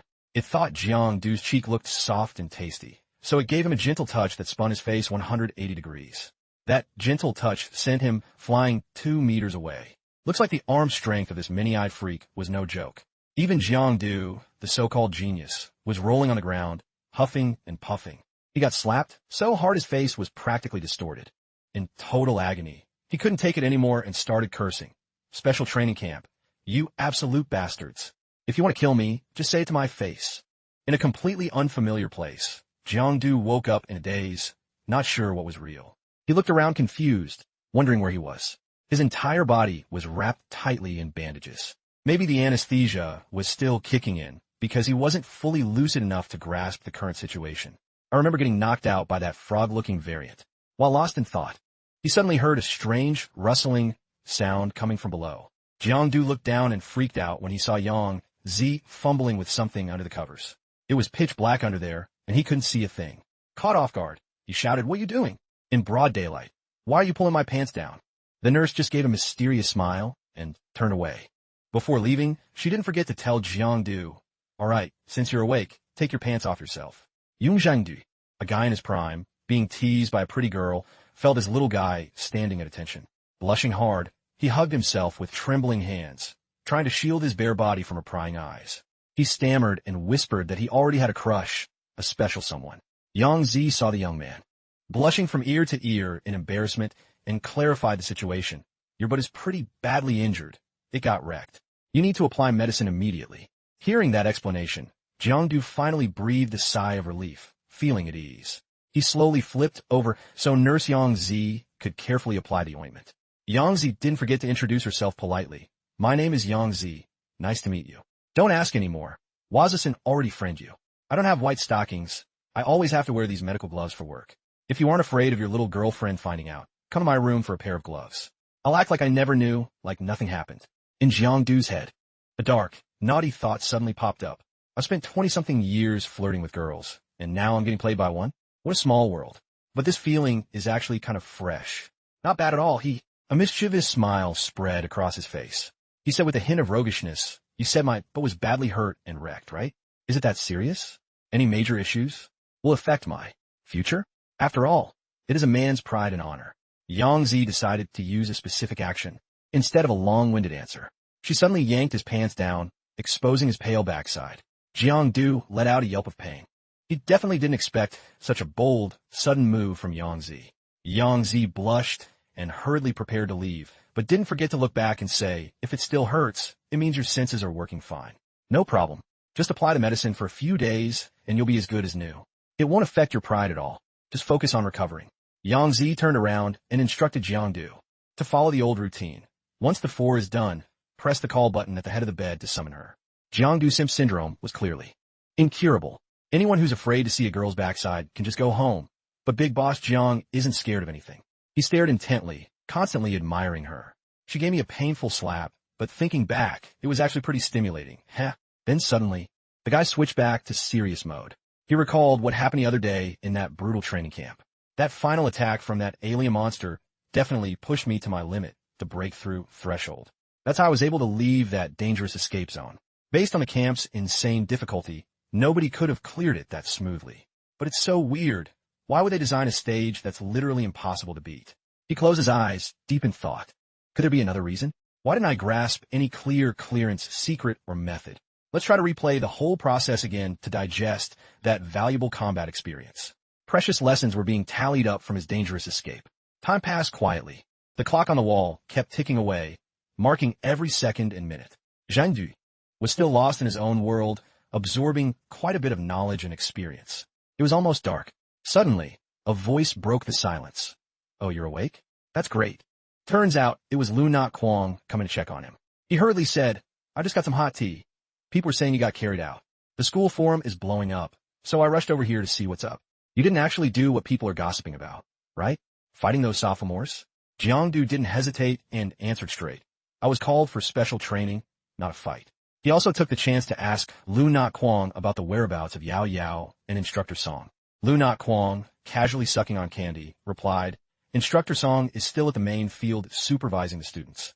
Yao Yao and I came here this afternoon to visit, but you were still out cold, so she went back to continue training. Jang asked, confused, she's still training? It's late though. Lyn Mo explained, yeah, you pushed yourself so hard you got seriously injured. How could Yao Yao just sit still and not worry about you? Truly admirable, you elite students. The instructor didn't even force the extra training, but your future looks incredibly bright. As soon as he finished, Jang, despite being wrapped like a mummy, suddenly sat up and got out of bed. Lyn Mo worried about his injuries, but he just replied shortly, no point in staying here. No need for the hospital. I'll be fine once I get back to my room and rest a bit. Jang glanced in the mirror and saw his health was currently at 66. He thought, health is okay, not too bad, but my body feels completely drained like all my energy was siphoned out. Looks like I really need some solid rest. The two of them stepped out of the room and unexpectedly ran into Yang Zi standing there. Yang Zi saw Jang outside and asked suspiciously, what are you doing here? Why aren't you resting in your room like you're supposed to? Jang, acting a bit shy, replied, oh, the injuries aren't a big deal, nothing to worry about. I was just headed back to the dorm to chill. Yang Zi snapped back, if anything happens to you, we're the ones who have to deal with the consequences. Jang thumped his chest. In a grand gesture to prove his purity and lack of ulterior motives, he said, don't you worry, beautiful nurse. I'll take full responsibility for you. I won't let you down. Hearing his smooth talk, Jang sweet words actually made her blush. She thought to herself, who would want a stinky brat like you taking responsibility for me? Ridiculous. Once they were out of the hospital area, Lyn Mo asked curiously, you just said you'd take responsibility for that hot nurse. So what about her sweet Juju? Are you just gonna ghost her? You owe her some responsibility too. Jang quickly told him to stop capping. Coming from him, it sounded weird and totally wrong, like it was asking for a misunderstanding. Lyn Mo realized he'd messed up and said, all right, my bad. My head was in the wrong place. Before they parted, Lyn Mo didn't forget to remind him, go see Juju ASAP. Don't leave her hanging. She's been low-key panicking about you. I'm not a Class 1 student, so I can't go in there. I'll wait out here for you. Jang smiled and agreed, got it. I'll go have a quick word with her and be right back. As he stepped onto the field, Patrol Captain Song Kanan was right there. They ran into each other unexpectedly. Their eyes met, and Song Kanan spoke up, asking about his health. You're awake already? That's good. Why didn't you stay in hospital a few more days to fully recover? Your wounds don't look 100 healed yet. Jang just laughed it off. No sweat, don't worry about it. Just a scratch, nothing to lose sleep over. Seeing Jang standing there looking exhausted under the blazing sun, Song Kanan invited him, come sit with me. Let's talk. Jang accepted. The two men sat down and started some guy talk. Kanan opened up first. In a crisis, forcing a rank 2 subtle entrance, no matter how much talent you have, drains your energy and spirit way too fast. Take it easy so you don't wreck your foundation for future training. Jang didn't seem to care about resting. He cut to the chase. So, when do we actually get to go to the Jiak Long Zone? Kanan told him the move was planned for next week, with details to follow. For now, just train with the others to sharpen your combat skills. Jang looked totally impatient and annoyed. That long? Why do we have to wait? Song Kanan comforted him. What's the rush? Even if you went now, you wouldn't stand a chance of passing that challenge anyway. Jang stretched his arms out. Isn't it just because the difficulty is insane? Who could actually clear that? Song Kanan just looked at him and deadpanned. Insane? You joking? That was just a final exam for sophomores. What's so hard about it? Jang started overthinking it. If that's a final exam with grades attached, but the students aren't strong enough to actually kill the variants, are they just expected to run for their lives to get points? That sounds totally illogical. Suddenly, a light bulb went off. An idea hit him. Wait, the traps, the students. Could it be? His eyes widened in shock. He turned to Song Kanan in collaboration. Was the test actually about teamwork? Song Kanan didn't deny it. The escape zone was actually designed to evaluate a student's ability to work in a group. Hearing this, Jang face went dark, like he'd just lost something valuable. The difficulty of the escape zone is sky high, and they drop a bunch of students in at once. The most viable, effective way to clear it is through perfect teamwork. Heck, it might even involve assigning roles and someone taking one for the team. Is this the brutal reality of Transcendent University? I feel personally attacked. Jiangdu then asked Song Kanan, "By the way, Uncle Song, what's the deal with Professor Takian Duong? What's your take on him?" In our first class at camp, everyone almost had a mental breakdown. I even went up to ask him for help. Song Kanan had heard the name before. He paused to think for a second. Professor Qian Duong, huh? Song Kanan told Jiangdu he understood how the kid felt.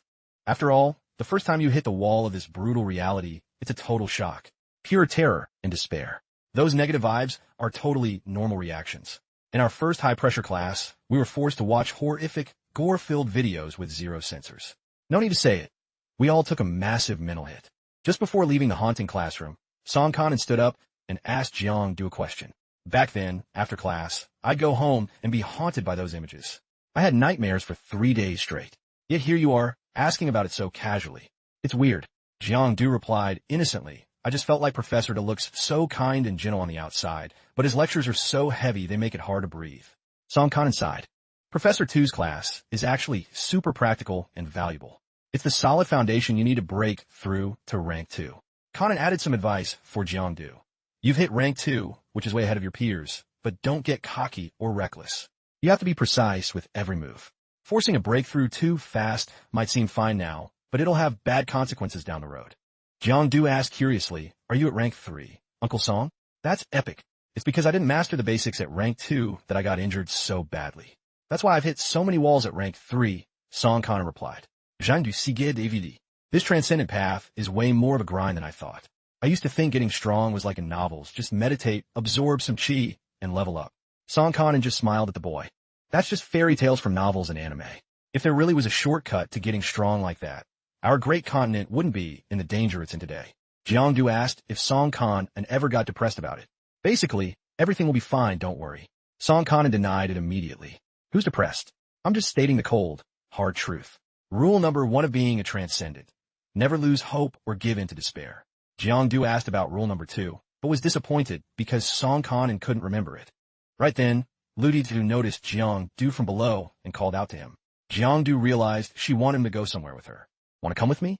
When his childhood bestie invited him. There was no way he could say no. Hold up, I'm coming. Suddenly, he noticed the flag waving, fluttering in the wind, and his mind started to wander. The books say the 5 stars on the national flag each carry a sacred meaning. The center star represents the vast great continent. The 4 surrounding stars represent the 4 major historical turning points and the 4 great figures who built the nation from the dark era of catastrophes until now. Those 5 stars represent the blood, sweat, and tears of countless heroes. The cold reality is that the road ahead is full of challenges.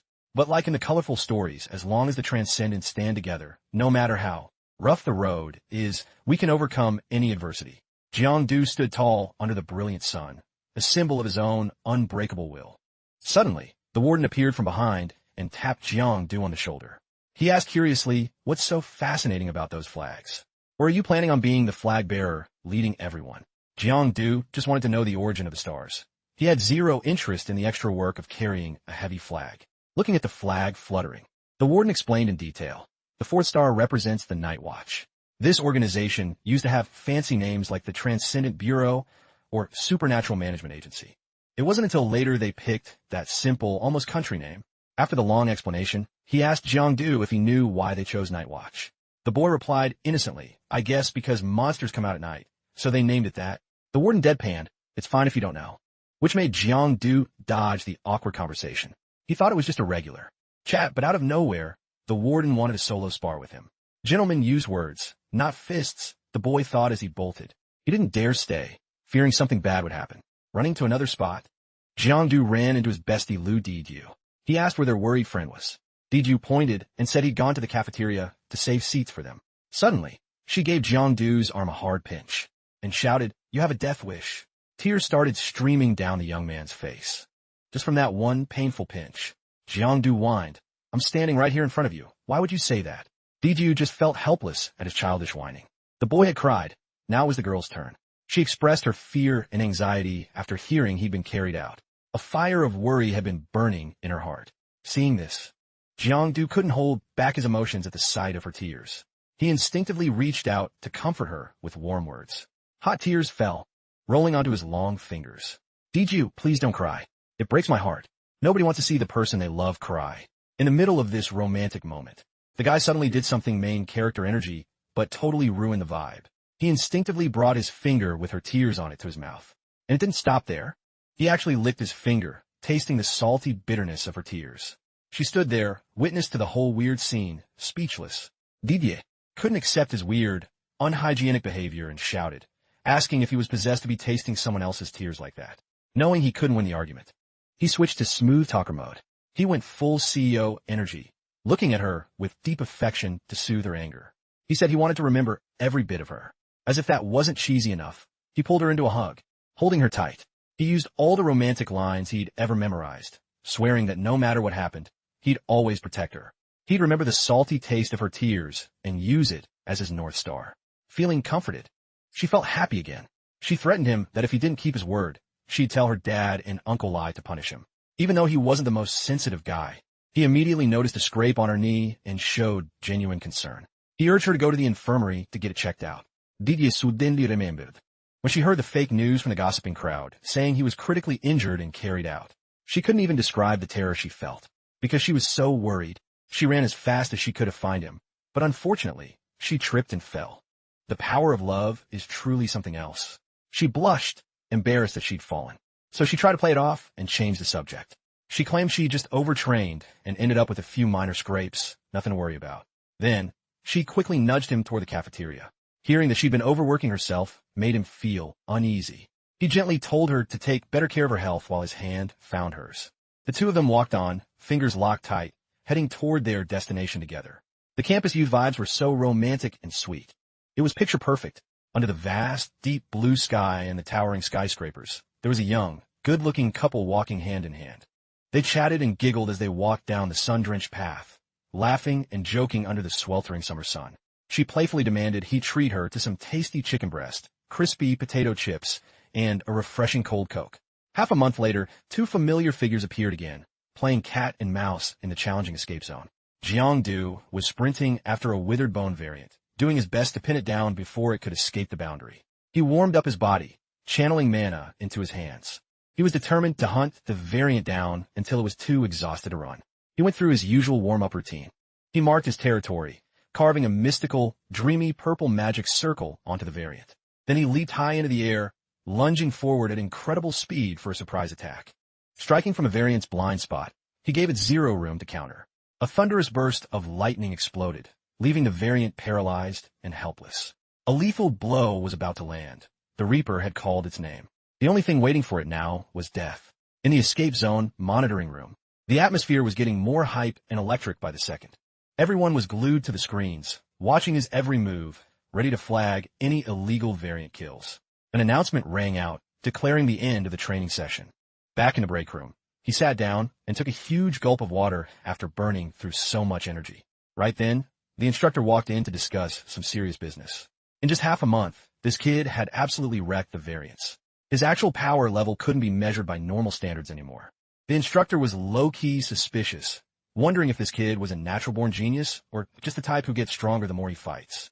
Hearing them doubt him, he immediately clapped back, arguing that everyone's constitution is different and you can't just compare people like machines. Knowing how cracked he was, the instructor invited him to join a special mission. This mission required him to travel from the physical world to the shadow plane to experience some high-stakes action and test his limits. Jiang was worried his secret might get leaked. He only went on missions to hunt variants for fun, not because he actually planned on consuming them. So he flat-out rejected the instructor, claiming it was a waste of time and effort. The instructor pulled out his trump card, using some psychological warfare. If you agree to the mission, you're exempt from staying at the training camp. Hearing this, the kid's eyes lit up like a cat seeing treats. He slammed his water bottle down on the table. He decided to join the mission on the spot. A once-in-a-lifetime opportunity like this was too good to pass up. The next day at the station, a group of students stood in a neat line, waiting. They were ready to head out on the mission with him, an instructor song. Man, looking around, these faces are all strangers. He really couldn't tell who was who. But luckily, he caught a glimpse of a familiar shock of bright red hair passing by. He cheered happily. Senior. She looks so familiar. I've definitely seen her somewhere. The redhead smiled and took off her hat. She politely reintroduced herself as Yang Zi. She jokingly called him a goldfish brain because she'd told him her name 5 times and he still couldn't remember. Being teased by a girl that pretty was definitely a major L. He was so embarrassed. He quickly rubbed his head, trying to explain that since she wasn't in her usual nurse uniform, he didn't recognize her right away. He took the chance to throw in some flattery to get on her good side. You look really pretty and charming in casual clothes today. He let it slip, and she laughed, knowing it was just smooth-talking riz. Too cheesy, she teased. Right then, the instructor called everyone to huddle up and get ready to head out. Everyone quickly took their seats. Uncle Song started explaining the details of the shadow plane where they were headed. He said there were many traces of bloodbreed activity there, which was extremely dangerous. Most enemies were rank 2, but a few rank 1 monsters might be mixed in, so everyone needed to stay sharp and wipe them out. He emphasized taking down the corrupted who possessed terrifying blood attribute powers. Everyone was locked in and ready to complete the mission. The train car suddenly felt empty. Not a soul in sight. Even though half an hour had passed, Jiangdu was still shamelessly passed out on the beautiful Yang Zi's shoulder, totally clueless. She was feeling super annoyed. She wondered what kind of mischief he was up to last night to be sleeping this soundly, completely dead to the world. He was literally drooling all over her shirt. It was super gross. Fortunately, the get-ready announcement woke him up from his dream. Yang Zi's face was dark, like she was about to go nuclear on him. The second-hand embarrassment hit hard. He gave a sheepish laugh for drooling on her clothes like that. He quickly pulled out some tissues. He tried to wipe it for her, while offering his most sincere apology. Turns out, he was so exhausted from overtraining last night that he couldn't get any real sleep. Yang Zi was so mad, she was about to lose it. She just stared at him and his tissue. She might have been smiling on the outside, but she wanted to throw hands. Yang Zi pulled out her phone to show him something. It was the number of his childhood bestie. She threatened him that if he took one more step toward her, he'd be sleeping under a bridge tonight. He shut up instantly, not daring to make another sound. Jean du Sudin Gasped, Odikap. How does she have Juju's number? Then, he handed her the tissue and said, I cleaned up the top part for you, but you'll have to handle the bottom part yourself. Yang Zi shrieked in embarrassment. Shut your mouth right now. At that moment, Song Kanan told Jiangdu and Yang Zi to hurry up and get off. Once outside, Song Kanan got serious. The scanners picked up blood-breed traces in this residential area. Everyone stay sharp and don't fall behind. Wild variants are savage and bloodthirsty. We have to be careful. If I can't back you up in time, those blood breeds will snatch you up and drain you dry. Yang Zi smiled to calm everyone down. It won't be that bad, don't worry. The monster industry is pretty competitive these days. If they catch prey, they won't drain you right away. They'll toy with you and torture you slowly before drinking your blood. Then she gave everyone a pep talk. That's right, don't be scared. This is the time to test what we've learned at school. I'll wear a camera to record everyone's performance. Good luck. Jiangdu thought nervously to himself, this area isn't huge, but it isn't small either. No telling which room or floor those annoying bloodbreeds are hiding on. Suddenly, Song Kanan looked at Jiangdu. He gave a cryptic smile. It seemed like this kid Jiangdu was super hyped. He definitely had blood on his hands and experience with real combat. That kind of aura was unmistakable. Song Kanan mused. Usually, going from rank 1 to rank 2 takes about a year. Does that mean when Jiangdu was 16, General Lai already put him in the shadow plane to hunt variants? That's brutal. Weren't they afraid his body couldn't handle the corruption? Though a 17-year-old rank 2 is rare. It's not unheard of. General Huang was already rank 2 when he enlisted. His strategy and intellect were peerless, far beyond his seniors. He wondered if Jiangdu could reach that level. Just then, Jiangdu spotted a variant and quickly pointed it out. Song Kanan deduced. A rank 1 bloodbreed. That means a rank 2 is definitely nearby. Jiangdu immediately leaped into the air, launching an attack at the variant. But right at that moment, another variant ambushed him from behind, catching him off guard. Jiangdu quickly backed off to dodge the strike. Seeing the crisis, Song Kanan lunged in to save him and assigned roles. I'll handle the rank 2. With Jiang, do you 3 take care of the rank 1s. Song Kanan looked at Yang Zi and instructed, Ms. Yang Zi, you're a med student, not a fighter. Find a safe spot and hide. But right then, right behind Yang Zi, a variant suddenly appeared, charging at her like a bullet. She spotted it and unleashed her power. She stopped the monster's head with her bare hand, taking it down in an instant. Then, she absorbed its energy. After dealing with the variant, she put a strange red liquid into a test tube. Seeing that, Jiangdu was stunned, silently asking himself, what the hell? Where did my sweet, innocent nurse go? Seeing Jiangdu standing there frozen like a statue, Yang Zi asked, what's up? Something wrong? Jean du Stamelt? Are you full yet? Hearing that, Yang Zi suggested, how about one more then? And just like that, another variant was sent to meet its ancestors by her hand. While Yang Zi was absorbing the energy, Jiangdu asked, Sister Yang, what exactly is your ability? Yang Zi replied, a branch of the devourer. Jiang Du's eyes lit up with excitement as he pressed further. Does that mean any part of your body can turn into a tentacle? Yang Zi let out a helpless sigh. Jiang Du's eyes flashed with a hint of thirst. Reaching out his hand, his mind was a mess of hype and wild thoughts. Eagle catching a rabbit, octopus wrapping around a pole. Oh boy, her power is definitely not basic, but it's low-key stimulating. He boldly made a move. So, can I touch it? Yang Zi crossed her arms and gave a cold no. Jiang Du was persistent. Can I at least just look? She sighed in frustration. You're a total creep. You want me to report you for harassment to the special training camp? She threatened him, squinting as she repeated her words. Report me? My uncle is. Before he could finish, Yang Zi calmly cut him off like she'd memorized his bio. Your uncle is General Lai, and your father-in-law is the current inspector. What? You gonna use your family clout to oppress me? Jiang Du was spooked by her logic, thinking, great, my classic villain lines have gone viral. Everyone knows them now. He gave a forced laugh, scratching his head and coughing. Just kidding, don't take it seriously, haha. Suddenly, Yang Zi's right arm began to glow, emitting a blinding red light. The size of her arm ballooned at a dizzying rate, multiplying in size. Even her nails became thicker and harder. She instinctively backed up a few steps, keeping a safe distance. Yang Zi's fingers began to morph, melting into a gross, slimy fluid. Seconds later, she spoke in a raspy voice, looking at the horrifying tentacles writhing on her arm. Fine, if you want to look. I won't stop you. After seeing this, you'll definitely remember the name Yang Zi. Won't you? She was thinking this corruption was hideous and revolting. Scary, right? It was completely different from what he imagined, wasn't it? Jiang Du's eyes were sparkling like stars in the night sky. He kept nodding in approval, murmuring, so good, so good. So flexible and versatile. A girl with tentacles like that is actually adorable and charming. Seeing this weird-ass reaction, Yang Zi felt a shiver run through her. Adorable? Her cheeks started burning. She thought, I don't get what's cute about this slimy, thorny mess. Ever since I started mutating, everyone's been disgusted and stayed away. He's the first person to call me cute. Jean du Soileau Dard. His hands were twitching, wanting to reach out and touch those tentacles. Yeah, I really think they're cute and beautiful.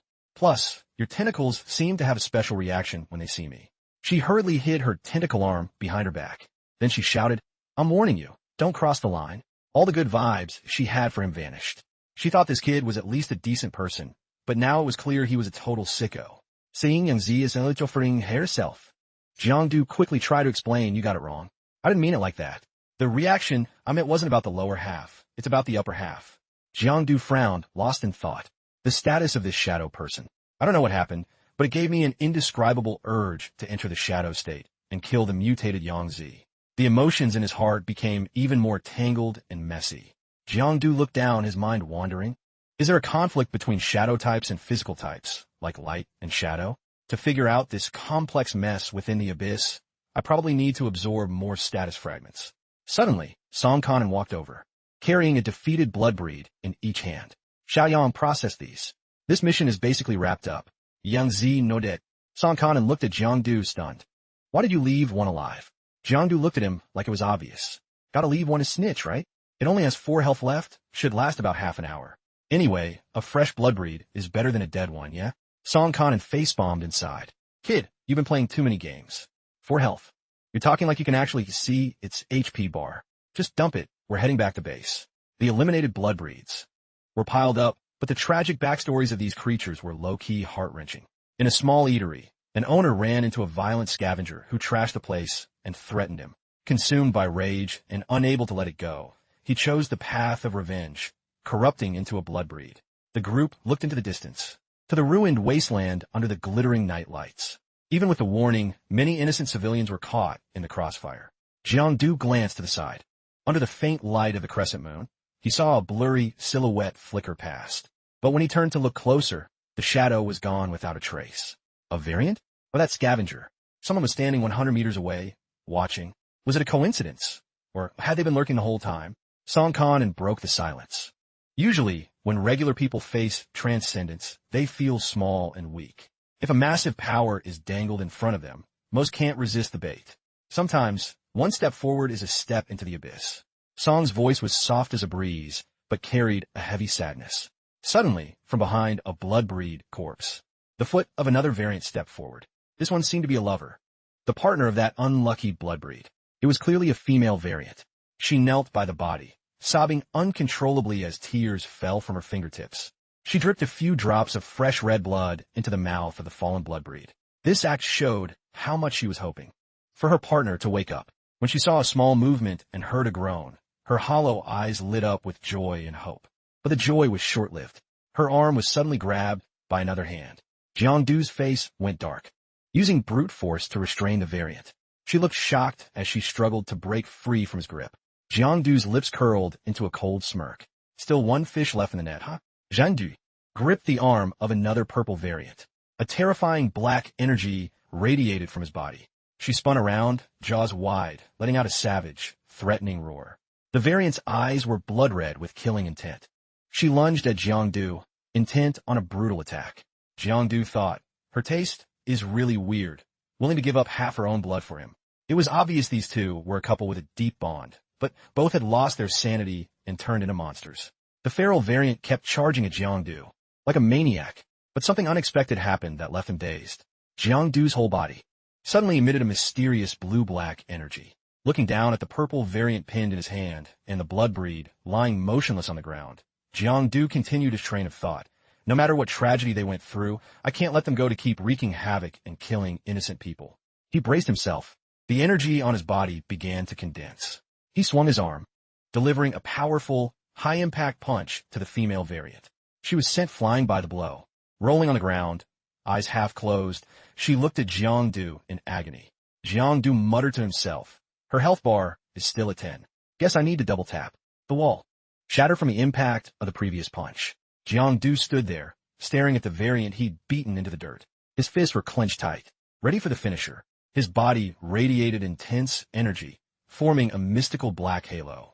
A blue light enveloped him. Jiangdu said coldly to the female variant, rest in peace. The variant lay, gasping on the ground, one eye closed, the other wide open, staring at Jiangdu with pure resentment, letting out weak groans as if trying to say something. Jiangdu stared back, lost in thought. I never doubted my mission or my justice. But the moment she reached out to beg, she looked just like a normal human with feelings and fears. He kept musing. Is killing her now actually a heartless, inhuman act? Looking at the energy swirling in his palms, he wondered what was truly right. Suddenly, Song Khan appeared beside him and said coldly, Jiangdu, it's already a variant. Whether it was born wild or corrupted from human, their savage nature doesn't change. Hearing this, Jiangdu told himself, yeah, the corruption is irreversible. He raised his hand, releasing a massive burst of energy to eliminate the variant. Song Khan continued, so never show mercy to any variant, not even a little. Otherwise, humanity faces a terrifying risk. Despite the captain's words, Jiangdu stayed lost in his own complicated thoughts. What if in the future, the one corrupted is Uncle Lai, or Yao Yao, or even me? Looking at the strange energy swirling at his feet, Jiangdu asked himself how he would handle such a situation. Song Khan and Jiangdu entered the organization's headquarters while they kept talking. The captain spoke first. I'll apply for your off-book member certification. You can use a scavenger alias to log into the Night Watch internal network, access the database, and take missions. Hearing this, Jiangdu asked curiously, Uncle Song, does Uncle Lai know about this? Song Khan explained, this was General Li's call. He watched your combat footage and wants to find some suitable missions for you. Zhang du Grand Internali. This job basically means I have to go around exterminating variants. Uncle Lai, you're doing the most. Aren't you afraid I'll fail or get into trouble? Oh well, think positive. This is a great chance to grind and level up. A legit way to get stronger. In the main hall, quite a few people were gathered. A few people were standing around a public terminal in the middle of the lobby. Uncle Khan leaned against the computer and told Jiangdu, all right, log your personal info into the system. General Lai said if you want to move in and out of the training camp freely, you have to clear at least 3 assigned missions a week. Hearing that, Jiangdu groaned under his breath. 3 missions a week? How am I supposed to keep up with that? Song Khan just laughed. Well, go take that up with General Lai yourself. Jiangdu sighed, looking totally defeated. Never mind, I wouldn't dare. Then the two of them walked toward the exit.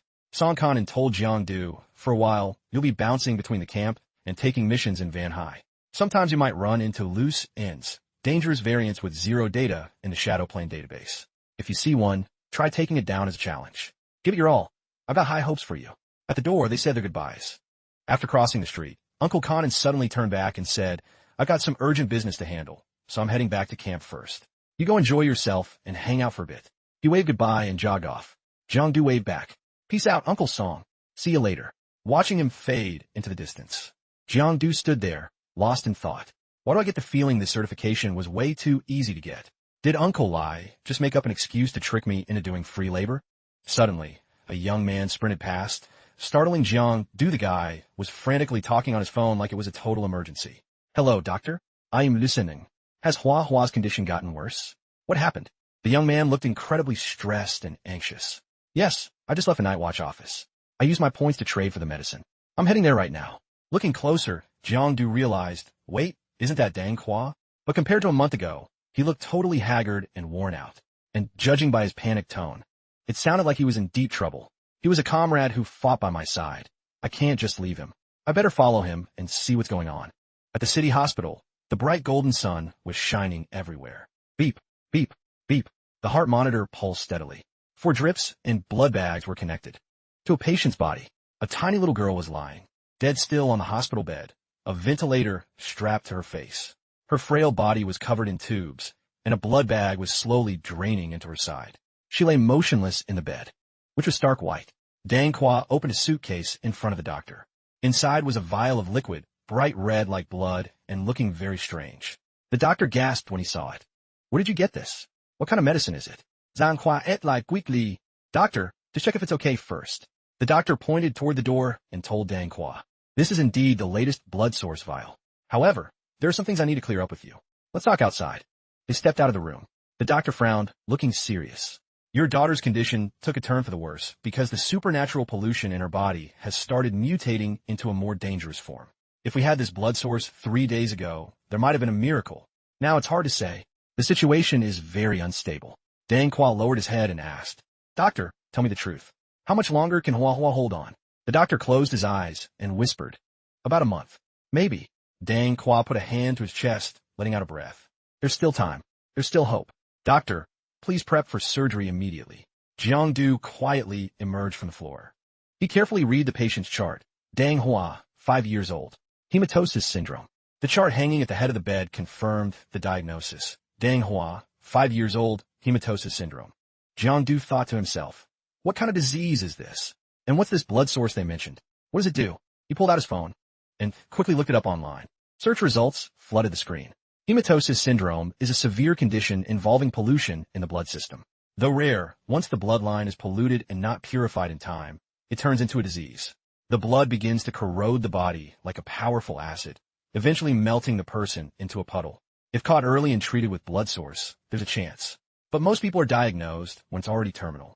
Looking at the info, Jiangdu mused, Dangqua is only 5. She lives in the real world. So how did she catch this? Could it be related to those blood breeds sneaking into the city that the news has been talking about?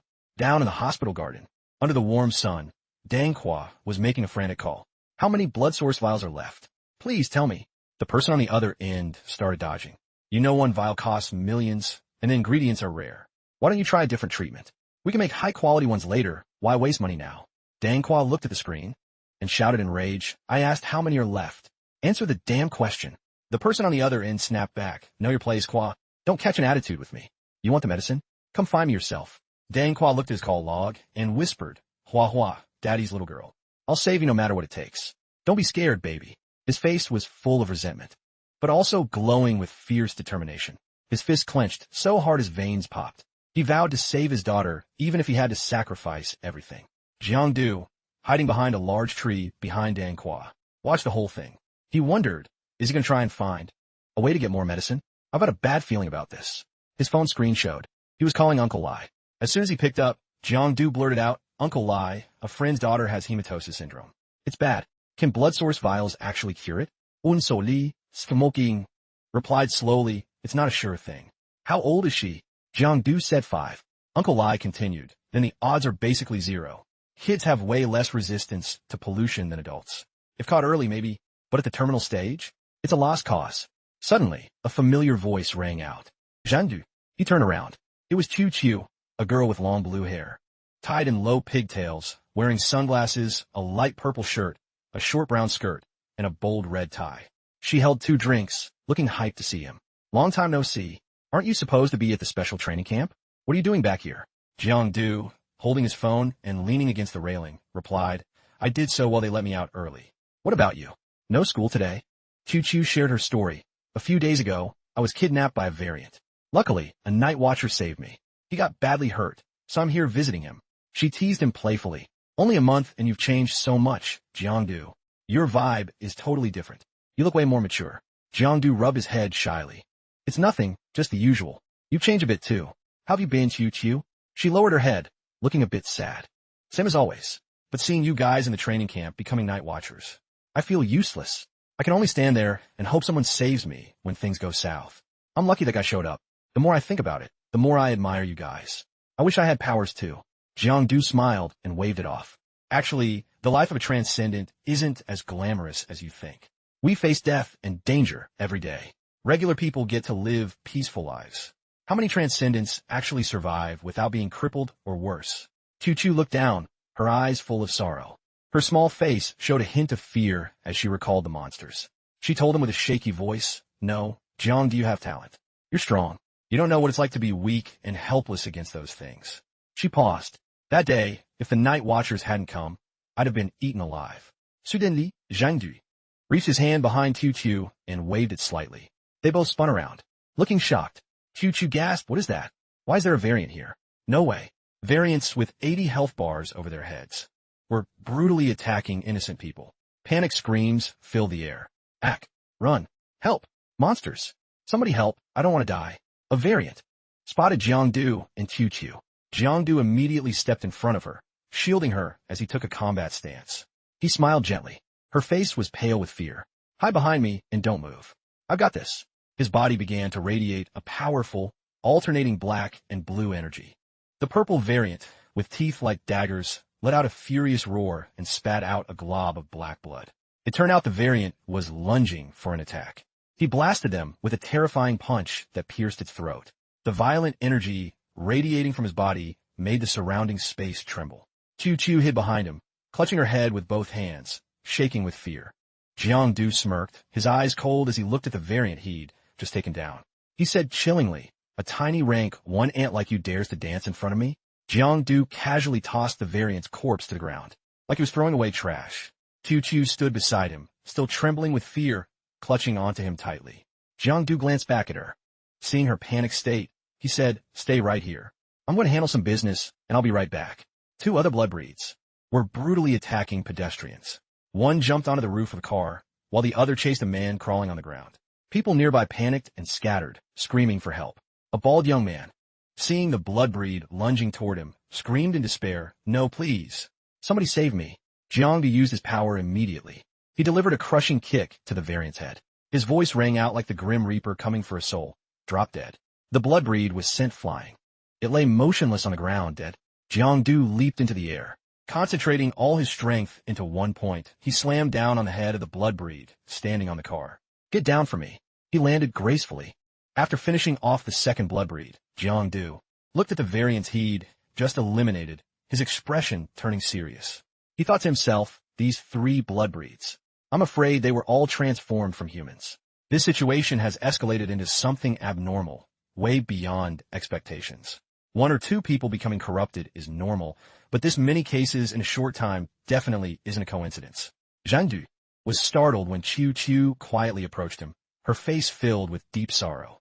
She told Jiangdu in a worried voice, You see, Jiangdu, regular people are just too weak and fragile against variants. They can't fight back at all. Suddenly, a horrific scream rang out, causing both of them to spin around and look. Three men with faces full of agony and terror were kneeling on the ground. One said weakly, I feel so dizzy. The second screamed in panic, Why? Why are my hands so red? My blood is burning. It's boiling. A sinister red mist enveloped them, creating a dark and terrifying atmosphere. Zhang immediately shouted to evacuate everyone nearby. Stay back. Don't get close. Everyone scatter. He thought, Looks like these people have been poisoned by bloodbreed pollution. I'm good at killing monsters, but I know nothing about curing pollution. I can only call the Night Watch for backup. Chuchu stood across from Jiangdu. She spoke up. Jiangdu, you're really strong now. Thank you for saving me. Jiangdu smiled back. Chuchu, we're old classmates, don't mention it. Go home quickly, stock up on food and supplies, and don't want her out anymore. I got work to do. See you later. Chuchu nodded, and Jiangdu turned to run off. Chuchu walked in the opposite direction. She turned her head back to watch Jiang Du fade away. She whispered to herself, Jiang Du, thank you again. You showed me the extraordinary power of a transcendent. Even though I'm just a weak, regular person now, I'll always look up to you guys and do my best to help. The phone in Jiang Du's pocket suddenly buzzed with a new message. A text from Uncle Lai. Are you still alive, kid? Jiang Du quickly replied, I'm afraid I won't be able to take care of you in your old age. Jiang Du let out a devious, cunning smirk, his eyes flashing with mischief. He thought, since the situation is like this, I should take this chance to slip down to the shadow plane and take advantage of the chaos to snag some loot. I just took out 3 blood breeds, so my 3 missions for the week are done.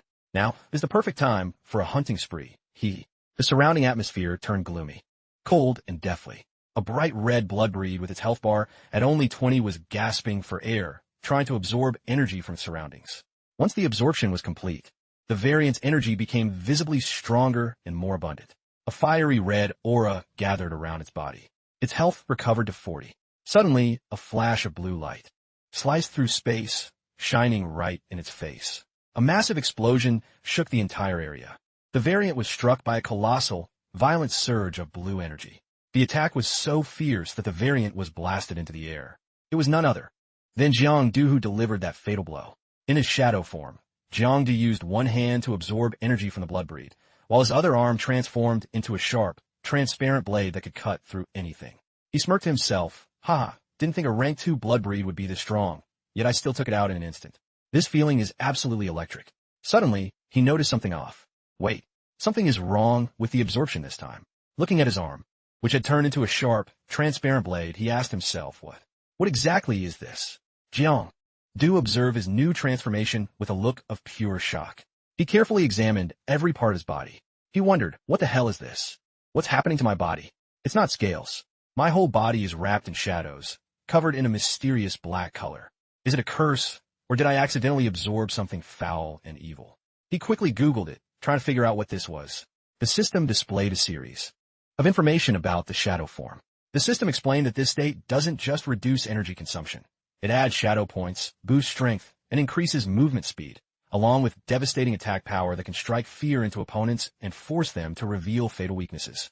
Not only that, the system asked him a rhetorical question, whether the shadow form would continue to get stronger in the future. This question made Jiang Du look incredibly annoyed, probably because I'm a high-level genius, or because I absorbed energy from variants. The system added this brain teaser to troll me. But anyway, this is the first time I've used shadow form. I need to find some lab rats to test its true power, see if it's the real deal or just a fake. Thinking of this, Jiang Du sped off at extreme speed to find a test subject. Everywhere he passed, left behind glittering gold dust floating in the air, carried by the gentle breeze. The gold dust drifted away, vanishing into the silent night. In the dark of the night, a rooster with brilliant feathers reflecting the gold and red light of a nearby flame sat perfectly still. It was covered in a glow so blindingly radiant that anyone looking at it, even an AI, would be mesmerized. The first person to be drawn in by this gorgeous, golden rooster was none other than Jiang Du. The reason he was drawn wasn't its beauty, but because his stomach was growling and he was craving a hot bowl of chicken soup. Suddenly seeing such a fat, plump chicken, he couldn't help but have evil intentions. His mind was only on catching that chicken for a feast. But suddenly he froze. The ground shook violently. He was confused. How can there be an earthquake in the shadow plane? The golden rooster still sat there, not moving an inch, making him even more suspicious. Was it the cause of the earthquake? He thought it wouldn't move. But in the next second, the chicken ran like a bolt of lightning, faster than a modified bike used by dog thieves. He tried to give chase, determined to catch that chicken, but it seemed to have already left him in the dust. 2 lights, one gold and one blue, played a game of tag in the pitch-black night. A figure was running at top speed, but still couldn't catch up to a chubby chicken. Suddenly, he stopped. His expression turned serious, signaling something bad was about to happen. The golden light from the chicken's body flared intensely, blindingly lighting up the entire area where he stood. The light converged into a magnificent golden orb, making him feel small and weak in the face of such massive power. Not only did it emit a blinding aura, but that power also created gale force winds strong enough to blow him away at any moment. Luckily, he managed to resist and stand his ground. From within that blinding light, things appeared that made him freeze in shock once again. Blue energy orbs, carrying massive lightning power. A red monster's foot immersed in purple mana. looking incredibly gruesome and terrifying. It was right there in front of him, reeled down to the last detail. A purple Susanoo-style phantom appeared one by one, along with a long line of skeletal monsters stepping out from the energy orb. The killing intent they radiated was enough to strike fear into anyone. But to someone who had memorized all the data, like Jiang Du, he could easily tell what this was. However, he seemed more anxious than curious. That mana vortex was exactly the shadow tide, a shadow plane phenomenon that is extremely dangerous. But his attention was snatched by something else, something that just landed right behind him. It emitted the same brilliant golden light as that rooster from earlier, but the vibe it gave off wasn't just bright. It was something far more eerie and terrifying. Stepping out from that golden radiance was a golden skeleton, gripping a gold-plated gun that looked extremely dangerous. Without a single word, it lunged straight at Jiang Du as if issuing a challenge. Its hands, burning with a vengeful fire, reached out, determined to crush the human standing before it. Two great forces, two opposing powers, finally collided. The two of them traded blows, executing martial arts moves under the quiet, peaceful night sky. Jiang Du and the skeletal monster were locked in a fierce duel. Everywhere it slashed, he nimbly dodged, keeping his damage to an absolute minimum. If even one hit landed, he'd be sent to the afterlife instantly. For some reason, he was backed into a corner with no room to retreat. He had to press himself against a nearby car to evade. That golden mana kept closing in, relentlessly trying to kill him. It raised its sword high, preparing to deliver a finishing blow and send him to the heavens. Its glowing red eyes flared with savage evil. Jiang Du immediately activated his observation skill, assessing the situation before leaping high into the air. The monster successfully dodged a counterattack from its opponent's blade. Jiang Du quickly leaped behind it, using his shadow strike to launch a surprise attack from the rear. The skeletal monster was caught totally off guard, unable to react in time. It took the hit and let out a pained shriek. A critical hit landed right on the weak spot at the back of its neck. But the monster seemed unfazed, as if it hadn't taken any serious damage. Turns out, it had only lost 7 of its power. Landing a hit on its weak point was like a mere tickle to it. This skeletal monster had surpassed rank 3, and its defensive capabilities were top tier, definitely not mid-Jiang Du. Triggered a combo attack, determined to keep striking until his opponent was smashed to pieces. Consecutive blows aimed straight at the monster's weak points, stacking damage while waiting for the perfect moment to finish it off. The skeletal monster could only stand there and take the beating, unable to fight back. Jiang Du smirked with pure contempt. A low-tier scrub trying to fight a pro? There's only one end for you, Death. You're too weak to be my rival. But while he was busy flexing, Jiang Du suddenly took a lethal hit straight through the chest. His energy plummeted instantly. One day you're on top, the next you're at rock bottom. Life isn't always a dream. The one flipping the script now, forcing Jiang Du to hide behind a corner and cautiously watch the situation, was that very skeletal monster he'd just looked down on. It had evolved to a whole new level. It was much stronger now, with a bizarre form that was hard to put into words. A massive eye sat in the center, surrounded by countless smaller eyes, forming a terrifying purple orb. The surrounding magic exploded with an incredibly violent and horrific power. Despite Jiang Du's vast knowledge, his logic couldn't grasp what was in front of him. It was a freakish creature from some distant, mysterious place. And then, things got even worse, as several flying monsters began circling in the air, looking like wandering spirits. They were haunting ghosts flickering in and out of existence. Countless different versions of Susan-alike phantoms suddenly appeared, flashing in every color of the rainbow. They flickered constantly before his eyes, making his head spin. Thousands of eyes that seemed friendly and harmless actually hid a killing intent directed right at him, like hungry tigers waiting for prey to fall into their trap. The situation was hanging by a thread, dangerous and nearly impossible to handle. Furthermore, this terrifying shadow plane seemed to have no exit, sealed off on all sides by the endless shadow tide. Escaping was a pipe dream. Was the only way left to fight these freakish variants? A reckless, all-in plan with no turning back seemed to be the only choice. The scene was pure chaos. In the midst of the mess, a massive, powerful group suddenly appeared behind him. The leader held the legendary Eternal Torch, capable of repelling the terrifying shadows, though it held a dangerous, tempting power. Even if using it meant sacrificing his own energy, he bravely led the way without hesitation. Reinforcements had arrived. A glimmer of hope to survive this place returned. The brilliant light of the torch spread everywhere, lighting the path and dispelling the gloom. That eternal flame was fueled by a supernatural force, the life essence of the one holding it. The resilient blonde guy led the group. With a stern, determined gaze, he held the flaming torch high. Everyone followed the brave young man with fierce conviction.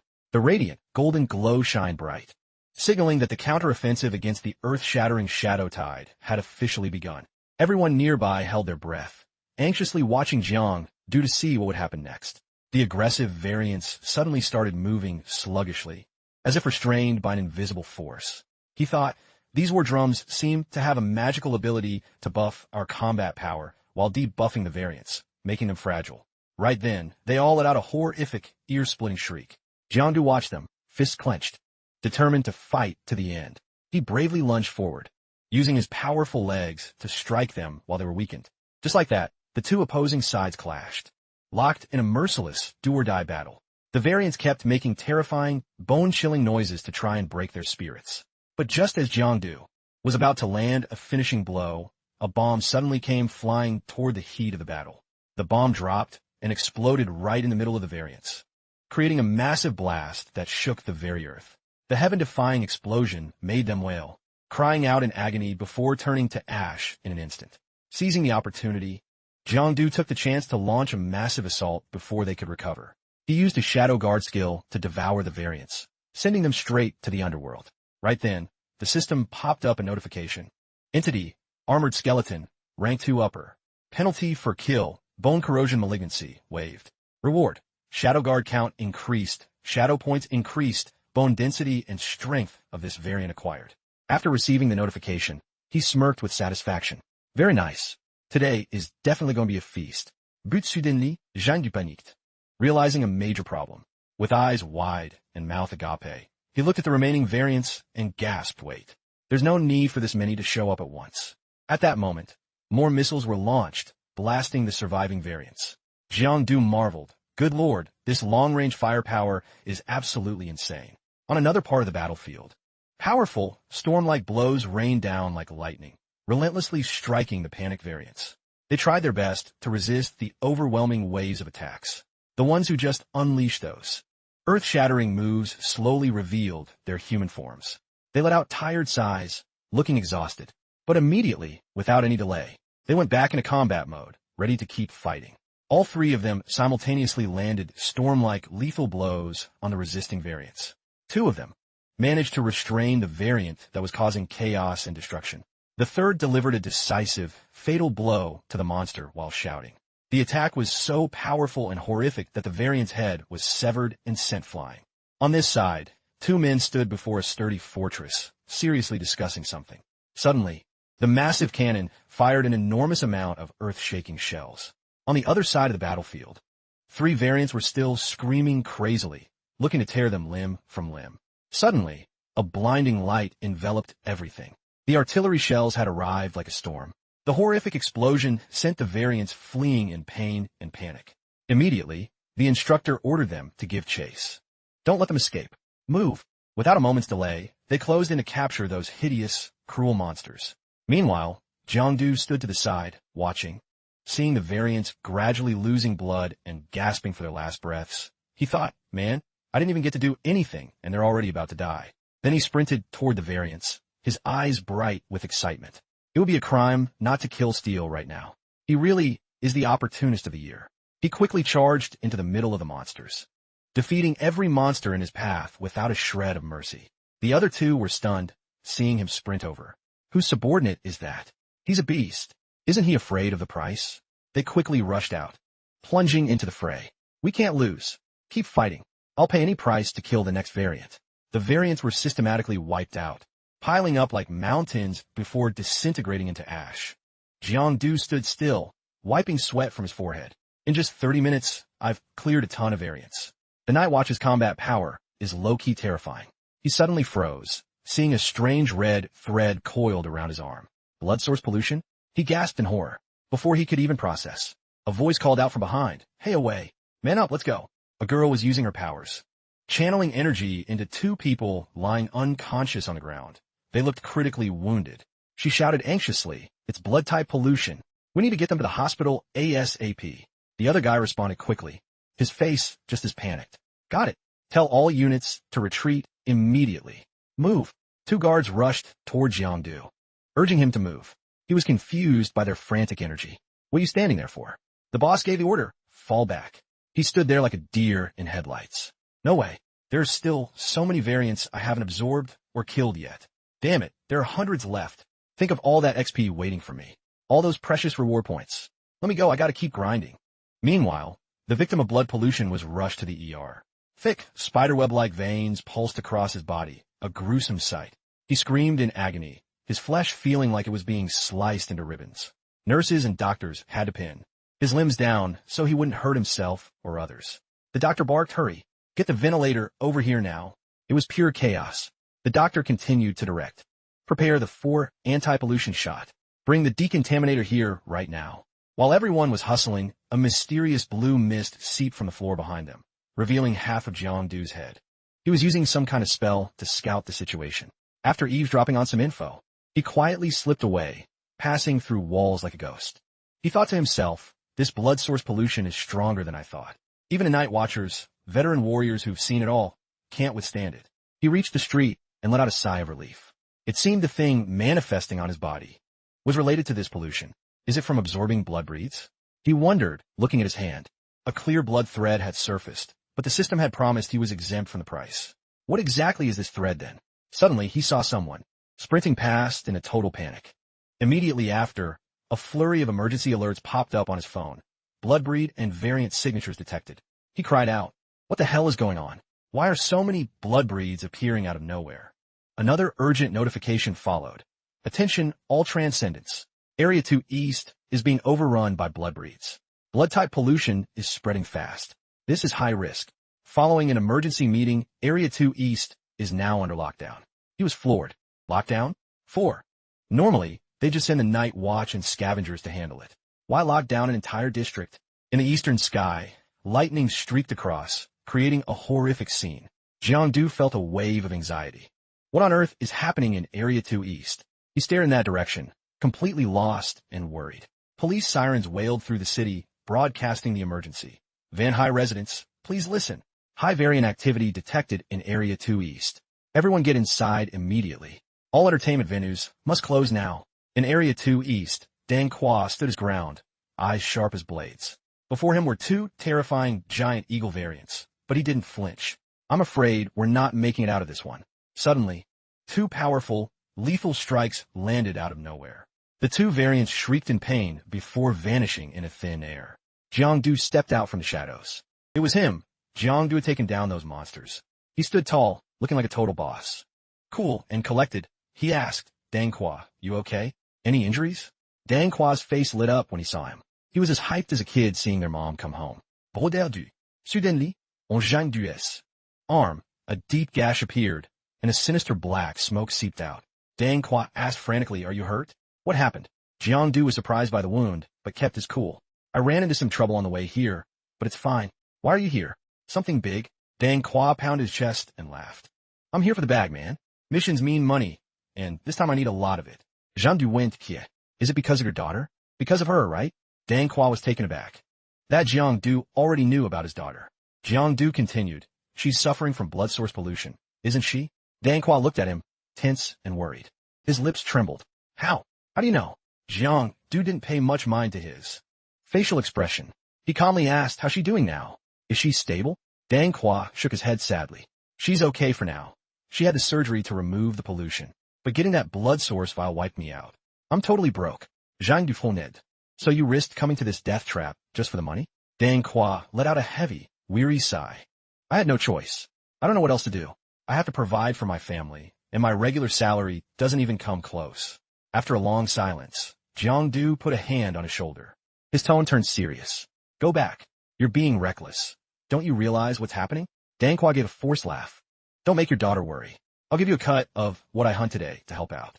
Dangqua was moved to tears. Brother, do I? Thank you. He nodded obediently and agreed to leave. He started to walk away, still looking back with concern. He waved goodbye. I'm heading back then. Stay safe, Jiangdu. Jiangdu stood back and flexed his muscles with a confident grin. Relax, you know what I'm capable of. Watching Dangqua di Sapapa. Into the thick fog, Jiangdu's expression returned to the somber, silent state he had before. The health bar above his head suddenly dropped by 1. He groaned in pain, his head throbbing. The wound opened. I can't go back to the shadow plane for now. What a headache. He raised his hand, and his palm began to glow with warmth, emitting a soft blue light. I've absorbed so many blood breeds. Why hasn't the system reacted yet? Just as he spoke, 2 words appeared. Rations. Jiangdu shook his head and yelled, what? Rations? What the hell is that? Then like a bolt of lightning through his mind, Jiangdu seemed to suddenly remember something vital. He quickly turned his head, staring at the motionless blood rooster lying unconscious not far away. A vague thought, a strange urge, suddenly pulsed in his mind. Without hesitation, Jiangdu approached the blood rooster and took a massive bite out of it. His health bar plummeted instantly to 66. The only result of that reckless move was a broken front tooth. Good lord, why is this blood rooster's plumage as hard as steel? How's it this tough? Infuriated, Jiangdu pulled out a sharp blade. His other hand clenched into a fist filled with resentment. He slammed into the annoying blood rooster. As soon as the blade pierced the creature, a mysterious blue light grew clearer. It felt like he was absorbing the essence, the pure nutrients from its body. The health bar above Jiangdu's head quickly recovered, returning to a full 100. Jiangdu licked his lips, a satisfied smirk spreading across his face. This is actually delicious. Beyond words. It turned out the rations the system mentioned meant exactly this, absorbing the blood of blood breeds to restore vitality and energy. So even in the real world, I have a way to recover energy and make up for the shadow form's drawbacks. Jiangdu spoke. He grabbed his phone and started searching. His fingertips swiped rapidly across the mark points on the screen. He muttered to himself, I need to find more blood breeds to experiment on. Who knows, I might even awaken more powerful abilities.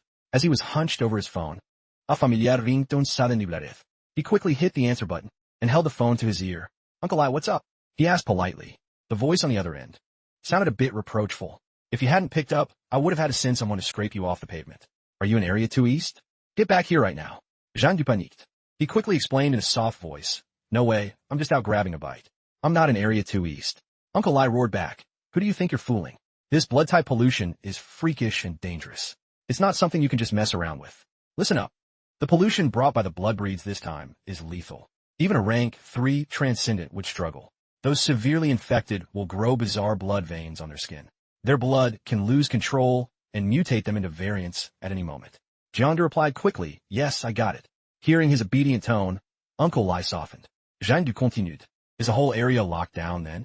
This blood source pollution is going to spread through the crowds fast, right? Based on the current infection rate, this has probably been brewing for over 2 weeks. Jiangdu found that strange. He questioned, it's been that long, yet the massive outbreak is centered in Area 2 East, and all at once? Uncle Lai, don't you think that's super suspicious? Uncle Lai went silent for a moment, then barked, don't you try to dig for info. This isn't for you to worry about. Jiangdu grew anxious that Uncle Lai would hang up. He hurriedly asked, wait, one last question, please. Among the blood pollution patients being treated, is there anyone named Dangqua? As soon as Uncle Lai heard that name, he tucked the phone between his shoulder and ear, his hands rapidly flipping through medical files. Dangqua isn't on the list, but his daughter is. She's one of the 3 most severe cases. Why? Why are you asking? The other end of the line went dead. Uncle Lai felt something was wrong and yelled, hello? Jiangdu. By then, Jiangdu had already transformed into a shadow form, standing face to face with another blood breed. His face showed clear anxiety, beads of sweat forming on his cheeks. This feels exactly like being targeted in a nest. I'm being hunted by a blood breed again. Are shadows and blood breeds just mortal enemies? Right then, a phrase popped into Jiangdu's head. Blood pollution. Memory fragments of the rations seemed to click, sparking with light. Jiangdu stood frozen in shock for a long time. Then looking down from midair, at the 3 blood breeds below, he mused the position of the blood veins. The rations.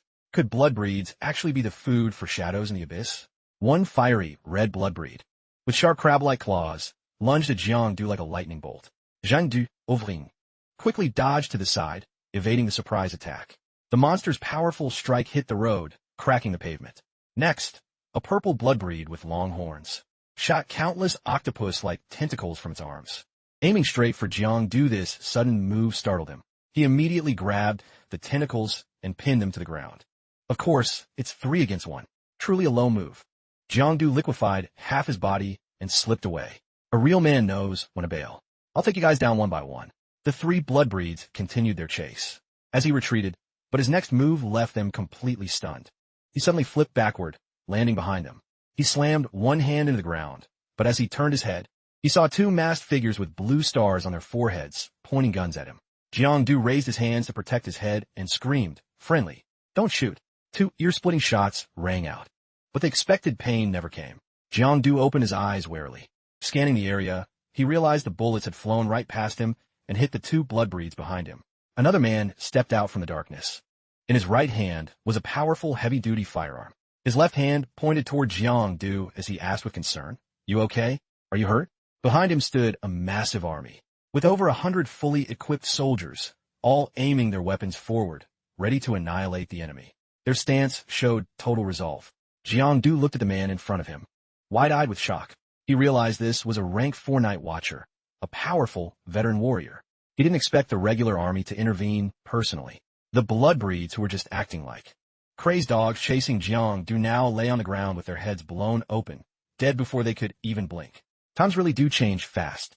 Feeling like his job was done, and not caring about the fallout, Jiang Du casually shrugged and shook his head.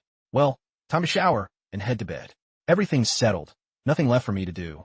The tanks began to open fire, unleashing a barrage of devastating shells at the remaining variants, sending them scrambling for cover in midair.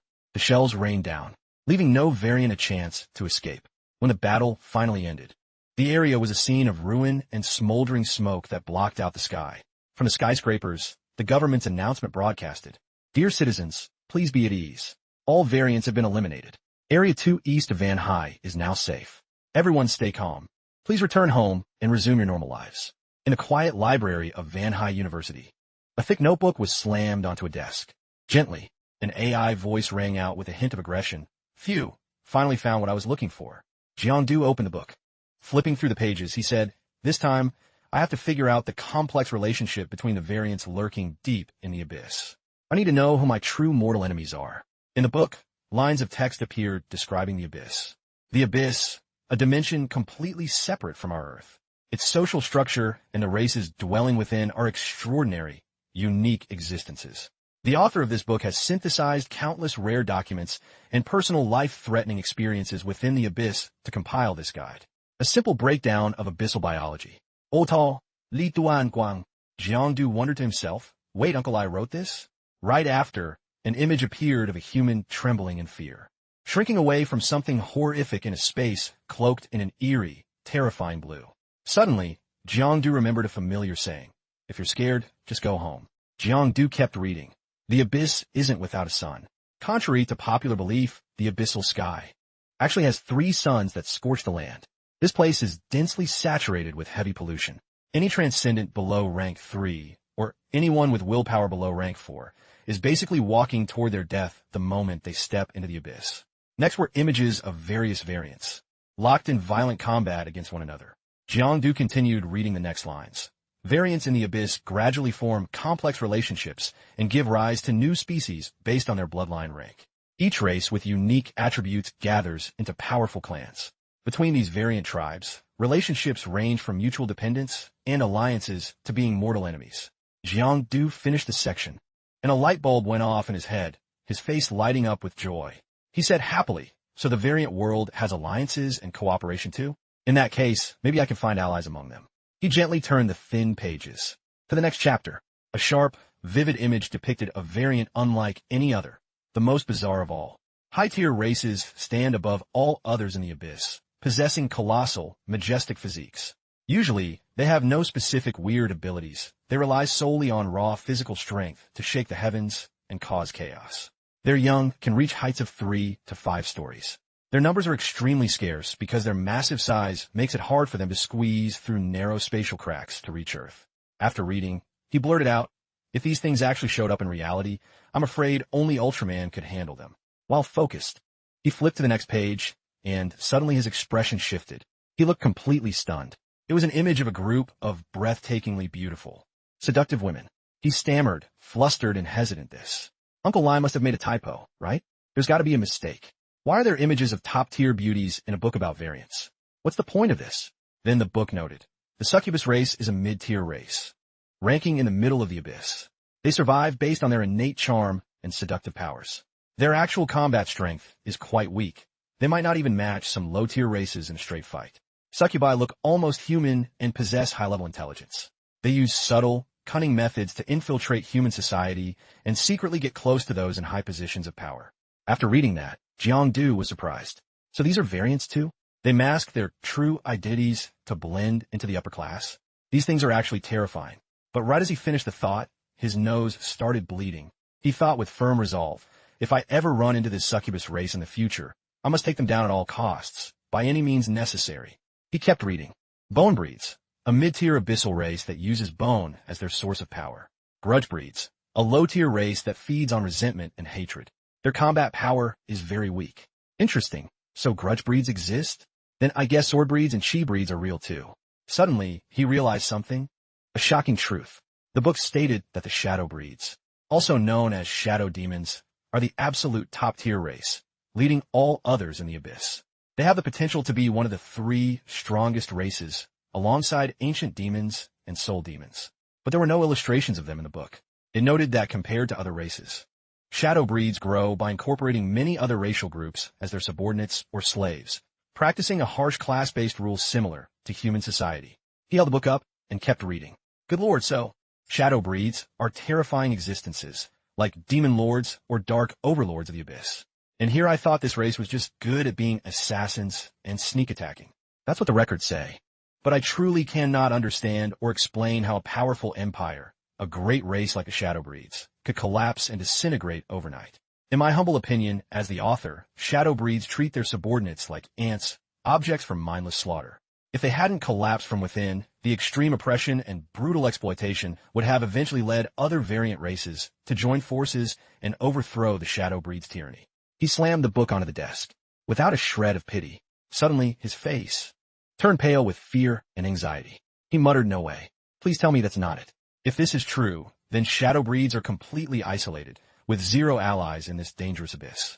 At that moment, the images of 3 other variant species flashed through his mind, gruesome, terrifying, and lethal. They looked incredibly stylized and unique.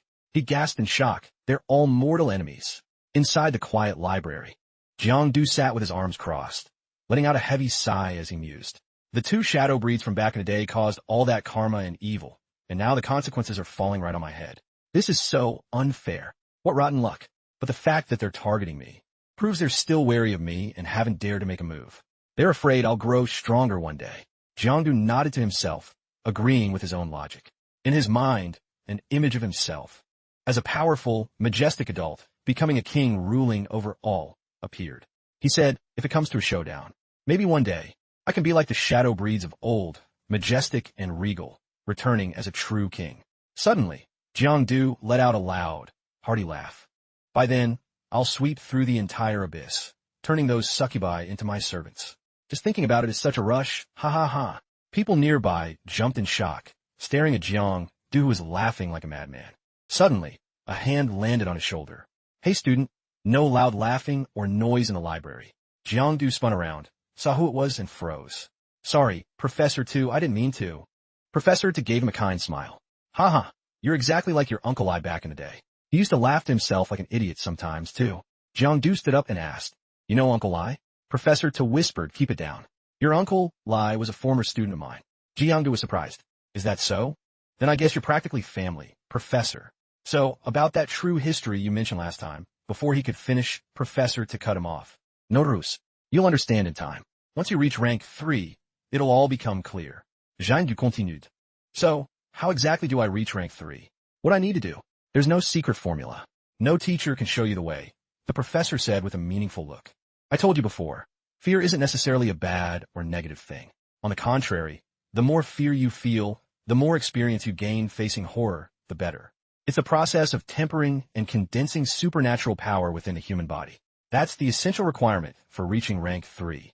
Professor Tu continued explaining. If you reach rank 3 and still feel terror, if your will wavers or collapses, the latent power in you will vanish. After that, trying to take another step or break through will be 10 times harder. Jiang Du fell into deep thought. Mind racing. Fear started creeping in. Then I'm screwed. I'm the type who's naturally fearless, brave as hell, and my mindset is totally different from variance. Does it mean I'll never reach rank 3? Am I stuck at this level forever? While he was spiraling, he heard Professor to say, "All right, don't overthink it.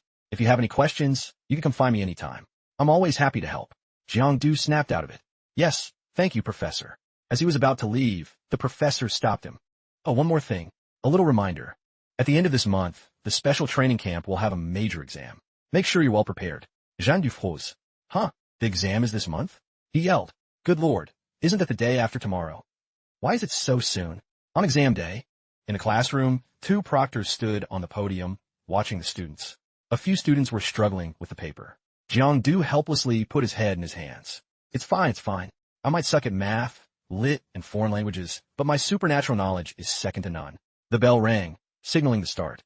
Jiang slowly picked up the exam paper, and his eyes nearly popped out of his head. "Good Lord. The first question is, what is the full name of the teacher for? Basic Supernaturals? A33, B4, C5, D36. Jiang stared at the question, gripping his pen. What the hell is this? What kind of question is that? He rubbed his head. This is supposed to be a free point, but I literally can't remember their names. Whatever, skip it. The next questions were just as bizarre and confusing. His face went dark as he muttered, I still don't know the answer. On to question 3. The question was, what laws and regulations must a transcendent follow? He was completely lost. He moved on to question 4. The question was, what is the price for killing a soul breed? What are the emergency treatment methods? Jiang grew more frantic. By question 5, he was pulling his hair out. What types of weapons and equipment are commonly used by transcendents? At this point, he just clasped his hands in prayer, praying for luck, tears streaming down his face. Forget it. I'll just leave it to fate. He moved to the essay portion. The prompt was, you are at home. When suddenly there's a violent pounding on the door. You observe carefully and see a rank 1 mid-tier bone breed, a terrifying creature. You aren't sure if it has detected you. Put yourself in that situation. What is the best, most optimal course of action? Question 2.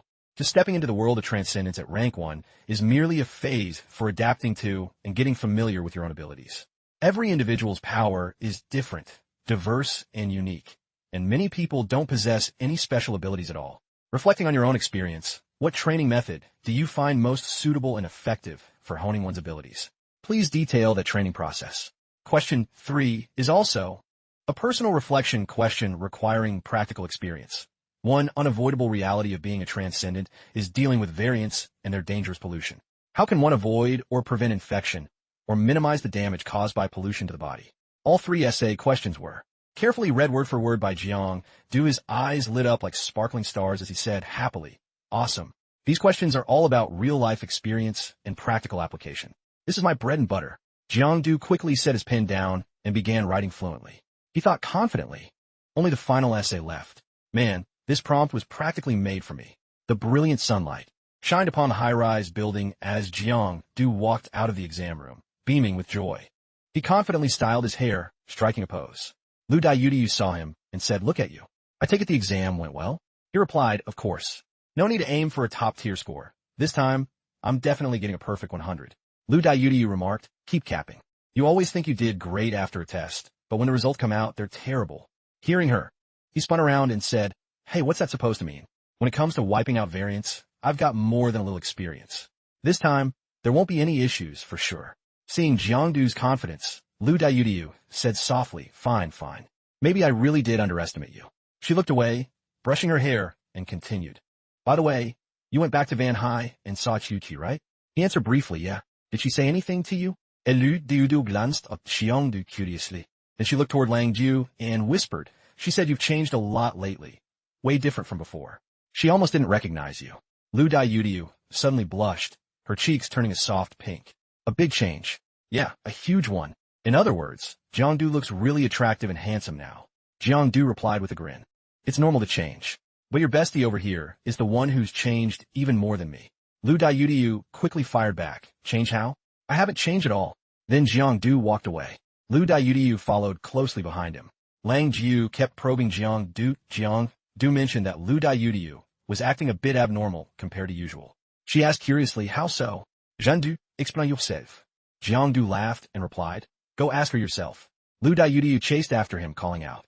In another scene, a teacher was grading Jiangdu's exam, hands trembling with rage. Every single question was marked with a big, bright red X. Not even the essay questions were answered properly. The answers to the 3 essays were, open the door and charge straight in, directly take it down and killing variants to gradually grow stronger. Hunt restlessly to become the strongest. The teacher shook his head in disgust and said, he guessed for every multiple choice question. Fine. But even the essays are answered with zero thought. He let out a helpless sigh as he reached Jiang Du's long-form essay. The teacher was shaking so hard his teeth rattled. He gritted his teeth and hissed, Jiang Du. Tong Kanan was absolutely livid. He sat with his arms crossed, glaring at Jiang Du. Jiang Du just stood there with a goofy, blank smile, looking at Tong Kanan like an idiot.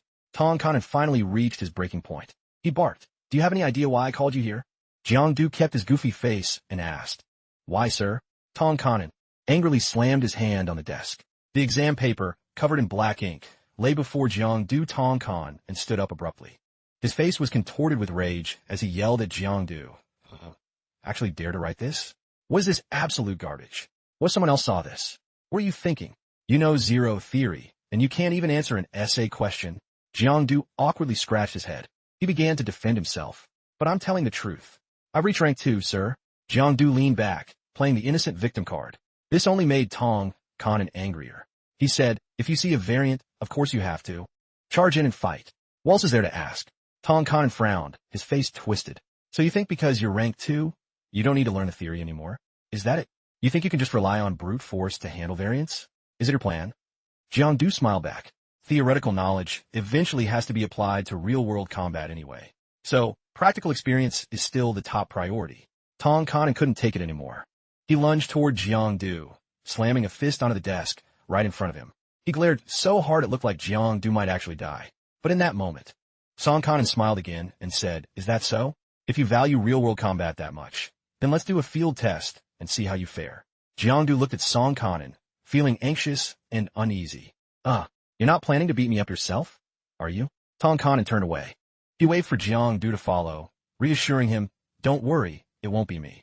Jiang Du was still anxious, sweat dripping down his forehead. He asked, then who is it? Tong Kanan just smiled cryptically. You'll see when we get there. Tong Kanan led Jiang Du to another location. A mysterious place. The moment they stepped inside, Jiang Du felt a strange pressure, an invisible weight crushing him. He asked, where is this? Why does my body feel so heavy and uncomfortable? Tong Kanan nodded. The weight is normal. This is the restricted area, the specialized zone for the Academy's elite transcendent class.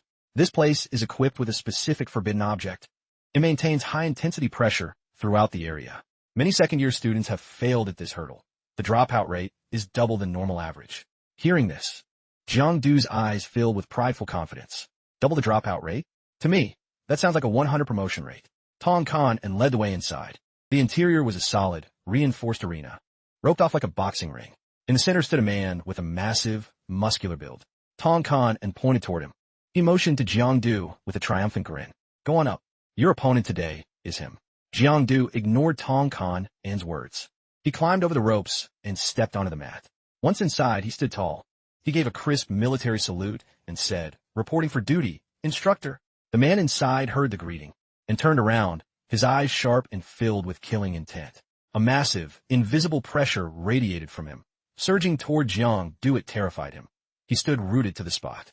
He couldn't move, his brain racing. What's going on? Just from one look at his eyes. Why is my mind going blank? My whole body feels out of control. Am I being suppressed by his raw power? Jiang Du struggled to look up at that familiar face. He muttered to himself, wait, I've definitely seen him somewhere before. He flashed back to a horrific scene. Back then, this man had shattered an entire training field with a single palm strike. Right? It's him. The video had said he broke Uncle Lee's record. At 29, he became the youngest battle general in history. He is the 5th-ranked battle general, legendary for his extraordinary strength among the current 5 generals of the great continent. Jiang Du was petrified, his whole body shaking. The opponent he had to face was an active-duty battle general, one of the highest authorities in the powerful kingdom of Dai Chao. He wanted to scream, holy crap, to express his utter shock. In just a brief moment of eye contact, the aura coming from the man made Jiang Du feel like an unbridled horse that had lost its reins, completely out of control. Jiang Du faced a wave of rising anxiety. In contrast, Fuang Hong Duong remained perfectly calm. If we actually have to fight a life-or-death battle, the sharp intuition of a seasoned fighter warned him of the immediate danger. He was likely facing a do-or-die situation. Instantly, Jiang Du dropped into a defensive stance. attempting to block a brutally aggressive kick from Fuang Hong Duong. But because of the massive power gap, he was hit hard, his body reeling from the impact. A sharp, searing pain tore through his chest, making it hard to breathe.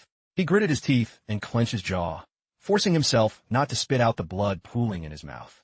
His entire body was sent flying backward. Stumbling and nearly collapsing, he saw Fuang Hong Duong press the attack. This time was a straight punch.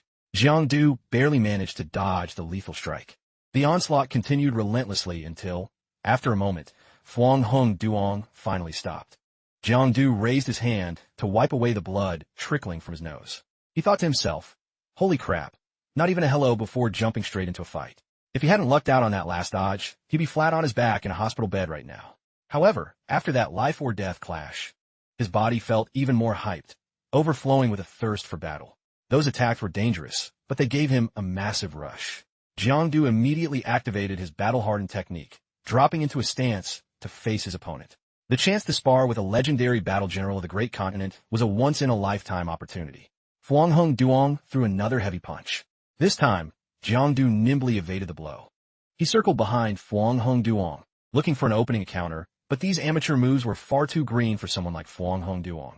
Fuang Hong Duong looked coldly at Jiang Du's face hovering above and delivered a devastating high kick straight to his head. Things seemed to be spiraling out of control. Jiang Du dodged the flurry of strikes while trying to analyze the situation for a way out. Even though his opponent's speed and power were insane, his moves were relatively straightforward and predictable. Seeing that Jiang Du was still able to dodge his attacks, Fuang Hong Duong frowned in annoyance. His eyes turned a terrifying pitch black, with pupils flickering a bizarre red and white. Jiang Du noticed the abnormal shift. Just as he lost focus for a split second, Fuang Hong Duong's hand struck him right in the head. Blood sprayed instantly. Tong Kanin, witnessing the scene, screamed in panic. Jiang Du used both hands to brace against one of Fuang Hong Duong's arms. He strained to speak, trying to sound casual. Relax, I'm not dead yet. I figured it out. Truthfully, he was badly hurt, but luckily, fate was still on his side. Raging red flames and intense blue lightning erupted from the two of them, creating a majestic spectacle that filled the air with a suffocating, tense pressure. Suddenly, Fuang Hong Duong spoke, breaking the eerie silence. Seems like this rank 1 power can't do anything to you. Jiang Du, stay right there while I try something else. What? Rank 1? What are you talking about? Jiang Du fired back. More like you're about to have an out-of-body experience and meet your ancestors. Fuang Hong Duong's face went dark with anger. Then let's try rank 2, and see if he can still talk smack. When Fuang Hong Duong's hand touched his shoulder, Jiang Du felt as if a massive force, heavy as Mount Tai, was crushing his shoulder. Jiang Du was completely helpless, dropping to his knees at Fuang Hong Duong's feet, unable to utter a word. His mind was racing. Too heavy. It's too heavy. How does a skinny guy like him have such unbelievable strength? And he's not even breaking a sweat. It seemed he wasn't capping earlier. He really was only using rank 1 power. In that do-or-die moment, the instructor quickly stepped in, kicking Fuang Hong Duong aside and sending him crashing into the back wall. The impact left a massive, deep crater in the wall. Tong Kanin said worriedly, "You went way too hard. You didn't pull your punches at all. What if you killed him? Did you even think about the fallout?" The instructor smirked with contempt. "I held back a lot. He's just too weak to handle a single hit. I heard a genius appeared recently, who mastered the in-flight realm before turning 18. So I came to see if it was legit. Seems I set my expectations too high. He's nothing special." Tong Kanin shrugged and shook his head. "You can't judge him by your standards. Everyone is different. This kid has the stats, but he still needs time to grind and polish his skills." The instructor turned to leave. "Fine, you take your time training him then." Tong Kanin chased after him. "Leaving so soon? Why not stay a bit longer?" The instructor replied, "I have an old friend to visit. I'll head back to the northern capital today, after tomorrow at the latest. As for that little genius, don't get your hopes up too much." The instructor waved goodbye and walked off. Behind them, Jiang Du had already transformed into a shadow form. His entire body was shrouded in darkness. Seeing this, Tong Kanin yelled out, "Jiang Du, stop!" But Jiang Du didn't hear him, nor did he care. Jiang Du muttered under his breath, "Fine, I'll go to school, but you're taking a punch from me first." He lunged forward like a bullet, fast as lightning, unleashing a powerful punch at the instructor. The instructor remained calm and unhurried. Just as Jiang Du got within inches, he placed a hand on Jiang Du's back as if it were nothing. Then, the instructor nimbly leaped up and sat right on Jiang Du's back, pinning him down. Jiang Du yelled out in frustration, "Damn it! Again! I don't believe I can't beat you." The instructor laughed at Jiangdu's. Hope was struggling. Hey kid, you want to come to the northern capital with me? Hearing this unexpected offer, Jiangdu stopped struggling and stared at the instructor, speechless. Fuangheng Duong grabbed Jiangdu's hand and helped him up. Jiangdu looked confused, asking with a puzzled gaze, the northern capital? Why go there? Seeing Jiangdu's bewildered look, the young battle general explained slowly, you're about to start college, right? North Cap, Lam Dong, Truong Duong. Those are your top-tier choices. Coincidentally, I was just appointed to a new post in North Cap. I can look out for you. A wave of doubt hit Jiangdu. He thought, we just met. We're not tight. Isn't this backdoor privilege a bit too much? But right then, Fuangheng Duong flashed back to his childhood, the memory of falling down a bottomless cliff. At the bottom was the terrifying abyss and a murky evil eyed gloating over its prey. But luckily, he was caught by the powerful hand of Battle General Lai. Back to the present. Fuangheng Duong smiled and recounted the story. I was a student of Battle General Lai. 7 years ago, I almost fell into the abyss because I caught an abnormal plague and lost all my powers. Luckily, Battle General Lai saved me and pulled me back from the brink. Hearing this, Jiangdu's lips curled into a smile. So Li, in my past life, I didn't get to carry on your legacy, but in this life, you've given me a taste of it. Suddenly, Jiangdu got a bad vibe, a bad premonition. He searched through his memories, his mood growing heavy. 7 years ago. That lines up with the riot at the Truongmin settlement. Uncle Lai was sent on a mission, and he came back missing an arm. Uncle Tong said back then that Uncle Lai made a massive mistake. It must be connected to this. Seeing Jiangdu lost in thought, Fuangheng Duong thought he might have been too pushy with the offer. You don't have to answer now. Take your time. You haven't fully adapted to the hardcore training here yet. Going to North Cap now might trigger some haters. Plus, Battle General Li's old enemies are still lurking, waiting for him to slip up. Jiangdu was startled and anxious. Oh man, how could I forget Uncle Li's personality? He's so blunt. He's always offending people. He rubbed his eyes and asked Fuangheng Duong, if I go to North Cap, am I going to get bullied or beat up? Fuangheng Duong almost burst out laughing. He patted Jiangdu's shoulder. Don't worry, it won't kill you. You have huge potential in this field. Just make sure to train hard. I'll be back in 2 months to check your progress. Being trusted by Battle General Fuang made Jiangdu feel satisfied. His skills were being recognized. With everything settled, Jiangdu turned and gave a respectful salute. Fuangheng Duong's eyes shined with joy. Just a month ago, the kid had mastered in-flight, and now he was already building his own domain. It was incredible. If he kept grinding like this, his future would be bright. He might even surpass the general himself.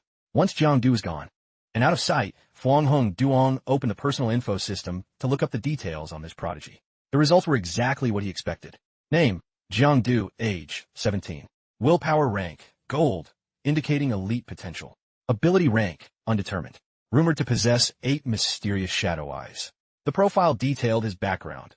Adopted by Lai Tuan Quan from a brutal, war-torn battlefield. Parents, unknown. Since joining the training camp, Jiangdu showed elite talent, reaching rank 2 in no time. In just 2 weeks, he mastered in-flight and created his own domain. The profile highlighted Battle General Candidate potential, high development priority. Looking at the bio and the photo, Jiangdu's profile flashed on the screen. Fuangheng Duong recalled today's intense, high-stakes spar and realized the kid's bio needed a major update. He added a new note. Personally sparred with Duong not Fuangheng Duong. Displayed 3 soul-locking skills on first encounter. A rare, impressive feat. Forced Duong not to reveal a level of power that showed staggering progress. The battle general's face grew more relaxed and comfortable, his blue eyes shimmering with genuine curiosity. He weighed his options carefully for a moment before deciding to officially rate Jiangdu's potential as a battle general candidate. A rating without precedent in history, signaling extraordinary potential. It meant this kid could one day become invincible. He wondered if Jiangdu could truly reach such a transcendent level in just a few years. Meanwhile, out in the hallway, Jiangdu strolled along with his hands in his pockets, looking cool and composed. Internally, he thought, Fuang is actually a solid guy, mellow and polite. He's just a bit of a beast when he's fighting. He replayed the day's events and continued his train of thought. A young battle general on the rise. If I can hitch my wagon to a massive tree like that, my future path will be a whole lot smoother.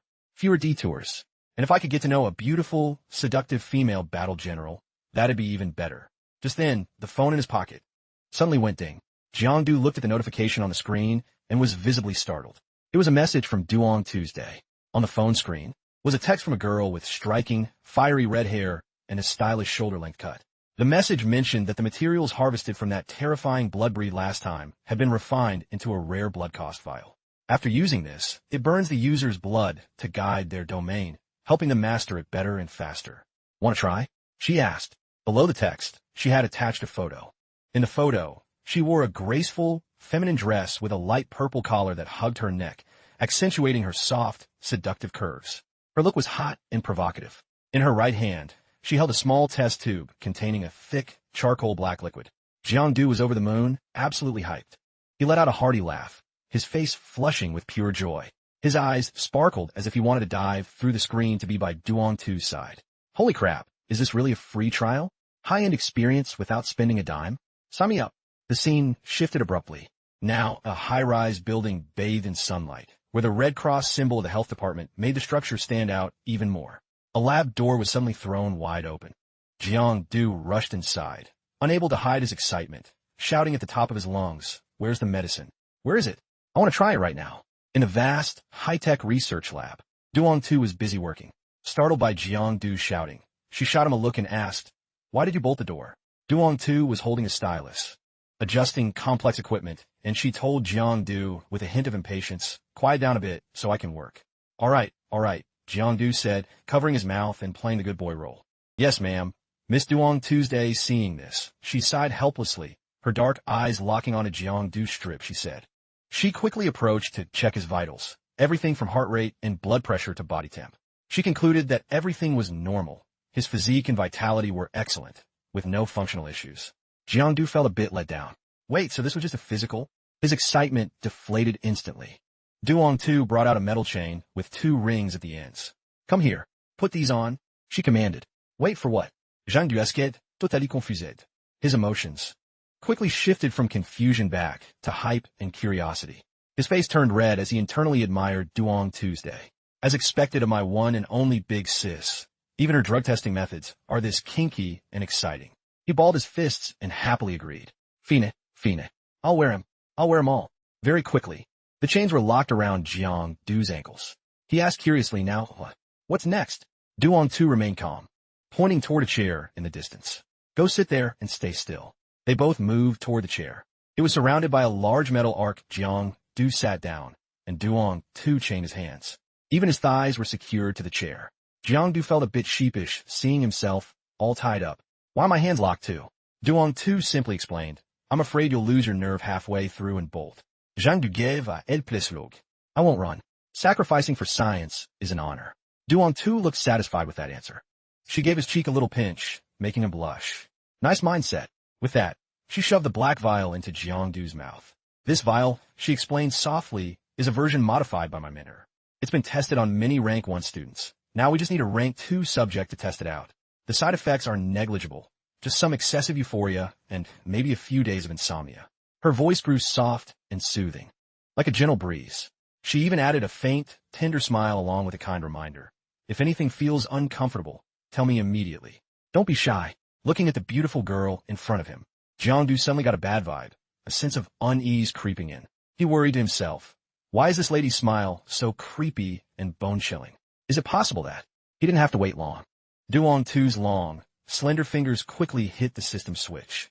As it activated, a piercing, screeching electrical sound filled the air, making his skin crawl. Immediately after, a powerful current surged straight through Jiang-Du's body, making him scream in agony. His whole body ached as if thousands of sharp needles were piercing his skin. After a period of brutal torture, the machine finally finished its task and stopped. Jiang-Du slumped, unconscious in the chair. He felt like he had just taken a round trip to hell to visit the Grim Reaper. His head was a mess of chaotic, angry thoughts. God damn it, this is definitely intense, but not the kind of intense it was imagining. Duong-Tu looked puzzled, watching the twitching Jiang-Du with a frown. She put a hand to her mouth and wondered aloud, "Wait, is it burnt? Did the medicine fail to kick in yet?" Thinking this, her hand reached for the start button again. "Let's try one more time." The current that had just died was resurrected, surrounding and attacking Jiang-Du once more, making him want to cry from the pain. Jiang-Du stammte ihret in protest. "Ah, stop, don't." Duong-Tu smirked, intentionally misinterpreting his words. "Don't, stop? Wow, you got some guts. I'll grant your wish then." She giggled as she flipped the switch. The current grew stronger, the intensity rising. Redondesti shuking Jang dues body. A moment later, a deep blue light was forced out of his body by the current, growing thicker and more defined.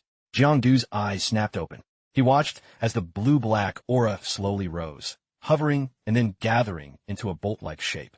Duong Tu said with satisfaction, "Looks like the medicine is finally starting to work." Jiangdu looked up, frowning. His expression a mix of confusion and awe. Is this my domain? From the moment he awakened until now, this was the first time he had felt the existence of his domain so clearly and vividly. The aura grew, swirling around his body. Jiangdu reached out, trying to control it. He didn't forget to run the numbers in his head. Moreover, this energy has turned into a visible gas form that I can actually manipulate. In future fights, I can use this however I want. Seeing Jiangdu's satisfied expression, Duong Tu followed up, asking, well, how does it feel? The pain from the electricity had vanished, replaced by his domain becoming clearer and stronger. Jiangdu laughed, his voice full of pure hype. Great. I can feel my domain and my body's functions are both getting a massive boost. Duong Tu nodded in praise. Excellent. It seems this vial is perfect for rank 2 users. Hearing that, Jiangdu said excitedly, then if I drink this every day, I'll stack up my domain power in no time, right? Duong Tu's smile vanished, her face turning serious. Keep dreaming. This is different from a domain tempered through actual combat. It's not the same at all. Plus, if you overdose, your body won't be able to digest it, and you'll literally die. Jiangdu replied with regret. Is that so? Does it actually kill your lifespan? That's definitely not good. But then something clicked, and his face brightened again. Wait, what if I'm not afraid of an early grave? You just said as long as I can digest it, my domain will be tempered way faster than through normal fighting. The only price is a shorter life. Duong Tu looked confused. At the beaming Jiangdu, she scowled, her expression darkening. This kid's mindset is dangerous. From now on, don't even dream about me giving you any more blood cost vials. Don't expect me to supply you. Jiangdu seemingly ignored her words. He remained nonchalant, calculating in his head. If she won't give them to me willingly, I can just acquire them through other means. The loud chatter and gossip for people in the shop kept echoing in his ears. It was all the usual busybodies spilling tea. That loud noise in the outskirts last night. Did you guys hear it? Yeah, I heard it clearly. I thought it was an earthquake. It was wild. The noise was so loud, I thought some high-level big shots were having a massive showdown. Lai Tuan Quang sat at a dining table with Fluang Hung Duong. They were laughing and chatting loudly, not paying attention to the old man slowly bringing over a plate of food. The old man had a kind, gentle face. Seeing Lai Tuan Quang, he just dropped a few words. Old Lai, it's been a while since you stopped by. What happened to those scars on your face? The man with the scarred face just chuckled it off. Lately, the stray cats have been pretty vicious. Getting scratched up is just part of the job. Old No scratched his head. Well, stop teasing them then. You guys take your time with the meal. If you need anything, just call me. Lai Tuan Quang poured a drink for the red-haired, stone-faced man, while speaking in a familiar, friendly tone. Looks like now that you become a battle general, your wings have grown pretty strong. Huh? Making your teacher pour the drinks. How disrespectful. Lai Tuan Quang raised his glass. We've already fought, and we've already drank. What's left to worry about? Hung Duong said with a bit of dissatisfaction. Teacher, you should let me pour. Li Duan Guang Sao Savot. The spicy sting of the liquor in his cup before continuing. But it seems that was more of an excuse to protect his student's pride. It's your own delusion to think I wasn't going all out when we sparred. The truth is, I'm just old. My health isn't what it used to be. Fluang Hung Duong replied calmly. I'm not an idiot. I can tell the difference between getting old and holding back. Tuan Quang knew he couldn't hide it anymore. So he just dodged the subject to move on. Perhaps. But that doesn't matter. Tuan Quang changed the topic while eating. By the way, you went to the training camp, right? How's that Jiangdu kid? Interested in taking him as a disciple? Fluang Hung Duong answered honestly. His potential is elite. He's been in camp just over a month and already mastered 4 soul skills. Why won't you teach him yourself? Li Duan Guang Gun Fet. I'm old. I can't keep up with the youth anymore. Think it over. You're the best fit. I'll feel at ease in trusting him to you. Fluang Hung Duong's face remained stone cold, but internally, he was fuming. He slammed his glass on the table.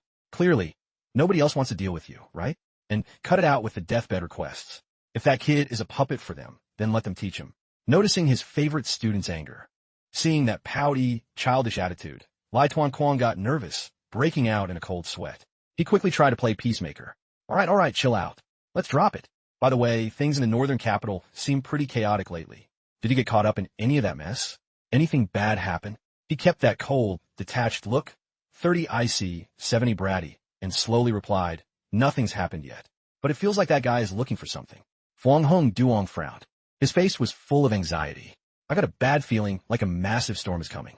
There's a glimmer of hope for the rank 6 path, but who knows how many years it'll take to actually go mainstream. I'm just afraid we're running out of time. Right in the middle of their talk, Jiangdu suddenly burst in out of nowhere. Seriously? You guys are so mean. How could you eat without waiting for me?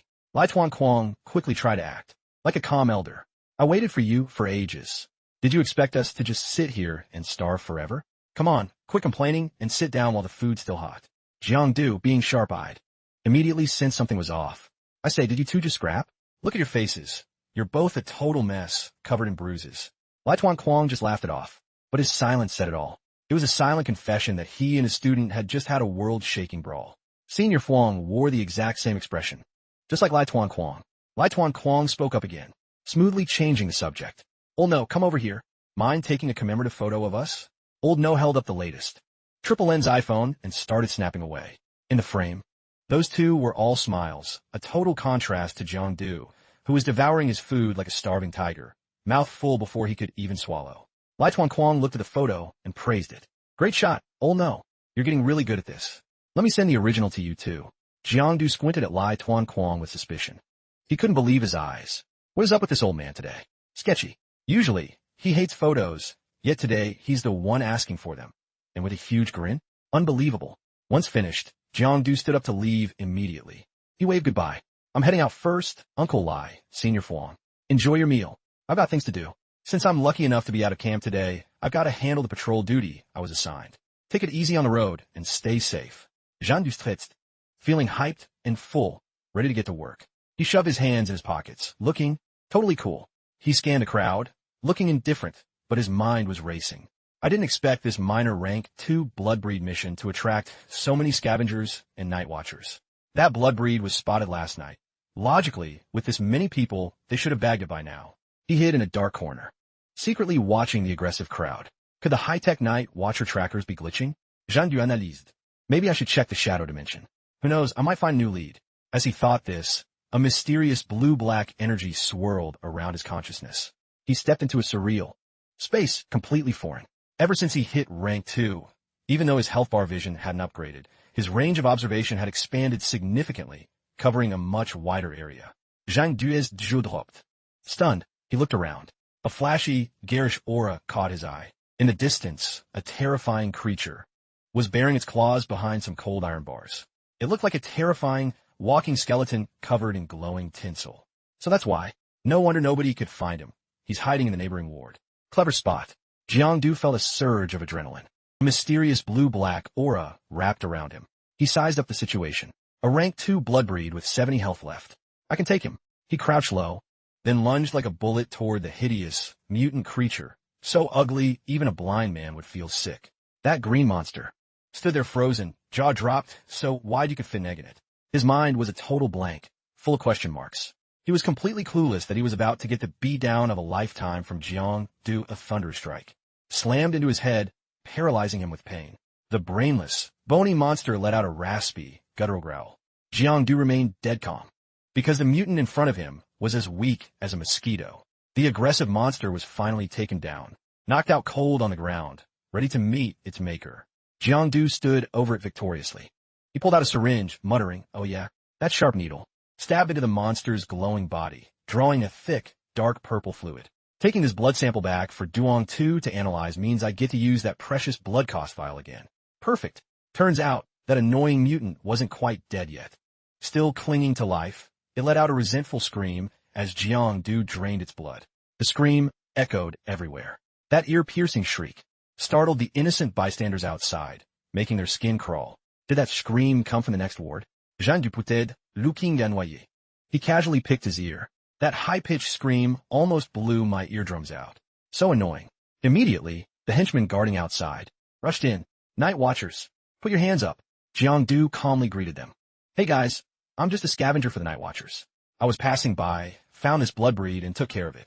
Feel free to take the body." He threw his backpack on, intending to ghost the scene. Suddenly, a blood-curdling scream tore through the quiet air. Jiangdu was taken aback. What's the deal? Another variant? Jiangdu booked it toward the sound. As the rescue team rushed in behind him, someone's long legs were surrounded by an eerie, blue-purple light that grew clearer. A young girl dressed like a high schooler was being held captive by the variant. Her voice trembled with fear. "Help me." Chuchu, the security team, started cursing out the cruel monster. "Stop right there. You've got nowhere to run. Let the hostage go now." But it didn't seem to care about the warning. Instead, it threatened the crowd. It used its sharp claws to slash a long gash across the girl's chest. Blood sprayed. At this rate, the situation was beyond critical. It was life-threatening. Chuchu suddenly collapsed into the variant's arms, unable to stop sobbing. Watching from a distance, Jiang was horrified.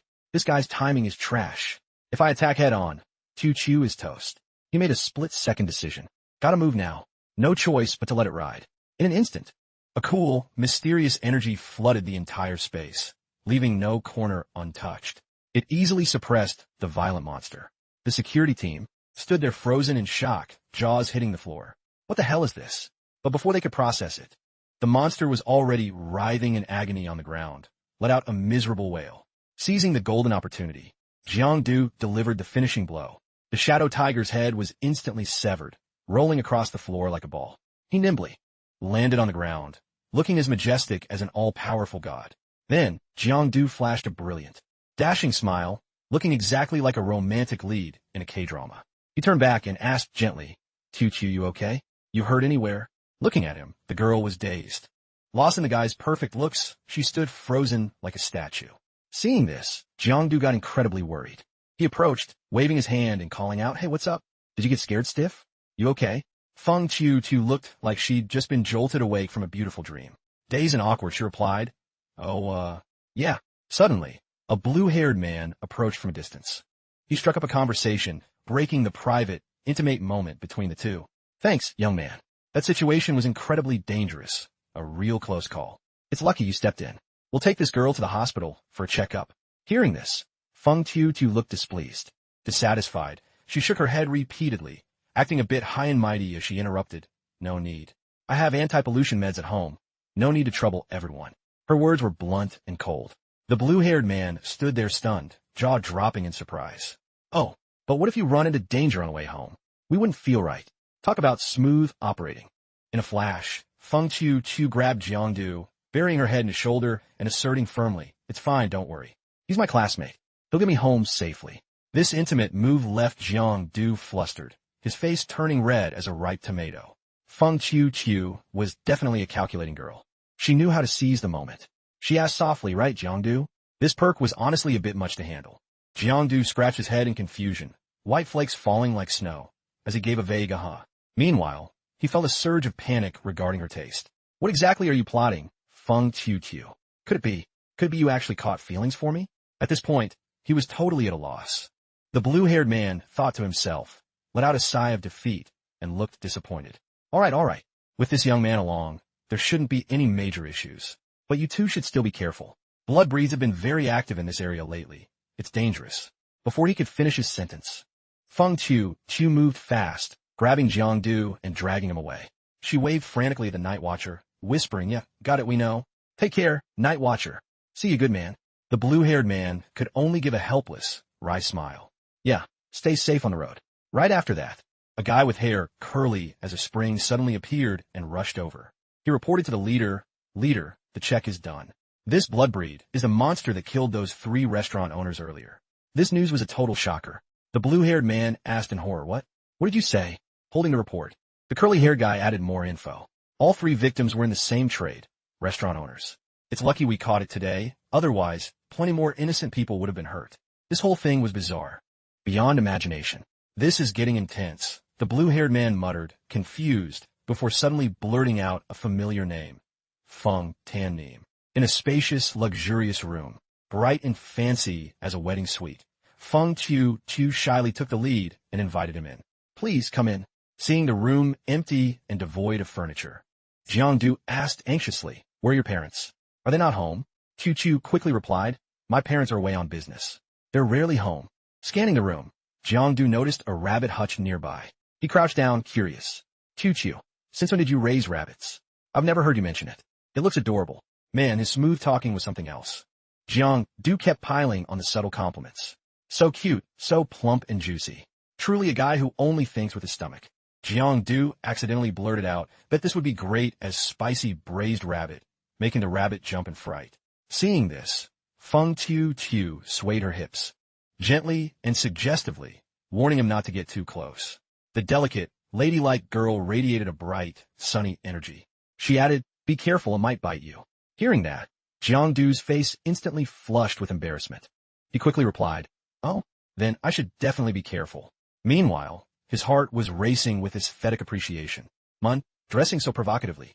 Is she testing my willpower? At this rate, with this chaotic situation, staying here would only lead to a stuck between a rock and a hard-place disaster. Jiangdu quickly turned around, faked a cough, and tried to duck out of the awkward situation. Since Miss Feng is home safe, there's no need for me to stick around. I'll take my leave. Seeing him try to bolt, Feng Tiu pouted, using a sweet, whiny tone to stop him. You won't even have a cup of tea with an old classmate? How heartless. This unexpected comment made Jiangdu freeze like a stone statue in panic. Seeing his reaction, Feng Tiu added slyly and provocatively, "Or are you afraid of something?" At this point, Jiangdu really had no choice. In moments, the table was covered with delicious food and drinks. Jiangdu sat there perfectly still, looking tense and anxious. Beside him, seeing Feng Tiu's long, fair legs. Right in front of him, Jiangdu couldn't help but feel shy, swallowing hard. Weird. I felt something was off last time we met. Feng Tiu has changed so much. She's way different. The more I look, the more attractive she gets. It's hard to resist. Jiangdu couldn't restrain his thoughts as he checked her out from head to toe. Not just a prettier face, but her figure had become much more graceful. Is this the legendary glow-up women get after maturing? Suddenly, Feng Tiu, looking a bit shy, broke the silence. "This is the second time you've saved me." Jiangdu's heart skipped a beat. Breaking into a sweat, he nodded frantically and replied, awkwardly, "Yeah, quite a coincidence. Maybe you should buy some self-defense gear to carry with you, just in case. You won't always be lucky enough to run into me." Hearing such blunt, zero-riz words, Tiu didn't hesitate and shook her head immediately. "No need. If something bad happens, I'll just accept my fate. Who told me to be just a weak, normal person?" Then she quickly shifted the subject. "By the way, how is Dao doing in camp lately? Is she okay?" Hearing the name Dao, Jiangdu bragged, "Same as always, no change. She rests after training, and we chat a bit when she's free." This caught Feng Tiu's attention. She asked jealously, "Just chatting? You sure that's all?" Jiangdu backed away, laughing it off. "What else? Just small talk. Lou Map is in the same room as me. Anyway." "Oh, that's good then. I am relieved." Feng Tiu breathed a sigh of relief and continued, "It's a shame. If I had been tested with special stats, I'd be in the same camp as you guys right now." Jiangdu, helpless, tried to comfort her. "It's not like we can't see each other. We're still old classmates. Why do you keep giving these empty, fake pep talks? Look, don't overthink it. Once you're done with your big exams, we'll be out of camp and back to normal life. Then we can hit the streets, go shopping, eat good food, and catch up." But Feng Tiu didn't want things to stay at just friends. She didn't want their relationship to be merely old classmates meeting up. Like a vessel overflowing with emotion, she couldn't hold back anymore and suddenly hugged Jiangdu froze, caught off guard, only able to mutter her name in shock. Chuchu. Being in such close contact with a beauty like this felt amazing, a total rush. Jiangdu's heart suddenly started pounding violently, nonstop. It felt like it wanted to jump right out of his chest. Feng Tiu seemingly couldn't restrain herself anymore. Unable to control the surge of emotion, she used her long, supple legs to provocatively rub against Jiangdu, seeing that the guy was still standing there like a statue. Without any reaction, Feng Tiu pushed further, boldly reaching out to touch him. At this point, Jiangdu couldn't just stand there and ignore it. He snapped back to his senses, pushed her away, and yelled angrily, "Feng Tiu, do you know what my relationship with Dao is? Why are you doing this to me?" "What?" Hearing his angry accusations, Tiu lowered her head, lost in thought for a long time. A moment later, tears welled up in her eyes. She looked up with determination and asserted, "I won't accept this. It's not fair." Feng Tiu sat huddled in a corner, looking miserable as she recounted everything. "Tran Dao is my best friend, the one I cherish most. She's stunningly beautiful, an elite student, and naturally gifted. Everyone loves and respects her. I admired her, but at the same time, I was jealous. I knew those feelings were wrong, but I couldn't control myself. I couldn't stay calm." She added softly, looking depressed, "Until one day, Dao told me she wanted to pursue music, that she didn't want to be a transcendent anymore. I was so happy then, thinking I finally had a chance to prove myself and show my worth. So I worked my heart out, never stopping. But life is a cruel joke. Chuchu painfully recalled the fateful day Dao first met Jiangdu. Chuchu frowned, emphasizing she's the one who made all my hard work go up in smoke. Her eyes filled with tears. She gave a bitter laugh, sobbing uncontrollably. She and I, we belong to two completely different worlds now. Suddenly, a small click came from the door. At that moment, the sound of laughter suddenly broke the awkward, tense atmosphere between them. Feng Chu's parents burst into the room. Their faces were full of worry. Her father shouted angrily, who would have thought? 3 strong men like them, killed so brutally by those cursed variants. Well, I guess you reap what you sow. Hearing her husband, Chuchu's mother replied, even though we prepared for this for years, their sudden passing is still heartbreaking. They quickly stepped further into the house. And the father was stunned, totally floored by Jiangdu's unexpected presence.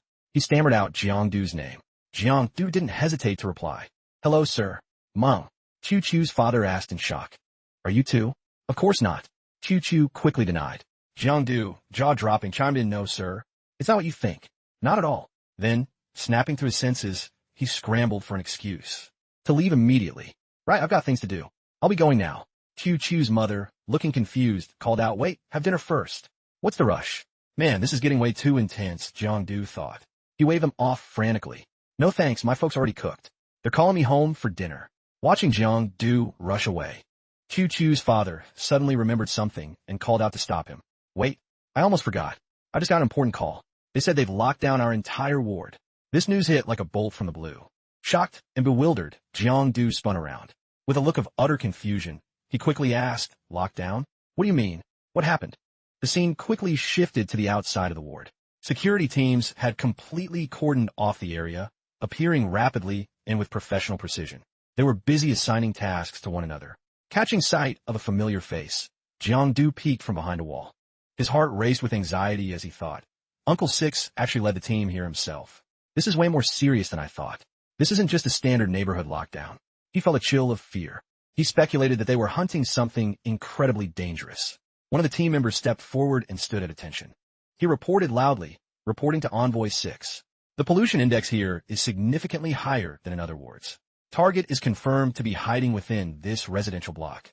Envoy 6 immediately barked an order, all squads move out. Depuis formation. The target is inside this building. The one with the blood crest is definitely here. Overhearing them, Jiangdu struggled to process the situation. Suddenly, something appeared that caught his eye. It forced him to snap his head back. The target had just bolted from the building over there. It was clear the target had a tail wing and was plummeting before soaring through the sky at lightning speed. Strange energy trails radiated from the mysterious creature. Jiangdu thought it actually showed up. But wait, isn't that Feng Chu's building? Unease washed over him. He immediately transformed into a blurred shadow. Powerful, mysterious blue energy pulsed around him as he locked onto his target. The last 2 blood breeds appeared and attacked right where Chuchu lives. Are they targeting her? Suddenly, more targets began to appear. In a staggering display, the mysterious creature began to clone itself, splitting into hundreds, then thousands of identical copies. It was a bizarre sight. Jiangdu was stunned. Witnessing the spectacle while merging into the ground to hide in the shadows, Jiangdu exclaimed, holy crap, it's using clones? There are so many. Which one am I supposed to chase? Suddenly, brilliant turquoise light beams fired.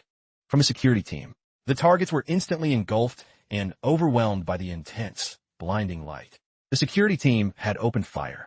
Bursts of turquoise energy were shot repeatedly at the targets hovering in midair. Someone from the squad yelled, don't move. Stay exactly where you are. But surprisingly, the targets weren't restrained. They evaded the hits and began darting in different directions, scattering everywhere. This sudden move caught the security team off guard. Jiangdu kept his eyes locked on the scene. He watched the targets soaring high into the sky. Using his sharp intuition, Jiangdu gritted his teeth as he noticed something off about one of the shadows. Wait, something's wrong. These are all fakes. The real one isn't here. As the thought crossed his mind, Jiangdu looked in another direction with a look of pure shock. The real target he was searching for was right in front of him. Seeing the target about to step through a self-created space portal, Jiangdu's shadow lunged forward like lightning toward the portal, shouting, don't even think about escaping. Intense, lightning-like energy surged through Jiangdu luckily. Just as the portal was about to close, Jiangdu's shadow managed to dive halfway through.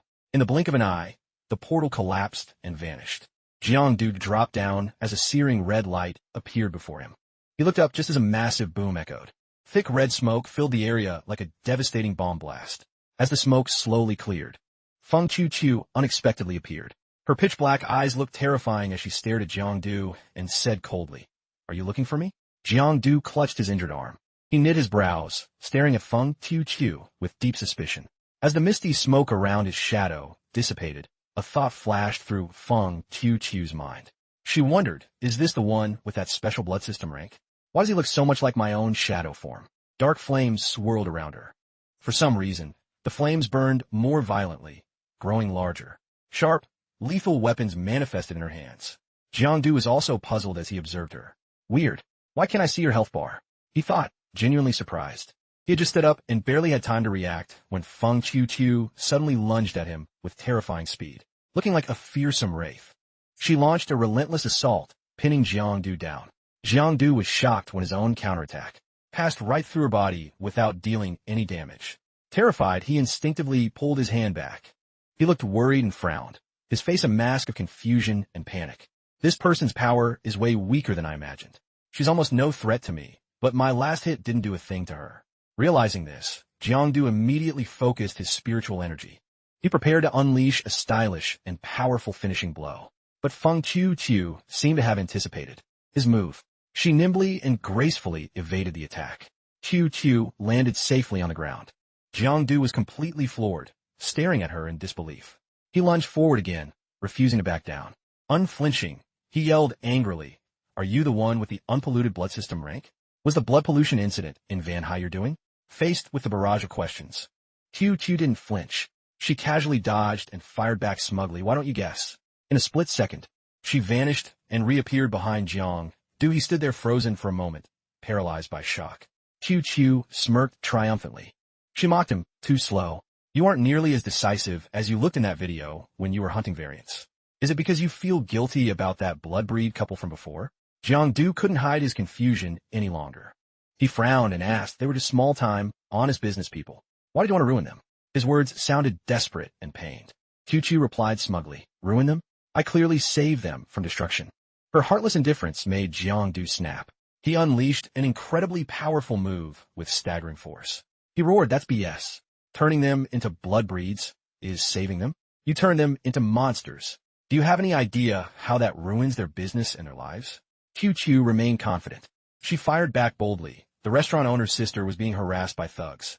When a conflict broke out, those thugs called in a bunch of so-called transcendent people to get revenge. Their years of hard work were destroyed in an instant. Chuchu doubled down firmly. The breed never laid a hand on them, nor did it hurt a single soul. It was the people calling themselves superhuman protectors of humanity who pushed them to the brink, leaving them in a hopeless dead end. Faced with this undeniable accusation, Jiangdu felt his pride severely wounded and insulted. He barked back in frustration, "Shut up. Don't go spreading lies. You're just exploiting their hatred and turning them into mindless puppets to do your bidding. Is that all you've got?" With that, he unleashed his strongest ultimate move, determined to end this grudge once and for all. "You're the mastermind behind all of this. I absolutely will not let you get away with it." In that moment, Chuchu flashed a sinister, cunning smile. She asked softly with deep implication, "Is that so? Then tell me, who is the real monster and enemy of mankind? Who is the superhuman hero protecting the world? Can you really tell the difference?" As soon as she finished, she quickly dispelled her disguise, revealing her true form. Confronted by this sudden, harsh reality, Jiangdu was shell-shocked. His jaw dropped, and his eyes went wide in pure disbelief. In the blink of an eye, Chuchu had transformed into Dao Dao. Realizing the truth and processing everything, Jiangdu immediately stopped his attack. Seeing this, she looked at him curiously. She pushed further, "What's the matter? Now that you know my true identity, you don't have the guts to finish me?" Chuchu then reached out with her slender, fair arm, gently touching Jiangdu's firm, heated chest. She cooed, "Variant or transcendent, it doesn't matter. None of it matters."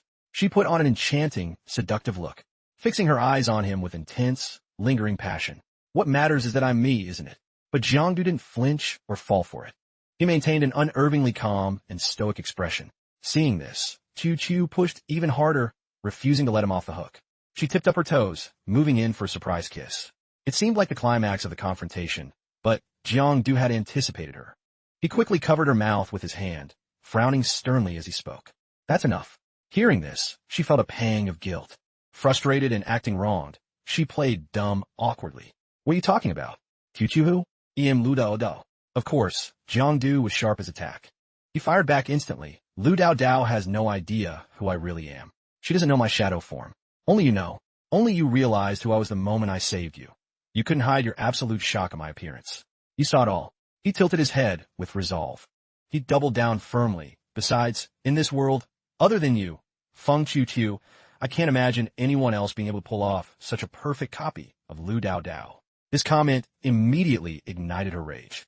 Infuriated beyond control, Feng Chuchu lunged straight at him with ironclad determination, unleashing a lethal strike to end Jiangdu's life.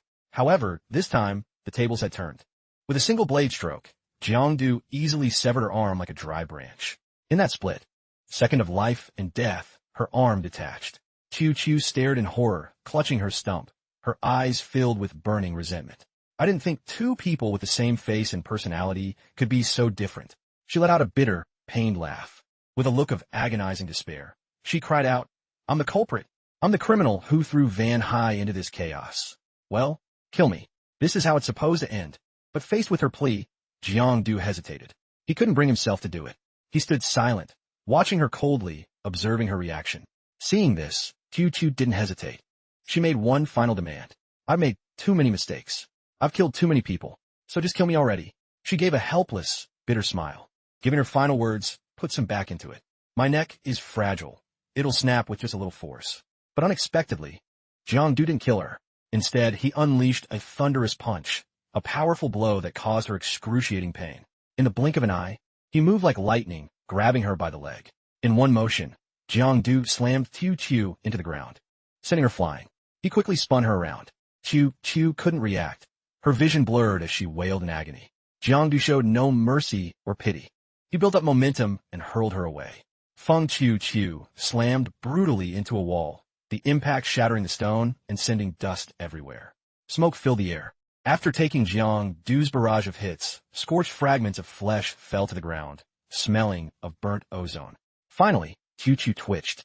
Her body let out a weak, mournful groan like a child's sob. Her severe wounds, including the severed arm, miraculously healed. Jiangdu, are you even human? How could you be so brutal to a classmate? Seeing the terrifying transformation, as her limbs reattached themselves, he felt a chill. Cold sweat poured down his face. You're just a clone made of muscle fibers and flesh. Even if you killed me, it wouldn't mean a thing. Feng Chuchu was stunned. Her eyes went wide as she stared. How could you know? How did you realize this is just a clone? Is that another one of your special powers? Jiangdu found it almost funny. He signaled to her with a finger. Don't sweat the small stuff. The you now and the Chuchu in my memories are two completely different people. He frowned and asked sternly, what exactly happened to turn you into this? Her face darkened, becoming gloomy as she shook her head. Her movements were jerky, like a malfunctioning machine. It seems you still don't get it. I've never changed. I've always been me. Feng Chuchu tilted her head up slightly, revealing teary eyes behind her thick glasses. My father ran a restaurant for years. For a long time, he was bullied and suppressed by 3 competitors in the same trade. She recalled the dark road. On that fateful day of the incident, she and her mother had huddled together, trembling in a dark corner, tears streaming down their faces while her father was beaten by thugs. They were brutal. His face was bruised and bloody. She spoke with pure resentment. They conspired with local gangs to threaten my father constantly. They didn't even spare me or my mother. Hearing this, Jiangdu finally understood the whole story. He hesitated, then asked, so you sent the blood breed to assassinate those 3? And to avoid suspicion, you staged an attack on yourself? Feng Chuchu held out her blackened hand, a small spark appearing at her fingertips. She admitted it straight up. Exactly. When I saw those 3 scumbags die right in front of me, I wasn't scared at all. I felt satisfied, because finally, I controlled the power I always craved. They stood apart, maintaining their distance. He looked at her hand. How did you even get this power? She pulled her hand back to her chest. Half joking, she repeated, how did I get it? If I said I just picked it up on the street, would you believe me? Jiangdu lost his patience. I'm not in the mood for jokes, Chuchu. She let out a long, deep sigh. Looking bored, she gave him a disdainful look. Seems you've completely lost faith in me. Fine. Look at me however you want. Judge me however you like. Her gaze suddenly softened. She gave one last smile of goodbye. Then, her entire body was engulfed in flames. Old classmate. See you next time. Seeing her sudden move, Jiangdu lunged at full speed. He reached out to grab her, yelling, "Wait, Feng Chuchu." But before he could touch her, she vanished into thin air without a trace. The flames dissipated. His hand touched only glowing, heated fragments. Jiangdu stared at his palm. He remained silent, feeling a hollow emptiness inside. His face relaxed. He looked up at the pitch-black sky, staring aimlessly into the gloom. Feng Chuchu. Jiangdu looked at his cold, empty hands, a sense of loss washing over him. Feng Chuchu. He watched the fragments she left, floating freely into the sky, while he remained trapped in his thoughts. In that fight, Feng Chuchu never once showed a health bar. This proved she was likely just a clone of a real blood breed, not the original. They went to such lengths to stir up trouble in Van High. There must be a bigger, more sinister plot. The more he thought, the more certain he felt. I need to train harder and level up. Otherwise, I'm just a sitting duck. Suddenly, the phone in his pocket rang, breaking the silence. He quickly picked up. On the other end, Lai Tuanquang's voice came through like rapid fire. "Kid, where the hell are you? Why aren't you answering your texts?" This was exactly what he expected. "I usually tell him I'm busy on a mission. Have you guys found the source of the blood system pollution yet?" Hearing that, Lai Tuanquang turned serious. His voice dropped low and heavy. "This involves your classmate, Feng Chuchu. We're issuing a full-scale APB for her. Van High will be doing massive pollution checks in the coming days. Don't go wandering off and causing more trouble." Jiangdu pulled the phone away. He replied obediently, "Got it. I'll listen. I'll head back to camp right after I eat." His mind was a mess. Even the powerful night watchers couldn't catch her. Chuchu. I was right. She and the force behind her are hiding deep. That backup is definitely no joke. After a long, exhausting mission, the best way to decompress was a hearty meal. Jiangdu stuffed his face, grabbing a large piece of meat. "Looks like I won't be leaving camp for a few days. Might as well feast while I can." Suddenly, a server walked up to him. The server set a cute stuffed doll with short, light pink hair on the seat opposite him. She greeted him warmly. "Since you're eating alone, we prepared this plushie just for you." Looking at the doll, he nearly choked on his food. He thought to himself, this little girl looks exactly like Dao Dao. He immediately shared the news with her. "Does this look like you?" The person on the other end didn't seem happy at all. She replied bluntly, "Looks like your head." Jiangdu didn't understand what he'd done wrong to make Lu Juju so upset. He asked, "Why are you being so mean?" Lu Juju replied instantly by sending a photo. In the photo, Jiangdu was staring at something, his face clearly showing embarrassment. From the camera angle, you could easily see someone's fair thighs. "Tell me why Feng Chuchu sent me this and then blocked me? You better explain yourself right now." Seeing this message, Jiangdu's eyes went wide. His fingers scrolled back and forth on the screen, unable to believe his eyes. "Jean du Tonpad." He scrambled to text a clarification. "That photo isn't what it looks like. It's all a misunderstanding. I'll explain everything in person when I get back. Okay?" Internally, he was cursing Feng Chuchu out. "I spared you once, and you still dare to screw with me behind my back?" While he was in a panic, not knowing how to handle Lu Juju, a clear, childish voice cut through his thoughts. "Daddy, that doll is so cute. I want one just like it." His thumb froze on the phone. He felt like he'd heard this voice somewhere before. He looked toward the voice, searching his memory. It was a family of 3 at the next table.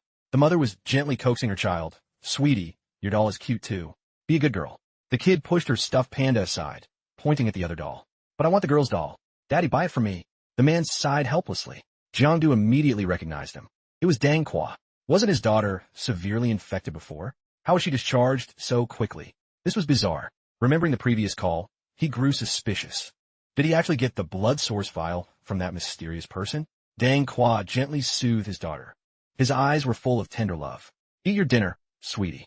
After we're done, I'll take you to the claw machine, and you can get as many as you want." The child brightened up, puffing out her cheeks with a cute om-hom. Jiangdu walked over to their table. Holding the doll and wearing a sly grin, he looked like a shady guy trying to lure a kid. "Hey, little one, want this? It's for you." The girl was overjoyed.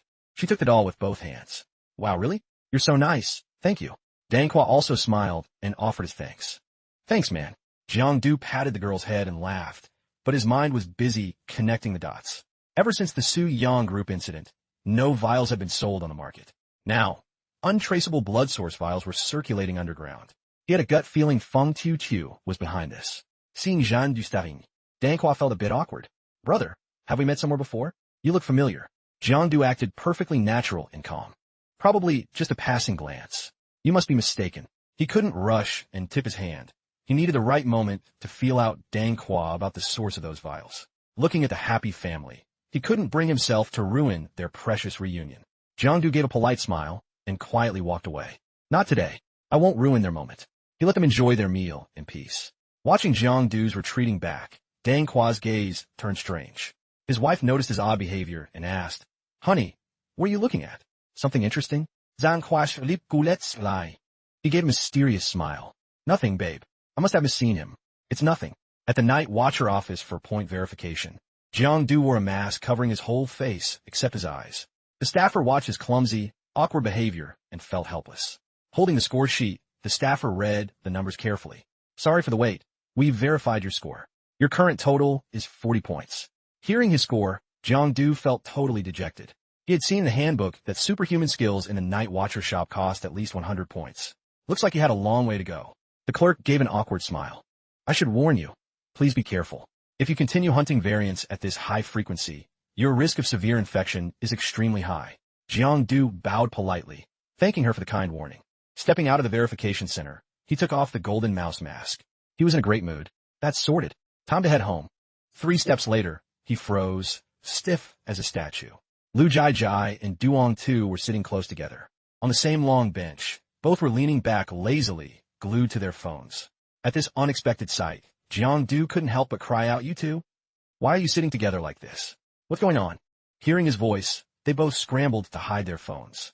With serious faces, they called his name. "Jiangdu."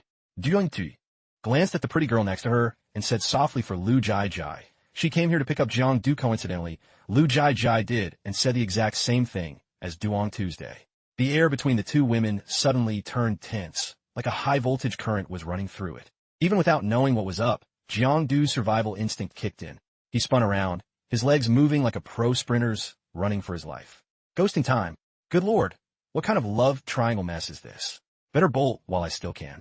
But a man's intuition is no match for a woman's sixth sense. Just as he tried to slip away, a hand grabbed his collar like lightning, as if she'd anticipated his every move. "I knew you were going to run." Jiangdu, Lu Zai Foen Stanley, hands on her hips, looking triumphant, she said, "That's why I came to this subway station to intercept you. Now talk. What's going on between you and Chuchu? No shady business?" She grilled him. Jiangdu looked around cautiously and lowered his voice. "It's broad daylight in a crowded place, and you're yelling like I'm your man? You're embarrassing me," he complained. People waiting for the train turned to look at them. Lu Jai sheepishly dropped her hands, her cheeks turning red as she stammered, Don't talk trash. Who said you're my man? You aren't. Don't be so full of yourself," she retorted. Right then, Duong Tu rushed over, as if she'd been waiting for this exact opening. She said politely, "So sorry to bother you two, but I'm afraid I need to borrow Ms. Lu's man for a bit." Duong Tu said with a straight face, "I need his help with something." Duong Tu stood tall with her arms crossed, clearing her throat. "Kid, you're pretty good. Not bad at all. Taking down 12 rank 2 variants in 3 days is impressive. But why haven't you come in for infection treatment? The Night Watchers have called us repeatedly, demanding we bring you in for therapy immediately." Jiangdu scratched his face, thinking, man, what a pain. That verification place moves fast. My info leaked that quickly? Jiangdu was surprised. Then he remembered Lu Jai, who was still standing there, frantically signaling him for help. She wanted to say, "Jiangdu, save me," but Duong Tu completely ignored her. Duong Tu looked down coldly and said, "Go get treated. Stop wasting my time here. Just looking at you is a headache," Duong Tu added. "Well, no way out of this," Jiangdu thought helplessly. "I'll just be a good boy and follow her then." He sighed. As he lay on the scanner for the infection check, he remembered the tight, nurse-like outfit Duong Tu was wearing. "I say, Sister Duong Tu, could you maybe not wear that next time? It looks a bit weird. Not great for your image," he advised her honestly. Duong Tu crossed her arms and looked at him indifferently. "It's fine. I don't wear this for other people." She looked at him with a soft, sweet gaze. Her cheeks slightly flushed. "In the future, I'll only wear this in front of you. Only for your eyes," she whispered. Hearing that, Jiangdu's eyes widened. "Don't say that. You'll be the death of someone," he said in a panic. "Duong Tu good. Scare now? You were so bold a moment ago. Dirty thoughts, but no guts, typical kid." Duong Tu teased. "All right, get up. The check is over. Results will be out soon. But at a glance, your pollution index is very low." Jiangdu sat up, smiling confidently. "It's not very low, it's 0. Duong Tu quickly entered the data into the computer. "0? Are you serious?" she asked in shock. Jiangdu jumped off the scanner and ran happily toward the exit, waving back at Duong Tu as he ran. "Yep, You can file the report now. My talent rank is too high for those puny rank 2 variants to infect me, he bragged, seeing him so cocky. Duong 2 blinked, looking thoughtful. High talent? She wondered. I heard this year's batch had someone with an unknown rank, totally broken stats, way beyond everyone else. Could it be him? She looked at him suspiciously. A man stepped in front of Jiangdu. He was stunned, wondering to himself, isn't this the eye doctor who examined me before? What the hell is going on? Why is he here? In total contrast to his shock, Duong 2 called the man teacher with great respect. She even asked caringly if Han Quan was looking after him. The teacher naturally and warmly checked in on his student's health. Hearing this, Jiangdu understood everything in an instant. This man was a medical instructor at the special training camp, someone with high authority and a very important position. The teacher looked up at the vast, beautiful, poetic sky, wanted to share some deep thoughts with his student, but for some reason, he kept hesitating and stuttering. He knew it wasn't a good time for a long chat, because urgent work was calling, so he quickly said goodbye to Duong Tuesday. She politely saw him off, then gave Jiangdu a detailed intro into this esteemed teacher's background. His name is True Koi. He's the one who researched and created the blood cost vials, saving hundreds of lives. Hearing such a legendary resume, Jiangdu wondered why he'd choose to be an eye doctor at a tiny, unknown hospital. Turns out, he wanted to conduct a field study on variant pollution, so he hid his true identity to observe things quietly. There couldn't be a more logical reason. Suddenly remembering her report deadline, she told him hurriedly that there was indeed zero pollution. He knew he had a loved one waiting, so he told her to finish the report while he went to handle some personal business. Right place, right time, he thought. He took the chance to ask her for another blood cost vial, but she didn't want him using them anymore. It's been 4 days straight. Are you trying to check out early? He shamelessly argued that he was perfectly healthy and just needed a bit more to be 100 in a few days. Persuaded by his relentless nagging, she reluctantly handed him a vial. Jiang didn't even bother with the instructions. He downed the whole thing in one gulp. After drinking it, he felt a surge of energy throughout his body. His eyes flew open, glowing bright, but because of the overdose, having pushed past his limit, his body began to steam. His eyes rolled back, white and lifeless, and he started drooling everywhere. Looking like a total junkie, he left Duong 2 feeling both helpless and worried. She had warned him, but he just had to be stubborn and play with fire. Blood began to spray violently from his mouth. It fell like rain onto the ground as he collapsed. He slumped against her like a soulless corpse. She had no idea what to do with this guy anymore. Time passed quietly. He had blacked out completely. When he finally came to, he found himself resting on her soft, comfortable lap. Good thing he woke up in time, or she would have had to report him to the camp for disciplinary action. He quickly pleaded with her. He begged her not to report it to avoid making a scene. After all, he'd already absorbed the meds. The medicine had truly seeped into his bones, but his body was still so weak he could barely stand, let alone fight. Hearing her talk down to him, he jumped up to flex his extraordinary night watcher strength, trying to get back on her good side. The scene shifted to a corner of a city skyscraper. Lights twinkled against the mysterious dark night sky. The silent and solitary Jiangdu had finally returned home. After all the hardship and danger, he was terrified that his girlfriend would be fuming because he hadn't replied to her texts. Dao Dao was just about to drift into a deep sleep. Seeing him return, she jumped up, her face lighting up with joy as she welcomed him home without a single word of complaint. He worriedly asked his girlfriend, caring for her health with gentle devotion. She was also curious to know if his infection treatment had been successful. Fortunately, everything had gone smoothly. The deeply in love couple tenderly patted and stroked each other's hair, gazing fondly at one another in the romantic atmosphere. Their hearts were full of bliss, like floating balloons. His attention then shifted to her injured, infected leg, which had been struck by a dangerous variant pollution. Yet, she hadn't breathed a word of it to him. Despite the danger, she remained calm, acting as if it were no big deal. She claimed that just applying some medicine would make it heal right up. Seeing his beloved hurt made his heart ache. Jiangdu lifted her foot gently and carefully, using his special powers to treat her. He wasn't entirely sure if his shadow devourer could suck out all this terrifying variant pollution, but he had to try. Maybe luck would be on his side.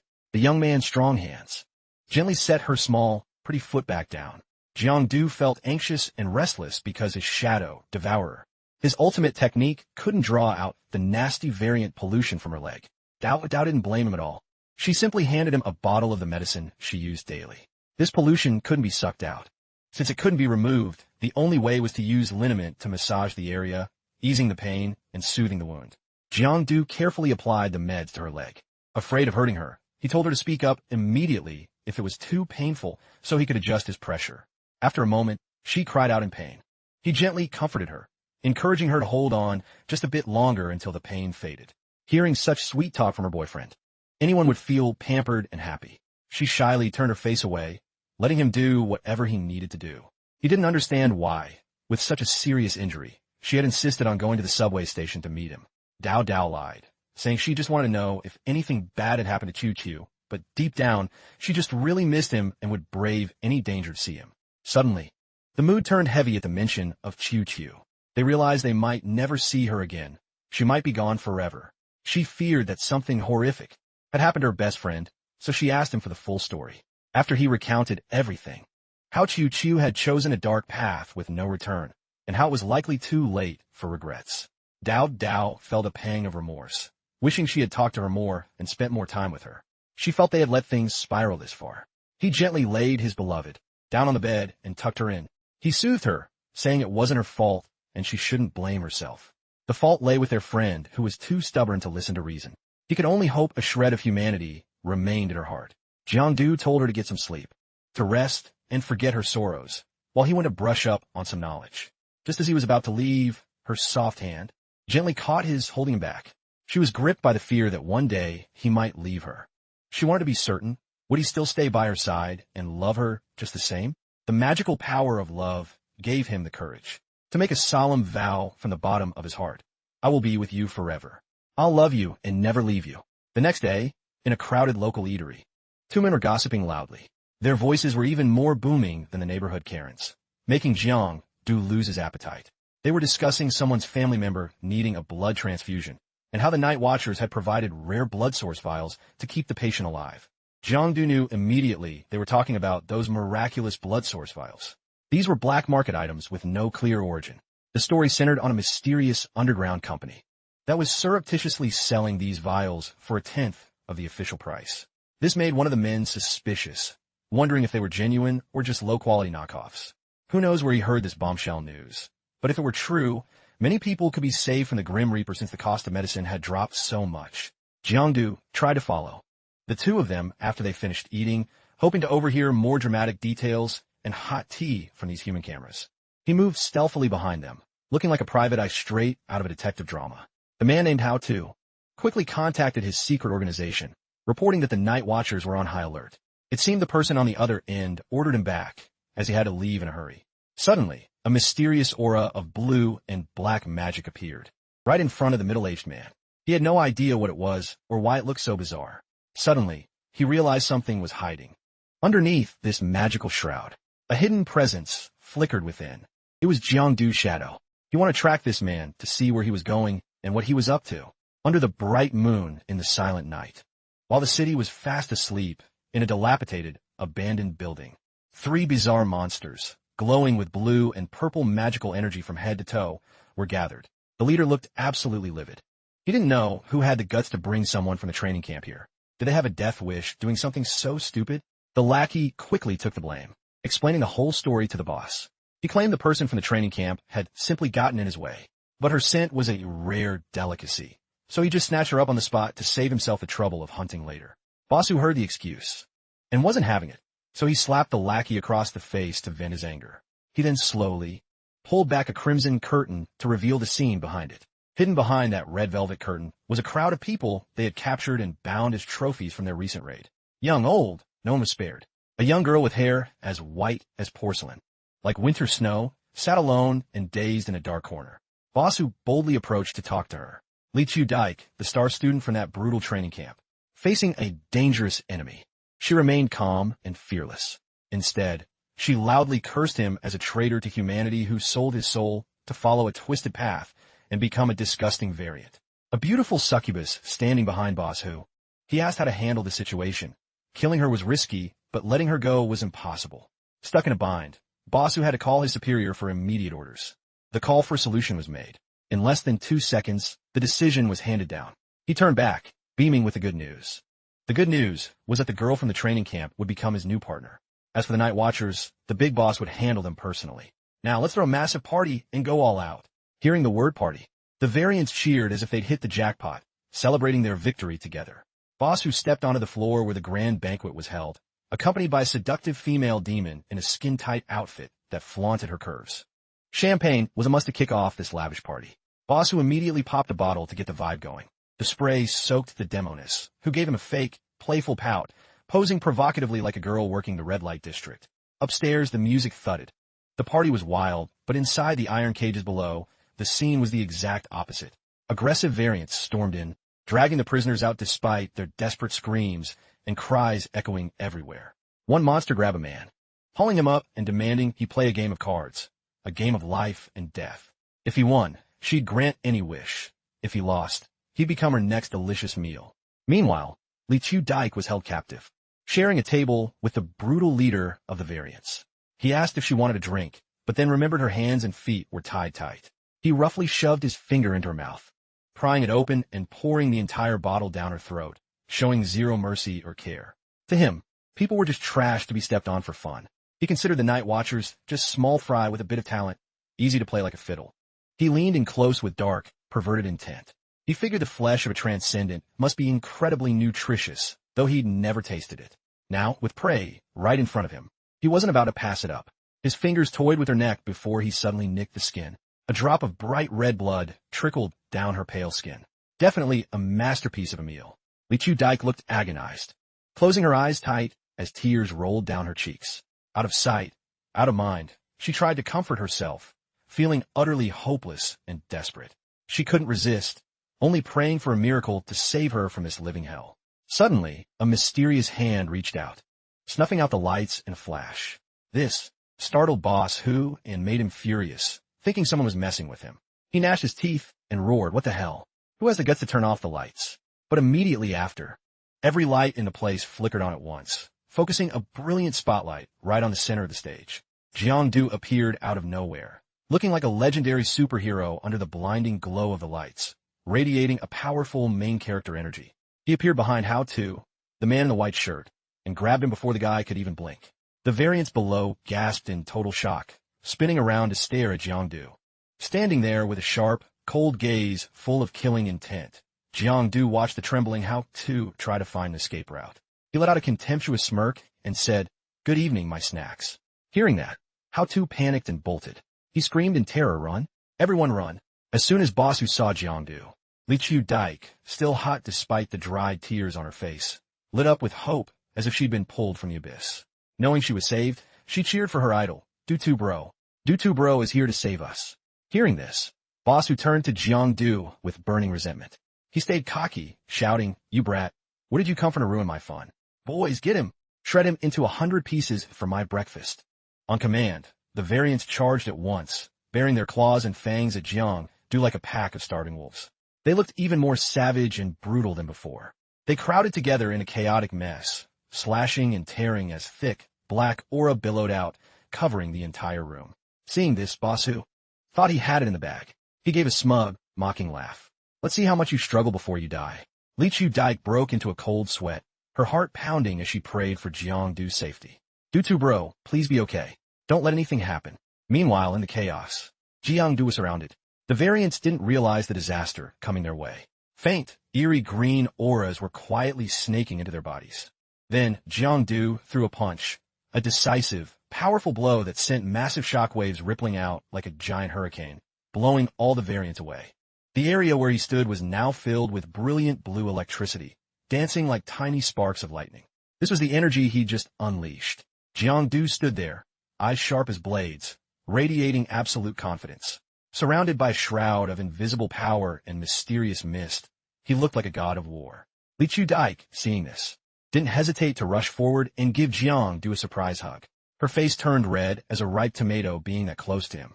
She whispered, "That was amazing. I knew Do bro's incredible strength would get us through this. We're gonna be fine." Caught off guard, Jang was a bit startled and looked a little awkward as he looked at her. "Lyn Mo, why are you here? Did they kidnap you too?" Lyn Mo nuzzled into his chest, purring like a kitten with a look of pure bliss. She replied in a shy, stuttering voice, "I was just passing by and accidentally fell into their trap. Thank goodness Do bro showed up, or I'd be toast." This made Boss Who grit his teeth in rage because Jang had nearly sent his crew to meet their maker. He roared in fury, "You little brat. You dare hurt my brothers and steal my snack?" He charged like a violent cyclone, putting everything he had into a lethal strike to take Jiangdu down. He screamed as he lunged, seeing the opening. Jiangdu swung his arm to meet Boss Hu's attack. As the boss closed in, Jiangdu's fist met his in a split second. The two clashed head-on in a high-tension collision of power, sparks of brilliant light flying everywhere. The moment Jiangdu's hand made contact, he firmly grabbed the boss's fist. With a clean, quick move, he snapped Boss Hu's arm back, taking him down in an instant. The boss let out a pathetic, agonizing wail. Finally, the boss fell to his knees, begging for his life in total humiliation. Jiangdu stood over him with authority, demanding to know who their leader was. Cowering like a coward, the boss spilled the beans. I'll talk. I'll tell you everything. I only know his last name is Liu. I don't know anything else. Jiangdu frowned and pressed for more. Was there someone higher up? But the boss kept shaking his head. I really don't know. I only take orders from him. Even if someone's pulling his strings, I'm completely in the dark. Jiangdu's face went cold as he dropped a chilling line. Get ready to serve him a dirt nap. If you know nothing and have no value, keeping you alive is just a waste of food. The boss started shaking like a leaf, bowing his head to the floor. Lord, spare me. I really don't know the top secret stuff. Please. He begged for forgiveness, a complete 180 from his earlier arrogance. He finally realized he was just a bottom-tier pawn and groveled for mercy. Right then, the door next to Jiangdu suddenly rattled. Strange noises came from behind it, like someone was about to burst through. The sound caught Jiangdu's attention, and sure enough, a few seconds later, the entire door exploded into splinters. A group of people stormed in. It was the Night Watcher Patrol, the law enforcement team. One of them yelled with authority, "Nobody move. Stay where you are." The boss panicked and grabbed an officer's leg, begging for help. Save me. A mysterious shadow man cornered me and almost killed me for nothing. Arrest him. Punish him. But the officer looked around and saw no one suspicious. Li Chu Dike suddenly ran up, appearing before the officer to warn him. Officer, don't let them fool you. These bloodbreeds try to kidnap us and eat us. If it wasn't for Du Tu Bro saving us, we would have been torn apart and devoured. Hearing the name, Du Tu Bro, the officer thought it sounded familiar. Was it that scrap collector guy who went viral on social media? The officer immediately radioed his team. The bloodbreed leader and his goons are in custody. There was a small hiccup but no casualties. His teammate reported back that they tracked down the mastermind named Liu and were moving in for the arrest. The shadow hiding in the back overheard the whole thing. If the patrol had the target, he didn't need to waste more effort. But was that Liu guy really the one behind everything? The shadow thought for a second and decided not to worry about it. There are definitely more secrets hidden deeper. Today's haul was good enough. Using his power once had drained him, he needed to get back and recharge. With that, Jiangdu's shadow vanished. Li Chu Dike stood there lost in thought, thinking about Du Tu Bro. His aura had completely vanished without a trace. She couldn't help but admire her crush. It had only been a month, and he'd become incredibly strong. Plus, that bold, dominant attitude was just like the great demon king from the old training camp. The scene shifted to Jiangdu exercising to recover his lost energy. Duong Tu looked skeptical. You downed 10 bottles of blood system meds. Normally, that would cost me 3 years of my life in stress, but your vitals aren't damaged at all. It's weird. I'm starting to really question your biology. Jiangdu teased her back. My doctor is right here. You can check me out yourself. It's never a good idea to challenge a girl like that. Duong Tu didn't hesitate to step close. She touched him and said, if even top-tier medical gear can't find anything, how is a normal human like me supposed to see it? She began a thorough physical check. Being that close to her made a teenager like Jiangdu blush with embarrassment. Duong Tu gave a playful smile. But I'm sure one day I'll find out what secret you're hiding in that body. She then told him that he could take the meds himself from now on without help. Jiangdu was confused. I don't need the special gear anymore. Why the change? That gear was just to monitor your vitals and health in case of a sudden complication. But you handle the meds so steadily now, it's not necessary. But Jiangdu found the special gear more comfortable. Hearing that, Duong Tu teased him, you only find it comfortable because you get to see pretty white silk, right? Suddenly, Duong Tu had an idea. I'll call Jiangdu to come and check out the white silk later. But he's anxious, worried Dao Dao might catch on to what he's doing. Relax, my heart is made of steel. I don't have time for worrying. You're not recording this conversation, are you? Duong Tu held up her phone. Of course I recorded it. So, next time, bring me 20 vials of vibrant blood-breed essence, or I'm sending this recording straight to Dao Dao. Duong Tu didn't hesitate to play back the recording to prove she wasn't bluffing. But Jiangdu was laser-focused on a news alert on his phone. They were reporting on the capture of the big boss, Liu. Jiangdu sank into deep thought. He had used Van Hai to stir up chaos and mess with the world, even dragging Feng Chuchu into the mess. Now, catching the mastermind so easily felt suspicious and almost shameful. Seems I need to head to that drug factory myself to investigate things more thoroughly. He said goodbye to Duong Tuesday. I'm heading out. Important business to handle. Meanwhile, at a derelict, abandoned warehouse, where the variants had been captured earlier, the police were on site processing them. Officers were meticulously investigating the scene, cataloging evidence, and reporting up the chain for further instructions. Behind him, something caught the eye. 2 massive evidence crates were packed tight with test tubes, not a single gap left. These were the blood vials seized from the dangerous variants. There were countless vials in those crates, each belonging to a different, diverse species of variant. At that moment, Jiang Du had secretly arrived at the crime scene. He skillfully swiped one of the key evidence vials and quickly retreated to another nearby area. Finding a spot to hide, Jiang Du sat down out of sight, gripping the evidence vial while examining it meticulously. He muttered his thoughts aloud. I can't believe there's actually a factory for faking these rare blood source vials. I thought it was just a baseless rumor. Jiang Du held the vial up to his eye for a closer look at every tiny detail. What baffled him was that those with special bloodlines could already create these vials themselves.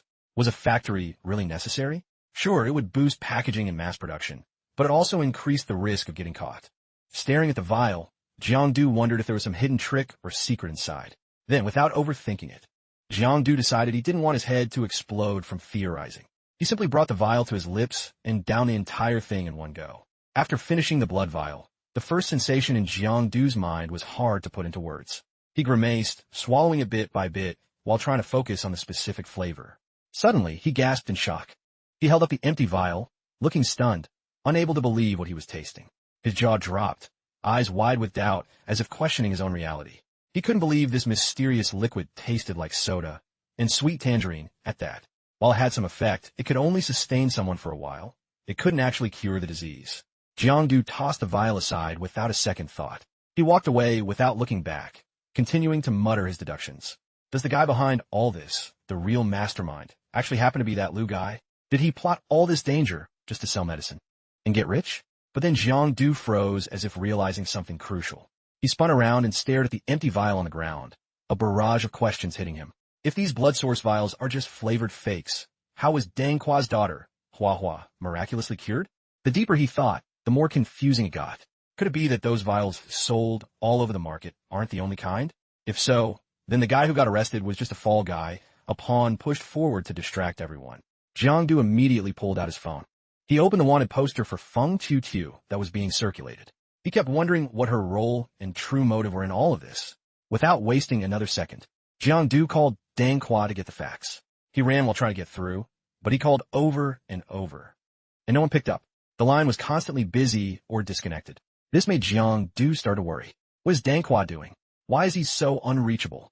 Why turn off the phone at a time like this? What's going on? Then, Jiang Du suddenly stopped. He stared at a bus pulling up right in front of him, a sense of dread and unease washing over him. Jiang Du had a hunch something had happened to Dangqua. Without hesitation, Jiang Du hopped onto the bus. As soon as he stepped on, his face shifted to a look of surprise as if he'd spotted something extremely abnormal. He quickly scanned every single passenger on the bus, missing no one. After a moment of thought, he realized something about the people on this bus. None of them had blood veins. A suspicious thought flashed through his mind. Could they all be clones of Feng Chuchu? The scene showed a rusty, dark red bus hurtling down a bumpy, dusty road, looking like a high-stakes action movie. Inside, the passengers were packed like sardines. The air was thick and stifling, making everyone feel agitated. In the middle of the crowd was a middle-aged man looking anxious and distressed, as if he'd lost something precious. From afar, Jiang Du watched, staring at the man. A cold chill ran down his spine. He doesn't have a health bar, Jiang Du thought. The bus stopped, and a man stepped off like a soulless corpse, staggering and stumbling as if he were dead drunk. He moved forward with an irritable, grumpy face that made everyone steer clear. He looked like a terrifying member of the Walking Dead. Suddenly, a pitch-black circular object appeared on the ground. It looked like a bottomless black hole about to swallow everything. A ghastly green light pulsed from it, radiating a mystical energy like something out of a sci-fi flick. The man jumped back in absolute terror, his eyes darting around as he screamed. Then the strangest thing happened. The man's body began to fade, becoming transparent like a soap bubble about to pop. Within seconds, The ugly old man transformed into a handsome young guy with long, cool hair. He wore a crisp white shirt, looking elegant but cold and expressionless. Jean Ducossusli peered out from the edge of the black hole, watching closely to see the shapeshifter's true form. So that's it. No wonder the Night Watchers couldn't find a single trace of him all this time. The man stepped forward, swinging open the door to a mysterious room, looking completely indifferent. He kicked aside the clutter on the floor. No one knew what he was planning, but his hand showed no mercy, ruthlessly smashing and destroying everything in sight. Standing outside the window, watching the chaos inside the room, Jiangdu scratched his head in confusion. What's this guy's game? What's his angle? Suddenly, the man ripped away the white curtains, revealing a horrific sight beyond imagination. A young man, fit and muscular with a perfect six-pack, lay motionless in a bathtub, looking strangely blurred and smeared. His body was covered in scratches and wounds. His eyes were closed, looking like he was deep in sleep, enjoying the cool water amidst the sweltering summer heat. The man stared at the boy, his eyes full of greed. A satisfied, smug grin spread across his face as he muttered, "Perfect. Timing is spot on. Everything is ready." He spread his arms wide toward the sky, posing like a supreme deity, summoning unmatched power. His eyes went wide, and his mouth opened. A dark, bizarre object flew out. It was just like what Jiangdu saw earlier, but this time was 10 times more terrifying. His eyes turned pure white as red light, like hellfire radiated around him. The dark object launched straight into the neck of the unconscious boy in the tub, making a sickening glug-glug sound like a noise from the depths of hell. Suddenly, the young man's eyes snapped open, like he'd been miraculously resurrected. He sat up abruptly, while a mysterious red light completely enveloped his body. He swung his arms, creating a series of magical, shimmering red light trails. A red burst exploded around him, creating a stunning light show. The beams collided with soft crackling sounds. One spark flew out, disappearing into the air, but he quickly reined it in. He controlled the stray power. He carefully dripped his own fresh blood into a small test tube, a satisfied smirk on his lips. Success. The fresh blood source vial is complete. In a bustling, posh district, filled with luxury skyscrapers and extravagant towers, a man with striking blue hair stood there. His outfit matched his hair, creating a sharp, unified look. He wore a stylish dark blue coat that screamed luxury, paired with tailored trousers. He looked incredibly high-class and elite. He gave a polite, firm knock on the solid wooden door in front of him. Inside, a face etched with the marks of time appeared, though slightly faded by age. It was a middle-aged woman, an auntie with chestnut brown hair streaked with silver and deep, soul-piercing blue eyes. She wore a simple, unpretentious, earthy brown shirt. In a warm, gentle voice, she asked the man at the door, "You're here?" The man gave a slight nod. He replied with a brief Dangqua, the adorable little girl, came running out excitedly to show off to her uncle. "Uncle, look, this is my new house. It's so pretty and spacious." The man gave a satisfied smile. The girl seemed genuinely thrilled with the new place.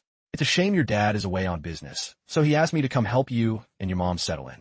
I brought a lot of tasty, nutritious drinks, too." He held out 2 chill bottles toward the girl. She happily took them and thanked him politely. Danghua's mother stood nearby and asked him if everything had been handled properly. He gave a firm nod. "Everything will be settled very soon." Stepping outside, he tilted his head back, staring into the far-off, hazy distance. He let out a heavy, troubled sigh. Suddenly, a mysterious voice echoed from behind him. "Feeling like you've dodged suspicion, like a massive weight's been lifted off your shoulders, right?" The sudden voice made him jump. Completely panicked, he scrambled to look left and right, asking suspiciously as a mysterious dark figure emerged from the shadows. At the same time, that cold, steady voice continued. "I just read a news report. A young thug who used to bully college kids ended up dying mysteriously from a blood source infection. Then, the mutation happened right in the hands of a student, who also died tragically because they couldn't handle the horrific pollution." Jiangdu's shadow gradually became clearer, continuing the unfinished story. "But no one knows that young man died a long time ago. All of this was just a script you wrote, directed, and performed yourself." His gaze turned sharp and terrifying, his voice full of righteous fury. "Your real goal was just to harvest their blood to manufacture those precious blood source vials. Am I right, Dangqua?" Every word struck him like a needle to the heart. Jiangdu Sautet Dangqua Shadhunim. His true form slowly revealed itself, leaving Jiangdu to marvel. "I didn't think my true identity would be blown after hiding it so carefully for so long." Dangqua's face was now fully visible. He flashed a cryptic smile along with some sarcastic praise. Truly, the legend of Brother Du 2 is real. You're as sharp and perceptive as ever. He continued to question Jiang Du in a probing tone. When did you start doubting my true identity? Was it our last meeting in East Sector 2? Or even earlier than that? Jiang Du quickly laid out his reasoning. I started getting suspicious back when Hua Hua got infected. Something didn't add up. And as for East Sector 2, you were the first person on the scene. That was way too sketchy. Dangqua gave an indifferent shrug. So what? What does that prove? I even staged that scene of being surrounded by blood breeds to throw everyone off, but I guess my plans couldn't fool you. Jiang Du shouted in anger. I had my doubts, but I never imagined the person behind it all was actually you, Dangqua. You weren't supposed to be like this. You shouldn't be doing these things. What on earth happened to change you? Dangqua lowered his head, accepting the truth. You're right. I didn't used to be like this. I never thought I'd commit such atrocities. But it was all for my family, for my loved ones. A brutal, savage image suddenly flashed. Dangqua was enveloped in a brilliant, blinding red aura. He roared in agony. Even if I have to become a vicious monster, I have zero regrets. Norimos, a fake Susanoo-like entity, lunged forward with terrifying speed, throwing a flaming punch. The strike carried all his horrific power. Jiang Du struggled to block the burning fist, but the force was so immense it threw him off balance, sending him reeling backward.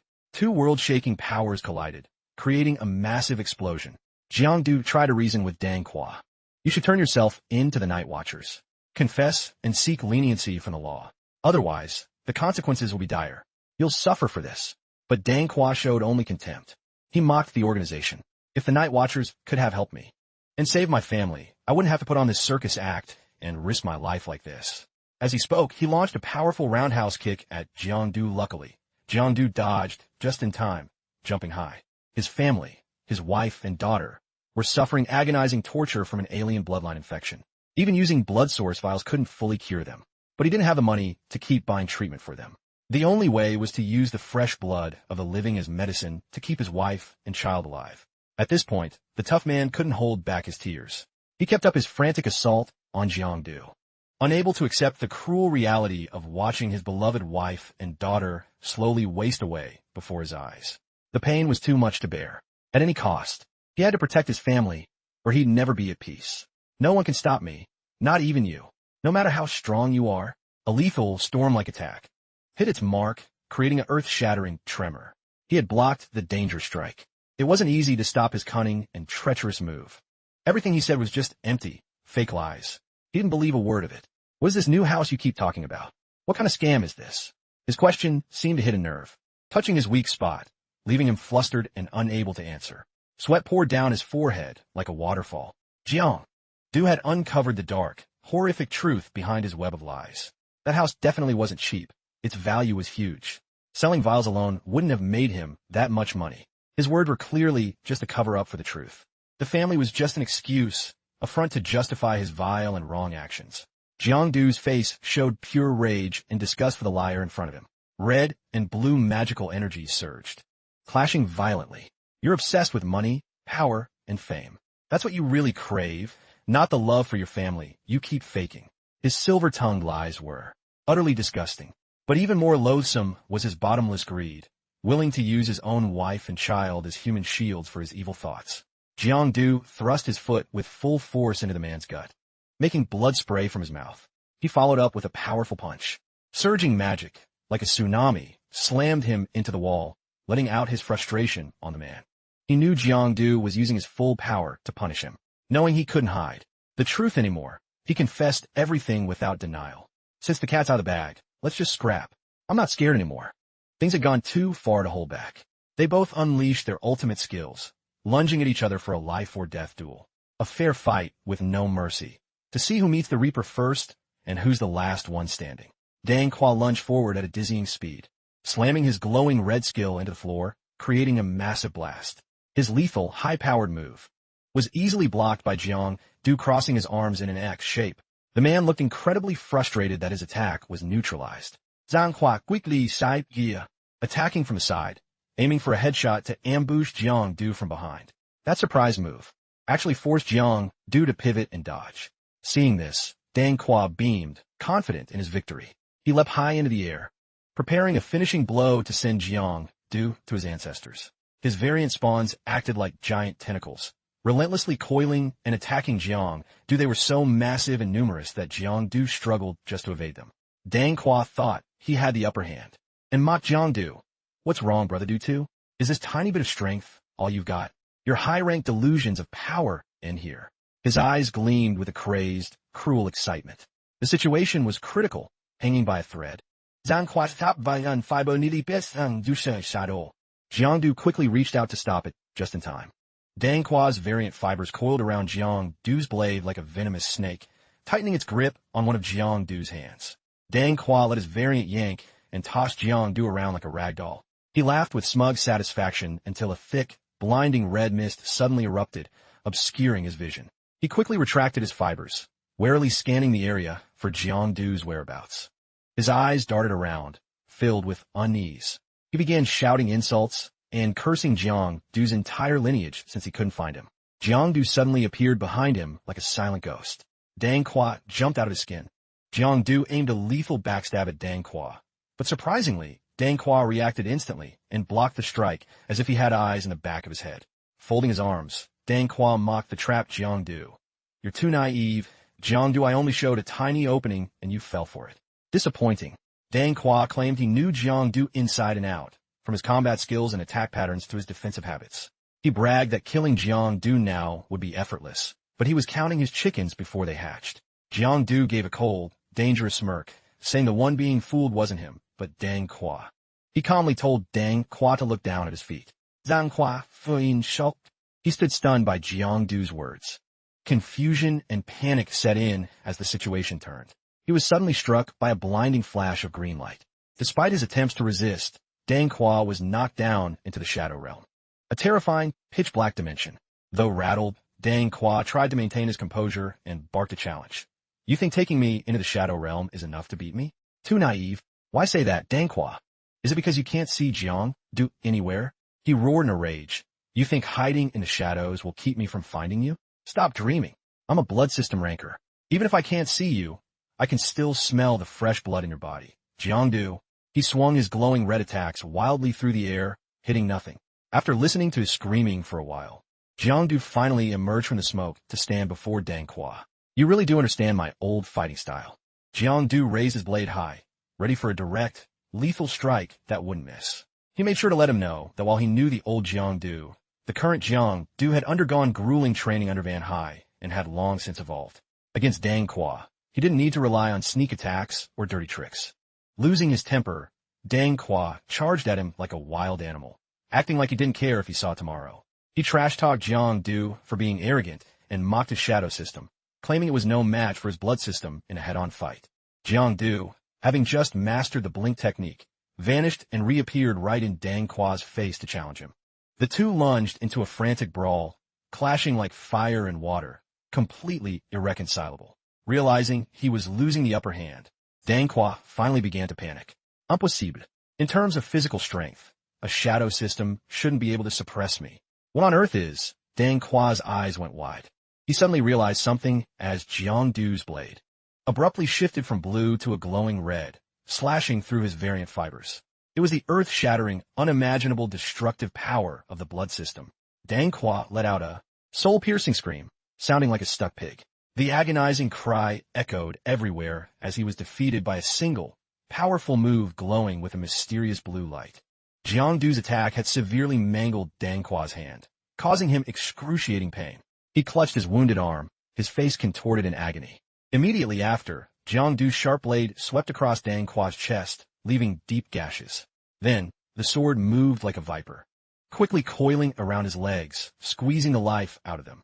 The blade, sharp as a razor and cold as ice, swept through Dangqua, inflicting numerous lethal wounds. Dangqua lay there, his limbs practically severed. He slumped on the ground, a bloody mess. Dangqua coughed up a huge mouthful of blood. Blood sprayed like a fountain, staining the ground red. His eyes were dull and empty as he forced out the words. Truly the legend of brother, Tuesday, your strength is terrifying. I thought with this power I could change my fate and get my revenge, but maybe this is for the best. At least I die by the hand of a worthy opponent. He begged Jiang to finish him off and end his suffering. Jiang was stunned by his request. Looking at Dangqua gasping for breath on the ground, Dangqua was at a loss for words. Dangqua taunted him. What's wrong, brother? Do too? Don't have the guts? Fine, let me tell you something. Dangqua began to confess his horrific crimes. I was actually the one who infected Hua Hua and her mother. This confession left Xiang Du speechless. He stood frozen, processing the horrific revelation. Dangqua let out a heavy sigh of regret and began to tell the full story. I was the one who brought the blood system rank shard home. From that day on, the infection slowly spread to my family. We used to be such a happy family of 3. Dangqua raised his newly regenerated arm, seemingly pleading for Jiang Du to end his sinful, miserable life. He realized Jiang Du was right. Family was just a cover for his bottomless greed. What he really craved was absolute power. Yet, that power and authority didn't bring him any peace, only fear. The mountain of blood debts and atrocities kept him awake at night, haunted by the ghosts of his victims. Blood began to seep from his body, unable to be stopped. As Dangqua finally repented, it was all too late. There was no turning back. His family, the people he loved most, were bedridden and half dead. Dangqua buried his face in his hands, weeping in total agony.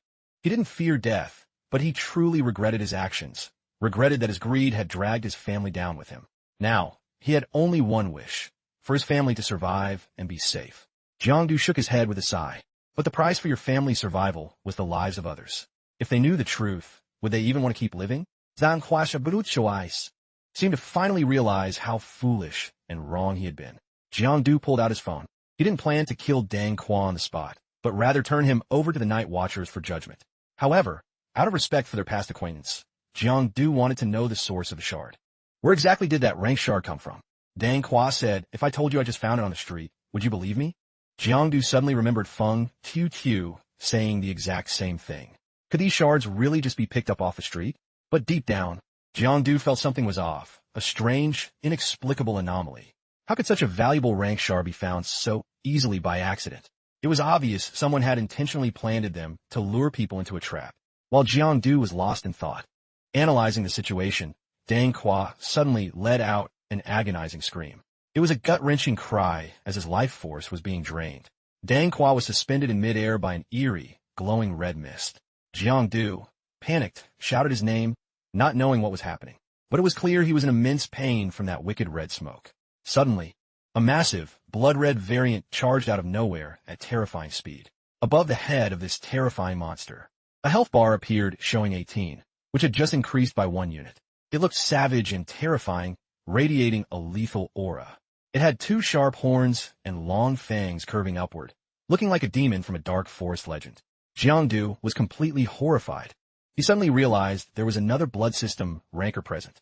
This entity quickly seized Dangqua, appearing to suck the very life and essence out of him. Dangqua's face became gaunt and lifeless.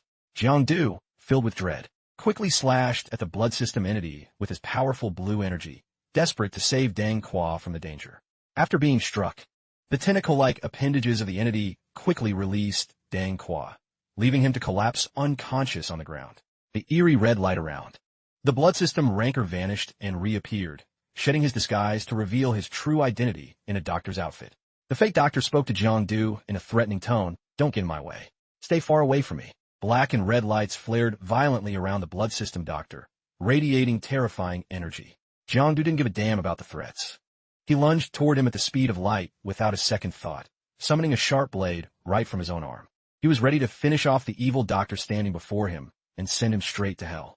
The doctor wasn't a pushover. He raised his hand and summoned countless red variants of all shapes and sizes, flooding the area. One variant flicked its long, freakish tongue out to ensnare Jiang Du's shadow under the devious doctor's command. Immediately after, he forced those variants into Dangqua's chest. Dangqua couldn't resist, gasping in agony as the torture made him cough up blood like a fountain. From inside his body, a mysterious glowing red stone emerged. Jiang Du panicked and shouted Dangqua's name, terrified that he would die right there on the spot. The masked doctor continued to control the situation, causing the aggressive red variants to swarm around his hands. At this point, the red hue of the surrounding variants grew deeper and more vibrant. His health bar was down to 37.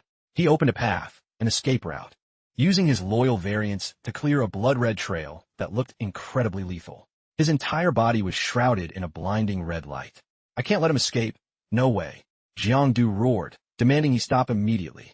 Seeing the crafty doctor about to make his getaway, Jang swiftly cut down all the variants trying to block him. He shouted, "Get lost! Move!" His blade moved like a surging flood, and the annoying variants were sent flying everywhere. Right after, Jang shot out spider silk strands just like Spider-Man, agile and precise. The silk stuck to the doctor's mask, yanking it off to hit the floor. The real face hidden behind the mask left Jang in total shock, unable to believe his eyes. It was none other than Dr. Xiao. He had a face that looked kind and scholarly with his glasses, but he didn't radiate any warmth or friendliness at all. Dr. Xiao stood his ground, with a massive surge of green energy radiating around him, enveloping his body. He stared at Jang with suspicious eyes, probing him, half his face submerged in shadow while the other half was lit up. He asked, "You know me?" Jang stayed in a defensive stance, gripping his sword in silence, unsure of how to even respond. Two red variants, looking like something out of a horror movie, returned to stand behind Dr. Xiao. Dr. Xiao didn't seem to want to continue the fight. He reminded Jang, "You and Dangqua should sit down and catch up properly. I've given you two enough time. Now, it's best if you just back off and act like you were never here." Two buff, muscular red variants stood ready, as if to say, "If you don't listen, don't blame us for getting rough." Jang seemed to consider retreating, but he hesitated. He didn't want to let the mastermind behind all this off the hook so easily. This couldn't just end like that. Dr. Xiao put on an innocent face, as if he'd done nothing wrong. His white lab coat fluttered in the wind, looking totally fake. He said, "You've got it wrong. The murders and the poisonings were all Dangqua's doing. I have absolutely nothing to do with it." Seeing him try to wash his hands of everything and pin it all on Dangqua, Jang felt a burning rage. He yelled, "Nothing to do with it? You're a liar. Who gave the rank shards to Feng Chuchu and Dangqua?" Jang gripped his sword, squeezing so hard his knuckles turned white. He believed Dangqua and Feng Chuchu were just pawns he manipulated. He had used them to cause the bloodline infection, forcing mutation after mutation. Jang raised his blade, questioning Dr. Xiao. "You dragged innocent people into this, forcing them to mutate into blood breeds, just to have more specimens for your research. You've been researching waste blood vials, haven't you?" Dr. Xiao was startled to see the tip of the sword pointed right at his face as Jang pressed him hard. Dr. Xiao, realizing he'd been caught red-handed, dropped his fake, good guy act instantly. He ordered the variants to attack Jang because Jang knew way too much. A massive, muscular variant immediately lunged at Jang on command. Jang saw it coming and prepped for battle. Two variants charged at him at terrifying speeds, but he took them out cleanly and without effort. Right after, Jang suddenly appeared behind Dr. Xiao, leaving the man paralyzed with shock. Jang had planned a surprise backstab, but Dr. Xiao's variant appeared just in time to block the lethal blow. Dr. Xiao raised his hand in mock praise. "That speed was truly impressive. It seems you were holding back quite a bit when you fought Dangqua, but that's still not enough for me to take you seriously." At his words, the surrounding variants grew even more savage, their skin turning a terrifying dark red. To Dr. Xiao, Jang move was just a death wish. Dr. Xiao's variants lunged like two aggressive fire snakes, attacking Jang shadow, a lethal technique. Jang let out a cry of pain as he was knocked back several steps. He couldn't believe he'd been hit hard enough to actually scream, but he quickly snapped out of it and charged again. To Dr. Xiao, Jang was moving like a bolt of lightning.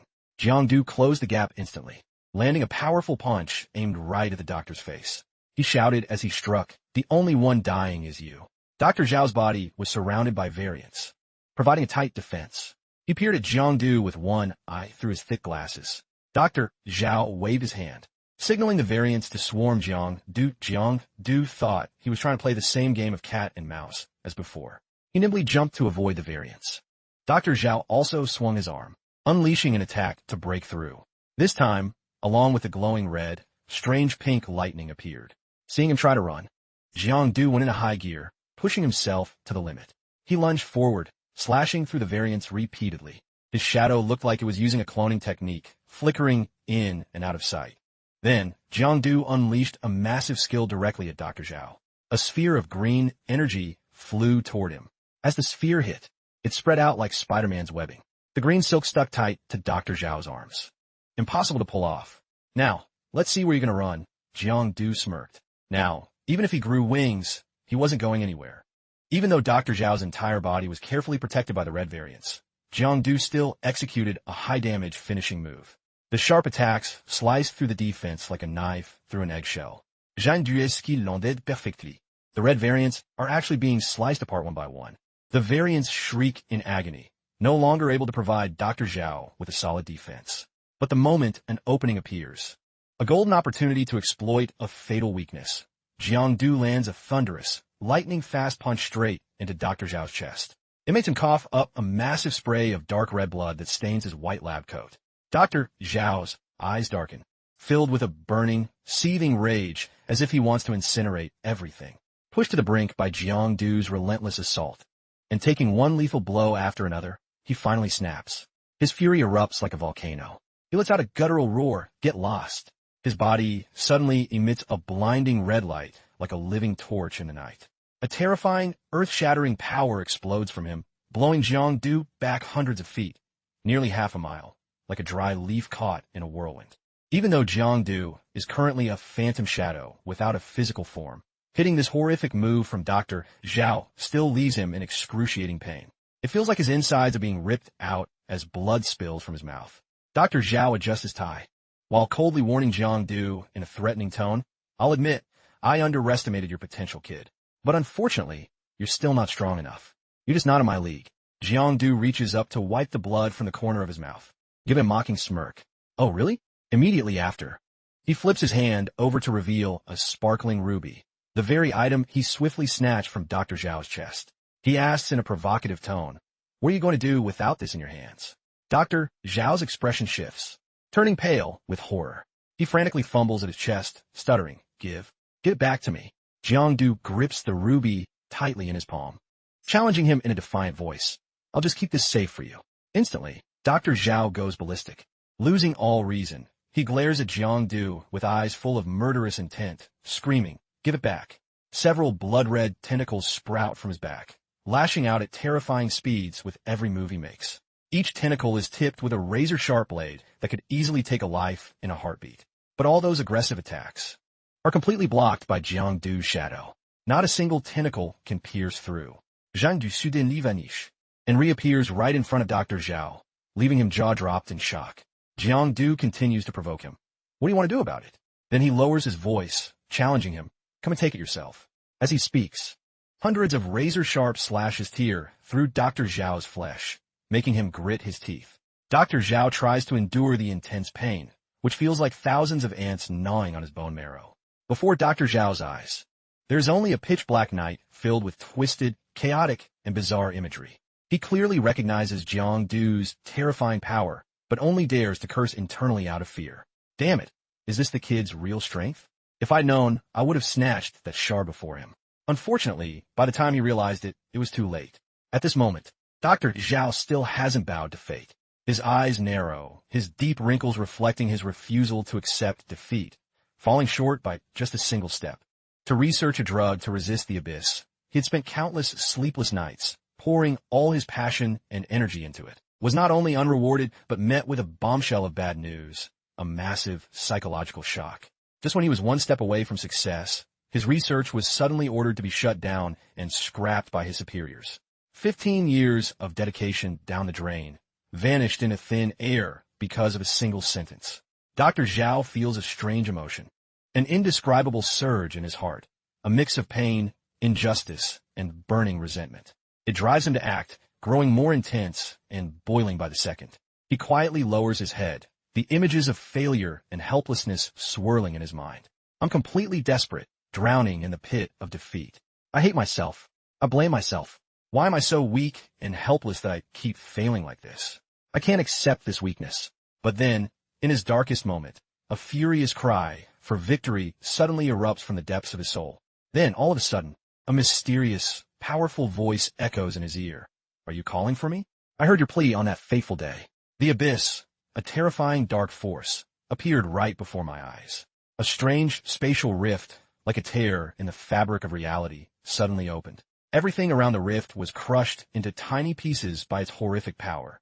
Inside the deep, ink-black rift were mysterious and frightening flashes of brilliant red light. And then, a miracle happened. The abyss gifted me a blood system rank shard, a power of immense proportions. He remembers the most desperate and helpless moment of his life, when all hope had faded and a glimmer of light suddenly appeared to show him the way forward. The moment, His hand touched the stone containing the blood system rank power. Dr. Xiao realized a harsh truth. Humanity had completely abandoned him, casting him into the dark. Because of that, he decided to surrender to the abyss and submit to the dark power. He was determined to be reborn, transforming into a completely different, more powerful version of himself in the fires of destruction and renewal. Even if he had to discard his human form and give up his humanity, he was willing to merge with powerful demonic flesh. He explained further, to hide from my enemies and avoid detection by hostile forces, I split the blood system rank shard into several smaller pieces and gave them to those craving power, the people who truly needed it. Through them, I collected a vast amount of precious blood samples to continue my dark, mysterious research. Those blood system rank shards would gradually grow stronger, increasing in power by absorbing the host's blood energy. By this point, he had committed countless heinous crimes, horrific acts of brutality that he considered achievements, revenge for the injustices he suffered. He confidently declared, "Eventually, I will reclaim all the blood system rank shards and stand at the peak, ruling this world." Suddenly, Dr. Xiao's body begins to convulse violently. He gritted his teeth, his face contorted in pain. "No, I've gone through so many hardships to get this far. How can I give up and let all go now?" He hurriedly pulled out his coat pocket 2 test tubes containing a terrifying, bright red liquid. He added in a threatening tone, "If you dare to look down on the medicine I've spent so much time researching, then I'll let you see its true power with your own eyes." Dr. Xiao opened his mouth and downed both tubes of red liquid without hesitation. A surge of immense, abundant power poured through his body. It was the infinite, dark magic of the abyss. Dr. Xiao reached out his hand to welcome the overwhelming power flowing into his body. From his hands, long, blood-red arms with terrifyingly sharp claws began to emerge. Faced with this massive and horrific power, the shadow breed showed a flash of surprise. He tried to find a way to hide in the shadows, thinking to himself, this guy doesn't even have a rank shard, yet he possesses such insane power? Just as he was about to step back to dodge, the gateway to the shadow realm suddenly shook violently. Dr. Xiao's sharp claws appeared out of nowhere, lunging at him with dizzying speed. Dr. Xiao stood tall below, watching the shadow breed being dragged out of the shadows. His face was full of shock and terror. Impossible. How can he pierce through the shadow dimension? A brilliant red light enveloped Dr. Xiao's face, making him look even more demonic and terrifying. As if reading the shadow breed's mind, he spoke up. "Surprising, isn't it? The ingredients in the medicine I researched were specifically designed to deal with the abyss." Then he swung his arm, his massive, powerful hand slamming the shadow breed into the ground with a loud thud. At the same time, he added cryptically, "And in this medicine, there is naturally a special ingredient capable of resisting your shadow system, neutralizing your abilities." Hearing this, Dr. Xiao went insane with rage, shouting in fury, "My medicine is clearly a masterpiece. It's incredibly effective. Yet those stupid, short-sighted, high-ranking fools didn't value it. They didn't recognize its true worth." He began to strike ruthlessly. The shadow breed was pinned down by that massive, rough hand and slammed into the ground repeatedly with such immense force that he didn't even have time to breathe. In his fury, his eyes narrowed, turning bloodshot and murderous like a vicious wild beast. His skin broke out in red streaks like terrifying, ghastly blood vessels. His voice, deep and gloomy, carried countless dark thoughts as he said, "Talk of it causing horrific, dangerous pollution to the human body. How ridiculous. Just baseless nonsense. If you want to talk about supernatural pollution, aren't your own powers the same? Why is it that my medicine can trigger such extraordinary power beyond the supernatural limits?" Dr. Xiao suddenly grabbed the shadow breed in his palm, tossing him back and forth like he was playing with a tiny, weak ant. He threw his opponent away, laughing loudly, a laugh that echoed everywhere. "And this is the clearest proof of my return to the real world." The shadow breed's back slammed into the hard wall. His body was in such agonizing pain that he went numb and lost all sensation. The wall behind him shattered. It looked like he was a goner, but luckily, the shadow breed struggled to sit up. His body was covered in wounds, crisscrossing like a spider web. He muttered hesitantly to himself, "This isn't good. After so many back-to-back fights, my shadow points are almost drained." He looked back at Dr. Xiao, who was slowly descending to the ground, enveloped in blazing flames. 2 terrifying spheres of magic power, capable of repelling even a speck of dust, let alone a wound, formed in his hands. The shadow breed felt a sense of despair. This guy's combat magic just keeps getting stronger. Do I really have no chance left? Is there no hope? Dr. Xiao grimaced, watching his opponent moan in despair. Is my supernatural journey, my cultivation path, Going to end here? The shadow breed clutched his wounded arm in pain. Seeing Dr. Xiao hold out his hand, he looked up at his opponent with pleading eyes. Dr. Xiao told him, hand that thing over so I don't have to force you. It'll be less painful. Backed into a corner. And literally at a dead end with no way out, the shadow breed lowered his head in silence, looking utterly helpless.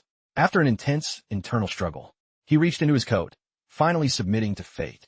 The shadow breed slowly and cautiously pulled out a brilliant, bright red stone, larger than an adult's palm. It was the precious rank shard that held the peerless power of the blood system. The opponent gave a cold snort, his sharp eyes flashing with satisfaction. That's right, exactly what I need. But just as Dr. Xiao reached out, intending to touch the shard, the shadow breed suddenly played a game of cat and mouse, taunting him. He quickly pulled his hand back, leaving Dr. Xiao empty-handed. He then knit his brows, his expression resolute and tough, making it clear that he'd die before handing the shard over to this old man. Now that's the vibe of a real protagonist. He kept Zhao Qi completely unable to predict his next move. Shadow Breed suddenly brought the shard to his mouth, tossed it in, and with his Adam's apple bobbing up and down, it looked like he'd swallowed the whole thing. Zhao Qi's face instantly darkened. He turned purple with rage, cold sweat pouring off him like a waterfall. Terrified, he stammered, You're crazy. Why the hell would you do that? At that moment, Shadow Breed began to feel the discomfort. The agony brought on by the blood system rank shard radiated from deep inside his body, and he collapsed to the ground, coughing violently. Zhao Qi tried to keep a straight face. His face remained cold and expressionless, speaking in a superior tone as if he were dangerous. The risk of fusing a rank shard is massive. You have no idea. Swallowing it whole like that is just a death wish. He then reached his hand out. His palm suddenly emitted an intense heat, a shimmering, ethereal light appearing. He let out a sigh that was 30 helplessness and 70 fake mercy. Whatever, for better or worse, I'm a doctor, a healer. I'll be merciful and put you out of your misery quickly. The moment he finished, Shadow Breed's entire body felt like it was being pulled toward Zhao Qi by a powerful, invisible vacuum. He grimaced in pain, waving his hands frantically, trying to resist. Then suddenly, the magic power from the blood system rank shard completely vanished. It was just gone. Zhao Qi's eyes widened in total shock. He couldn't keep his cool anymore, his shoulders trembling. He panicked. How is this possible? Why can't I feel the shard's presence? What on earth happened? Like someone hiding a secret technique. Shadow Breed's lips curled into a mysterious smile. He chuckled with self-satisfaction. Swallowing it was a bit of choke, but I'm feeling a lot better now. He then stood up. He dusted off his clothes and gave a satisfied nod. The flavor was actually fire. He looked at the object, noting it looked a bit like a dragon fruit. Zhao Qi flew into a blind rage, his blood boiling. He bared his sharp claws and snarled, "Drop the act, you moron. You think this precious rank shard is just some ordinary snack you can just gulp down?" After fully absorbing the strange stone into his body, the wounds on his person healed at an incredible rate. His power was clearly leveled up. He raised his hand, focusing his energy with a confident, winning smile. Then, both of them launched their attacks at once. The world-shaking collision triggered a massive explosion, rattling the entire area. The scene was total chaos, with either thick smoke or clouds of dust filling the sky. The tall, imposing figure of Shadow Breed slowly emerged. Coming out from behind the thick smoke, he spoke in a deep, commanding voice. "It seems you have no clue about the truth. Blood breeds are nothing but fuel and nutrition for us Shadow Breeds." His steps carried an earth-shattering power. Each step he took crushed the rocks beneath him, matching the terrifying aura he radiated. It was a display of his profound knowledge. The blood system rank shard you've been thirsting for has been completely absorbed and fused in my body. Not just his inner strength, but his outward appearance had changed visibly. He was taller, more imposing, with rippling muscles. His arms were now equipped with massive, razor-sharp blades, ready to slice through anything that dared approach with ill intent. Zhao Qi's inner world instantly collapsed. He was broken. His eyes rolled back until only the whites showed, streaked with terrifying red veins. Sweat poured off him like a flood, his brain going numb. Zhao Qi hunched over. He stared at his hands, muttering in despair, "No way. This can't be happening. It's absolutely impossible." He burst into a laugh more crazed than anyone's, a self-deprecating laugh at his own pathetic failure. "I did so much, put in all that work, and in the end you ruined it all. Is this a joke?" He screamed in desperation, looking up at the sky. Meanwhile, things looking like test tubes began to well up in his throat, slowly sliding out. The vial hit the ground and shattered in two. It made an ear-splitting, screeching sound. From that mess, a different entity began to emerge. Or more accurately, a hideous monster, massive, bulky, and slimy, with eyes and mouth sprouting randomly all over its body. It roared kill, kill, in a bloodthirsty frenzy. Then it lunged at him. Zhao Qi's obsession and malice remained, now evolved into a more terrifying form. This grotesque version of Zhao Qi, his whole body a deep, blood red, charged wildly to capture Shadow Breed. But even though he was a giant now, he couldn't touch the man's insane speed. He did his best to track the movements, but only saw a black flash zip past. Shadow Breed closed and fast. Moving at a dizzying speed, he flew like a whirlwind, mercilessly tearing through every obstacle in his path. Completely confident in his own horrific speed, he gave a small, smug smile. After fully absorbing the energy from the rank shard, his movement speed and reaction time had seen an incredible top-tier boost. He then looked up, his sharp eyes locked onto the filthy, disgusting monster, carefully analyzing the situation. Furthermore, he had the special ability to sense the blood rushing through his opponent's veins, allowing him to predict and counter every move. In this hero's moment to shine, full of confidence, his cloak fluttered with every move, creating a majestic image. This only added to his striking, charismatic looks. He raised two greatswords. Running straight ahead at a breakneck pace, he announced, "Let's see how this bolt pull slash works." Instantly, the opponent's terrifying red tentacles were sliced clean off, hitting the ground. The blade in his hand seemed to have a powerful magnetic pull, drawing the fresh blood from the opponent's wounds toward himself. The hero excitedly licked the blade. His eyes flashed with brutality. The iron-like taste of fresh blood filled his mouth. He couldn't help but comment with interest. "Oh, this blade has a lifesteal effect too? Fascinating." He then stepped in front of Zhao Qi. Seeing him groaning in pain from his leaking wounds, the hero felt a surge of excitement. He explained more about the strange blade. It doesn't just suck blood. More importantly, it can seal and block the opponent's healing factor. Blood gushed from Zhao Qi, relentlessly, like a violent waterfall. Zhao Qi wouldn't stop screaming from the persistent pain. The hero curled his lip into a proud, winning smile. He then looked up. Warily watching his opponent's every move, the hero leapt high into the air. Dodging the attack, the shadow dimension was opened, but because Zhao Qi blocked it, the hero couldn't slip inside. He backed off into a stance. His face showed annoyance as he let out a soft hiss. He thought to himself, while checking his current body. He wondered how to try to slip into the shadow dimension, but failed. What happened? It seems this form has certain limitations on shadow system abilities. Zhao Qi stood frozen. The previous wound still hadn't stopped bleeding. Watching the fresh blood pour out, forming a massive puddle on the ground, the man was stunned. He thought, "That's a crazy amount of blood. Did I use too much force and rupture his vessels?" His gaze moved to the edge of the puddle, and he stiffened in shock. Everywhere the blood touched the ground. It was steaming. Wherever the blood flowed, everything was corroded and melted, as if it were a high-strength acid. The hero quickly jumped back. He gasped in horror. What? His blood is corrosive too? How is this even possible? Seeing his opponent's shocked reaction, Zhao Qi bared his teeth and laughed smugly. Just noticing that now? Too late. His blood now looked like molten lava. Boiling and searing, it vaporized and destroyed everything it touched. At the same time, the flames around him flared up more violently than ever. Suddenly, he roared in a crazed rage. Everything must melt and burn in this hell. Zhao Qi strolled casually through the hot lava. He flicked the deadly liquid forward with his hand. Luckily, Shadow Breed's reflexes were sharp, jumping high into the air just in time. If that terrifying liquid had touched him, who knows what kind of horrific disfigurement he'd have suffered. Zhao Qi's body now looked like a disgusting, slimy fluid slowly oozing onto the ground. He snarled, "You think you're safe just because you jumped up there? Naive."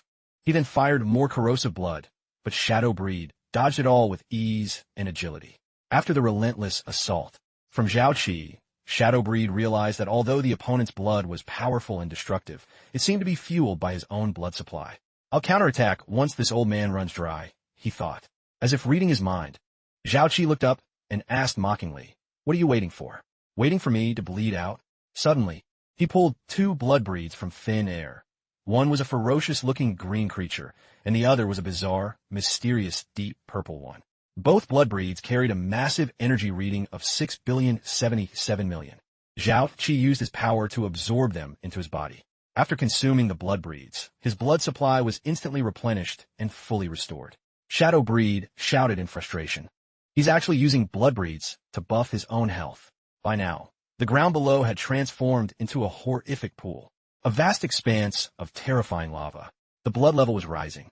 Zhao Qi roared with pure resentment and hatred. You can't escape. My hell blood will relentlessly devour and incinerate everything. His flesh continued to spread outward, covering everything in sight. Outside, chaos and commotion still reigned. Zhao Qi smirked with smug satisfaction. The Night Watchers are still busy exhausting themselves against the little decoys I let loose. By the time they realize the truth, it'll be too late. Out on the streets, everything was stained a horrific crimson. Anything his blood touched vaporized into thin air. Zhao Qi boasted arrogantly.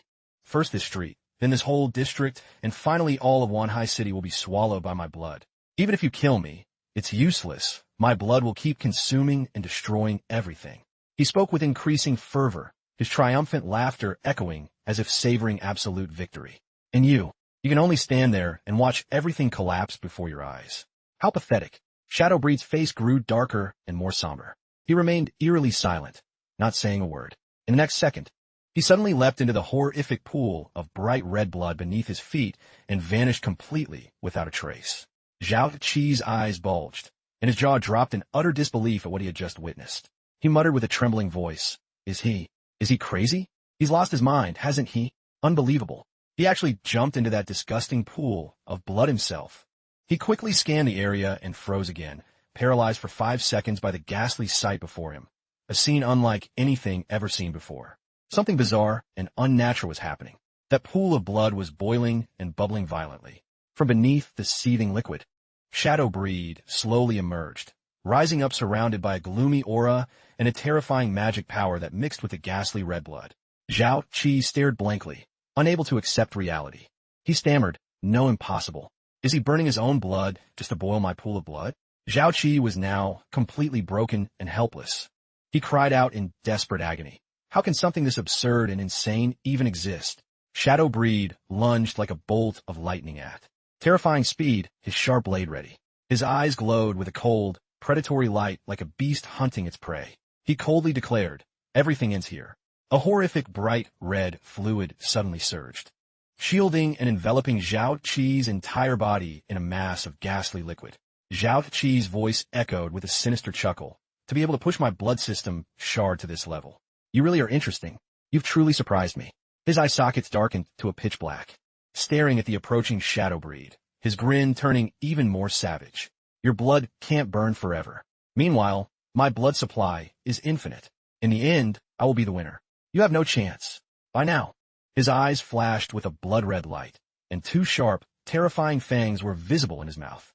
Shadowbreed lunged forward for a head-on confrontation. Zhao Qi reached out with his sharp claws and screamed, Give me your life. Shadowbreed didn't flinch. Unfazed by the savage behavior, he charged straight ahead without hesitation. The two collided with a massive force, triggering a horrific explosion. The surrounding air blasted outward, and everything nearby shattered from the sheer power of the impact. Red blood sprayed everywhere. Zhao Qi's evil, terrifying red light gradually grew stronger, completely overwhelming Shadowbreed. Shadowbreed's health bar plummeted, dropping to less than 30. The air was thick with the horrific metallic stench of blood. Evil had truly triumphed, casting a shadow over everything. Zhao Qi hovered in midair, as a horrific rain of blood poured from the sky, covering the area in a somber atmosphere of grief and death. He curled his tongue, laughing maniacally like a madman. I won. Do you see? Do you see now? This is my true power, an invincible power that no one can stop. No one. Suddenly, a sharp blade pierced through his heart. Fast as a flash, sudden and lethal. Red blood gushed out violently before his brain could even register it. Processing the sudden pain, he still didn't understand what was happening as he spat out a mouthful of hot blood. A mysterious, deep green light from the sharp blade reflected off his blood-soaked body, creating a gruesome scene. Zhao Qi struggled to turn his head, questioning the man standing before him in a weak, raspy voice. You dare to play dirty with me? Shadowbreed's teeth were tightly grit. His breathing was heavy and ragged, his body covered in mud and fresh blood. He snarled back, If I don't play like this, then how? Who do you think you are that I should go easy on you? He gripped the sword tightly, cruelly driving it deeper into Zhao Qi's wound. Zhao Qi shrieked in absolute agony. He was enraged and resentful to the extreme. I refuse to accept this. I don't want to die. I'm still young. I have my whole future ahead of me. There's so much I haven't done, so many dreams unfulfilled. Perhaps for a person, right before the moment of death, they always look back on the long journey of life, filled with memories of joy and sorrow. Zhao Qi, was a brilliant and dedicated doctor. I spent my whole life's passion studying and honing my medical knowledge, tirelessly diving into dry, complex medical jargon. I always gave it my all, but no one ever paid attention to me. No one ever recognized my talent or hard work. Deep in his subconscious, there was always a deep-seated obsession that he had to prove himself to the world, that he had to be better than anyone, superior to everyone. I wanted those who looked down on me, those who mocked me, to pay dearly for their actions. I wanted everyone to see and witness my great success. Suddenly, he reached his hand up high as if trying to grab hold, catching something invisible, but his palm was empty. He hadn't been able to grasp or achieve anything he desired. On his cold cheek, a warm stream of water, salty and bitter, trickled down. The salty, metallic taste of blood made his tongue go numb. I wanted to be the center of power, to hold the fate of others. I wanted to be the Lord who rules the entire world. The pupils of his eyes slowly contracted. His eye sockets sank deep, leaving only a terrifying dark red. Tears continued to fall, rolling down his cold cheeks as if to speak his final wish. He rasped weakly, "I want." But before he could finish, his vision blurred and faded. Yet he still wouldn't surrender to fate. "I want," he tried to say, but the words wouldn't come out. Finally, Zhao Qi collapsed onto the cold ground after his final gasps of life. The doctor's white lab coat was covered in dark red blood. He was truly dead, gone forever, along with the ambitions and dreams he had cherished since childhood. Dangqua stepped out from the ruins, walking with a shaky, unsteady stride, clutching his wounded arm. Suddenly, 6 strange men appeared. One knit his brows and asked, "Awake already?" He jerked his chin toward the 2 men standing beside him. He ordered them to take him away. The 2 men complied, immediately locking Dangqua's wrists in cold handcuffs. Dangqua didn't resist at all. He walked slowly behind the 2 men. At the end of the small alley, Jiangdu walked in the opposite direction, toward the light. He suddenly remembered the plea, the desperate request Dangqua made before he died. "My wife, child, and Hua Hua. Please, take care of them for me." The space between his brows tightened. A flicker of emotion stirred deep in his eyes. He remained silent, watching as Dangqua's frail, lonely back seemed. Jiangdu stood frozen, etched deep in his mind, watching that silhouette for a long time. He watched it fade away, growing smaller and smaller until it finally vanished from sight. By the next morning, at a small, simple, and peaceful roadside baozi shop, the owner was bustling about with a cheerful smile. He warmly brought out a steaming hot order for a customer, a basket of snow-white baozi, piping hot and smelling heavenly. "Your buns, sir. Please enjoy." Jiangdu gently picked one up with his chopsticks. He slowly savored the soft, moist dough that melted in his mouth, filled with savory, delicious meat. He nodded in approval. So good. Freshly steamed in the morning, hot and tasty, simply perfect. The owner let out a satisfied laugh, his smile bright as the morning sun. "Exactly. Our baozi are famous. Everyone in this neighborhood loves them." Jiangdu spoke with his cheeks puffed out as he ate. His voice sounded a bit shy. "Oh, right. I heard neighbors say a few days ago some scavengers came by to cause trouble and harass people, disrupting your business. Is that true?" The owner's smile faded, and he pointed forward with an annoyed tone. "Yeah. They thought they were big shots, acting like thugs and harassing my precious daughter. It was totally unacceptable." Zhang Du's chopstick posed. He set down the half-eaten bun, his expression turning serious. "So, did you report this to the night watchers? Scavengers fall under their jurisdiction and supervision." The owner replied calmly, "I did. But they locked them up for 10 days, and then what? They just come back to start more trouble for revenge." Jiangdu was silent for a moment, then asked, "So you taught them a lesson yourself, didn't you?" The man's face instantly darkened. He took a few steps back, looking panicked. The 2 stood there motionless, staring at each other for a long time. Without saying a word, the tension in the air thickened. The shop owner slumped into a chair and let out a long, heavy sigh. "I guess you found me out after all. I thought no one would ever know." The man trembled. He held out his hand, revealing a small shard emitting a faint blood system glow. Jiangdu's expression became hard to read. He didn't know what to expect. "Are you here to confiscate this?" "The moment you walked through that door, I had a gut feeling something was off." Jiangdu took the shard from him. He looked puzzled and surprised. "You're just giving it to me? Aren't you afraid your daughter will get bullied or oppressed again later?" The boss shook his head vigorously. His eyes showed a flicker of sadness and pain. He cleared his throat and said, "Afraid? Of course I'm afraid. But I can't protect her forever. Instead of relying on something with a shady, mysterious origin, it's better she relies on herself to grow strong." Jiangdu smiled. He pulled 3 vials of medicine from his pocket and set them on the table. "Take these. They might be able to clear the tainted energy from your body." The man hesitated, looking at Jiangdu with deep suspicion. Aren't you here to arrest me? Aren't you with the Night Watchers? Jiangdu calmly turned toward the door. That's no longer necessary. You're the last one, and the only one, to pass this test. Jiangdu's warm voice echoed through the small room. The man's eyes turned red with emotion, and he burst into tears. Looking at the scene before him, Jiangdu couldn't hold back his tears either. An indescribable feeling welled up inside him, looking at the bodies floating motionless. Not far away, Jiangdu couldn't fathom why this horrific thing was happening. Before him were images of Uncle Lee, Squad 6, and Fat Lou. Everyone had been attacked. Their bodies were broken and covered in wounds. Jiangdu stood there, stunned and reeling. His voice trembled, unable to form words. What the hell happened here? Suddenly, he noticed something. His gaze shifted toward Jiao. She seemed to be the most intact out of everyone. Jiangdu tried to move, running as fast as he could toward Jiao. But just before he could reach her, in that split-second, high-stakes moment, a man who looked exactly like his double stepped up to Jiao, possessively grabbing her waist with a dangerous, cunning smirk, like a gray wolf stalking its prey. Looking at the man before him, Jiangdu felt confused and hazy, uncertain of the man's true identity. He hesitated, his heart full of doubt. He didn't dare confirm if the person was really himself or just a fake. Feeling anxious and restless, Jiangdu instinctively reached out to touch Jiao, wanting to pull her toward him, but he feared that a single touch would make her vanish like a dream. But somehow his hand accidentally landed on a place that was soft, full, and shapely like rolling hills.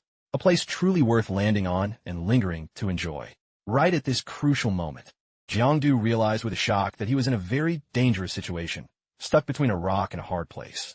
The current situation was a total nail-biter, even more heart-stopping than his most dangerous secret missions. Jiangdu's hand had landed on forbidden territory. It stayed there for a long time without moving, lingering until Jiao couldn't take it anymore and called out his name in a sweet, pouty voice. She gently brushed his hand away, trying to escape the suggestive touch, but her blushing, shy face was clear proof that she was actually enjoying the moment. Even so, there was a price to pay for such a bold move. To teach him a lesson, Jiao quickly grabbed a handful of Jiangdu's hair, and it gave him a piece of her mind. You'll never change, will you? You still haven't fixed that pervy habit. Jiangdu was helpless and had to take it. He wanted to explain himself to save his poor hair from Jiao's small but powerful hand. But of course, he had no chance to give a final statement, only letting out a tragic, mournful scream for his dramatic life. Time flew by fast. A month passed. Today was the final day, graduation at the Wanhai Special Training Camp, the place that had forged these elite warriors. Jiangdu and Jiao officially graduated, completing the course with admirable, top-tier results. They were both asked to go on stage to share their experiences and thoughts. But Jiangdu hated those formal, serious settings, so he sneaked away to find a chubby kid to grab some food and celebrate together. Afterward, they both said goodbye to the dear Uncle Lee and Uncle Six, the mentors who had guided them the whole way. Jiangdu and Jiao caught a flight to the North Capital to start a new journey and a new adventure. While Jiao was lost in her teary, sentimental feelings about saying goodbye, Jiangdu let his soul drift with the clouds. Lost in deep, wandering thoughts, Jiao noticed he looked like a ghost with his head in the clouds, totally checked out from his surroundings. She asked if some fox spirit had seduced his soul away. Jiangdu explained that he was thinking about the abyss, a massive mystery with no answer yet. What kind of place was it really? How did it exist in this vast universe? What secrets and dangers were waiting there? Jiao looked confused and asked if he was talking about abyss shards. The teachers had explained that clearly in class, abyss shards were scattered all over the world. Had he forgotten the basics? Or did he just skip that lesson? But Jiangdu didn't mean the shards. He meant the abyss itself, the complete entity. He had been obsessing over this. He used to think the abyss was some dark corner of the vast, mysterious universe, thousands of miles away and out of human reach. But just a few days ago, he suddenly discovered a horrific truth. The abyss wasn't as far away as he imagined. It was right next to them. Jiao was puzzled and asked why he thought the abyss was so close. Jiangdu placed his hand over his heart. He said the abyss was actually inside everyone's heart, hidden in the darkest corners of the soul. Jiangdu's serious and solemn expression made Jiao's heart race, thumping as if it wanted to jump out her chest. Her face was red as a beet, but she tried to stay calm and asked what he was talking about. Why the sudden, deep philosophy? Was he feeling okay? Jiangdu just laughed it off, saying it was just a feeling. She could take it as a joke. Jiao kept probing. Based on what you said, if one day I get swallowed by the abyss and drown in the dark, what would you do? Without even thinking, Jiangdu suddenly grabbed her hand and squeezed. Jiu's face, which had just started to cool down, turned even redder, like a ripe tomato. Jiangdu looked her straight in the eye. He stated firmly and without hesitation that he would charge into the abyss and risk his life to save her, no matter the danger, even if the opponent was himself. Oh man! With Jiangdu flirting like this, what girl could resist? Jiu exclaimed, "You're too much." The North Capital was getting closer for Jiangdu and Diu. The road ahead seemed full of hopeful light, but Jiangdu knew he couldn't let his guard down. The threat of the abyss was always lurking, ready to erupt at any moment.